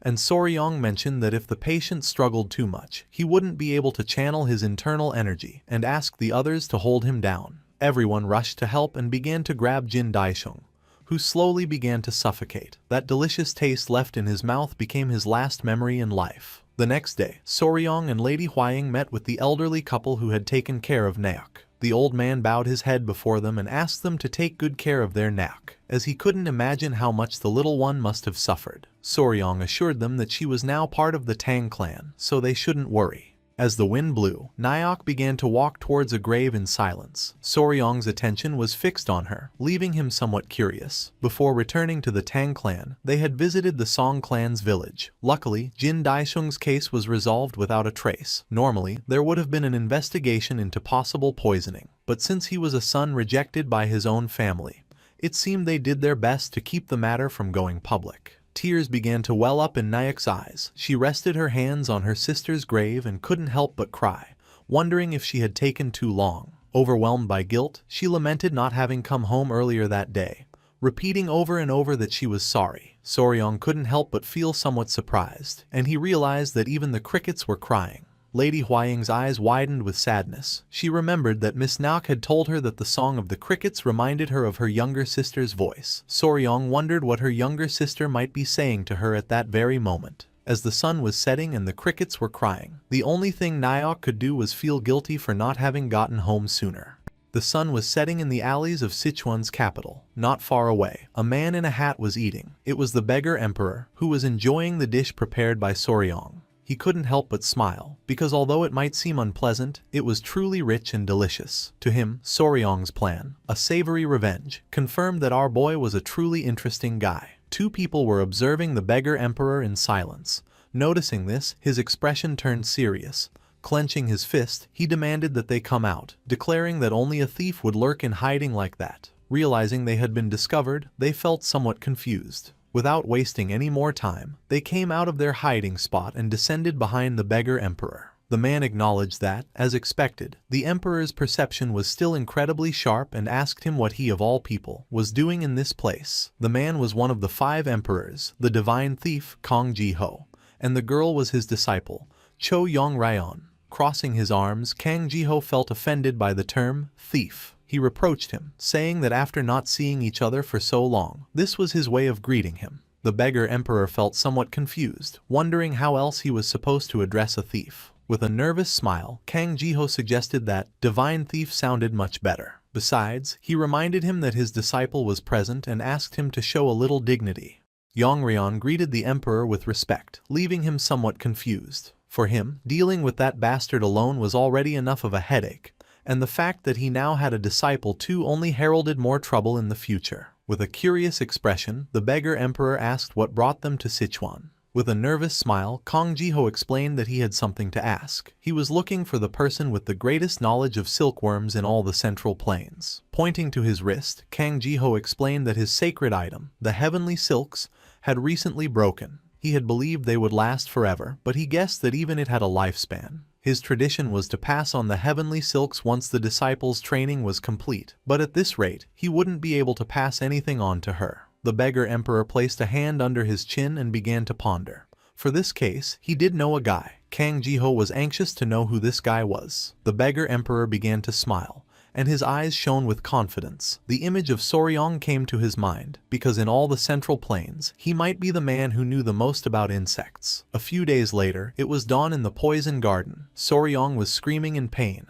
One of Gupai's men was hitting him on the back with a whip, telling him to endure just a little longer. Not far away, Lady Huaying and the small centipedes were observing in silence. Soryong was cultivating the iron coffer art, a unique martial art of the Fist Emperor based on poison. In short, this was a technique that strengthened him the more he was beaten, almost to the point of death. The method consisted of tensing his muscles upon receiving a blow and, at that exact moment, circulating his chi to harden his body. With a cheerful gaze, Lady Huaying and the centipedes began to cheer our boy on. The man gripped the whip tightly, declaring that this was where it truly began. One of the centipedes' attention was fixed on it, and its eyes began to shine with excitement as it remembered when Lady Huaying used to caress them with a feather. Without wasting another second, it leaped from Huaying's arms, causing her eyes to widen in confusion. As the whip was slowly approaching, it jumped and put itself in the path of the lash. Noticing this, Soryong, whose back was covered in wounds, panicked.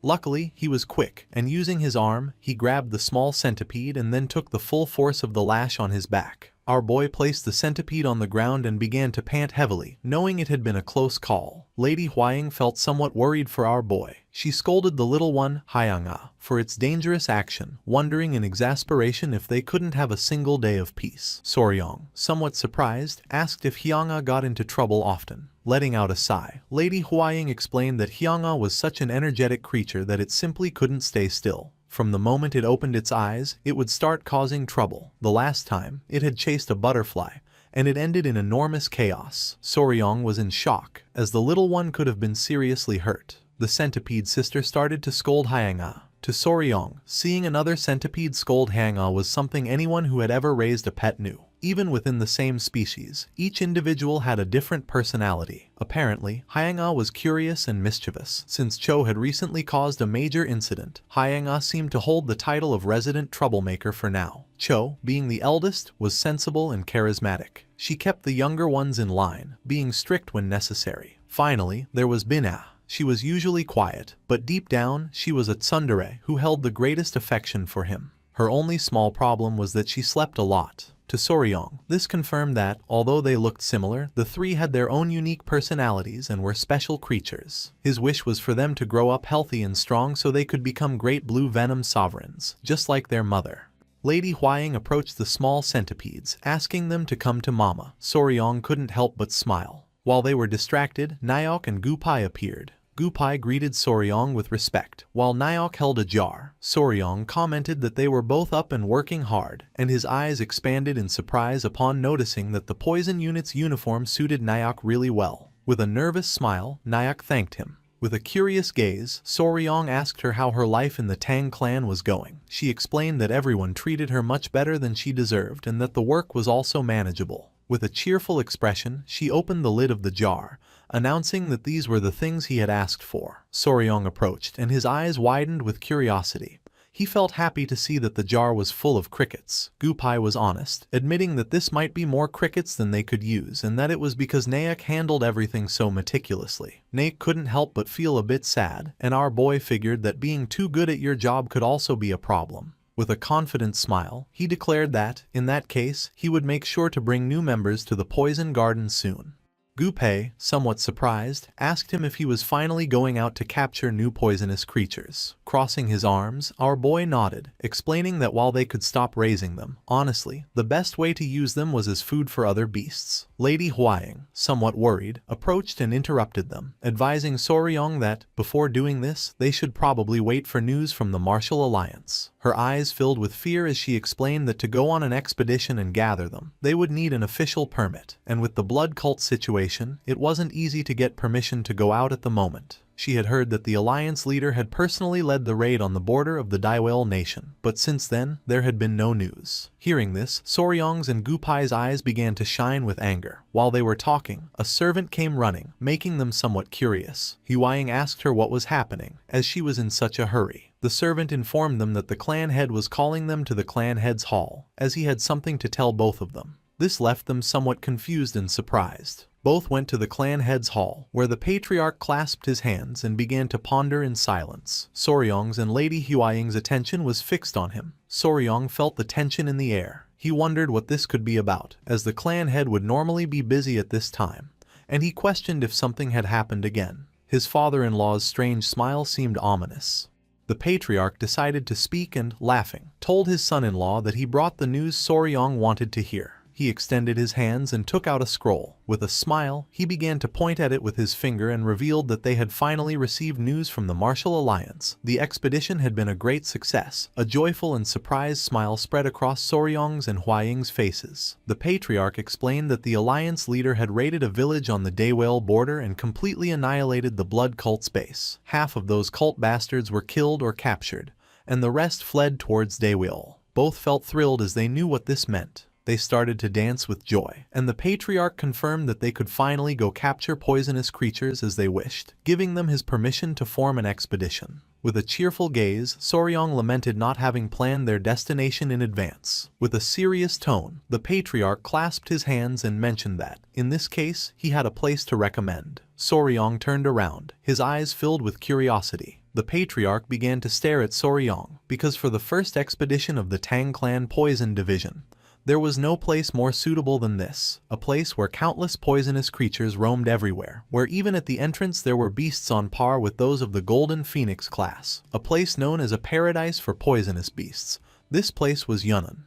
Several days passed, and the journey took him to the far southwestern edge of the Central Plains, below Sichuan, to the tropical jungle of Yunnan. Deep in the Ailao Mountains, there was a valley known as the Poison Ravine. This was a place where the cries of beasts were heard before the words of men, a land where strange rocks rose like forests, and mysterious creatures abounded. For him, this was basically paradise on earth. Soryong was lying on his bed next to his pets, the sleeping centipedes and lizards. He was happy, unable to wait to discover what kind of creatures inhabited this place. Grabbing one of the centipedes, Soryong asked them to wait just a little longer, as he was going to bring them back many new friends. Several days went by, and soon in the morning, a small unit was selected from the Poison Division to form the expedition. The management of the Poison Garden was entrusted to Lady Naok, who was officially appointed vice captain of the division. It was considered that without a title, it would be inconvenient for her to give direct orders while the team was away. Soryong, Gu-pei, and the others prepared their luggage,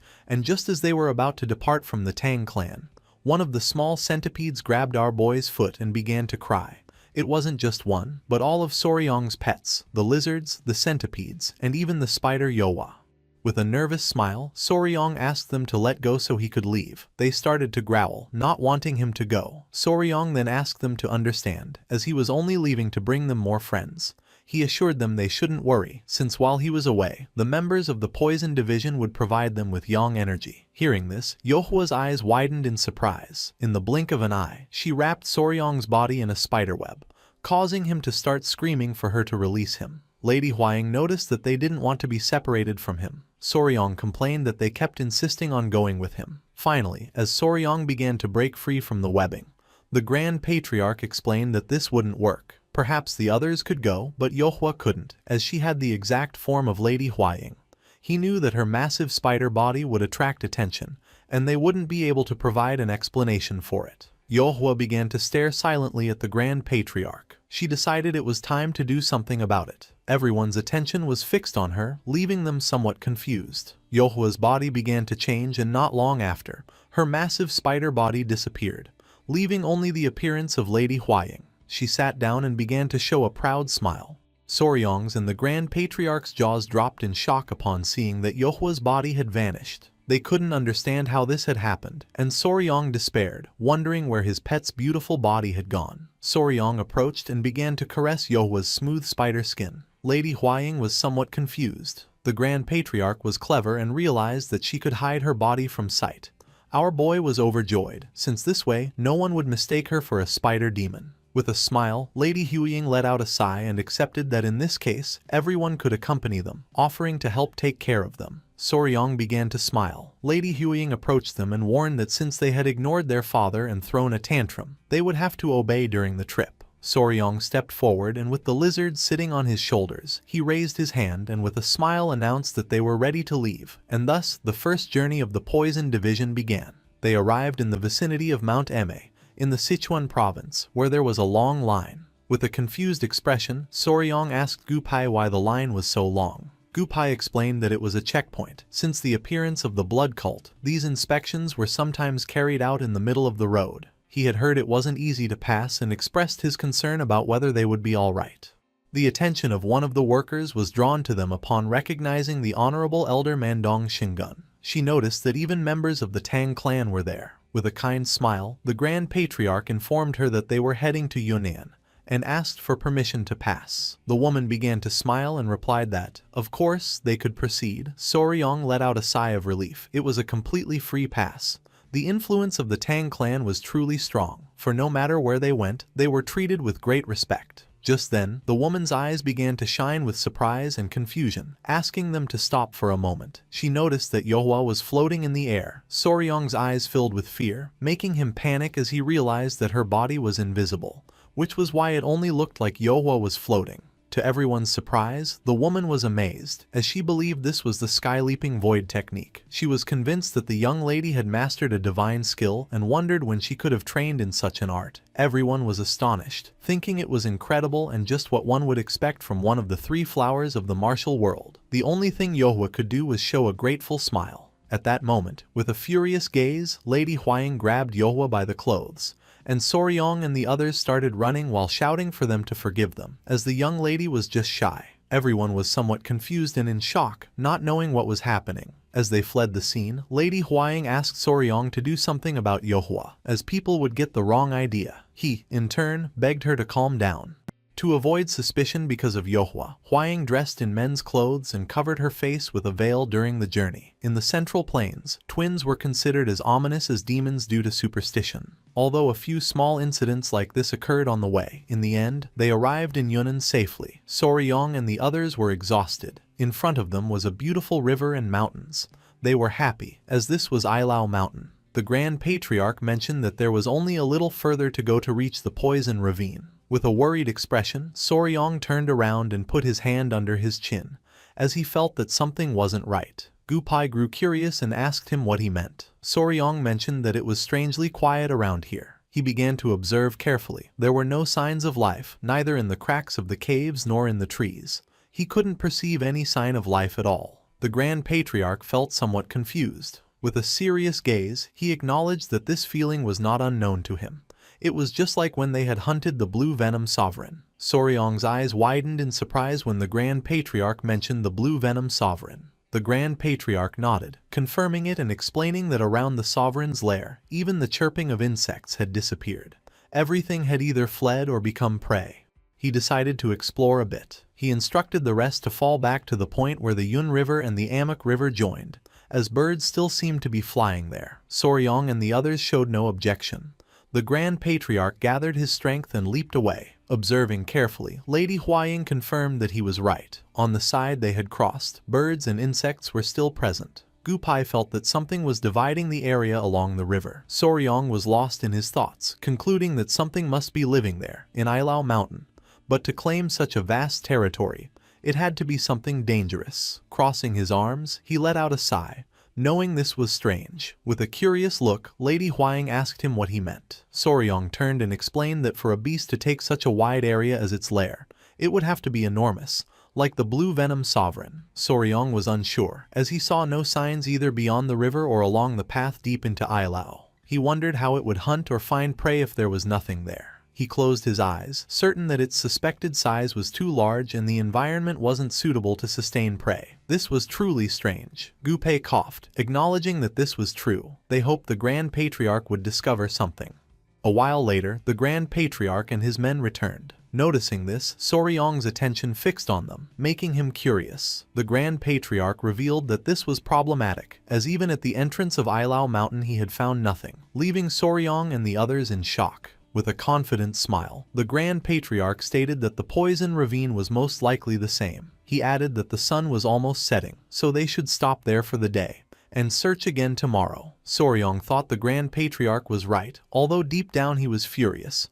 They couldn't return empty-handed. They would capture whatever it was, no matter the cost. Night fell and they lit a bonfire to prepare food. While Soryong was playing with the centipedes, Lady Huang brought him a plate of food. She asked Soryong to eat and then told the pets to let their father rest and go with her. Soryong thanked her. She noticed Soryong was examining the map and with a smile asked what he was doing. Soryong was checking the vast expanse of the area. He believed the creature's lair was likely in the center. While they were talking, one of the centipedes' attention was caught by a dragonfly flying near them.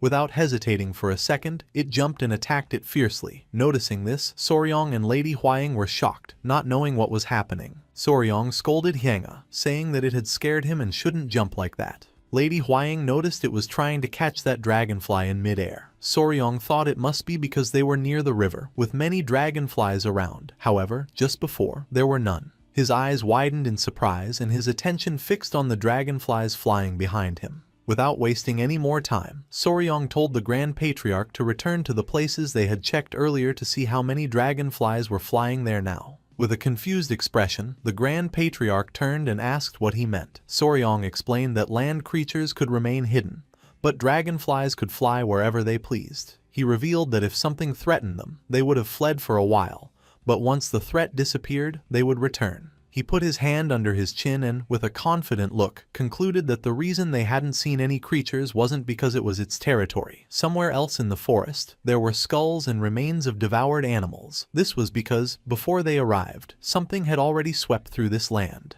Soryong and the others set off. The Grand Patriarch warned them that the area ahead was a thick jungle and that they should stay alert, as wild animals could appear at any moment. With an excited smile, Soryong nodded his head. Soryong's eyes were shining with curiosity, as he realized they needed to catch up to whatever was moving ahead before it got away. The Grand Patriarch felt worried about our boy, and asked him if this was too difficult for him. With a confused expression, Soryong turned to him and replied that it wasn't difficult at all, that he could handle it. A smile appeared on his face, because although he would normally complain non-stop, he couldn't give up until they caught it. Just then, a strange sound caught their attention, making them curious. Gu Pei noted that it sounded like bamboo swaying forcefully in the wind, which was strange, as there shouldn't be any bamboo forest ahead. Two men from the clan leaped forward, warning that there was a cliff ahead and to watch their step, as there was something down below. Soryong and Gu Pei panicked and couldn't help but feel fear. In front of them was a cliff, and at the bottom were hundreds of strange creatures. Observing closely, the Grand Patriarch saw they were red ants and panicked, wondering if they weren't demonic ants, all clustered together like this. Gu Pei was speechless, as judging by the size,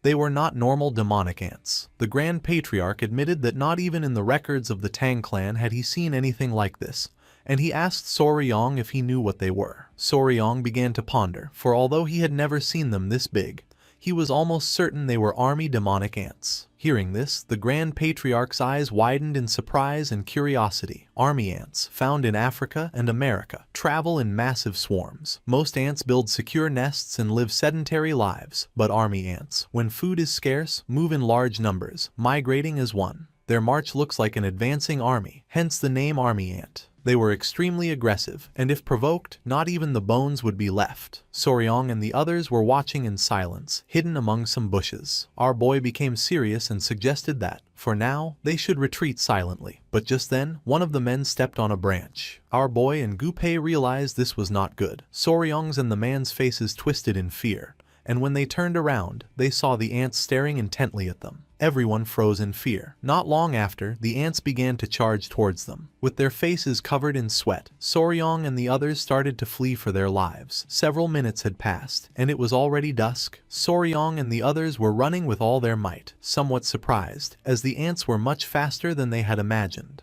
On the path, there was a small deer eating leaves. As soon as they saw it, the ants pounced on the small deer and began to devour it. Noticing this, Soryong's eyes filled with fear. He remembered that demonic ants sensed movement through vibrations, and that if they kept going like this, the ants would think they were prey. With a worried expression, the Grand Patriarch asked him what they should do. Something caught Soryong's attention, and an idea came to his mind. He revealed that they had to cross the river, as the ants couldn't cross water. The Grand Patriarch pointed in the direction of the river and told them to jump. Without hesitating for a single second, everyone leaped into the water. By the time the ants arrived, everyone had already jumped. Several seconds later, Soryong emerged from the river and couldn't help but smile upon noticing that the ants were turning back. Gu-pei was relieved that they had survived. Once the ants left, they got out of the river. He sneezed, feeling that it had been too close. It was like having one foot in the grave. Soryong was lying on the ground exhausted and asked his centipede Cheoya if he was okay, assuring him that he would dry him off quickly. Cheoya nodded. With a smile, the Grand Patriarch stood up and admitted that they were monstrous creatures. He, the myriad Venom's divine lord, had never felt fear before any enemy, and yet these demonic ants had filled him with terror. Our boy's eyes filled with concern, and he warned that they must remain cautious. These creatures devoured every living being in their path, and this explained why they hadn't seen a single animal on the way. Stroking his beard, the Grand Patriarch nodded, confirming that a swarm of this size explained everything. Our boy was disappointed, thinking it was only demonic ants and not some unknown beast. The Grand Patriarch noticed the sun was setting and, seeing that this place seemed safe, suggested they rest for a while. Soryong nodded, thinking it was a good idea. Then, he approached Gu-pei and with a smile proposed to Great Lord Gu that, once night fell, they should head back towards the demonic ants to investigate. Gu-pei was shocked and asked what they were supposed to check. With a confused expression, our boy replied that, of course, he meant the demonic ants. Gu-pei began to tremble and his eyes widened in fear. They had barely escaped, and he couldn't believe he was being serious. The other man asked if he was planning to catch them all, just as he did with the golden phoenix beasts. With a nervous smile, Soryong waved his hands, explaining that of course not. It would be impossible for him to capture so many. His plan was simply to infiltrate and catch a few. Gu-pei and the other man panicked, thinking Soryong was insane. Our boy began to pet his centipede, which started to show a smile. While Soryong's eyes were shining, he asked them if they would come with him. The next day, they ventured once more into the blood-red jungle. The midnight kidnapping mission was a resounding success. Soryong, the Grand Patriarch, and Gu-pei managed to catch 4 ants. Once they were in a safe place, they tied up the ants. Gu-pei was panting heavily to catch his breath, unable to believe he had to do this crazy thing again. When they had proposed going at night, he had thought the ants would be sleeping. Soryong revealed with a laugh that demonic ants don't sleep. Soryong pointed out that they had succeeded, as they had managed to catch 4 demonic ants. Gu-pei grabbed the ant he had caught and with a confused gaze asked Soryong if they could really raise them. Soryong sat down beside them and began to observe the ants carefully. After analyzing them, he determined that it probably wouldn't be possible to raise them. Their memory only lasted about 3 days, which made any training useless, and without a queen, they were impossible to control. Gu-pei was somewhat furious, wondering if all this had been for nothing. With a serene smile, Soryong replied that it hadn't been for nothing. He pointed out the beauty of the creatures, explaining that the simple act of displaying them in the Tong clan would be impressive. Gu-pei put his hands on his face. Soryong, with a nervous smile, reminded him that this was the poisonous creatures unit and that he had to endure it. The Grand Patriarch interrupted them, asking Soryong what his plan was now. He suggested that if they were going to hunt more poisonous creatures, they could head west towards Ruili or south to the deeper jungles of Xishuangbana. Soryong's eyes began to shine with confidence as he revealed that they would do neither of those things. First, they would regroup with Hua Yun's group and then they would track the demonic ants again. More precisely, they would move ahead of them. Gu-pei and the others were in shock. Soryong cracked his knuckles and revealed his plan. Their targets would be the poisonous creatures flushed out by the march of the demonic ants. This, in reality, would make it easier to capture others, turning it into a perfect opportunity. For this reason, they had to join their march. Gupai's face was covered in sweat, knowing he wouldn't make it out of this alive. A smile spread across our boy's face, making him feel excited as the image of poisonous creatures came to his mind. It didn't matter if he couldn't catch the ants. With this plan, he would take over all the venomous beasts of Yunnan. He would sweep them all up. Once night fell, they lit a bonfire. Lady Huaying was in shock to see they had captured 4 ants. Her attention was fixed on the sharp limbs of the insects. She couldn't believe that Soryong wanted to run in front of these creatures and, on top of that, catch the venomous beings that fled from them. She became somewhat furious. After the bees, now it was ants. She remembered it hadn't been that long since they ran in front of the golden-haired royal bees. Soryong panicked and, showing a nervous smile, reminded her that she herself had said they got good results last time. Her eyes widened in surprise, as she knew Soryong was right. She remembered the Grand Patriarch's words, who had explained that by running tirelessly in front of the swarm of golden-haired royal bees, she had depleted her internal energy over and over again. Thanks to this, she was able to absorb most of the energy from the inner core of the blue-spotted centipede, and without seeking it, even Huyen got a great opportunity. A cheerful smile spread across our boy's face. He explained that, now that the centipedes had molted twice and no longer needed to feed on the core's energy, it was her chance to completely absorb the remaining energy.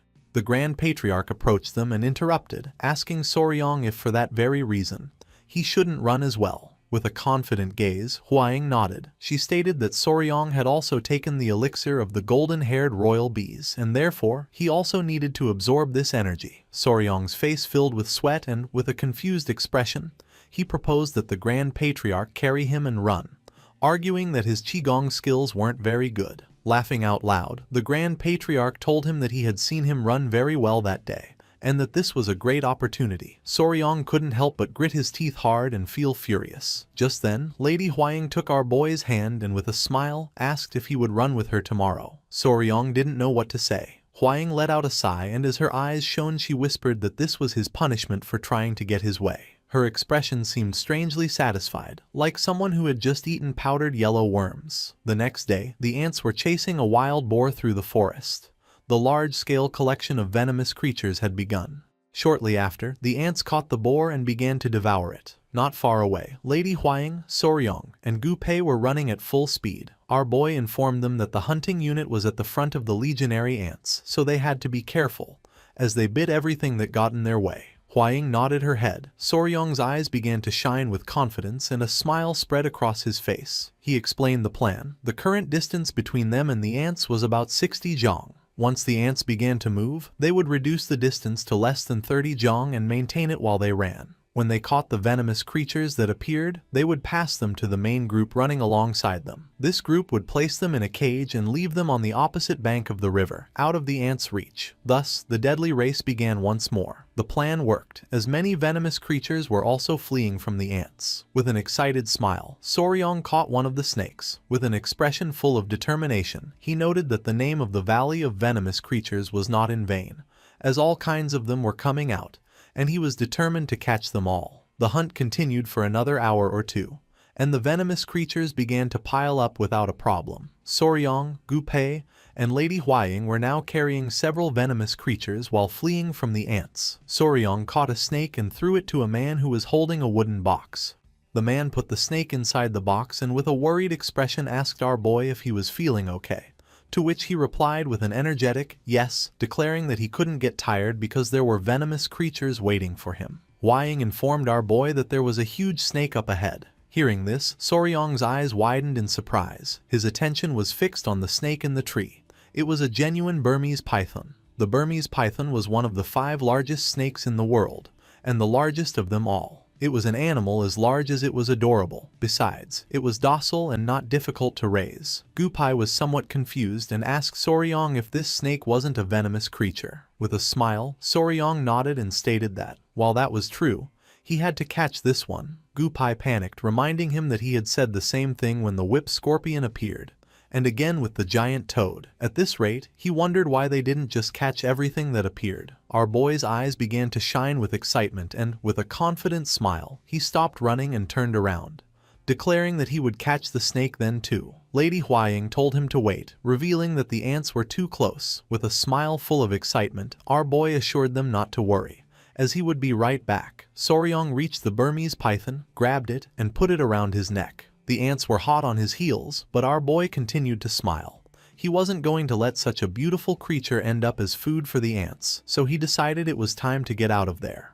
Soryong's luck ran out when he tripped on a branch and fell face first onto the ground, right in front of the ants, causing Lady Huaying and Gupei to panic. Knowing this was not good at all, Soryong turned around and his eyes widened in fear, knowing the ants were very close. Consumed by fear, the only thing Soryong could do was freeze as the ants lunged at him. Just then, someone grabbed Soryong by the collar. It was Yahello, who had tied her spiderweb to a tree branch and, grabbing our boy tightly, lifted him off the ground, preventing him from being devoured by the ants. Soryong was in shock, as he couldn't believe she had saved him. The stampede of ants was so large it created a blizzard. Yahello told our boy to hold on, making his eyes fill with tears. Noticing this, Lady Huaying and Gupei felt relieved. She congratulated Yahello on a job well done and asked her to please take Soryong to a safe place. The ants had destroyed everything in their path, devouring every living being and tearing down trees. A moment later, Yahello let go of Soryong, causing him to fall to the ground. As he was panting heavily to catch his breath, Yahello started running towards him with a furious expression.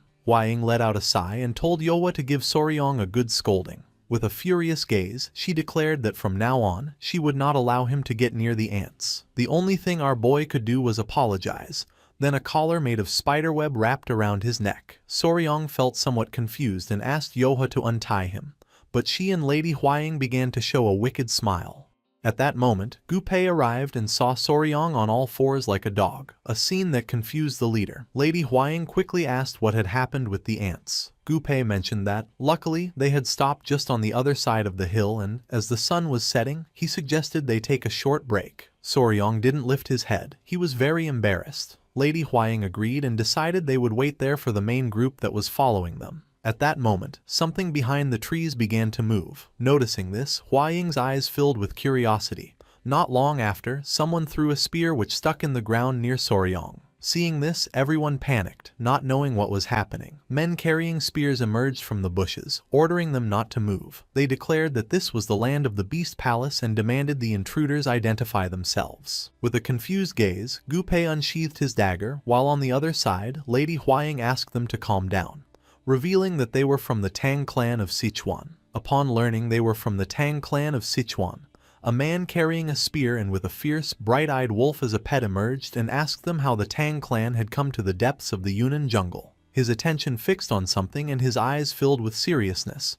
The leader's gaze fixed on the silk collar Yahello had made for Soryong. Soryong's face filled with fear and he began to wave his hands, explaining that it wasn't what it looked like. The leader couldn't help but grit his teeth as a powerful energy began to emerge from his body. He gripped his spear tightly and his eyes began to glow with rage, demanding to know what the hell they were doing in the land of the Beast Palace. This man's name was Rang, a warrior affiliated with the Southern Beast Palace. He had found them after hearing a strange noise during a scouting mission.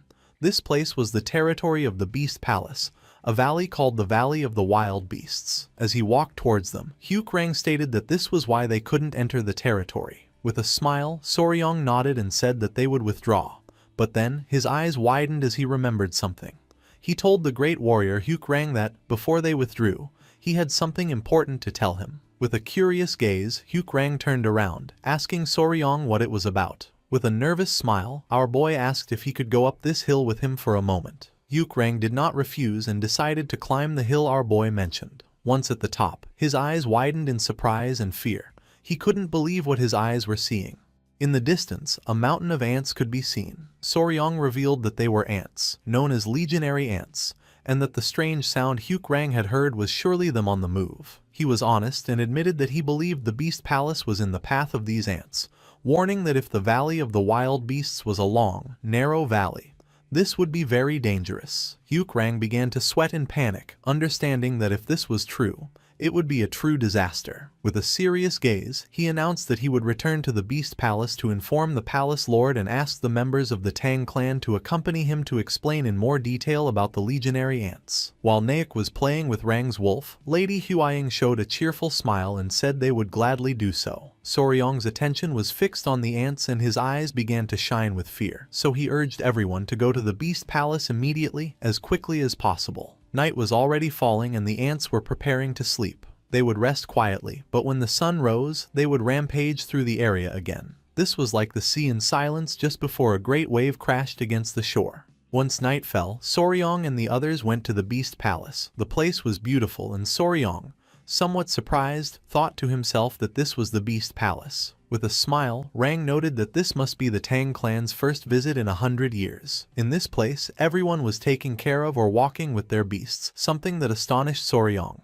Lady Huaying explained that it was said that the beast taming techniques of the southern Beast Palace were unrivaled, not even beyond the Great Wall or in the Central Plains. With a kind smile, Rang explained that the large circular clearing they had passed at the entrance was a training ground where they let the beasts loose, and that from this point on, the residential area began. He detailed that the Valley of the Wild Beasts was shaped like a gourd with a single entrance. Huaying was astonished, as the entire environment was surrounded by high rocky mountains. Rang nodded. For as long as the entrance was well defended, it could be considered a perfect natural fortress. Soryong's attention was fixed on the buildings, realizing that while it was a fortress, on the contrary, if the entrance was blocked, it meant they would be trapped like rats in a cage. Once at the entrance, Rang became serious and informed the palace lord that the guests from the Tang clan of Sichuan had arrived. The palace lord gave them permission to enter. Everyone's eyes widened with seriousness, and upon entering, Soryong saw 3 figures next to their black leopards. The atmosphere was tense. The old man with white hair and scars on his face began to pet his beast and introduced himself as Manhwa, the lord of the Beast Palace. Clasping his fist in his hand, Soryong bowed his head before him as a sign of respect and introduced himself as Wei Soryong of the Tang clan of Sichuan. Lady Huaying also introduced herself. With a serious tone, Manhwa deduced that they had come all the way to Yunnan to hunt venomous creatures. He added that he had already heard the gist of it from his warriors, and acknowledged that the Tang clan of Sichuan knew much more than they did about poisons and venomous creatures. With a furious expression, he let out a sigh and asked them what exactly the legionary ants were and how they had gotten here. Soryong's and the others' eyes widened in surprise and confusion. Closing his eyes, our boy nodded and proceeded to explain everything that had happened so far, how dangerous the legionary ants were and the level of destruction they could cause. He even warned them that they should evacuate the people immediately. However, their reaction was different from what he had expected. As a suffocating aura emerged from Manhwa's body, with a furious gaze, he questioned the simple suggestion of evacuating.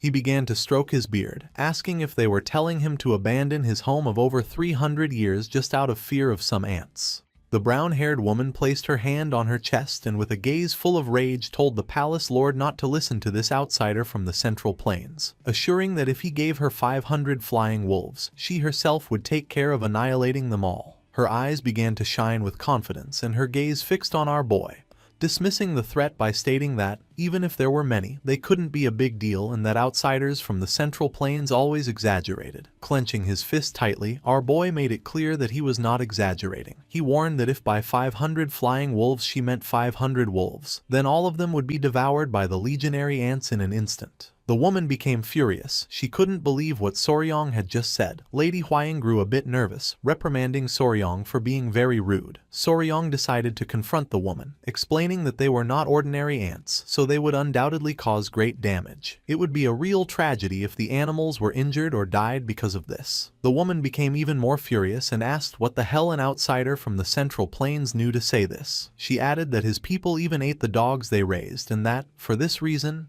they were incapable of understanding them.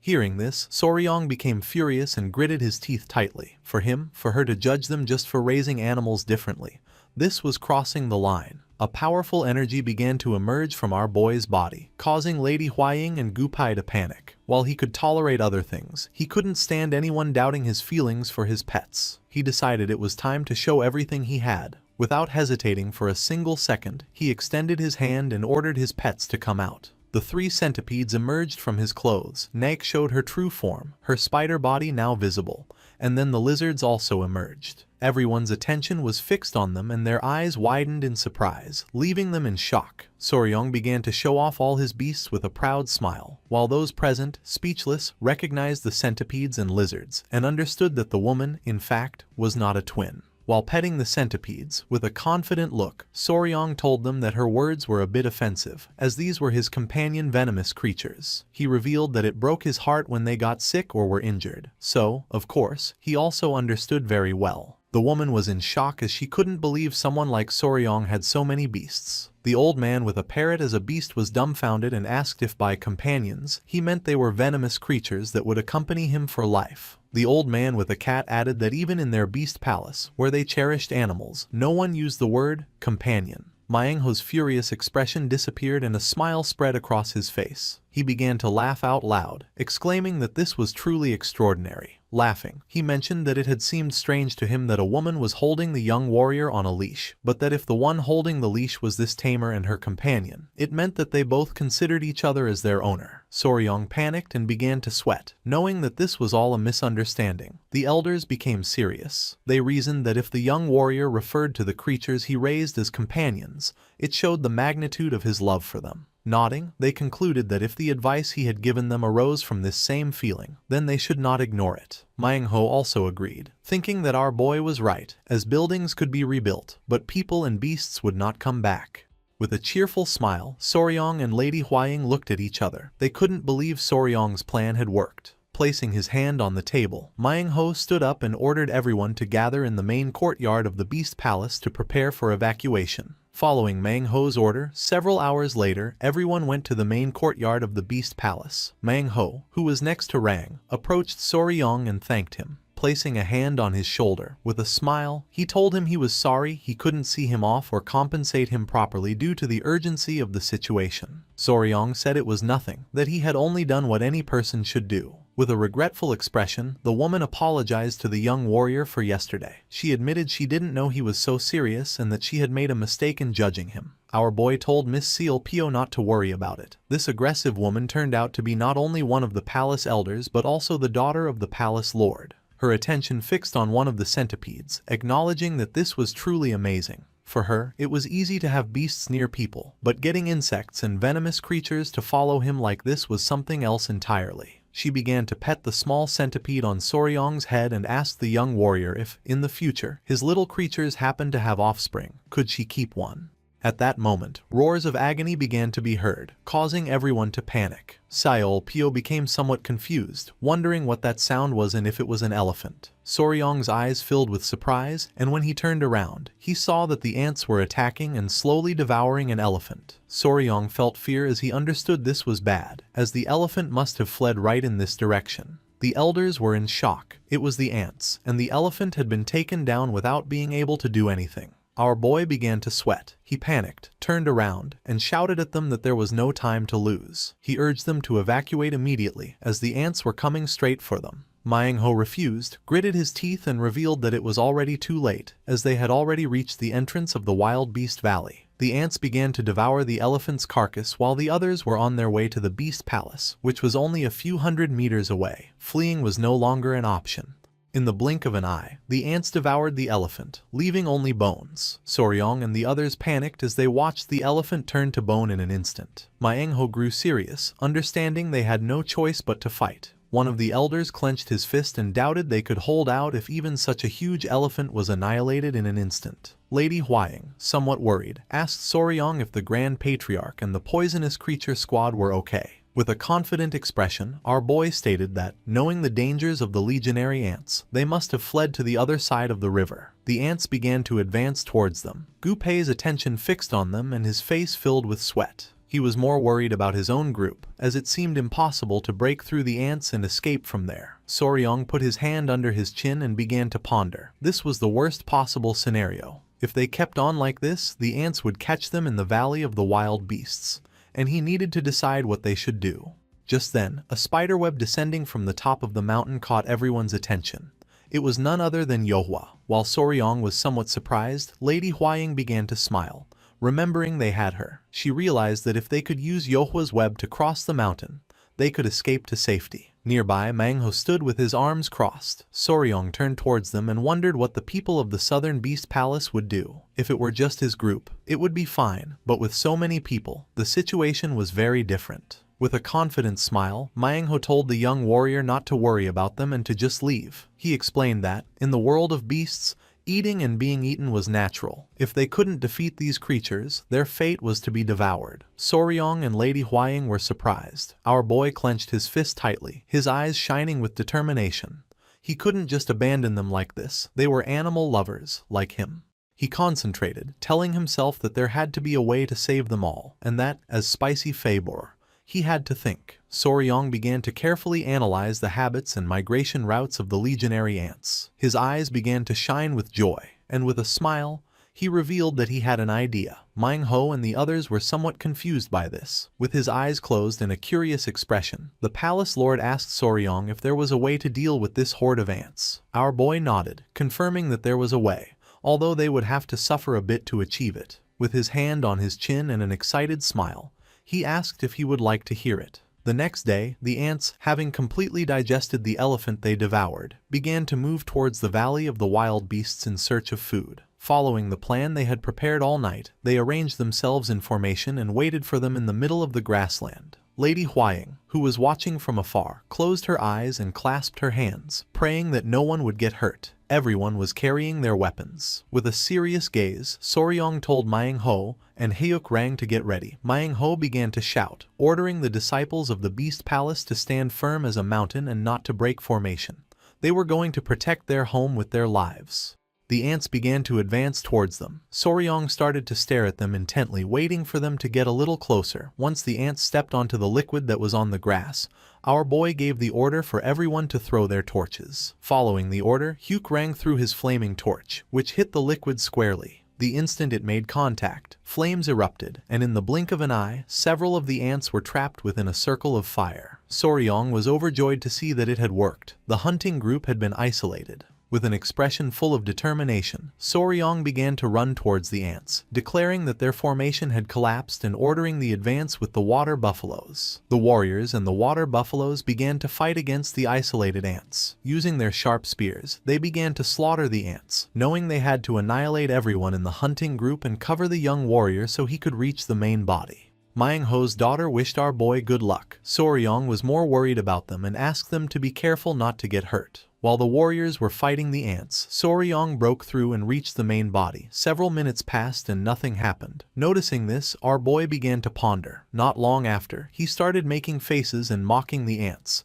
shouting at the damn creatures that he was there. His plan worked as the ants became furious. Without wasting a single second, Soryong started running while the furious ants chased him. Seol Pyo and the others had already defeated the ants that had been isolated. Her attention was fixed on our boy, and she didn't know if the plan would work as the young warrior had said. Her father mentioned that they would have to wait and see. Soryong was running with all his might, realizing the plan was perfect as they were following him.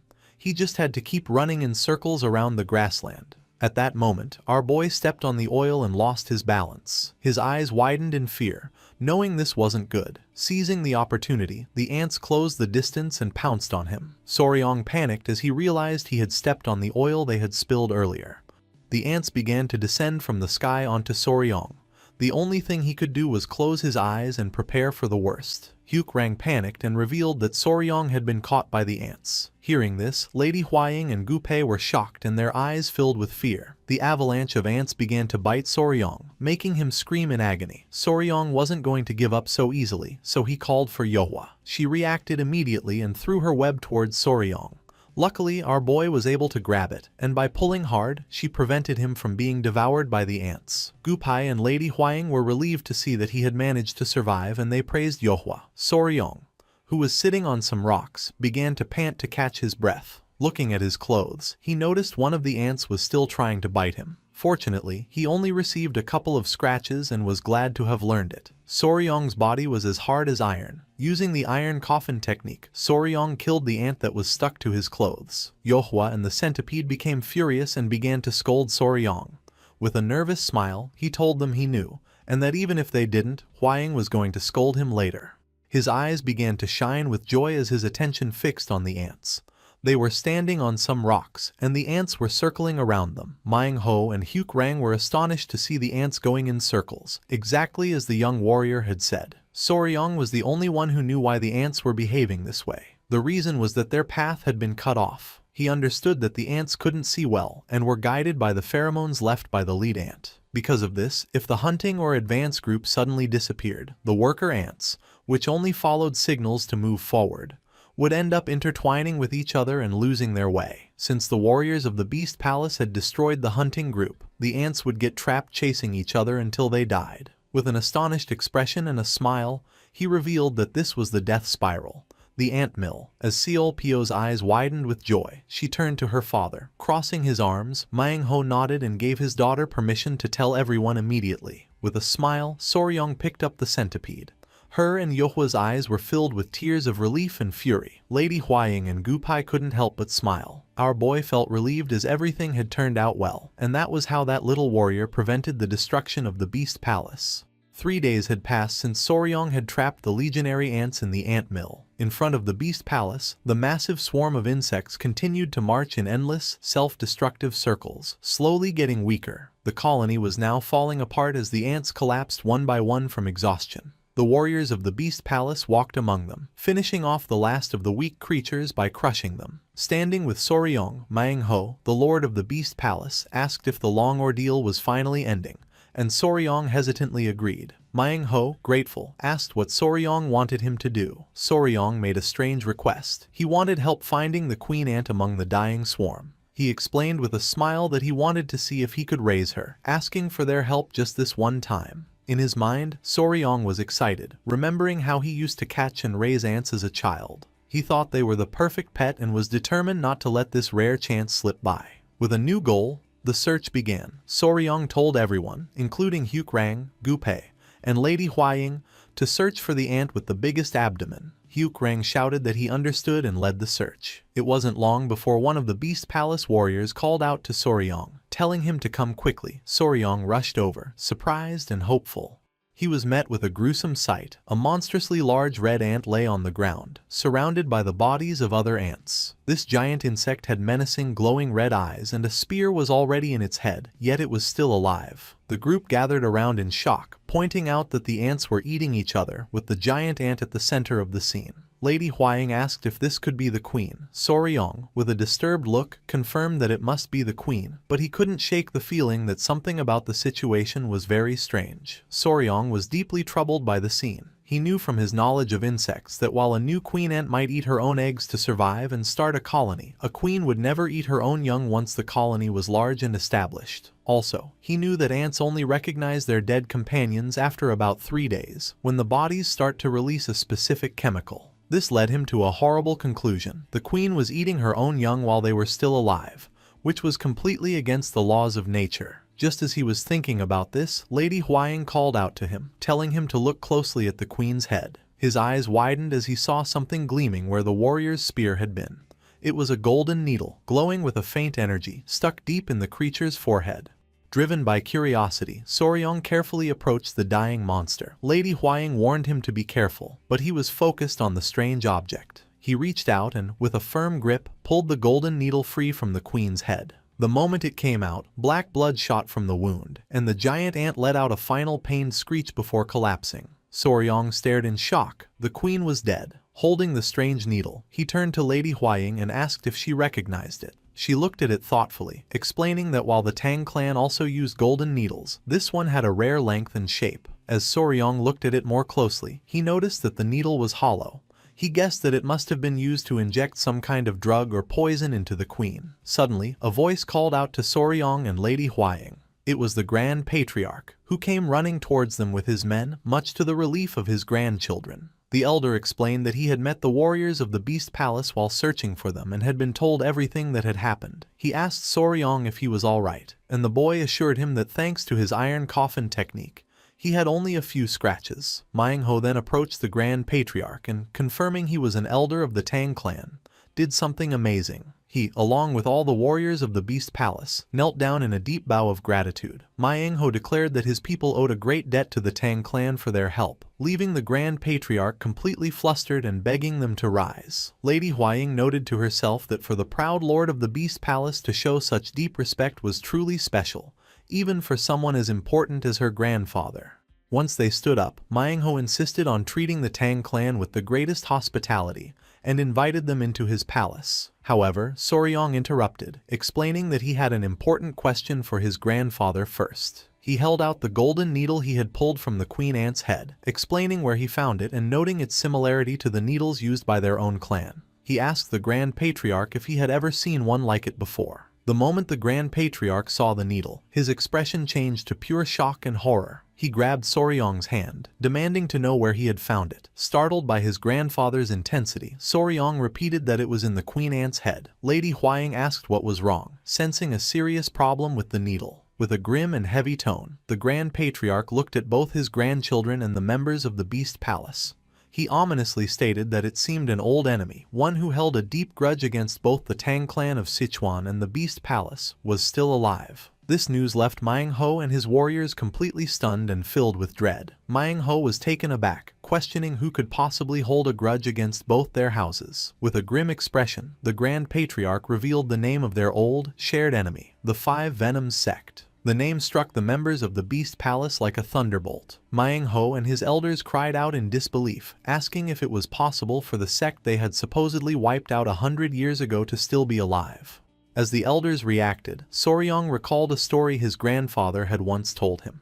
He remembered hearing that the divine technique he had learned had come from this very sect, which the Tang clan and the Beast Palace had joined forces to destroy long ago. Manhwa, putting the pieces together, realized that if the Five Venoms sect was involved, they must have used their forbidden great explosive immersion technique of wild beasts on the Ant Queen. Seeing Soryong's confusion, Seolpyo explained that it was a dangerous technique that forced a beast's potential to be unlocked, driving it into a frenzy. She added that it was a last resort art, as it could easily kill the animal if done wrong. The Grand Patriarch explained more about the sect's cruelty, describing them as ruthless people who forced beasts to breed with venomous creatures to create spiritual pills and who would kill anyone who got in their way. He concluded that the combination of a Tang clan-style golden needle and a Beast Palace technique was undeniable proof of their involvement. Fear began to spread through the Beast Palace warriors as they whispered among themselves, wondering if the terrible events of a century ago were about to happen all over again. Interrupting the growing panic, the Grand Patriarch placed a reassuring hand on Soryong's head. He acknowledged the danger but focused on the positive outcome. He stated that the ants had been defeated and, more importantly, this incident had shown that the Five Venoms sect was still active. Looking down at his grandson with pride, he told him that he had accomplished something truly great. Manhwa wholeheartedly agreed, patting Soryong's head as well and admitting that without the young warrior's help, they would have remained unaware of the coming threat. Soryong blushed under the praise.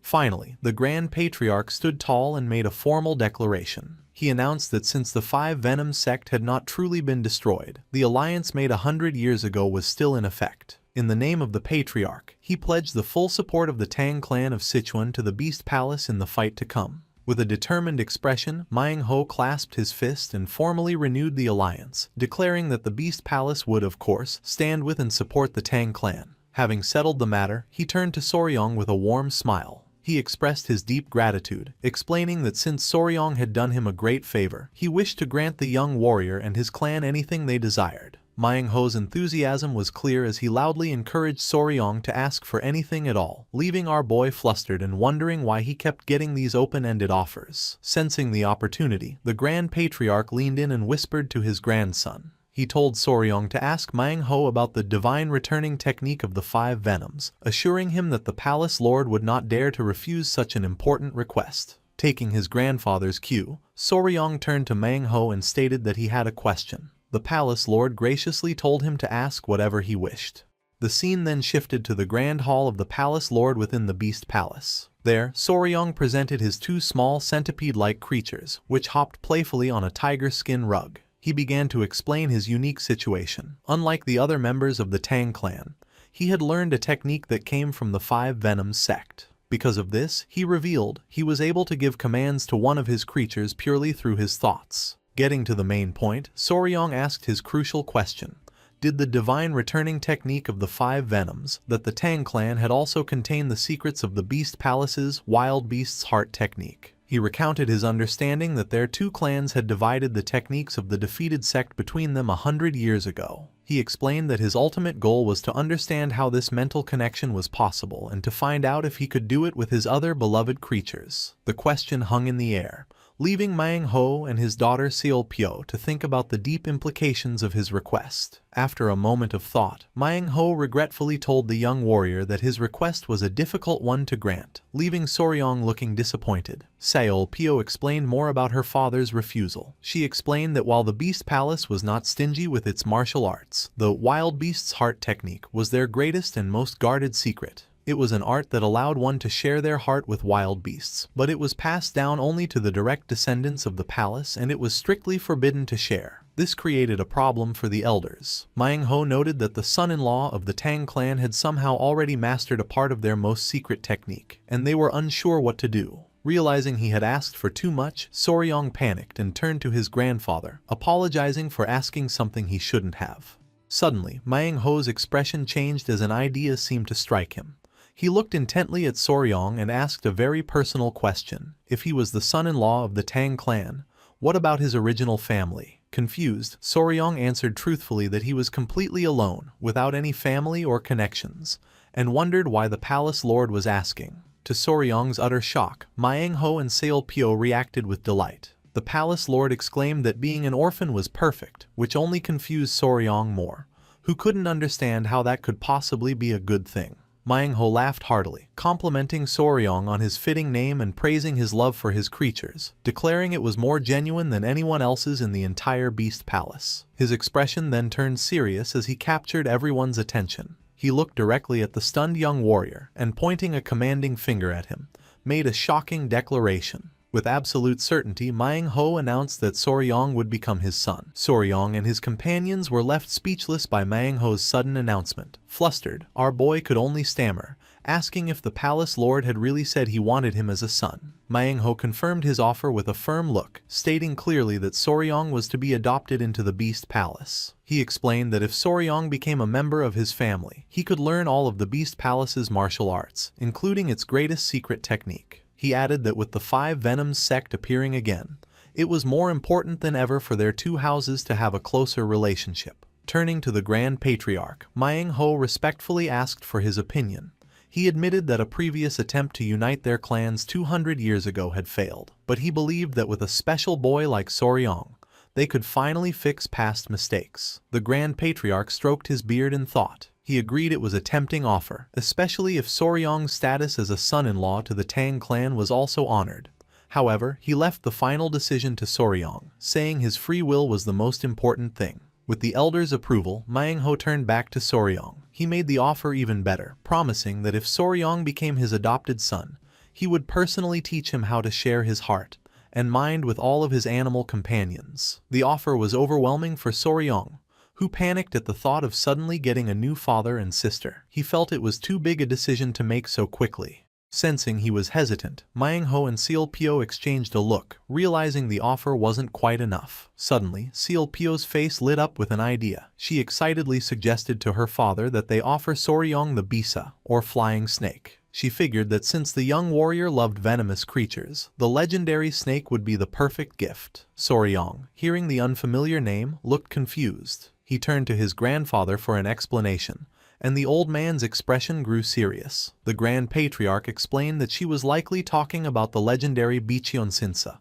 the divine flying snake. He described it as the greatest of all venomous creatures. It was a mythical beast, said to have 2 horns and the ability to fly through the sky. The description had a huge and immediate effect on Soryong. His hesitation vanished, replaced by pure excitement. His eyes began to sparkle, and he clenched his fists, completely taken by the thought of such an incredible creature. It was, he thought, an insanely amazing offer. Seeing that Soryong was about to accept, Seol Pyo made the final, irresistible offer. With a confident and playful smile, she promised him that if he became her little brother, she would personally help him capture the legendary flying snake. That was all it took. All of Soryong's doubts disappeared. Without a second thought, he bowed deeply and formally greeted his new family, calling Mang Ho father and Seol Pyo older sister. The palace lord burst out in joyous laughter, welcoming his new son. While Lady Huang and her companion from the Tang clan looked on in confusion, the hall filled with celebration.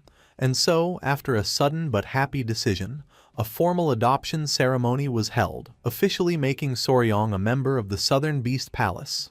Later that night, as Soryong lay in his new comfortable bed, he couldn't help but smile at how strange his situation was. He thought that in his past life, he had adopted many animals, but he never imagined he would be the one getting adopted. Still, he found that it wasn't a bad feeling. He felt that the people of the Beast Palace, with their deep love for animals, were genuinely good, just like his family in the Tang clan. His peaceful thoughts were shattered when his bedroom door was suddenly thrown open. To his shock, in the doorway stood his new sister, Seol Pio, and a very flustered Lady Huaying, both dressed only in their nightgowns. Before he could figure out what was happening, Seol Pio casually said that since they were all family now, they should sleep together and talk. She winked, explaining that she had always dreamed of doing this if she ever got a younger brother. When Soryong dazedly asked why Lady Huaying was there, she blushed and stammered that it was a custom in the Beast Palace for fiancés to sleep in the same room. Soryong's mind went into overdrive. For a moment, he thought it was a wonderful custom before he realized the full meaning.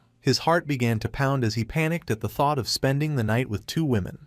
Ignoring his flustered state, Seol Pio playfully pulled at his blankets and, along with a hesitant Lady Huaying, climbed into bed, trapping the embarrassed Soryong between them. As he let out a silent scream, Seol Pio cheerfully suggested they start by talking about his venomous pets. On a nearby table, his small creatures could only watch in confusion as their master was overwhelmed by his new family. The next day, Soryong walked with his new father and sister outside the palace. It was clear he had not slept at all, his face tired from the night's chaotic slumber party. When Myung-ho asked if he had slept well, the boy could only force a denial. Myung-ho announced it was time to begin Soryong's training and teach him the technique he was so curious about. But first, he needed to check the boy's internal energy. He told Soryong to sit and relax, and our boy did. Myung-ho then placed a hand on his back, sending his own internal energy through Soryong's body to check his condition. After a moment, the palace lord pulled his hand back with a thoughtful look. He said that Soryong's energy was so well hidden that he hadn't been able to sense it properly before. He concluded that while Soryong had managed to copy the wild beast's heart technique, his version was incomplete and much weaker. This, he decided, was something he needed to discuss with the Grand Patriarch. Still confused, Soryong asked what the wild beast's heart technique was. Seol Pio explained that it was an internal training method that lets a warrior communicate their heart to beasts and grow stronger with them. Soryong was amazed. Myung-ho added that it also gives the user the ability to feel a beast's heart and give special commands. Deciding a demonstration would be better than words, he prompted his daughter. Seol Pio took a deep breath and let out a sharp, powerful howl. In response, a pack of large, fierce wolves with glowing blue eyes came out of the nearby woods, snarling as they approached. Soryong stared in stunned silence as the intimidating beasts gathered around them. The alpha wolf began to growl at Soryong,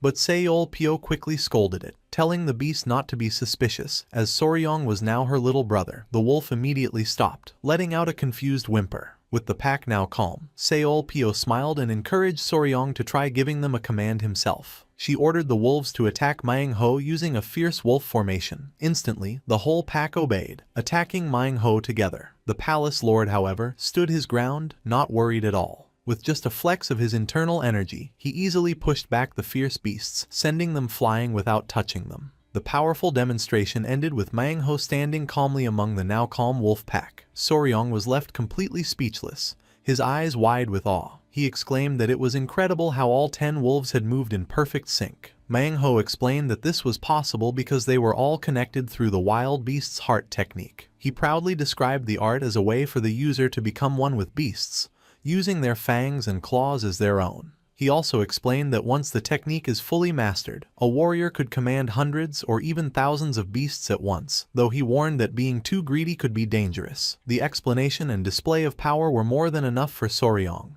He clenched his fists, his face excited, and declared that the technique was the absolute best. Without hesitating, he dropped to his knees in a formal bow, earnestly pleading with his new father and sister to teach him the wild beast's heart technique.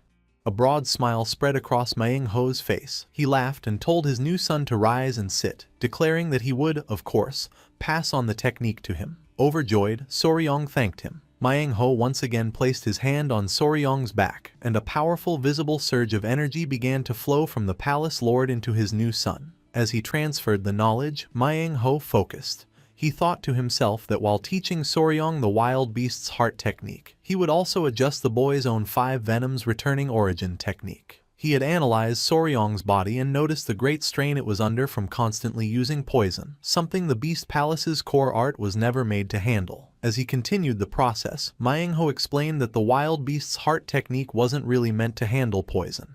Its true purpose was to connect with something more basic, like a creature's blood. The news shocked Soryong. Manhwa added that it only required a single drop of blood, or even other body fluids like spit. He revealed this was the reason Soryong was already able to give his centipede-like creature mental commands. The bond had started to form when the creature bit him. The memory clicked for Soryong, and he finally understood. With a final pat on Soryong's shoulders, Manhwa announced that the ritual was complete.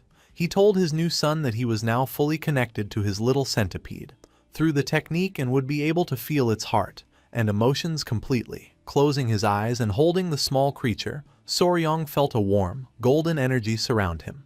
He was stunned, he could truly feel it now. He was overwhelmed by a wave of pure, unconditional love from his companion, an emotion so strong it was like being loved as a baby. Tears streamed down his face as he hugged the creature tightly. Manhwa looked on, satisfied, declaring that this was the power of the complete wild beast's heart technique. Ready to continue, Manhwa then asked Soryong to hand over his other small creatures so he could repeat the process and form a bond with them as well. Though Soryong worried they might bite, Manhwa assured him he would be fine, as he could use a protective aura if he needed to. However, the method for the next step was much weirder than Soryong could have imagined. Manhwa instructed him to lie on the ground and open his mouth. Before the confused boy could react, Manhwa held the two creatures over his face and commanded them to each spit into their master's mouth. He explained that Soryong's training was to use the technique to feel the spit as it entered his body. Horrified, Soryong tried to protest, but it was too late. The two creatures began to drool heavily above him. As the spit dripped down, Soryong was filled with disgust, thinking that the situation was getting very weird. In the training grounds at the Beast Palace, Soryong prepared to train his three small, rabbit-eared centipede creatures. With his new sister Seolpyo and Lady Hwaying watching, he gave his companions the signal to begin. He ordered them to perform the centipede chain formation, a new technique he was developing. The three creatures leapt towards a wooden training post, but instead of a fierce attack, they just latched onto it gently. From a distance, Seolpyo and Lady Hwaying were overcome with emotion, saying how incredibly adorable the little creatures were. Soryong, however, was horrified, realizing this wasn't the scary effect he wanted. He thought about how powerful and cool the wolves looked when they attacked, but his own creatures just looked cute. He tried to coach them, telling them to perform their attacks with a bit more style. Seeing their sad faces, Soryong immediately panicked and rushed to reassure them, praising them for doing a great job. Holding them close, he reminded himself that they weren't even a year old yet and just needed to grow slowly. With that, he decided they would get back to training. Half a month had passed since Soryong had officially inherited the beast heart art and bonded with his centipedes. Because his original technique was similar, he was able to master the new one very quickly. This let him focus on strengthening his connection with his companions. Soryong didn't actually go through with the disgusting method of having his creatures spit in his mouth. He couldn't do that. Instead, he completed the bonding process by having them all suck on his pinky finger. Later, while walking, Soryong asked his sister Seolpyo if she had heard any news from the flying heavenly divine master yet. Seolpyo explained that the place the warriors had gone to check was a 3-day journey away, so they would probably hear back soon. Soryong understood and agreed. As Soryong stood with Seolpyo and Lady Hwaying, Gunpei came running towards them. Out of breath, he called out for young Master Soryong, announcing that he had a message from the Grand Patriarch. Surprised, Soryong asked what was going on. Gunpei hesitated for a moment before delivering the exciting news. The heavenly flying emissary had finally been found. The news sent a jolt of excitement through both Soryong and Lady Hwaying. A determined smile spread across Soryong's face as he thought that the moment had finally come. Without wasting a second, he announced that they would go to his grandfather at once.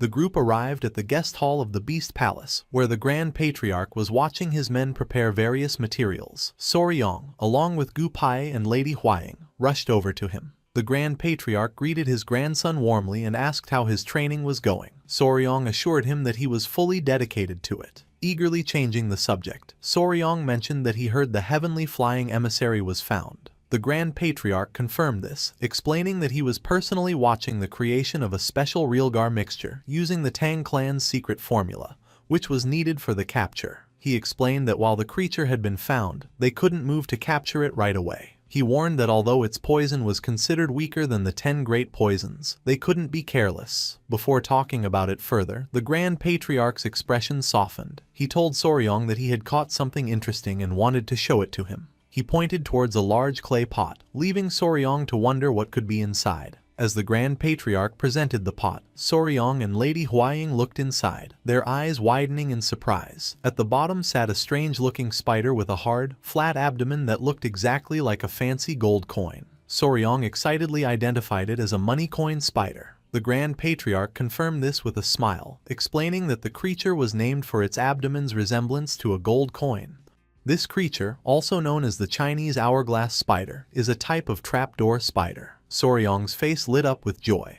He thought that this was an incredibly rare species that he couldn't find in his past life. Overjoyed, he thanked his grandfather for the wonderful gift. The Grand Patriarch was pleased to see his grandson so happy. With the gift presented, the Grand Patriarch turned the conversation back to the important task. He said that all that was left was to figure out a secure place to hold the heavenly flying emissary after they captured it. Soryong chimed in, explaining that snakes can usually escape through the smallest openings, so his clan usually kept them tied in special sacks. However, the Grand Patriarch looked serious, fearing that their usual methods wouldn't be enough. He warned that the creature they were hunting was a spirit-grade venomous beast, capable of tearing apart most containers. This problem left Soryong looking concerned and deep in thought. Turning to his grandson, the Grand Patriarch asked if he had any good ideas for a container. Soryong was caught off guard, stammering as his grandfather reminded him that he was their expert. As Soryong tried to think, he accidentally bumped into a clan member holding the pot with the new spider, causing the man to yelp in pain. Suddenly, the same clan member cried out in alarm,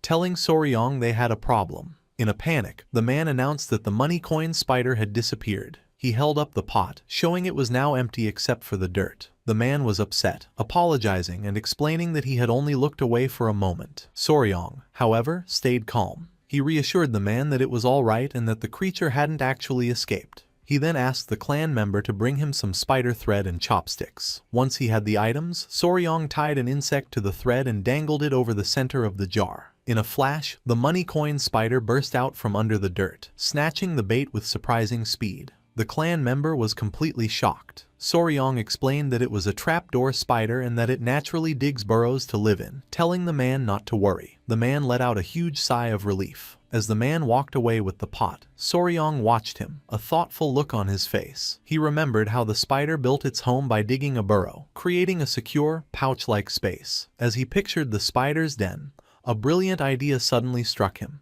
He realized that a specially made pouch with that exact shape would be the perfect solution. His eyes widened and he clenched his fist in excitement, exclaiming that he had figured it out. With a brilliant idea, Soryong rushed to find the one person who could make it happen, his companion, the spider Yahello, who was napping in her web. He called out her name, waking her up. Once he had her attention, Soryong held up a small cloth pouch. He asked Yahello, who had transformed into her large spider form, if she could create something similar, but much, much bigger. The plan was to use Yahello's spider silk, an incredible material that was 20 times tougher than steel of the same weight. As a spirit beast, Yahello's thread was exceptionally powerful. It had already proven its strength against an army of ants, making it the highest grade fiber in existence. The idea was simple but genius, to weave that nearly unbreakable thread into a giant pouch to hold the spirit beast. Taking on the challenge, Yahello got to work. In a short time, she presented a massive, beautifully woven white pouch made of her silk. Soryong was completely amazed. He took the finished pouch and praised her, saying it was amazing and exactly what they needed.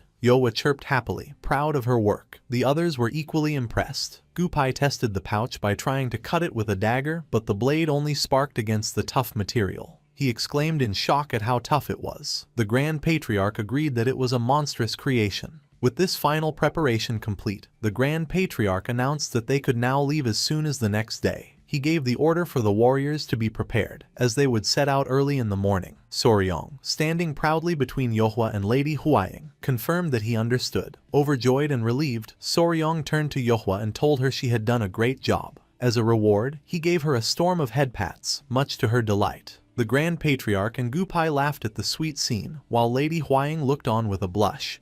And with that, all preparations to capture the flying heavenly divine master were finally complete. The next morning, as the sun rose, the group set out on their mission. Led by warriors from the Beast Palace, Soryong and his companions from the Tang clan headed for Hyupsu Gorge, where the flying heavenly divine master had been seen. As they walked, the Grand Patriarch said he was looking forward to this, as he hadn't seen the 24 poison branches in person since he was young. Soryong, confused, asked his grandfather what he meant, recalling only that they were ranked below the 10 great poisons. The Grand Patriarch explained that the term was a comparison. Just as the day is divided into 24 hours, the Tang clan assigns a powerful venomous beast to each of the 24 hours. While they were not among the legendary 10 great poisons, these were 24 very potent beasts of the highest grade. Soryong and Lady Huaying listened, beginning to understand. After some time, one of the lead warriors shouted that they had arrived, pointing ahead toward the gorge. Soryong's gaze followed, and his eyes widened in awe at the sight. Hovering majestically near a cliffside waterfall was a massive, snake-like creature, its long, elegant body decorated with light blue fins and 2 sharp horns on its head.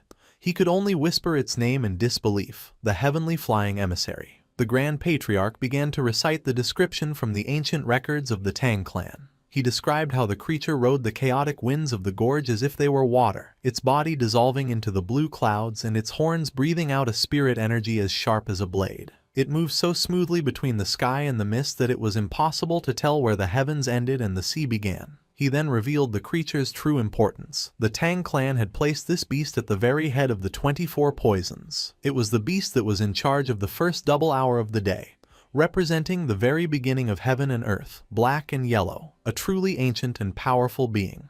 As he stared at the impossible sight, Soryong's mind went back to his previous life. He remembered that flying snakes did exist on Earth, though most people didn't know it. He recalled a live stream he did as his online personality, Spicy Faber, where he excitedly showed his 1 million subscribers a real, flying snake. He had shown a green snake called a chrysopelea, and when his viewers asked how it could fly, he explained the science. It didn't truly fly, but glided by spreading its ribs to catch the air. His viewers had accused him of clickbait, but he had calmly defended himself, arguing that gliding up to 250 meters was close enough to flying. He had then laughed and confidently said that everything in the universe had to obey the laws of physics. A snake couldn't just fly like a bird. That was what he used to believe. But now, seeing a massive horned serpent soaring through the air against all logic, he could only wonder what he was looking at. The sight was so reality-breaking that his brain felt like it would shut down. He turned to his grandfather and asked if it wasn't a bit strange that a snake was flying. The Grand Patriarch just chuckled, saying that was exactly why it was called the Flying Heavenly Divine Snake. Soryong tried to explain that wasn't what he meant, but the words wouldn't come. Meanwhile, Lady Huaying was completely fascinated. Holding Soryong's small centipede creatures, she encouraged them to grow up quickly and become incredible venomous creatures just like the one before them. Her excited words, however, did not go unnoticed. The divine serpent turned its gaze toward the group on the cliff and spotted them. In an instant, the massive creature was covered in a bright blue light and shrank to a tiny version of itself before flying away at incredible speed. Soryong cried out in alarm, shouting that the snake was escaping. The Grand Patriarch stayed calm, noting that it had obviously sensed them. He told the panicked Soryong not to worry, confident they would find it again. He decided the creature likely hadn't gone far and told the group to set up camp and send out a scouting party to search the area. Soryong, calming himself, agreed to the plan. After the divine serpent had fled, the group stood on the cliff, thinking about their next move. Saolpyo approached Soryong, who seemed lost in thought, and asked him what he was doing. He explained that since it was his first time seeing a snake that could actually fly, he was trying to figure out a plan to lure it back down so they could capture it. Saolpyo chuckled, playfully teasing him. She had thought that with all the creatures he commanded, he would surely know the basics of hunting. Soryong was puzzled, asking what she meant by the basics. She explained a simple but important fact. Even though the creature could fly, it was still a living being. It had to eat and sleep just like any other animal, which meant it would eventually have to come back to the ground. That would be their chance to strike. The simple logic hit Soryong like a lightning bolt. He understood immediately. Of course, the creature couldn't fly forever. His mind made a connection to the video games of his past life, where a boss was always weakest while eating.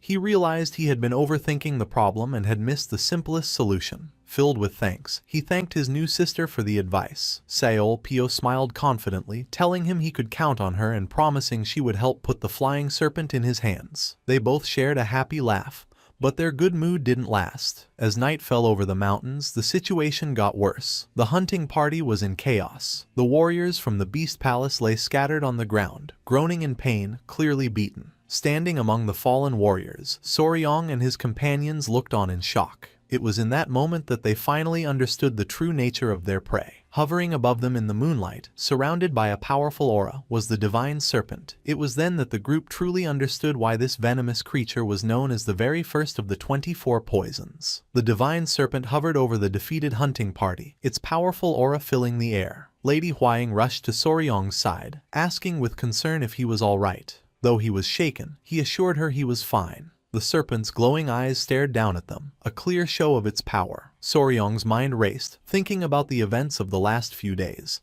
It had been 3 days since they had set up camp to watch the creature. Through their scouting, they had learned 2 important facts about it. First, it came down from the sky once every 3 days to eat a specific type of fish. Second, its ability to fly was not endless. It could only stay in the air for a maximum of 2 hours at a time. Based on this information, they had made a plan. They would wait for the serpent to come down to eat and then ambush it at night, hoping to catch it while it was distracted. However, the plan had failed badly. The creature was much more aware than they had thought. The moment they made their move, it noticed them and immediately took to the sky, leaving its meal. What followed was a one-sided fight. The serpent's huge 6-meter-long body was covered in unusually hard skin that their weapons couldn't cut, but its most powerful ability was its raw strength. The creature would repeatedly crash into the ground with great force, creating powerful shockwaves that sent the warriors flying. The constant storm of flying rocks and debris made it impossible for anyone to even get close. As the dust settled, Soryong and the others finally understood the truth. While the serpent's poison might not have been as strong as the legendary 10 great poisons, its overwhelming physical power and sharp senses were more than enough to earn its reputation as the most powerful of the 24 venoms. Seeing the damage, the Grand Patriarch quickly made a decision. He told Soryong that there were too many injured and they needed to retreat immediately. Soryong quickly agreed. The Grand Patriarch then shouted the order for everyone to fall back, telling them to grab the wounded and return to the safety of their camp. The entire group turned and fled from the powerful serpent, their faces showing fear and determination. Their first attempt to capture the flying serpent had ended in complete failure. Later that evening, the group gathered around a campfire. The mood was serious as they tended to their wounds. Lady Huaying was wrapping a bandage around her arm and Soryong approached her with concern. She assured him it was just a scratch. Nearby, the Grand Patriarch finished setting a splint for a warrior with a broken arm. The warrior apologized, but the Grand Patriarch took responsibility for the failure. Standing next to a concerned CLPO, the Grand Patriarch admitted that he hadn't realized how powerful the creature truly was. He said they had been careless, noting that if even a lower-ranked beast was so strong, they should have been much more careful with the top-ranked one. He then turned to Soryong and asked what they should do now. Soryong fell into deep thought. He realized this creature was completely different from anything he had ever seen, and his knowledge from his past life was useless. Looking at the bandaged and beaten warriors, he concluded that another direct attack was too risky. They couldn't afford to lose their valuable warriors trying to capture one creature. He thought that the whole situation would be much easier if the serpent just couldn't fly. As he thought about this, a sudden memory sparked in the Grand Patriarch's mind, and he exclaimed that he had just remembered something important. The Grand Patriarch announced that he had an idea about how the divine serpent managed to fly, getting Soryong's attention. He explained his theory, saying he could clearly sense a flow of energy around the creature whenever it flew. Since it rose without any physical movement, he guessed that it must be controlling this energy to lift itself. Confused, Soryong turned to Lady Huaying and asked her to explain what controlling energy to rise meant. She clarified that it was a type of martial art focused on lightness and speed. She explained that while normal techniques use energy through the legs to jump higher, this advanced technique was different. It involved using one's internal energy alone to float the entire body. She emphasized that doing this was impossible without a huge amount of internal energy. This led Soryong to ask if this meant the venomous creature had a massive amount of internal energy. However, the Grand Patriarch stepped in to correct him. He stated that it was not internal energy that powered the creature's flight. With complete certainty, he revealed the true source of its power, an internal core. He was sure that the venomous creature had to have this condensed ball of pure energy, which allowed it to do such impossible things. The Grand Patriarch's reveal of an internal core shocked the group. Gupai and Seolpyo were stunned, asking the elder if it was truly possible. Soryong's mind immediately went to the internal core he had gotten from the azure-spotted centipede, remembering it as a powerful medicine that could greatly improve a person's martial arts skills. This realization sparked new excitement. Gupai declared that this gave them even more reason to capture the creature, and Seolpyo enthusiastically agreed. The Grand Patriarch explained the potential reward, saying that Lady Huaying had achieved a breakthrough after eating the core of a lower-ranked beast. He guessed that if she were to eat the core of a creature as powerful as the flying heavenly divine serpent, her martial arts skills would improve instantly. However, he added a grim condition: if their main goal was to get the internal core, it would be incredibly difficult, if not impossible, to capture the creature alive. The thought of killing such a beautiful beast made Soryong's expression harden. Noticing his sudden change, Lady Huaying asked him what was wrong. With strong belief, Soryong declared that killing it was not an option. He stated firmly that they would capture the serpent, but it had to be done alive. The rest of the group looked on, surprised by his firm decision. Seolpyo was the first to question him, asking why he would pass up such an opportunity. She reminded him that this was the internal core of a legendary flying serpent. Soryong just laughed and explained his way of thinking. He argued that while internal energy was valuable, it could be gained over time through training. To him, killing a unique and powerful creature just for a shortcut felt wrong. He believed that a living venomous creature was more valuable than any internal core it might have. The Grand Patriarch smiled warmly, saying that this respect for life was typical of his grandson. He accepted Soryao's decision but then asked the practical question: what was their new plan? Looking down at his 3 small centipede companions napping peacefully, Soryong announced that he did, in fact, have an idea. A confident, almost mischievous smile spread across his face as he made a silent promise to the divine serpent. He would capture it, and he would do so without leaving a single scratch on its beautiful body. Following Soryong's new plan, the group began their operation. They found the divine serpent as it came down to a quiet river to drink. From a hidden spot, Soryong picked up a rock and threw it near the creature. The sudden noise startled the serpent, causing it to hiss and look around for the source of the sound. Observing its reaction, Soryong began to analyze the situation scientifically. He knew there were 3 main ways a snake senses the world. The first is through a bone in its head that detects sound waves and vibrations. The second is an organ that analyzes smells captured by its forked tongue. The third is a pit organ that uses heat-sensitive cells to track the body heat of its prey. With this knowledge, Soryong came to a simple conclusion. If they could block their scent and hide their body heat, the serpent wouldn't be able to find them. The way they did this, however, was not very dignified. The whole group, including the Grand Patriarch and Lady Huaying, found themselves wrapped from head to toe in thick, white bandages, looking like mummies. The Grand Patriarch was very embarrassed, asking Soryong if he really had to wear such a silly outfit. Soryong explained that the suits, made from Yowa's super durable and insulating silk, were essential for the plan to work. He did, however, warn everyone that the suits didn't block their presence completely, so they had to be careful not to get too close. The Grand Patriarch, while understanding the reason for the disguises, still had one important question. He asked Soryong how these suits would actually help them catch the serpent without hurting it. Soryong smiled and began to explain the full plan. He started by reminding them of his sister Seolpyo's advice. Even a divine beast is still a living creature that needs to eat and sleep. With that as the foundation, he revealed the next step. He said that from now on, they would follow the serpent for several days, and every time it tried to land to eat or rest, they would bother it by throwing rocks, not letting it have any peace or food. The simple but brutal strategy left the Grand Patriarch and Lady Huaying speechless. Soryong confidently explained the logic behind his tough plan. Since the suits made from Yowa's silk would make them invisible to the serpent, the creature wouldn't be able to find them to attack. By constantly denying it food and sleep, it would eventually get exhausted and collapse. He reasoned that even though it was the most powerful of the 24 venoms, it couldn't ignore the basic needs of hunger and sleep. He admitted this would be tiring for them as well and told them he was counting on their endurance, which made the other members groan.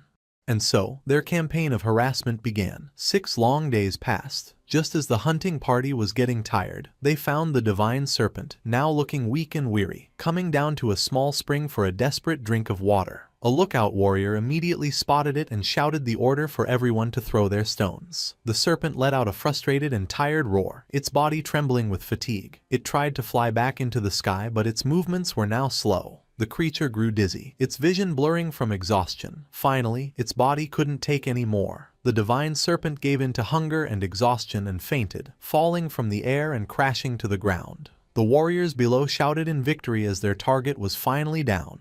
And just like that, the operation was a success. The warriors quickly moved in with the giant pouch made of Yowa's silk and secured the unconscious beast. They had managed to catch the flying heavenly divine serpent without a single scratch on it, and just as importantly, without any of their own warriors getting hurt. Soryong, looking at their prize, proudly decided to name his successful strategy the Heaven and Earth Net Pursuit. The entire group erupted in cheers, celebrating their hard-won victory. With the serpent safely contained, the group loaded the huge white pouch onto a large wooden cart and began the journey back. As they traveled, the Grand Patriarch stood beside Seol-pyo. Looking at the cart, he sighed, remarking on how much trouble that one miserable creature had put them all through.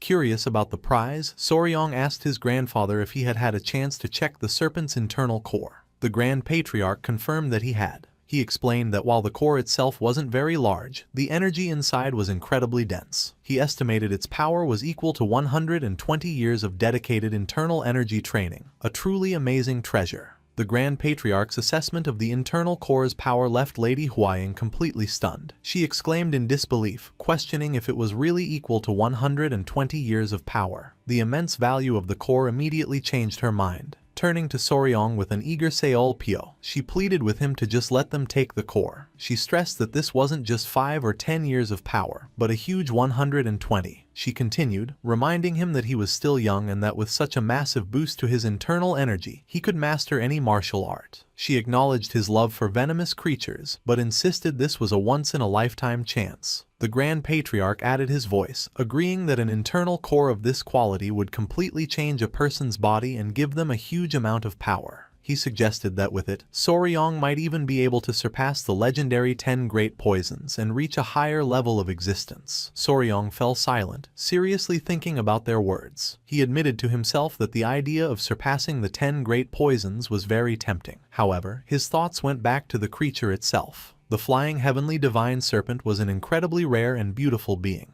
The thought of killing such a magnificent creature was something he couldn't do.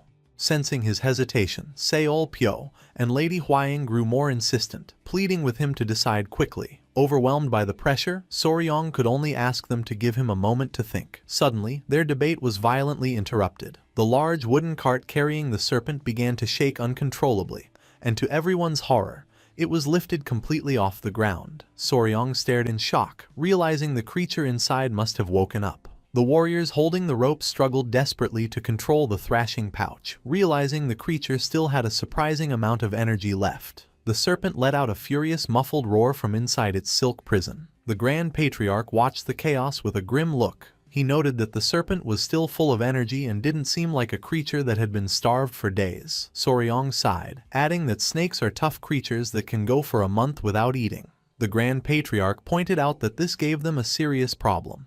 Now that the serpent was awake, it would constantly try to resist, and its thrashing had broken the cart, making it hard to transport. He then brought up an even bigger concern. He admitted to Soryong that he had kept quiet because he knew how much his grandson admired the creature. He explained that while Soryong's other pets were easy to raise, this divine serpent was so fierce and powerful that he wasn't sure if they could even find a place to keep it if they brought it back to the clan. The Grand Patriarch's patience had run out. With a grim and determined look, he gave an ultimatum. If the creature continued to resist so violently, they would have no choice but to kill it and take the internal core, whether Soryong wanted to or not. As he spoke, the thrashing inside the pouch suddenly stopped. The abrupt silence was broken only by a soft hissing sound, leaving the warriors confused. A moment later, a strange vapor began to come out of the silk pouch, and everyone watched in stunned silence. Then, something incredible happened. A glowing blue-green orb rolled out from an opening in the pouch. The warriors were speechless. One of them finally shouted for Soryong to come quickly, announcing that the flying serpent had shrunk. Soryong and the others rushed to the cart. Peeking inside the now loose pouch, they saw an unbelievable sight. The once massive, majestic serpent was now a tiny chibi-like creature with large, tear-filled eyes, looking completely harmless. The transformation was too much for Soryong. Instead of being relieved, he fell to his knees in despair. He cried out, mourning the loss of his magnificent flying serpent, which had been reduced to a mere pet. The Grand Patriarch, watching the scene, quickly understood what had happened. He explained that the creature must have offered up its internal core to save its life. He was amazed by its intelligence and its ability to expel its own core. Soryong, however, was not listening. He was now scolding the tiny serpent, calling it a fool for giving up its power so easily. He insisted that if it had just waited, he could have convinced his grandfather to let it live. He picked up the core and tried to force the little creature to eat it, begging it to take its power back. And so, in a completely unexpected way, they had killed two birds with one stone, getting both the legendary internal core and the now tamed divine serpent. Because the creature had shrunk, they were able to transport it easily and return directly to the Beast Palace. The following day, in the hall of the Beast Palace Lord, Manhwa and his elders gathered to look at the prize. The internal core sat in a fancy box, radiating a powerful, pure energy. Manhwa and his elders were in awe. One commented on its incredible and refreshing aura, now understanding why the Grand Patriarch had valued it at 120 years of power. However, as Manhwa looked at the core more closely, he noticed something strange. He announced that, unfortunately, the energy in the core seemed to be of a heavenly origin. The news left the others looking on with a mix of curiosity and concern. Confused by the term, heavenly energy, Soryong questioned what it meant. Manhwa explained that not all internal energy is the same. He said that the internal energy methods of the Beast Palace were based on the energy of the earth. The Grand Patriarch then added the important detail. The internal core of the flying heavenly divine serpent was filled with the energy of the heavens, making it incompatible with the internal energy technique Soryong was practicing.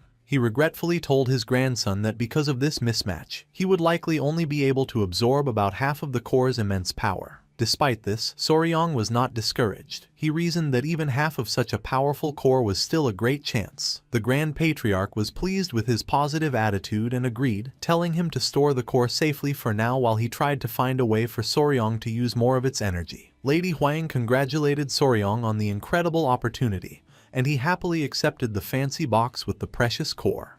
However, the moment he took the box, his three small rabbit-eared centipede companions suddenly came out of his robes, their eyes glowing with intense desire. Before Soryong could react, the three creatures leaped from his shoulders, knocking the box from his hands and sending the glowing core rolling onto the floor. They immediately surrounded it, their bodies glowing as they began to viciously fight each other for the prize. Lady Huang, shocked by their behavior, immediately tried to stop them, calling them by their names, Nova, Myra, and Grace, and ordering them to stop. But the creatures, consumed by their desire, only hissed back at her defiantly. Soryong was equally stunned and angry, demanding to know what they were doing and how they could be so rude to their mama. He quickly grabbed Myra and Grace, scolding them and declaring that their papa was very angry. Lady Huang found the situation deeply worrying. She thought that while fights among young creatures were common, it was completely out of character for these three, who had always been so close. As she thought about this, a distinct gulping sound cut through the chaos. Soryong's eyes widened in dawning horror as he looked down at the third creature, Nova. His heart sank. An intense swirling blue energy began to erupt from Nova's small body. Soryong and Lady Huang could only stare in absolute shock, the terrible realization hitting them with the force of a physical blow. Nova had swallowed the internal core. In the Beast Palace's main hall, a blinding blue light suddenly exploded from where Nova was. The blast of energy was so strong that everyone was thrown back. Lady Huang cried out, realizing Nova had swallowed the powerful core. As chaos erupted, Soryong had a strange vision, realizing this was the exact scene he had seen in a dream. Immediately after, a terrible headache hit Soryong, causing him to scream in agony. A worried Lady Huang rushed to his side and asked what was wrong. The surge of energy was so powerful that even she stumbled back. Overwhelmed by the pain, Soryong collapsed, unconscious. Lady Huang shouted his name in panic as his two other small companions looked on, distressed. As Lady Huang knelt beside Soryong, she saw Nova glowing brightly on his chest. She started to move forward, but Manhwa quickly shouted at her to stop and not to touch Soryong. She was confused and asked why she shouldn't help. He told her to look closely, explaining that the same light from Nova was now also coming from Soryong. Manhwa could feel the energy of the beast heart art and realized something was happening inside Soryong. He warned that if anyone touched him, he could suffer a dangerous Kai deviation. Lady Huaying was left confused and terrified. A moment later, she got goosebumps as Soryong's body began to float into the air, surrounded by a brilliant white light. The scene then shifted to inside Soryong's mind. He found himself in a dark, watery space, clutching his head in pain. He felt as if his head was about to split open. He wished he could pass out and mentally cried out for someone to help him. Just then, a large glowing orb of light came down towards him. From the light, a mysterious woman appeared, floating down to him. She reached out a hand towards his head, and Soryong looked up in surprise. The woman gently placed her hand on his head. As she softly stroked his hair, Soryong felt the intense pain begin to fade. Though he didn't know who she was, he felt calm and relieved from her gentle touch. Inside his mind, Soryong felt the gentle touch and turned around, confused. He wondered if the person comforting him was Lady Huaying or his sister, Seol Pyo. However, he saw a completely unfamiliar young girl with blue hair and a kind smile, who was glowing softly. He stared in shock, bewildered as to who she was.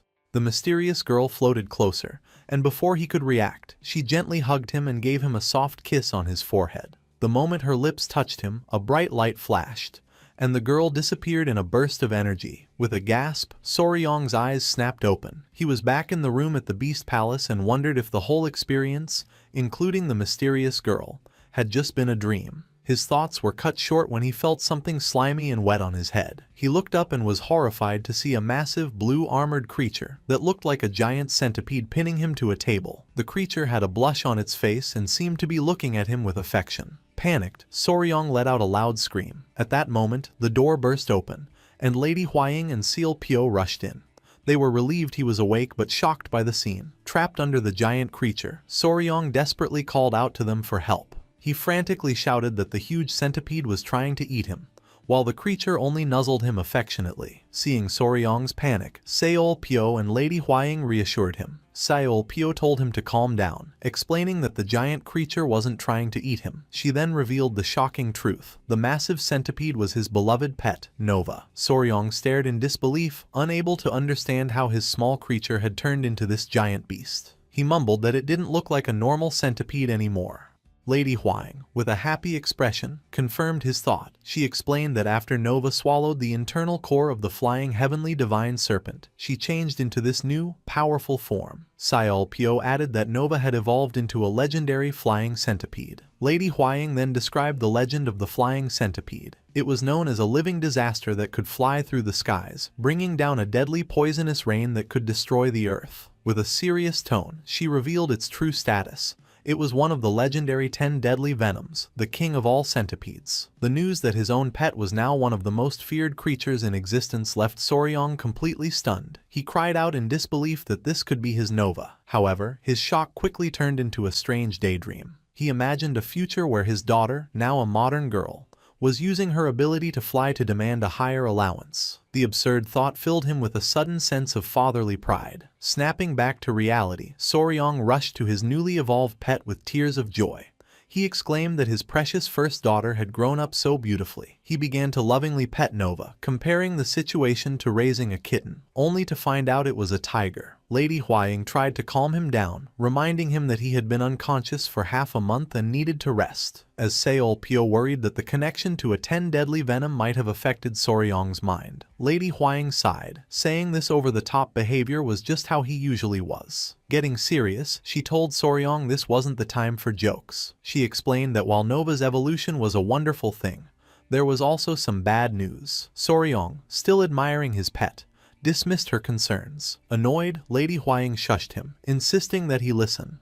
Lady Huaying, with a serious expression, told Soryong the bad news was not small. On her shoulders, his other two small creatures, Myra and Grace, glared menacingly, their eyes glowing red. She explained that the two girls were absolutely furious. A moment later, a horrifying realization hit him. He imagined the scene before the core was eaten. Nova pointed at the two creatures and declared the rule of their competition. The centipede that won the fight and ate the core would evolve. This was followed by another comical vision where his 3 pets were human children. 2 of them argued that the oldest sister was cheating, while Nova proudly held the core. Soryong, as their father, was left trying to comfort the 2 crying children. Snapping back to reality, Soryong was horrified, finally understanding the sibling rivalry he had accidentally created. Filled with guilt, he rushed to apologize to the two angry creatures on Lady Huaying's shoulders, telling them he was sorry and that they were just as precious to him. The two creatures seemed to accept his apology, nuzzling happily against Lady Huaying's cheeks. This, however, only sent Soryong into a new panic, as he realized his daughters now preferred their mother. Lady Huaying just laughed, explaining that it's common for children to love their mothers more. After a long round of apologies from their father, the two little creatures finally calmed down. The next morning, Soryong sat quietly as the Grand Patriarch examined his internal energy. Both his grandfather and his new foster father, Mangho, carefully checked his body to see how Nova's evolution had affected Soryong's own power. The Grand Patriarch gave his analysis first. He concluded that Soryong's poison cultivation had clearly advanced. Mangho agreed, adding that this made sense, as the beast heart art lets the master and their beast grow stronger together. Since Nova's venom had become much more powerful, Soryong's own poison abilities had grown with hers. The Grand Patriarch smiled. Pleased, he told Soryong that even though the core was gone, it had still helped him greatly, and they would confirm the full changes once they returned to the Tang clan. Just as they finished, Mangho turned to Soryong and asked an unexpected question. Had he been seeing any visions lately? The question caught Soryong completely by surprise. Mangho explained his concern. He warned that when a person accepts a powerful beast's consciousness into their mind too early, there is a risk that the beast's will could overwhelm their own mind. He stressed that this was especially worrying for Soryong, as he was now connected to one of the 10 deadly venoms. Soryong's thoughts immediately went to the mysterious blue-haired girl he had seen. He wondered if she was a sign of his mind being taken over. However, he quickly dismissed the idea, remembering her gentle touch felt healing and comforting, not threatening. Mangho finished by telling Soryong to come to him immediately if he ever sensed anything strange. Soryong respectfully agreed. With Soryong's condition stable, the Grand Patriarch and Mangho decided it was time to get back to the important business they had paused. A confused Seolpyo asked her father what they had postponed. With grim expressions, the two elders revealed their true purpose. It was time to deal with the Five Venoms sect. They announced their plan to find the sect's hidden base. The name of the evil sect brought a look of shock and determination to Soryong's face. The Grand Patriarch explained that the ruins where the sect was supposedly wiped out 100 years ago were not far from their location. Now that they had clear proof the sect was still active, they couldn't just do nothing. Soryong clenched his fist, thinking about the cruel sect hiding somewhere, breeding their monstrous creatures. The Grand Patriarch continued, saying that since the sect had already targeted the Beast Palace, it was only a matter of time before they aimed for the Tang clan next. With absolute resolve, he made a final, powerful declaration. Before the Five Venoms sect had a chance to find them, they would strike first and destroy them. In the guest hall of the Southern Beast Palace, preparations were underway for the Tang clan's departure. Soryong was busy packing clay pots and boxes onto a cart. Before they could investigate the Five Venoms sect, they first had to transport all the venomous creatures they had captured back to the Tang clan. While working, Soryong asked a clan member about the flying heavenly divine serpent. Gupai explained that the creature was being cared for separately. He told Soryong they couldn't send it to the clan yet, as the poor creature had refused to eat for days and was just huddled sadly in a corner. Worried, Soryong decided he should go check on it. As he walked, he thought about how shocking the experience must have been for the once proud serpent. After all, it had lost 120 years of its power, only to see it eaten by another creature right before its eyes. He glanced at his newly evolved and cheerful pet Nova, then pictured the sad, shrunken divine serpent, and couldn't help but feel a lot of sympathy for it. Soryong, with the huge Nova floating behind him, entered the room where the small divine serpent was being kept in a wooden cage. He approached it gently and asked if it was all right, but the serpent only responded with a furious hiss, its body glowing with an angry red aura. Trying to calm it, Soryong explained that he had never meant to hurt it. He told the little creature that he only wanted to capture it because it was so impressive and beautiful, but its fierce nature had forced his hand. He suggested that instead of being angry, it should think about its new situation. He pointed out that now that it was small and weak, it would be in danger from other beasts if it returned home alone. He then made an offer. Instead of going back, it could come with them.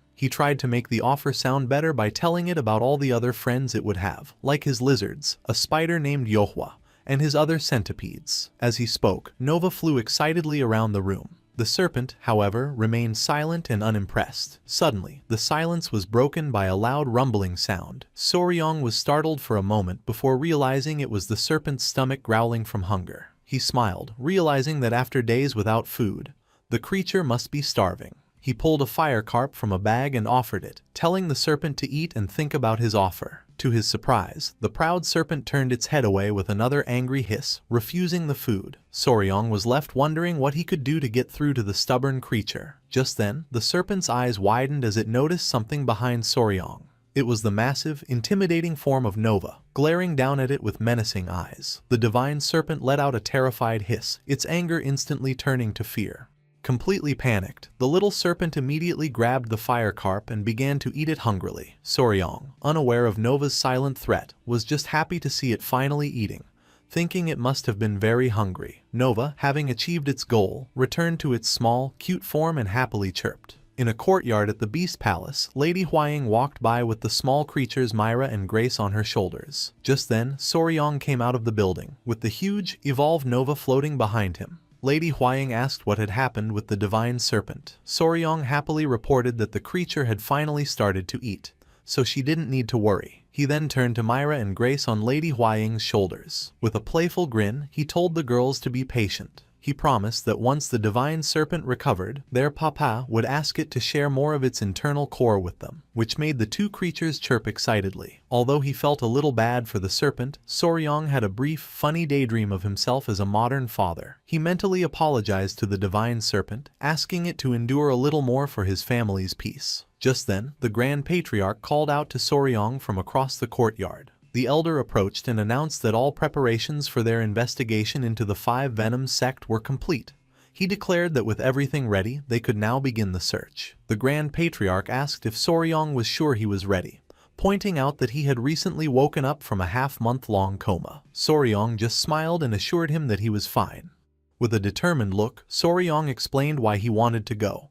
He declared that as the adopted son of the Southern Beast Palace and the son-in-law of the Tang clan, any enemy of both houses was his own enemy. He insisted that he could not miss such an important mission. The Grand Patriarch chuckled, feeling proud of his grandson's loyalty. However, he also knew Soryong had another reason. The investigation was also a perfect opportunity to search for other rare and powerful venomous creatures. With the decision made, the Grand Patriarch laid out the plan. He announced that the next morning, they would all head to Mount Manhwa, the last place the Five Venoms sect was seen, to search for clues. He was confident they would still be able to find traces of the sect there. He clenched his fist with a determined look. Finally, with a powerful voice, he declared that the time had come to settle the 100-year-old debt they owed the evil sect. A few days later, the search began. High above the peaks of Mount Manhwa, Soryong rode on the back of his massive flying centipede, Nova. By the second day, their search had found nothing. Soryong realized that finding any exact traces after 100 years was proving to be very difficult. The old records from the Beast Palace were not specific, only stating that the sect had been exterminated on Mount Manhwa. Even after searching the entire mountain from the air on Nova, he had found nothing.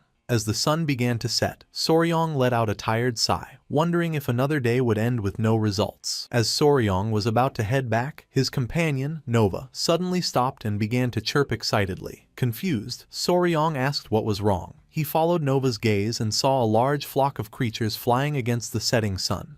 He realized they were bats. Seeing Nova's curiosity, he explained that it was a bat, a type of flying rat, and guessed it was the first time his companion had seen one. With the sun going down, Soryong decided it was time to return to camp. He landed and met up with his foster father, Mangho, who asked if he had found anything. Soryong reported that his search was unsuccessful. The only thing he had seen was a flock of bats flying north. The seemingly small detail had a big effect on Mangho. His eyes widened and he declared urgently that they needed to head north at once. A startled Soryong asked why. Mangho explained that if many bats were flying in a flock, it meant they were heading to a large cave. This cave, he reasoned, could be the hidden location of the Five Venoms sect. With this crucial lead, Mangho ordered Soryong to guide them in the direction the bats had flown, promising that the warriors would follow him. Soryong immediately agreed. The entire group set off, following the northern mountain range, after walking for several hours through a jungle that grew thicker and harder to pass through. They arrived at their destination. Before them stood a massive, towering cliff face that seemed to stretch up forever. The huge size of the rock wall left everyone in shock. Soryong and Lady Huaying stared in awe, wondering if the entire mountain could be connected to one gigantic cave system. Their quiet awe was broken when the Grand Patriarch suddenly called out to Ho, his voice filled with excitement. He pointed to a spot on the cliff, announcing that he had found something. Embedded in the stone was a large, reddish, hand-shaped carving, a clear sign that this place was not natural. Ho examined the reddish handprint and read an old inscription on the stones, which said that the Five Venoms sect was sealed there forever. He confidently announced that they had found the right place. The Grand Patriarch identified the handprint as the Divine Red Carp Palm, a powerful martial art used by a Tang clan ancestor. This surprised Soryong, who had thought his clan focused only on poisons and hidden weapons. Ho noted that the main entrance was blocked by large stones. He suggested they look for another path before trying to move the heavy rocks. Just as he said this, a huge swarm of bats suddenly flew out of the cliff, startling the group. Soryong and Ho looked up, watching the bats fly towards an opening high above them. Soryong pointed out that there was a large opening at the top of the cave. The two elders looked at each other, realizing that 100 years was more than enough time for a new entrance to form. Seeing the new opening, Soryong volunteered to go first and scout ahead.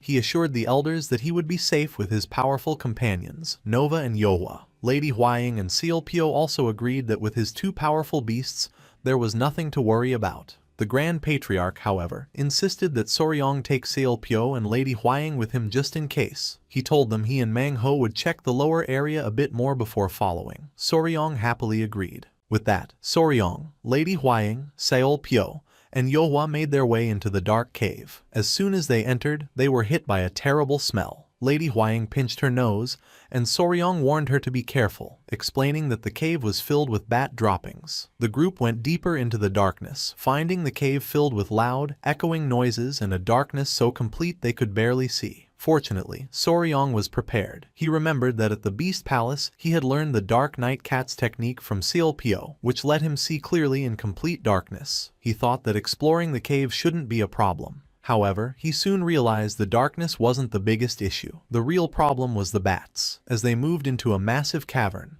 they saw an unbelievable sight. The cave was filled with thousands of bats, all with glowing, menacing red eyes. Soryong admitted to himself that while he loved all creatures, bats were one of the few that he naturally tried to avoid. Faced with a seemingly endless sea of bats, Soryong and his companions were left wondering how they could possibly get through such a dangerous situation.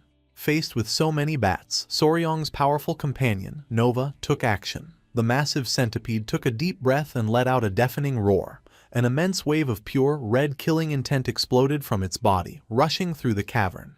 The effect was immediate. The thousands of bats were instantly overwhelmed by the powerful aura, their eyes swirling as they fainted. They began to rain down from the ceiling, completely unconscious. Sealpyo was amazed, saying it was just as she'd expect from one of the 10 deadly venoms. Soryong, however, was thrilled. The incredible display of power reminded him of the Conqueror's Haki from comics of his past life. He rushed to Nova and praised her, petting her and telling her what an amazing daughter she was. The display of power sparked a sense of rivalry. On Lady Huaying's shoulders, Myra and Grace also began to glow with a red aura, wanting to show they could release their killing intent too. Soryong was overcome with emotion. With tears of fatherly pride, he declared that all of his daughters were incredible.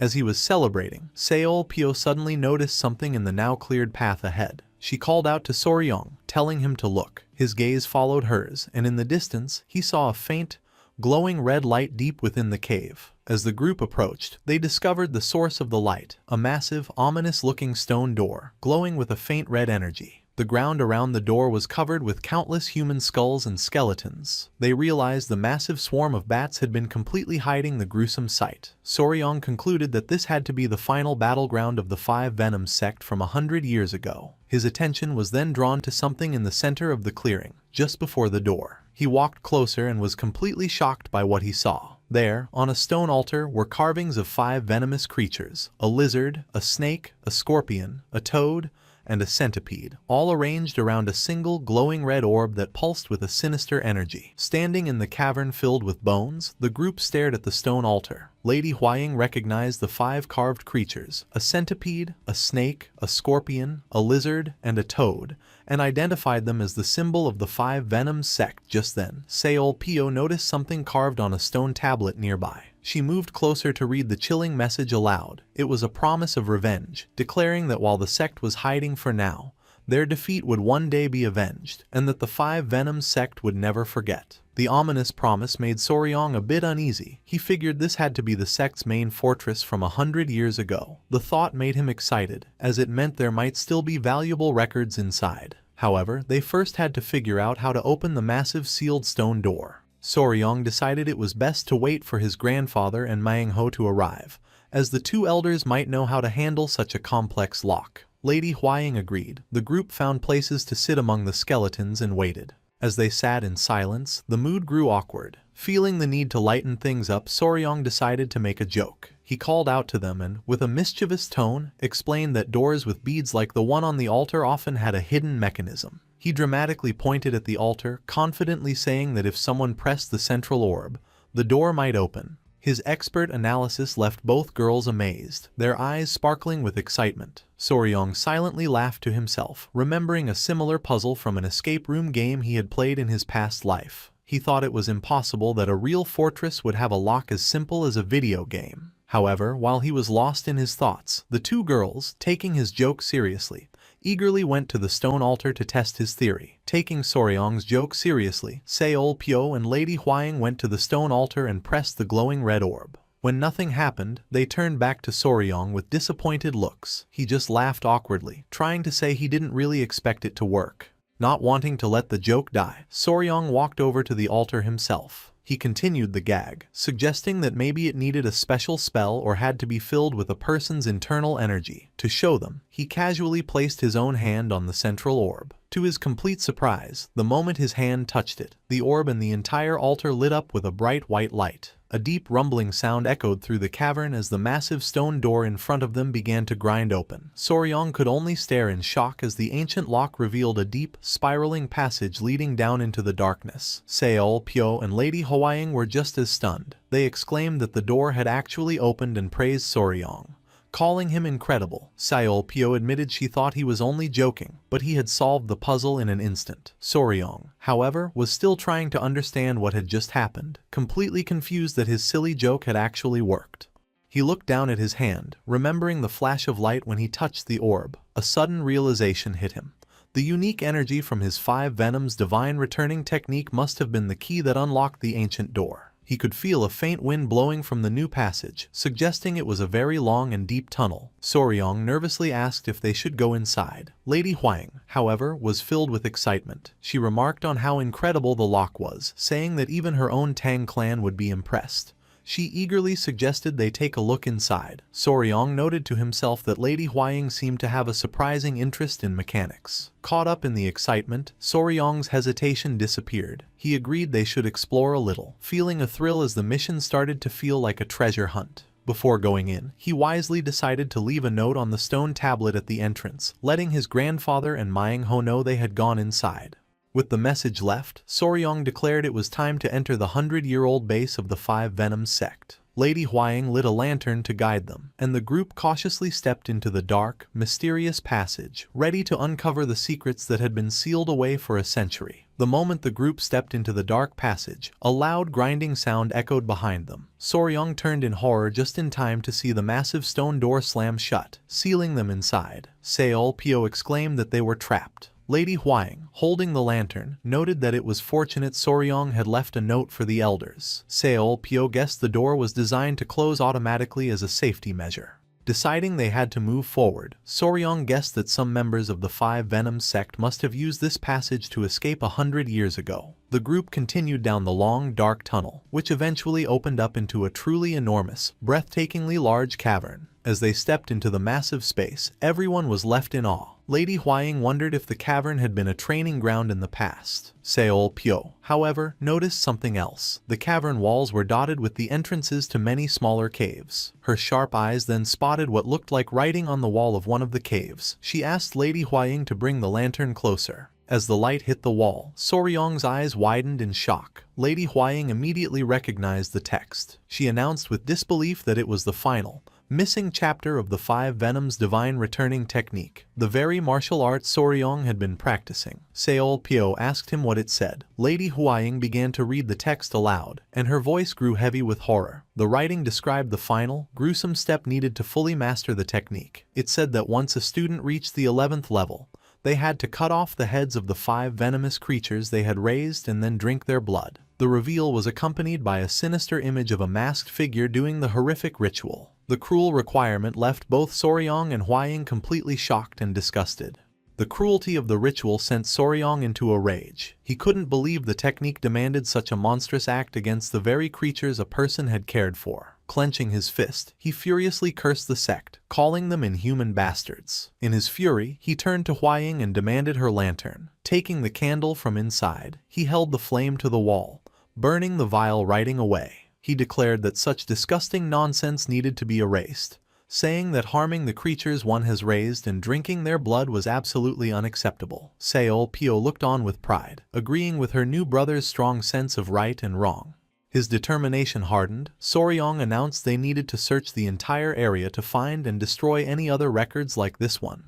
He declared they would explore every single cave in the cavern. His companions, sharing his determination, immediately agreed. A few hours passed as the group carefully searched the many small caves. After exploring what seemed to be old living quarters, they met back in the central area. Lady Hwaying reported that while they found some large rooms, everything inside was either broken or had been burned. Soryong concluded that the attacking clans must have burned everything when they destroyed the sect 100 years ago. As they stood in a new, long passage, Lady Hwaying remarked that this particular cave felt strange. She pointed out that its surface and structure seemed too perfect to have been formed by nature. Soryong agreed, noting that it was definitely different from the other caves. He paused, a thoughtful look on his face, feeling a strange sense of familiarity, as if he had seen a cave just like it before. Suddenly, a memory from his past life flashed through his mind. He realized the tunnel was very similar to the Cu Chi tunnels in Vietnam, a place he had visited on a trip. He recalled the tour guide explaining that the tunnels were dug for military purposes, because the ground was a mix of clay and limestone that hardened when exposed to air, making it perfect for tunnel building. Putting the pieces together, Soryong shared his theory with the others. He explained that he believed the members of the 5 Venoms sect had dug these tunnels themselves. This meant the cave system could be far longer and more complex than they had imagined, and he warned that they needed to be extremely careful. Seol Pyo, however, was not scared. She confidently scoffed at the idea of a man-made tunnel being that long. Full of energy, she pointed down the passage and declared that since they had already come this far,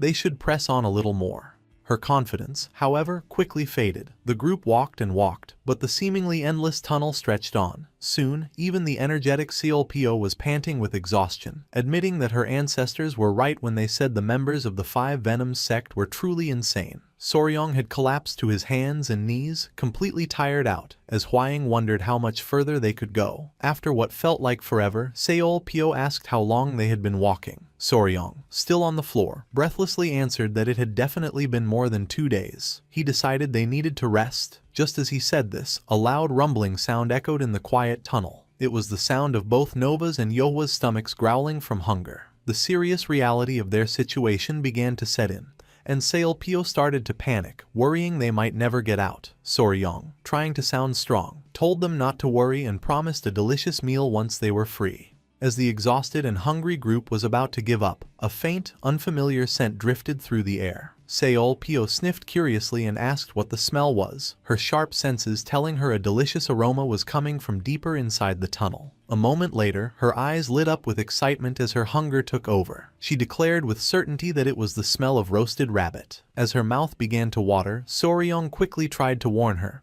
reminding her that it could be a trap set by the 5 Venoms sect. Seolpyo, however, just smiled slyly. She told Soryong that it would be even better if it was the 5 Venoms sect. With a confident look, she suggested a simple plan. They could fight them and take both the meat and the sect members as prisoners. The bold idea left Soryong completely speechless, no longer able to control her hunger. Seolpyo grabbed a panicked Soryong and began to drag him down the tunnel, shouting that it was time to eat. Soryong could only yell for her to calm down as the others followed. Their frantic rush was cut short when Seolpyo suddenly stopped, sensing something ahead. She pointed towards a large, glowing hole in the floor of the cavern, realizing the delicious smell was coming from there. The group cautiously approached the edge of the pit. Peering down, they saw 3 people gathered around a campfire at the bottom, cooking a large piece of meat. Soryong quickly shushed everyone, his mind racing. He wondered if these people could be the last of the 5 Venoms sect, yet as he looked at them, he felt a strange and undeniable sense of familiarity. His confusion turned to utter shock. As Huaying asked him what was wrong, Soryong stared in disbelief at the people below. He recognized them. He was left completely stunned, unable to understand why those specific people would be in this hidden, ancient fortress.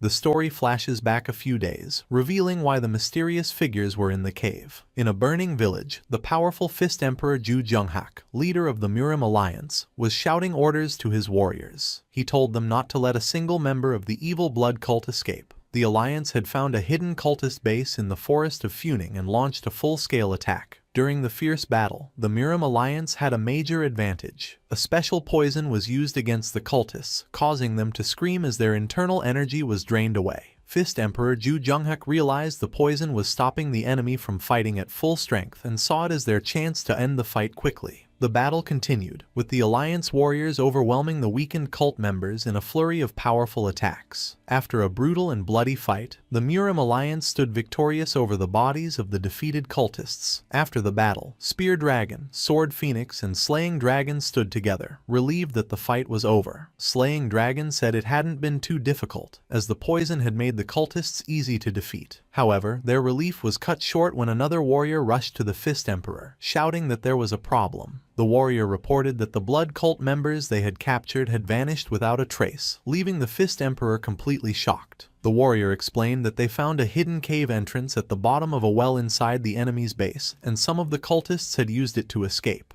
Furious, Fist Emperor Ju Junghak immediately ordered a pursuit team to be formed, saying that no one could be allowed to escape. The trio, Spear Dragon, Slaying Dragon, and Sword Phoenix, accepted the order. The pursuit began at once, leading them into the dark, narrow cave system. A chaotic and deadly fight continued for 3 long days as they battled the fleeing cultists in the tight passages. Finally, after the desperate struggle, the pursuit team came out of the other side of the cave. They found themselves in a beautiful, unfamiliar forest, realizing the long cave had led them across the border into the Dai Viet kingdom. The story then returns to the present moment that Soryong had witnessed. Exhausted from the endless pursuit, Spear Dragon's group had found a large cave and decided to rest there, roasting some meat over a fire. While they ate, Slaying Dragon teased Sword Phoenix about Spear Dragon's obsession with rabbit meat. She sighed, complaining that at this rate, she would end up smelling like a rabbit. She then asked why he couldn't find some fruit for a change. Her complaint made Spear Dragon furious. He angrily pointed at his 2 companions and yelled at them, demanding to know what they had done to help find food. He told them they should be grateful for what they have instead of complaining. Slaying Dragon casually replied to Spear Dragon's outburst, claiming that he and Sword Phoenix had been cheering him on from the side. This answer only made Spear Dragon angrier. He furiously listed all the tasks he had to do by himself: hunting, washing clothes, starting fires, and even tracking, and demanded to know how his 2 companions were helping at all. With a carefree laugh, Slaying Dragon explained that in his Peng clan, they were only taught martial arts and nothing else. Sword Phoenix added with a sigh that in her Gencheng sect, the other disciples always handled such tasks for her. Defeated by their excuses, a tired Spear Dragon simply gave up arguing.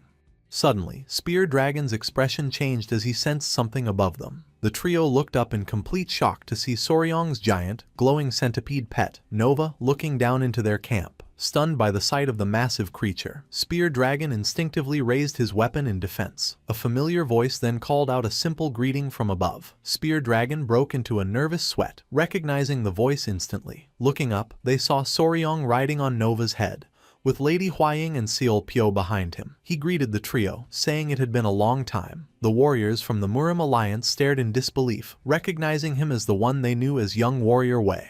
While the reunion was happening, a starving Seol Pyo took the opportunity to take a large bite of the roasted rabbit leg. After Soryong introduced his companions, Nova and Yohua, the 2 groups settled around the campfire, talking and sharing the food while the massive centipede slept peacefully nearby. Slaying Dragon remarked on what a strange coincidence it was to run into him in such a remote place. Sword Phoenix then playfully corrected him, asking if they should now call him Young Master Soryong, since he was part of the Beast Palace. Soryong just laughed and told them they could simply call him by his name. Slaying Dragon, noting that Soryong must have been through a lot, kindly offered him another piece of meat. Soryong politely tried to refuse, saying that his friend, whom he called Guseong, needed to eat as well. Guseong insisted, pushing the food towards him and saying that he was happy just watching him eat. Soryong reflected on why Gaoxiong, whom he had only met a couple of times, was being so kind to him. The reason was simple. Gaoxiong was from the Peng clan.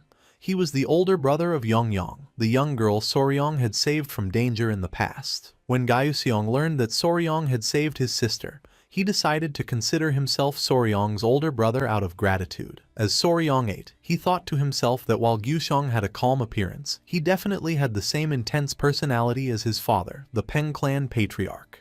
As they sat around the fire, Sword Phoenix asked Soryong if his grandfather, the Divine Lord of Myriad Venoms, and the Lord of the Beast Palace would be coming soon. Soryong confidently explained that he had left a message at the entrance and had also been unspooling Yohwa's spider silk as a trail for them to follow, so they should arrive quickly. However, Lady Hwaying pointed out that it was strange, as they should have arrived a long time ago. Soryong realized she was right, remembering that 2 days had already passed since they entered the cave. He asked Yohwa if she could feel any vibrations on her web, but she shook her head, indicating that no one had touched the silk trail. Soryong grew concerned, thinking that enough time had passed for the main group to catch up. The fact that Yohwa couldn't feel anything on her web made him wonder if his grandfather and Myung Ho had even managed to enter the passage. Seol Pyo added that the elders should have caught up to them long before they even reached the end of the cave. She wondered if maybe they hadn't seen the note Soryong left. A sudden realization struck Soryong. He explained that he believed the problem was the door's mechanism. He recalled how the door only opened when he channeled his specific internal energy into the altar. Based on the inscription about the 5 Venoms returning technique, he concluded that the lock was designed to only open for someone with an energy signature related to the 5 Venoms. Lady Hwaying questioned this, reminding him that the Grand Patriarch also knew the technique. Soryong agreed, but explained that his grandfather's internal energy wasn't fundamentally based on that technique in the same way his was, so it likely wouldn't be enough to activate the door. With the elders unable to follow them, Seol Pyo asked Soryong what their next move should be, return to Mount Nanyo or head back to the Beast Palace. Soryong was unsure what to do. Knowing they couldn't wait there forever, he had an idea.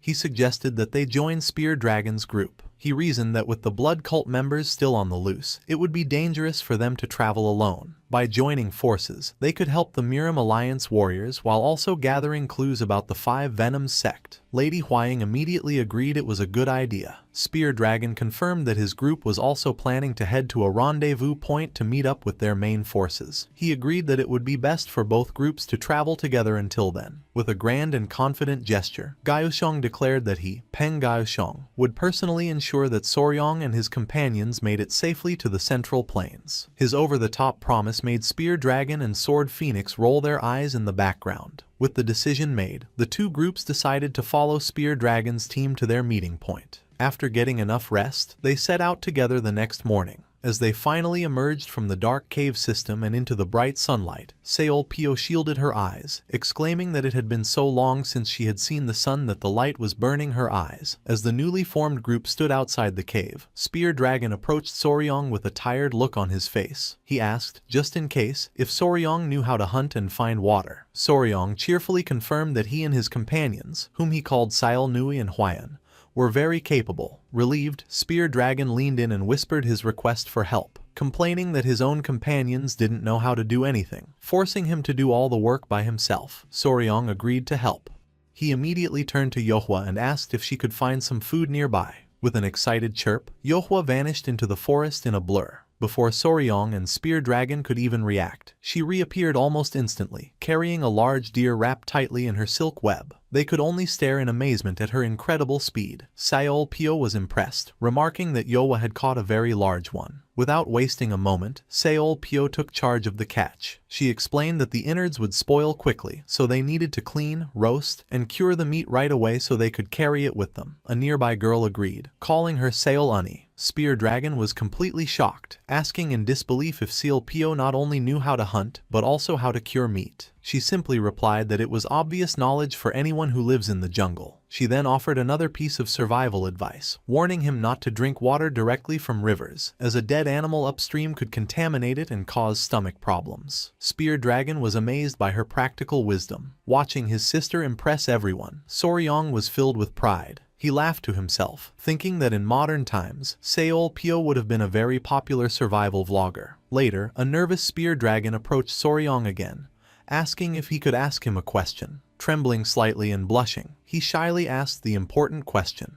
Did Seol Pyo have a boyfriend? The question left Soryong completely stunned. Spear Dragon was lost in a daydream, thinking about how intelligent and beautiful Seolpyo was. Suddenly, he clutched his chest as if in pain, overwhelmed by his sudden feelings. Soryong watched in shock as the warrior was overcome with emotion. A wave of hearts and flowers surrounded Spear Dragon as he was completely consumed by his infatuation. Soryong could only stare in utter disbelief, wondering how this guy could have fallen in love so quickly.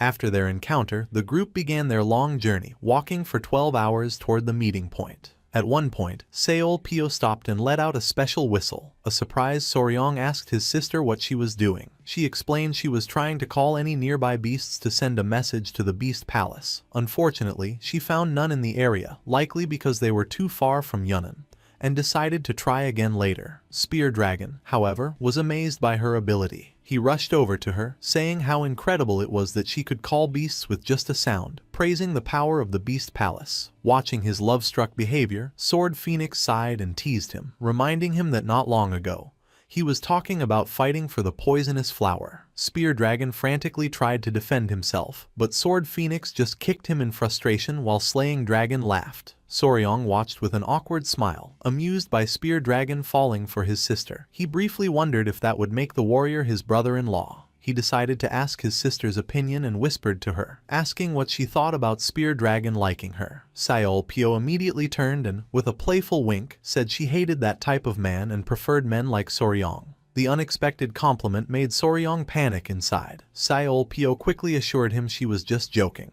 She then added her own thought, saying she believed Sword Phoenix was the one who actually liked Spear Dragon. The scene cut back to Spear Dragon still trying to convince a skeptical Sword Phoenix that he was being sincere.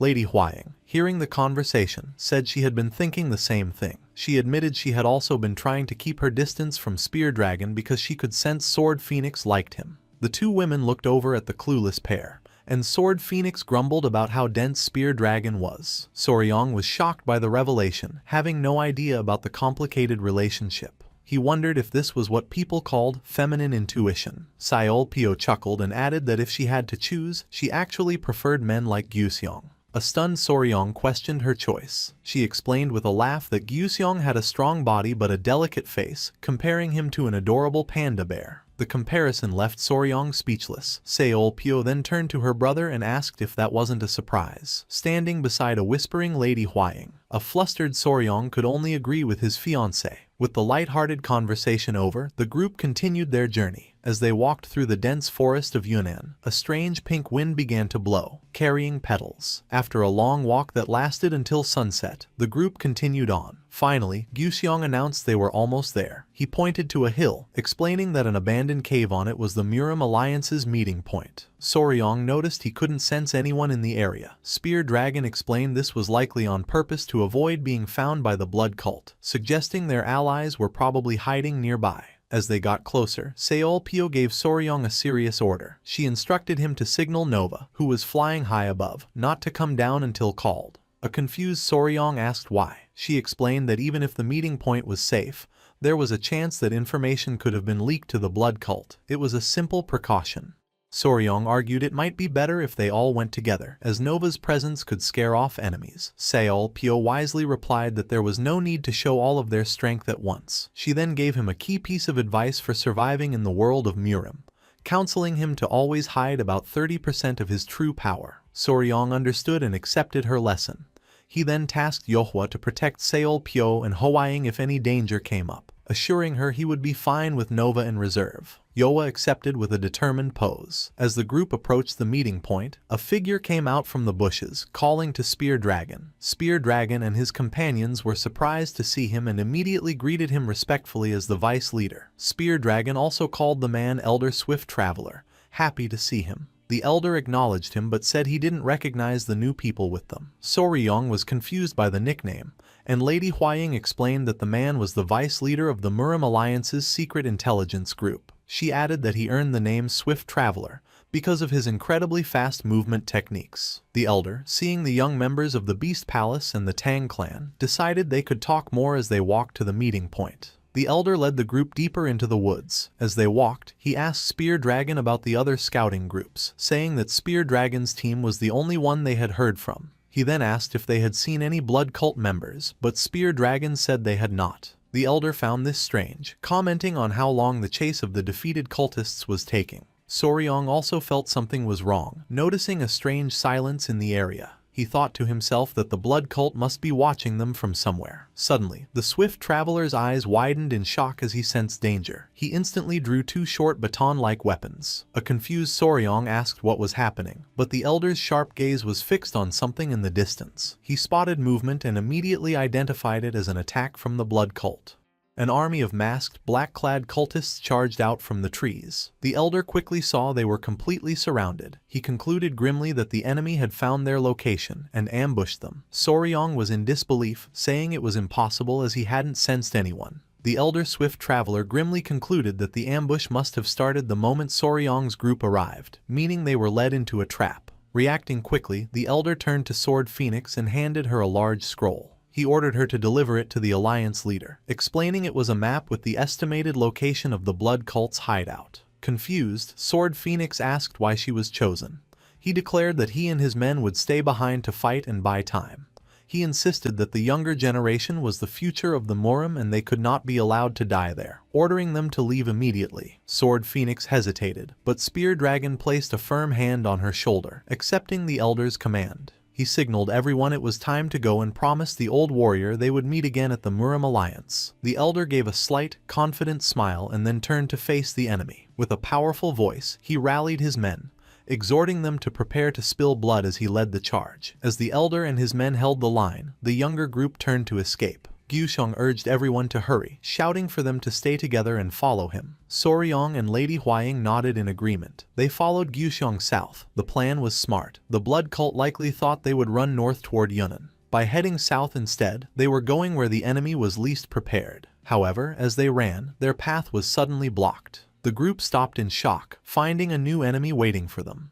A large, muscular man chuckled, realizing the ambush in the north was just a distraction. He stood with a menacing look, surrounded by his own group of cultists. He was the formidable Grand Master Jufeng Xiao of the Blood Demon Unit. With a sinister smile, he said it was worth waiting for them in the south. His eyes then fell on the three young women, and he commented with a creepy grin that it seemed he was going to have a very good time. Grand Master Jufeng Xiao let out a cruel laugh, sneering at the group not to expect help. He revealed the grim fate of the other 9 Murim Alliance groups, explaining they had all been captured and were likely being tortured. Soryong and Seal Pyo were horrified. With a wicked grin, Jufeng Xiao ordered his men to kill all the men and capture the women alive. Following their master's command, the blood cult members charged forward. Spear Dragon and Slaying Dragon immediately drew their weapons, preparing to fight. Just as the battle was about to begin, a voice called out, demanding they wait. It was Soryong. He stepped forward with a determined look, announcing that he would handle the situation himself.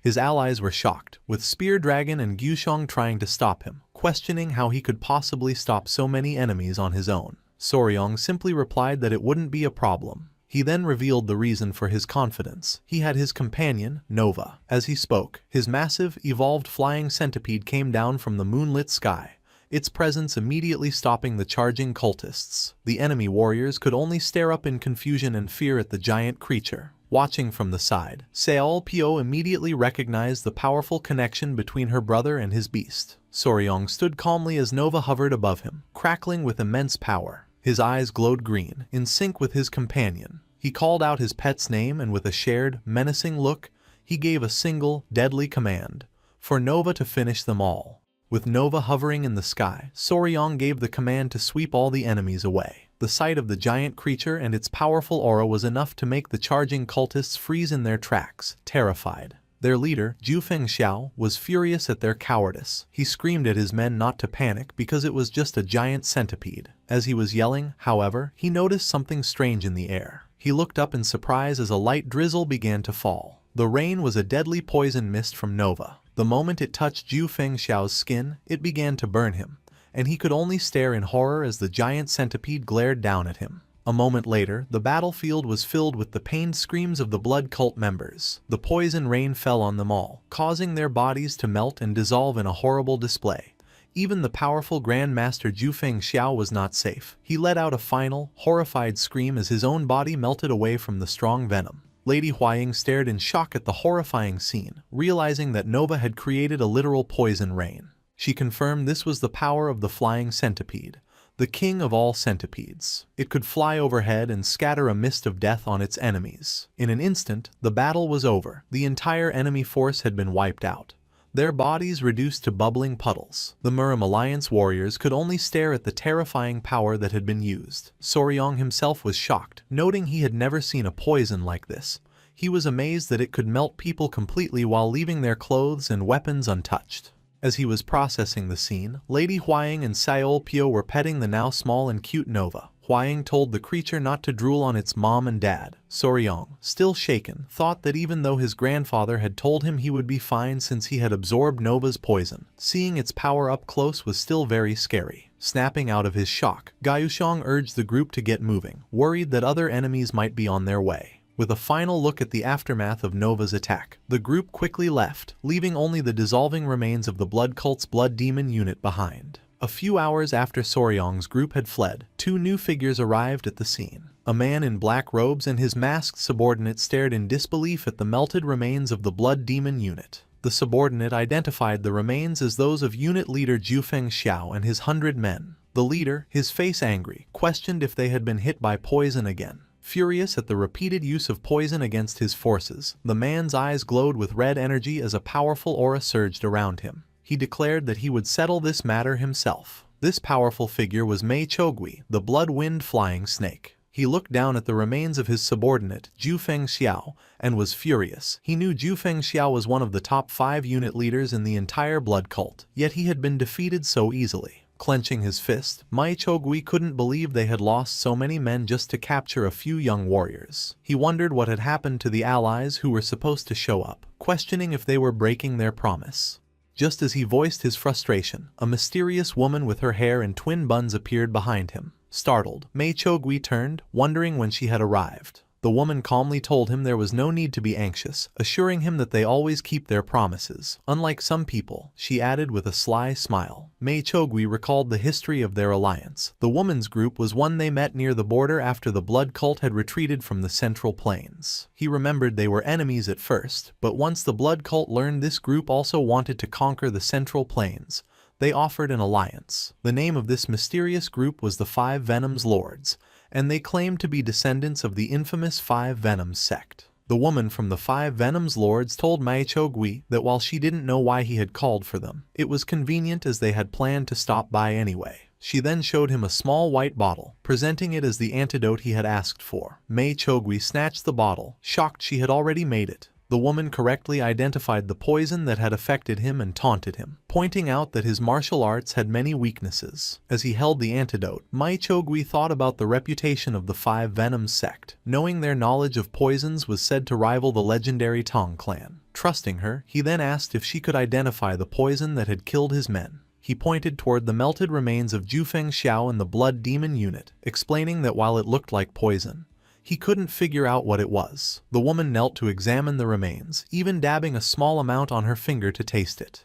The moment she tasted it, her eyes widened in shock. She recognized the strong venom immediately, exclaiming that it was the work of a 1 Venom Lord. She noted that while the creature was not fully grown, there was no doubt about its identity. A small, interested smile appeared on her face. Mei Chogui asked how long ago the group had left, and she replied that they shouldn't be far. With a confident smirk, the woman declared that it seemed the heavens were on their side. She then summoned her own forces, a group of toad-like humanoid warriors called the Toad Unit, who came out from the shadows. She gave them a clear order: chase down the group immediately and do not lose them. The group continued their escape, running for 2 full days without rest. Gaiuseong, leading the way, checked on Soryong to make sure he was alright. Soryong found that despite the long run, he felt surprisingly fine, guessing that Nova's evolution had also helped his own internal energy. Their goal was in sight when Gusheng pointed ahead to the Langkang River, announcing that once they crossed it, they would be safe in the Central Plains. Seeing the flat land ahead, Spear Dragon urged everyone to push through and cross the river before dawn. Just as their escape seemed certain, Soryong suddenly noticed something. A bright red light flared in the distance. Before they could react, the powerful blood cult elder, Mei Chogui, shot down from the sky, unleashing a massive wave of red energy at them. With a vicious snarl and his hands like claws, Mei Chogui lunged forward, screaming at them to die. In a heroic act, Gusheng threw himself in front of the others to block the attack. Mai Chogui's hand pierced straight through his chest in a spray of blood. Gyuxiong let out a scream of agony as the fatal blow landed. Soryong and Spear Dragon could only watch in horror, shouting their friend's name. Mai Chogui stood over the fallen Gyuxiong, his hand dripping with blood. He commented that he had promised that brat he would take someone alive, but he no longer felt like keeping that promise. He looked down at the wounded warrior and the terrified Soryong, declaring that this was the end for them. A swirling blood energy gathered around his hand. With a menacing glare, he introduced himself as Mai Chogui, the Blood Wind Flying Snake and an elder of the Blood Cult, announcing that he would handle them personally.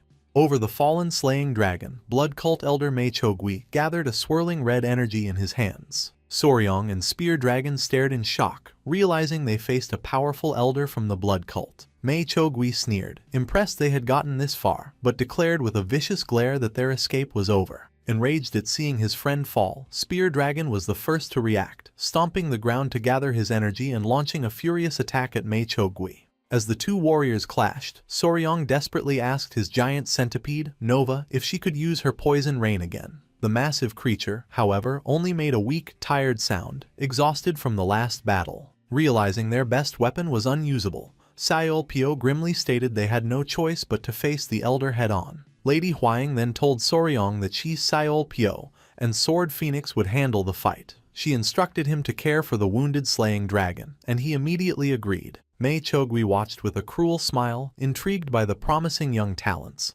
and eager to see what they could do.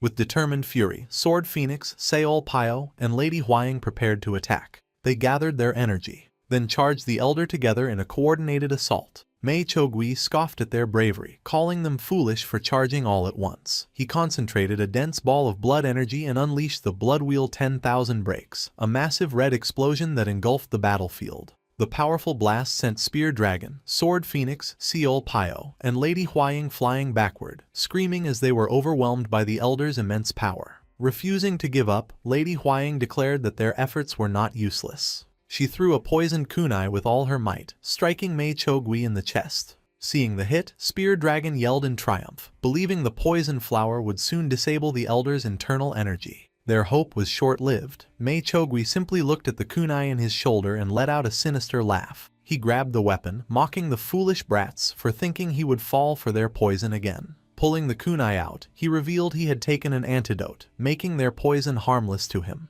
The revelation of an antidote left Lady Huang and Spear Dragon completely shocked and terrified. Even Soryong was stunned by this unexpected turn. Surrounded by a red aura, Mai Chogui promised to show them a level of pain that would make them beg for death. But as he prepared to attack, his smug expression contorted in pain. Black blood poured from his mouth as he clutched his face in agony. Horrified, he stumbled backward, exclaiming that his own blood was not obeying him. He panicked, wondering if this could be the effect of a different poison. He cried out, asking why he suddenly couldn't use his internal energy despite the antidote. As Mai Chogui reeled from the mysterious poison, Soryong knelt beside the unconscious slaying dragon. He then stood and faced the enraged elder, taunting him about the antidote. With a confident smirk, he declared that the heavens were on their side. Furious and confused, Mai Chogui demanded to know how this was possible. Soryong just smiled. He revealed the simple but brilliant truth. The poison Lady Huang used was not the one the antidote was made for. Soryong's plan had started several hours earlier when the group was traveling. Spear Dragon had suddenly panicked, holding up an empty bottle. He explained they had completely run out of the poison they used against the Blood Cult, and Slaying Dragon had used all of his as well. Hearing this, Soryong had an idea. He explained that while he couldn't get the same poison, he could make something similar, which surprised Slaying Dragon. Lady Huang proudly revealed the secret. Soryong had made all the poison they were using. The news left Spear Dragon and Slaying Dragon stunned. They asked Soryong if it was true. He smiled, realizing the Miram Alliance had kept his identity as their poison supplier a secret. Soryong confidently told them that if they needed poison, he would make it. He called to his companion, the spider Yohwa, asking if she had brought the item he requested. She presented him with a large ball-shaped object of hardened mud. The warriors looked on in confusion. Soryong split the strange ball in two, revealing what was inside. He then smashed it on the ground, causing the others to cry out, thinking he had lost his mind. Soryong calmly told them to look closer. They saw the ground was littered with stunned bees. Spear Dragon identified the object as a dew-bee hive. The warriors panicked, but Soryong reassured them, explaining he had shaken the hive to stun them. He then gave a strange instruction: squeeze the bees' bottoms to extract their venom, leaving Spear Dragon bewildered. Holding one of the stunned insects with chopsticks, Soryong explained that it was a type of wasp. He recalled finding a large wasp nest and giving it to Yohwa, deciding it would be a perfect source for a new poison. Back in the present, Soryong explained the science behind his plan. Wasp venom contains enzymes that destroy blood cells, similar to the snake poison the blood cult's antidote was for. While not identical, their core function was the same, which is why the antidote failed. He told the stunned Maicho guy that while his improvised poison was not as potent, it was enough to disrupt his internal energy. Furious at being outsmarted by a boy, Maichogui roared that he would kill him. Seeing their enemy weakened, Spear Dragon and Sword Phoenix saw their chance. They charged forward to deliver the final blow. Their powerful combined attack struck the poisoned elder, who spat black blood before crashing to the ground, defeated. With their enemy defeated, the group was overcome with relief. An ecstatic Sword Phoenix hugged Spear Dragon, who sighed that the fight had taken years off his life. Their celebration was cut short, however, when he suddenly remembered his fallen friend and rushed to check on Slaying Dragon. Lady Huaying assured him she had stopped the bleeding by pressing his acupoints and that his organs seemed undamaged. However, his wound was still serious, so she urged them to move quickly. As they were about to leave, Soryong's centipede, Nova, suddenly tensed and let out a worried sound. Soryong asked what was wrong as Nova stared intently into the dark forest. A moment later, a powerful force shattered a nearby tree as a new figure approached. A mysterious woman with her hair in twin buns descended from the sky, riding a giant, menacing wasp. She looked down at Maichogui's body, calling it pathetic and scoffing that his trashy martial arts naturally led to his death. Soryong and Lady Huaying could only stare, wondering who this powerful newcomer could be. The woman looked down at the group, remarking she would have to reconsider her alliance with the blood cult if their techniques were so easily defeated by poison. In a cold tone, she gave an order to her giant wasp, calling it Flower. She commanded it to capture Soryong and his companions. The giant wasp instantly unleashed a powerful sonic attack toward the group. The blast hit them with incredible force, causing Seolpyo and Sword Phoenix to scream as they clutched their ears in pain. As the sonic attack continued, Lady Huaying clutched her head, crying out that she recognized the giant bee. She shouted a warning to protect their ears with internal energy, as the sound could disrupt their ki and blood flow, leaving them unable to move. From her perch, the woman smiled, confirming it was the legendary Strange Cry Tiger Wasp, one of the 10 deadly venoms. Soryong was stunned to be facing another of these feared creatures. But he was not alone. His own companion, the centipede Nova, rose to the challenge. The two legendary beasts, both of the 10 deadly venoms, faced off in the air. The woman was impressed. She noted Soryong must be a poison master to have tamed such a creature and asked who he was. Before he could answer, she dismissed the question, saying his identity didn't matter. She then focused her gaze on a wary Soryong. With a chilling, possessive smile, she made a shocking declaration. From that moment on, he belonged to her. The mysterious woman and her giant wasp landed on the ground, radiating a powerful aura. Seeing the threat, Lady Huaying urgently warned a stunned Soryong. She said to be careful, explaining the woman seemed as strong as his foster father, Maying Ho, though not as powerful as his grandfather. The woman's sharp ears caught their whispering. A sly, jealous smile spread on her face as her eyes glowed menacingly. With a confident shout, she ordered her giant wasp, going, to attack and capture them all. Refusing to back down, Soryong commanded his own companion, Nova, to fly up and teach the wasp a lesson. The two venomous creatures, a flying centipede and a giant wasp, charged at each other in the sky with fierce chirps and buzzes. They met in a brutal mid-air collision, but the wasp's power was too much for the younger centipede. Nova was sent flying back with a pained cry, and Soryong shouted her name in alarm. He realized with a sinking feeling that giant hornets are the natural predators of centipedes. His young Nova was at a serious disadvantage. Seeing his pet in trouble, Soryong immediately called for backup. He shouted for his other companion, Yohwa the spider, to emerge and help Nova. Instantly, Yohwa leapt from the treetops in her massive spider form, ready to join the fight. As she soared through the air, she shot a thick web that struck the giant wasp's wing, tangling it and breaking its momentum. The distraction worked perfectly, allowing Nova to break free. Soryong cheered, praising Yohwa for her excellent timing. The arrival of a second powerful beast left the woman from the 5 Venoms Lord stunned. She stared at Yohwa, recognizing it as a human-faced spider. She was surprised that the young man had tamed 2 incredibly rare creatures. As the giant beasts battled in the sky, Spear Dragon made a decisive command. He ordered Soryong, Lady Huaying, and Seol Pyo to flee with the wounded slaying dragon, saying he and Sword Phoenix would stay to hold off the woman. With a determined war cry, Spear Dragon and Sword Phoenix charged forward to face the formidable new enemy. The woman from the 5 Venoms Lords glared at them, her eyes glowing with sinister pink energy. Annoyed by their interference, she called them a nuisance. In a stunning display of speed, she vanished and reappeared behind Spear Dragon, shocking him. With a voice full of contempt, she told him, "Flies should stay quiet." Before the terrified warrior could process her speed, she prepared to strike him with a deadly claw attack. Seeing the imminent danger, Sword Phoenix let out a desperate scream, shouting Spear Dragon's name. In an act of incredible bravery, she threw herself in front of him, taking the full force of the woman's blow. The impact sent her reeling, and she coughed up blood as a horrified Spear Dragon stared, calling her name, Jiaombong. He watched in disbelief as she collapsed, asking why she would do such a thing. With her last strength, the fallen Sword Phoenix muttered that he was an idiot. Consumed by panic and grief, Spear Dragon let out a horrified scream. His emotional outburst left him vulnerable, and the woman from the 5 Venoms Lords appeared behind him, striking him hard on the back of the neck. As Spear Dragon crumpled to the ground, unconscious, she coldly told him to sleep. From a distance, Soryong watched in horror as both of his allies were defeated in an instant, shouting their names in despair.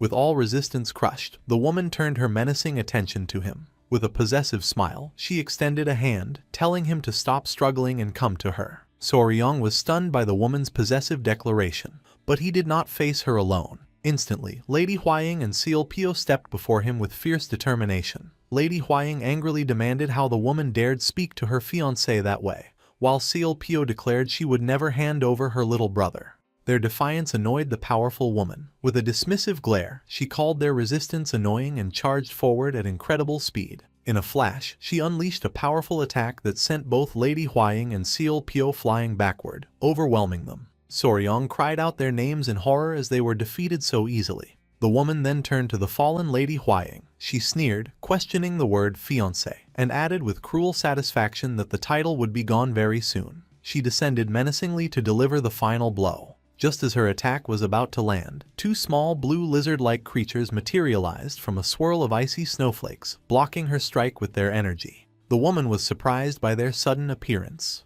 The 2 creatures, radiating a powerful cold aura, stood protectively before Lady Huaying. Seeing his companions, Soryong shouted their names in relief. "Seola, Binga!" The 2 creatures cried out and pushed the woman back. The woman landed gracefully, her expression curious and suspicious. She listed the beasts Soryong commanded, the 1st Venom Lord, Nova, the human-faced spider, Yowa, and now the 4th Venom Lord. The number of legendary creatures was unbelievable, and she again demanded his true identity. In response, Soryong stepped forward, his body surging with a powerful glowing green aura. The woman fell silent, sensing the immense power emanating from him. With glowing eyes and a voice full of conviction, he gave his answer. He declared he was the son of the Beast Palace and the sole son-in-law of the Tang clan. He was Soryong. A tense silence fell on the battlefield as the 2 sides faced off under the moonlight, Soryong's companions against the woman and her wasp. Soryong's powerful declaration of identity had a profound effect on the woman. Her surprise quickly twisted into a furious scowl. She exploded in rage, demanding what he meant by claiming allegiance to both the Tang clan and the Beast Palace. She furiously asked if he intended to repeat the tragic events of 100 years ago,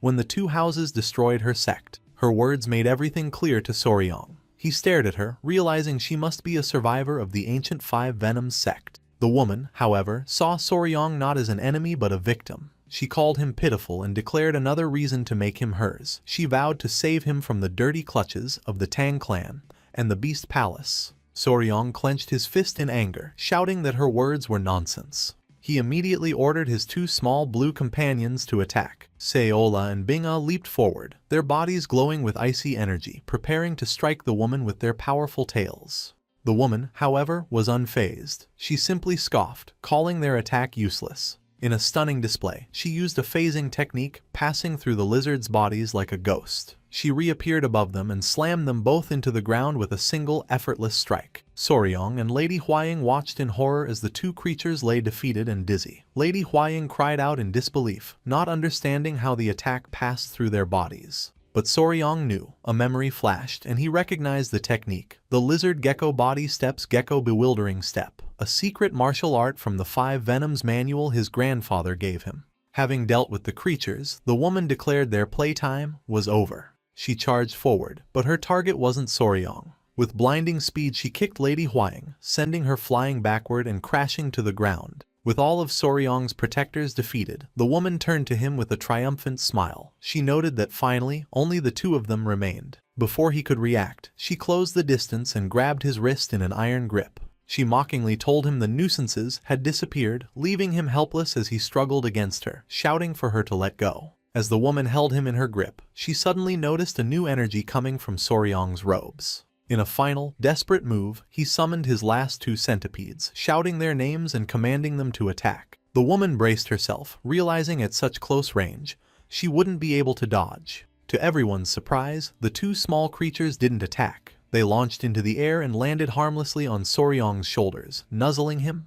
The bizarre turn of events left everyone, including the powerful woman, confused. Soryong, panicking, scolded his small companions, yelling they were supposed to attack, not just look scary. The creatures only gave a weak, confused chirp in response. The woman stared, wondering what on earth she was witnessing. Suddenly, a deafening roar echoed through the forest, sending a powerful shockwave that shook the ground. Soryong's face lit up with recognition and relief upon hearing the familiar voice. The woman looked up in alarm, her expression hardening as she recognized the legendary lion's roar of the Beast Palace. She watched as figures descended from the moonlit sky. The reinforcements arrived, the Grand Patriarch and Manhwa, their faces contorted with rage. The Grand Patriarch roared, asking who dared threaten the Tang clan's son-in-law, while Manhwa bellowed, asking who dared harm his son. They landed with the force of a meteor, kicking up dust and debris and forcing the woman to leap back from the impact. Overjoyed, Soryong called out to his grandfather and foster father. The elders, radiating terrifying power, glared at the woman. Their fury grew seeing the defeated Seol Pyo and Lady Huaying on the ground. Manhwa cursed the 5 Venoms sect small fry, demanding how she dared harm his daughter and daughter-in-law. The woman, however, was not intimidated. With a mocking smile, she identified them as the Lord of the Beast Palace and the old monster of the Tang clan. She remarked with amusement that the situation was the same as 100 years ago. The 2 elders glared at her with cold, murderous intent. The Grand Patriarch moved before Soryong, placing a protective hand on his shoulder and telling him to stand back. A powerful, swirling blue aura gathered at his feet as he prepared for battle. Side by side, surrounded by an overwhelming aura of raw energy that lit the dark forest, the 2 legendary leaders made a solemn vow. Today, they declared, they would finally end the 100-year grudge. As the 2 elders, the Grand Patriarch and Manhwa, prepared for battle with immense auras, the woman from the 5 Venoms sect watched with a strange expression. She seemed confused, wondering aloud where her Toad squadron was. Dismissively, Manhwa asked if she meant the masked fighters, smirking that the little bastards weren't even a proper warm-up.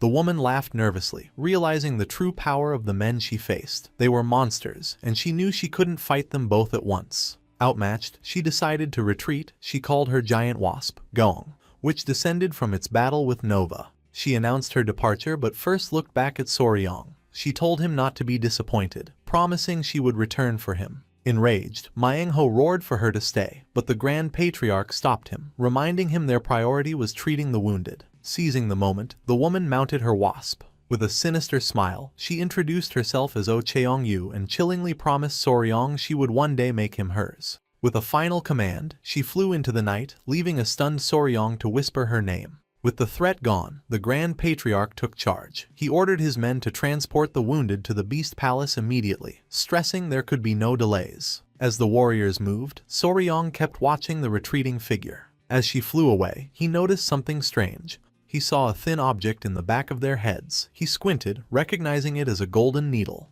The golden needle, identical to the one in the Ant Queen, left Soryong shocked. As his allies carried the wounded, he watched her retreat, his mind on the battle. It was his first unforgettable encounter with Oh Cheong-yu. After the battle, with help from his grandfather and foster father, the group was rescued and brought to the safety of the Beast Palace. However, the cost of their escape was high. Slaying Dragon had a deep side wound. Sword Phoenix was worse, with internal organ damage. Spear Dragon had a fractured neck, and both Lady Huaying and Seol Pyo had serious bruises and internal injuries. In the end, all his companions were bedridden, leaving Soryong as the only one unharmed. While saddened by his friend's injuries, another worry weighed on his mind. His main concern was for his pet Nova. In her battle against the tiger wasp, she had lost 2 legs. He and Lady Huaying checked on the recovering centipede. Lady Huaying worried about Nova's suffering, while Soryong knelt and stroked her head, asking if she was all right. He knew Nova would regenerate her limbs when she molted, but as her father, he couldn't just wait and was determined to help her recover faster.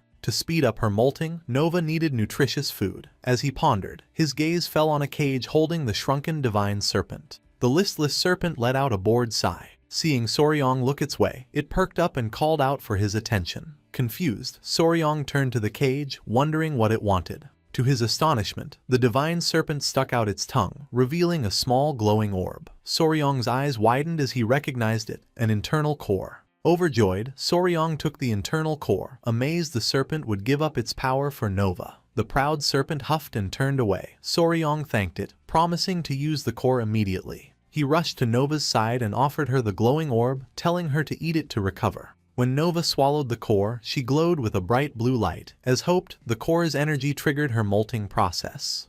This brought a new worry. A molting centipede's new exoskeleton is soft and vulnerable. He recalled how Seal almost died from a failed molt and knew he had to watch Nova carefully. He told his spider, Yahello, to guard Nova while he prepared a safe place for the night. Yahello chirped her acceptance.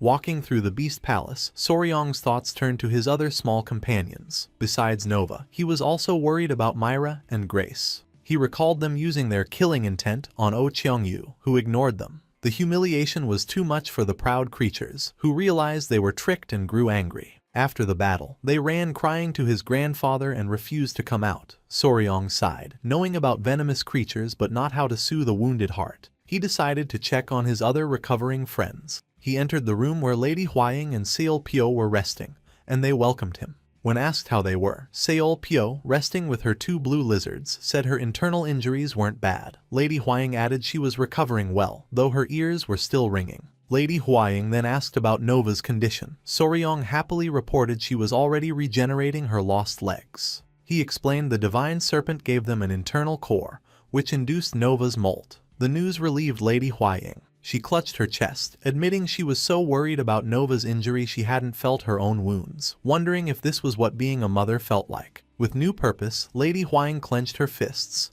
a fiery aura around her. She declared to Soryong she would become stronger, feeling she'd be a failed mother if she couldn't protect their girls. Soryong then mentioned his other worry, Myra and Grace. He told the women the creatures were angry because their killing intent was ineffective and fake. Lady Huaying agreed it was serious, as the creatures must be hurt. Soryong admitted he'd only calmed them last time by promising an internal core and had no idea how to console them now. He asked his sister, Seol Pyo, for ideas. She suggested that eating meat always made her feel better but wasn't sure it would work in this case. Their conversation was interrupted by a servant girl at the door. She announced a visitor for one of the ladies. Before they could react, the visitor entered. It was Spear Dragon, panicked and out of breath, leaning on the doorframe. Seeing him, Lady Huaying scolded him for daring to enter a lady's bedroom, even if he loved Seol Pyo. Flustered, Spear Dragon frantically denied it was the reason for his visit. He explained he'd rushed over for Soryong. Confused, Soryong pointed at himself, wondering why. To everyone's shock, Spear Dragon suddenly dropped to his knees before Soryong. With his head bowed, he desperately pleaded for Soryong's help. Startled, they stared as the proud warrior begged for aid. Soryong told him to stand, reminding him of his injury. Still kneeling, Spear Dragon explained his plea was about Sword Phoenix. Shocked and worried, Soryong asked what happened to her and if she'd worsened. Spear Dragon clenched his fists, his face filled with agony and disbelief. He then blurted out that Sword Phoenix told him she liked him. The bizarre confession left Soryong, Lady Huaying, and Seol Pyo dumbfounded, staring blankly. Panicking, Spear Dragon grabbed his head and cried, wailing he didn't know what to do. He begged Soryong for help, claiming he had more experience. Soryong and Lady Huaying just stared, unsure how to handle the hysterical man. In her own room, Sword Phoenix was resting in her bed. She sighed softly. Clutching her blankets, she blushed deeply. With mixed frustration and affection, she whispered the word on her mind, idiot. At the Beast Palace, Spear Dragon visited Sword Phoenix, who was recovering in bed. He sighed, relieved her life wasn't in danger, and admitted he'd been terrified something awful would happen. He then asked why she had taken the attack meant for him during their fight with Oh Cheong-yu. Sword Phoenix just stared at him for a moment, then asked why he thought she did it. Puzzled, Spear Dragon guessed it was because they were comrades on a secret mission. For his clueless answer, she threw a wooden pillow directly at his face. Reeling from the impact, Sword Phoenix angrily called him an idiot. Completely flustered and blushing, she shouted the real reason: she couldn't stand to watch the person she liked die. Her confession left Spear Dragon stunned. He pointed a trembling finger at himself, asking if he was the one she meant. Her embarrassment turning to rage, Sword Phoenix screamed she should have let him die and ordered him out of her room. Later, Soryong listened to the story with a shocked expression on his face. He asked the miserable Spear Dragon if he had really been kicked out, and the warrior confirmed it. Lady Huaying and Seol Pyo, however, had no sympathy. Lady Huaying glared, calling him pathetic and saying Sword Phoenix should have thrown a dagger to kill him. Seol Pyo added that the dagger should have been poisoned too. With his sister and fiancé beside him, Soryong asked the distraught Spear Dragon what he needed help with, since he'd already received a confession and the next step should be clear. Spear Dragon, however, was panicking. He explained he'd never had a woman confess to him and didn't know what to do, especially since it was Sword Phoenix. As Soryong considered the warrior's dilemma, he announced he had a good idea. He told a curious Spear Dragon to follow him. Soryong led him to another room and opened the door. Inside, Yowa was with Nova. Soryong called out, asking for her help.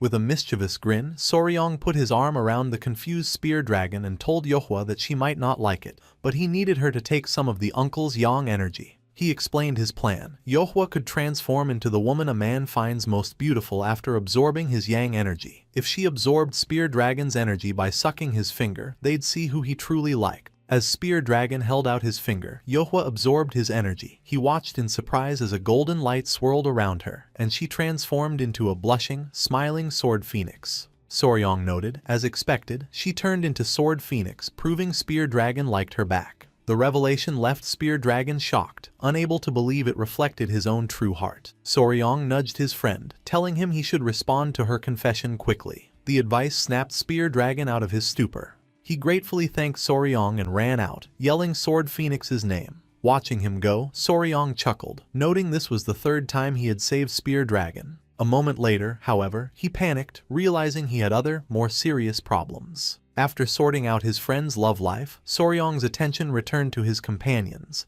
He looked at his pet, Nova, sleeping peacefully after molting, then decided to see his grandfather and get his other two creatures, Myra and Grace. As he turned to leave, he noticed something large on the floor behind Yohua, who had reverted to her true form. It was the huge, empty husk Nova shed after molting. Soryong realized that since Nova had grown so much, the exoskeleton she left behind was massive. He suddenly remembered Seol Pyo's comment about how eating good meat made her feel better. The thought sparked a mischievous idea, and he grinned widely. He excitedly picked up the large, nutrient-rich husk. He knew an insect's molted shell is packed with protein, calcium, and other minerals. Creatures usually eat their own husk to regain energy lost during the process.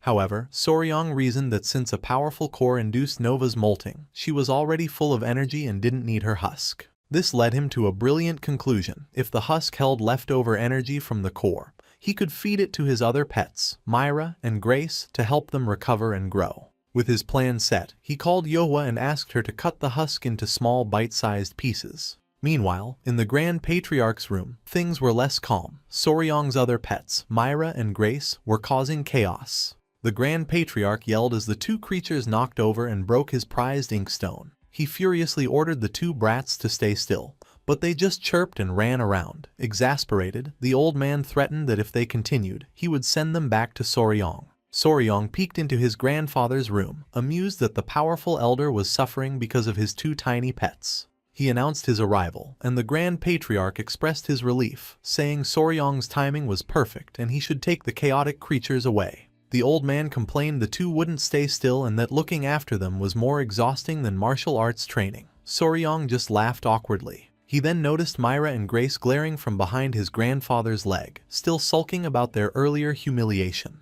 Realizing he needed to cheer them up, Soryong said he brought a special snack, like the internal core he had promised them. The mention of food caught their attention, and they eagerly rushed over. Soryong smiled to himself, thinking children can't resist food. He knelt and offered them bite-sized pieces of Nova's molted husk, telling his kids their daddy had made it easy to chew. The two creatures happily began to munch on the nutrient-rich snacks. With his pets calm, Soryong told them there was more in his room and scooped them up. He thanked his grandfather for looking after them. The Grand Patriarch watched them go, fondly telling the little rascals to listen to their daddy. As Soryong walked down the hall with his companions on his shoulders, he was pleased they were eating so well. He wondered if the husk's energy might cause them to molt soon, like Nova. His thoughts were interrupted when a couple called out to him. He turned and saw Spear Dragon and Sword Phoenix standing together, looking like a new couple. They greeted him warmly, explaining they had been waiting. Soryong asked Sword Phoenix if she was well enough to be walking around. Smiling happily, she assured him she was feeling much better, thanks to his help. She explained she and Spear Dragon came to thank him, playfully adding she heard he'd knocked some sense into the blushing warrior beside her.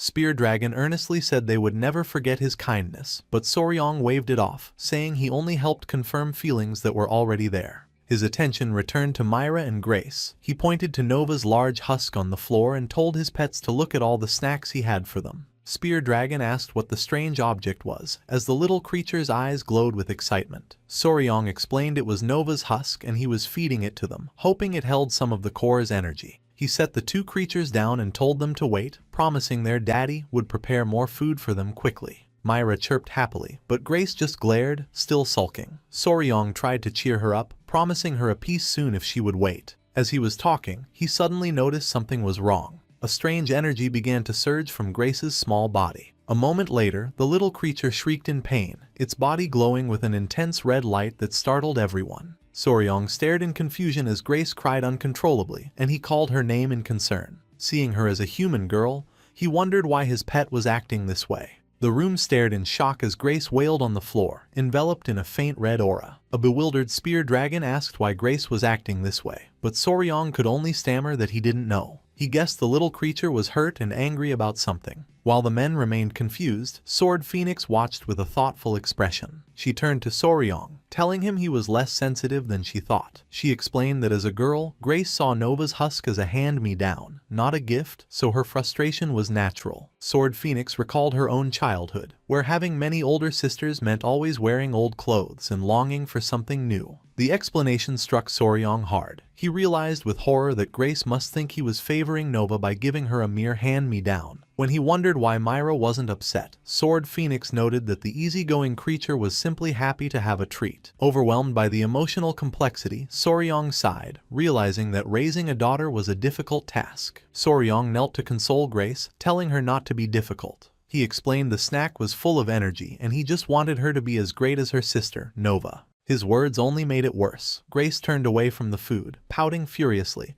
and ignored Soryong's attempts to coax her into eating. Instead of eating, Grace burst into tears again and, to everyone's shock, ran out of the room. Sword Phoenix voiced her concern while Soryong stared in disbelief, unsure what to do now that Grace had fled. Confused by his daughter's complex emotions, Soryong was left speechless. A crying Grace fled into the courtyard of the Beast Palace. Shortly after, Lady Huaying found and comforted the now calm but still sad-looking Grace. She explained to the others that Grace had run to her feeling displaced and full of repressed emotions. When she asked about Soryong, Spear Dragon explained he had frozen in shock.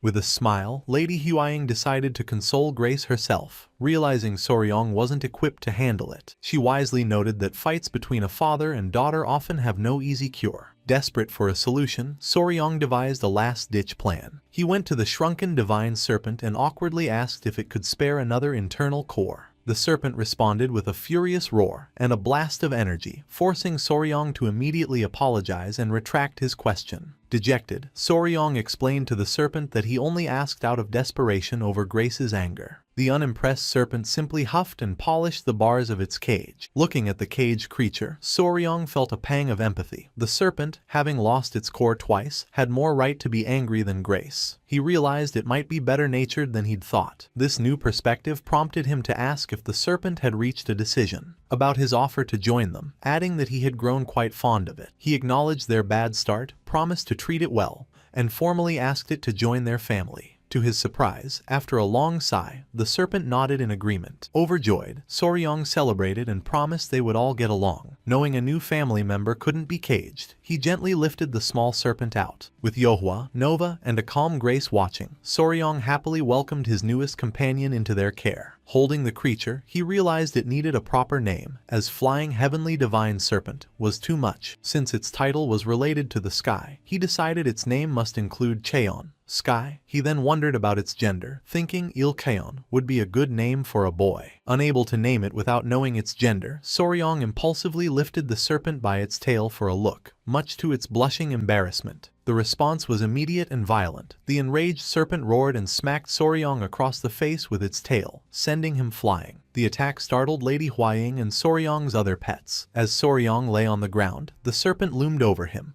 glowing red with fury and roaring. Seeing the creature's teary-eyed, blushing face, Soryong finally understood and asked in stunned realization, "You're a girl?" He scrambled to his knees and apologized profusely, explaining he had been sure it was a boy. To make it up to her, he declared that as a girl, she deserved a much prettier name. Noting her beautiful emerald-colored mane, he suggested the name Yondu, the Hanja for that color, and asked what she thought. The serpent paused, and Soryong hopefully took its silence as approval. He happily announced her name was now Yondu. The newly named serpent hissed softly and blushed as Soryong gently petted her. Soryong then remembered his plan to include Jaeon and started to combine them, but stopped, finding Cheon Yondu a bit of a mouthful. He decided to stick with the full name anyway, reasoning that children with strange names live long lives. Thus, the serpent was officially named Cheon Yondu. The next day, a meeting was held at the Beast Palace. Slaying Dragon apologized to the Grand Patriarch for the trouble, but he dismissed it, saying it was his duty as an ally. With Spear Dragon's group injured, Soryong, Seol Pyo, and Lady Huaying were tasked with delivering the Elders' information to the Murim Alliance. They also had to report the Blood Cult's new alliance with the Five Venoms sect, an antidote for the tiger-striped snake's venom, and the identity of their enemy, Oh Cheong-yu. The forces aligned against them were growing. Seeing an opportunity, they decided the Beast Palace would formally join the Murim Alliance, with Seol Pyo accompanying the group to represent her clan. With the plan settled, Soryong's group prepared to leave. They said goodbye to Mayang Ho and the others staying behind. Soryong sent his regards to Slaying Dragon, and Mayang Ho wished them a safe journey. Soryong, Lady Huaying, Seol Pyo, and the Grand Patriarch then departed from the Beast Palace. Their mission was twofold: prepare for the inevitable war with the Blood Cult and create a new poison to counter the growing threat. Before heading to the Murim Alliance, they decided to first stop at the Tang clan's home. Soryong and his companions soon arrived at their destination. Seol Pyo gazed in awe at the massive, sprawling estate of the Sichuan Tong clan. Soryong noted that for his sister from the Yunnan jungles, this was like seeing a city for the first time. Seol Pyo marveled that the entire mountain belonged to the clan. The Grand Patriarch welcomed Seol Pyo, telling her to consider their home hers after the hospitality they received. She thanked him for his kindness. Their pleasant arrival was cut short when Lady Huaying gasped in shock. She panicked, calling out to Soryong that something terrible had happened. She frantically explained that Grace, who was with her just a moment ago, had vanished. Soryong and his grandfather looked around, confused as to where the little creature could have gone. A horrifying thought then struck Soryong. With dawning dread, he wondered if his upset daughter had run away from home. His fear was confirmed as an angry Grace was seen fleeing into the wilderness alone,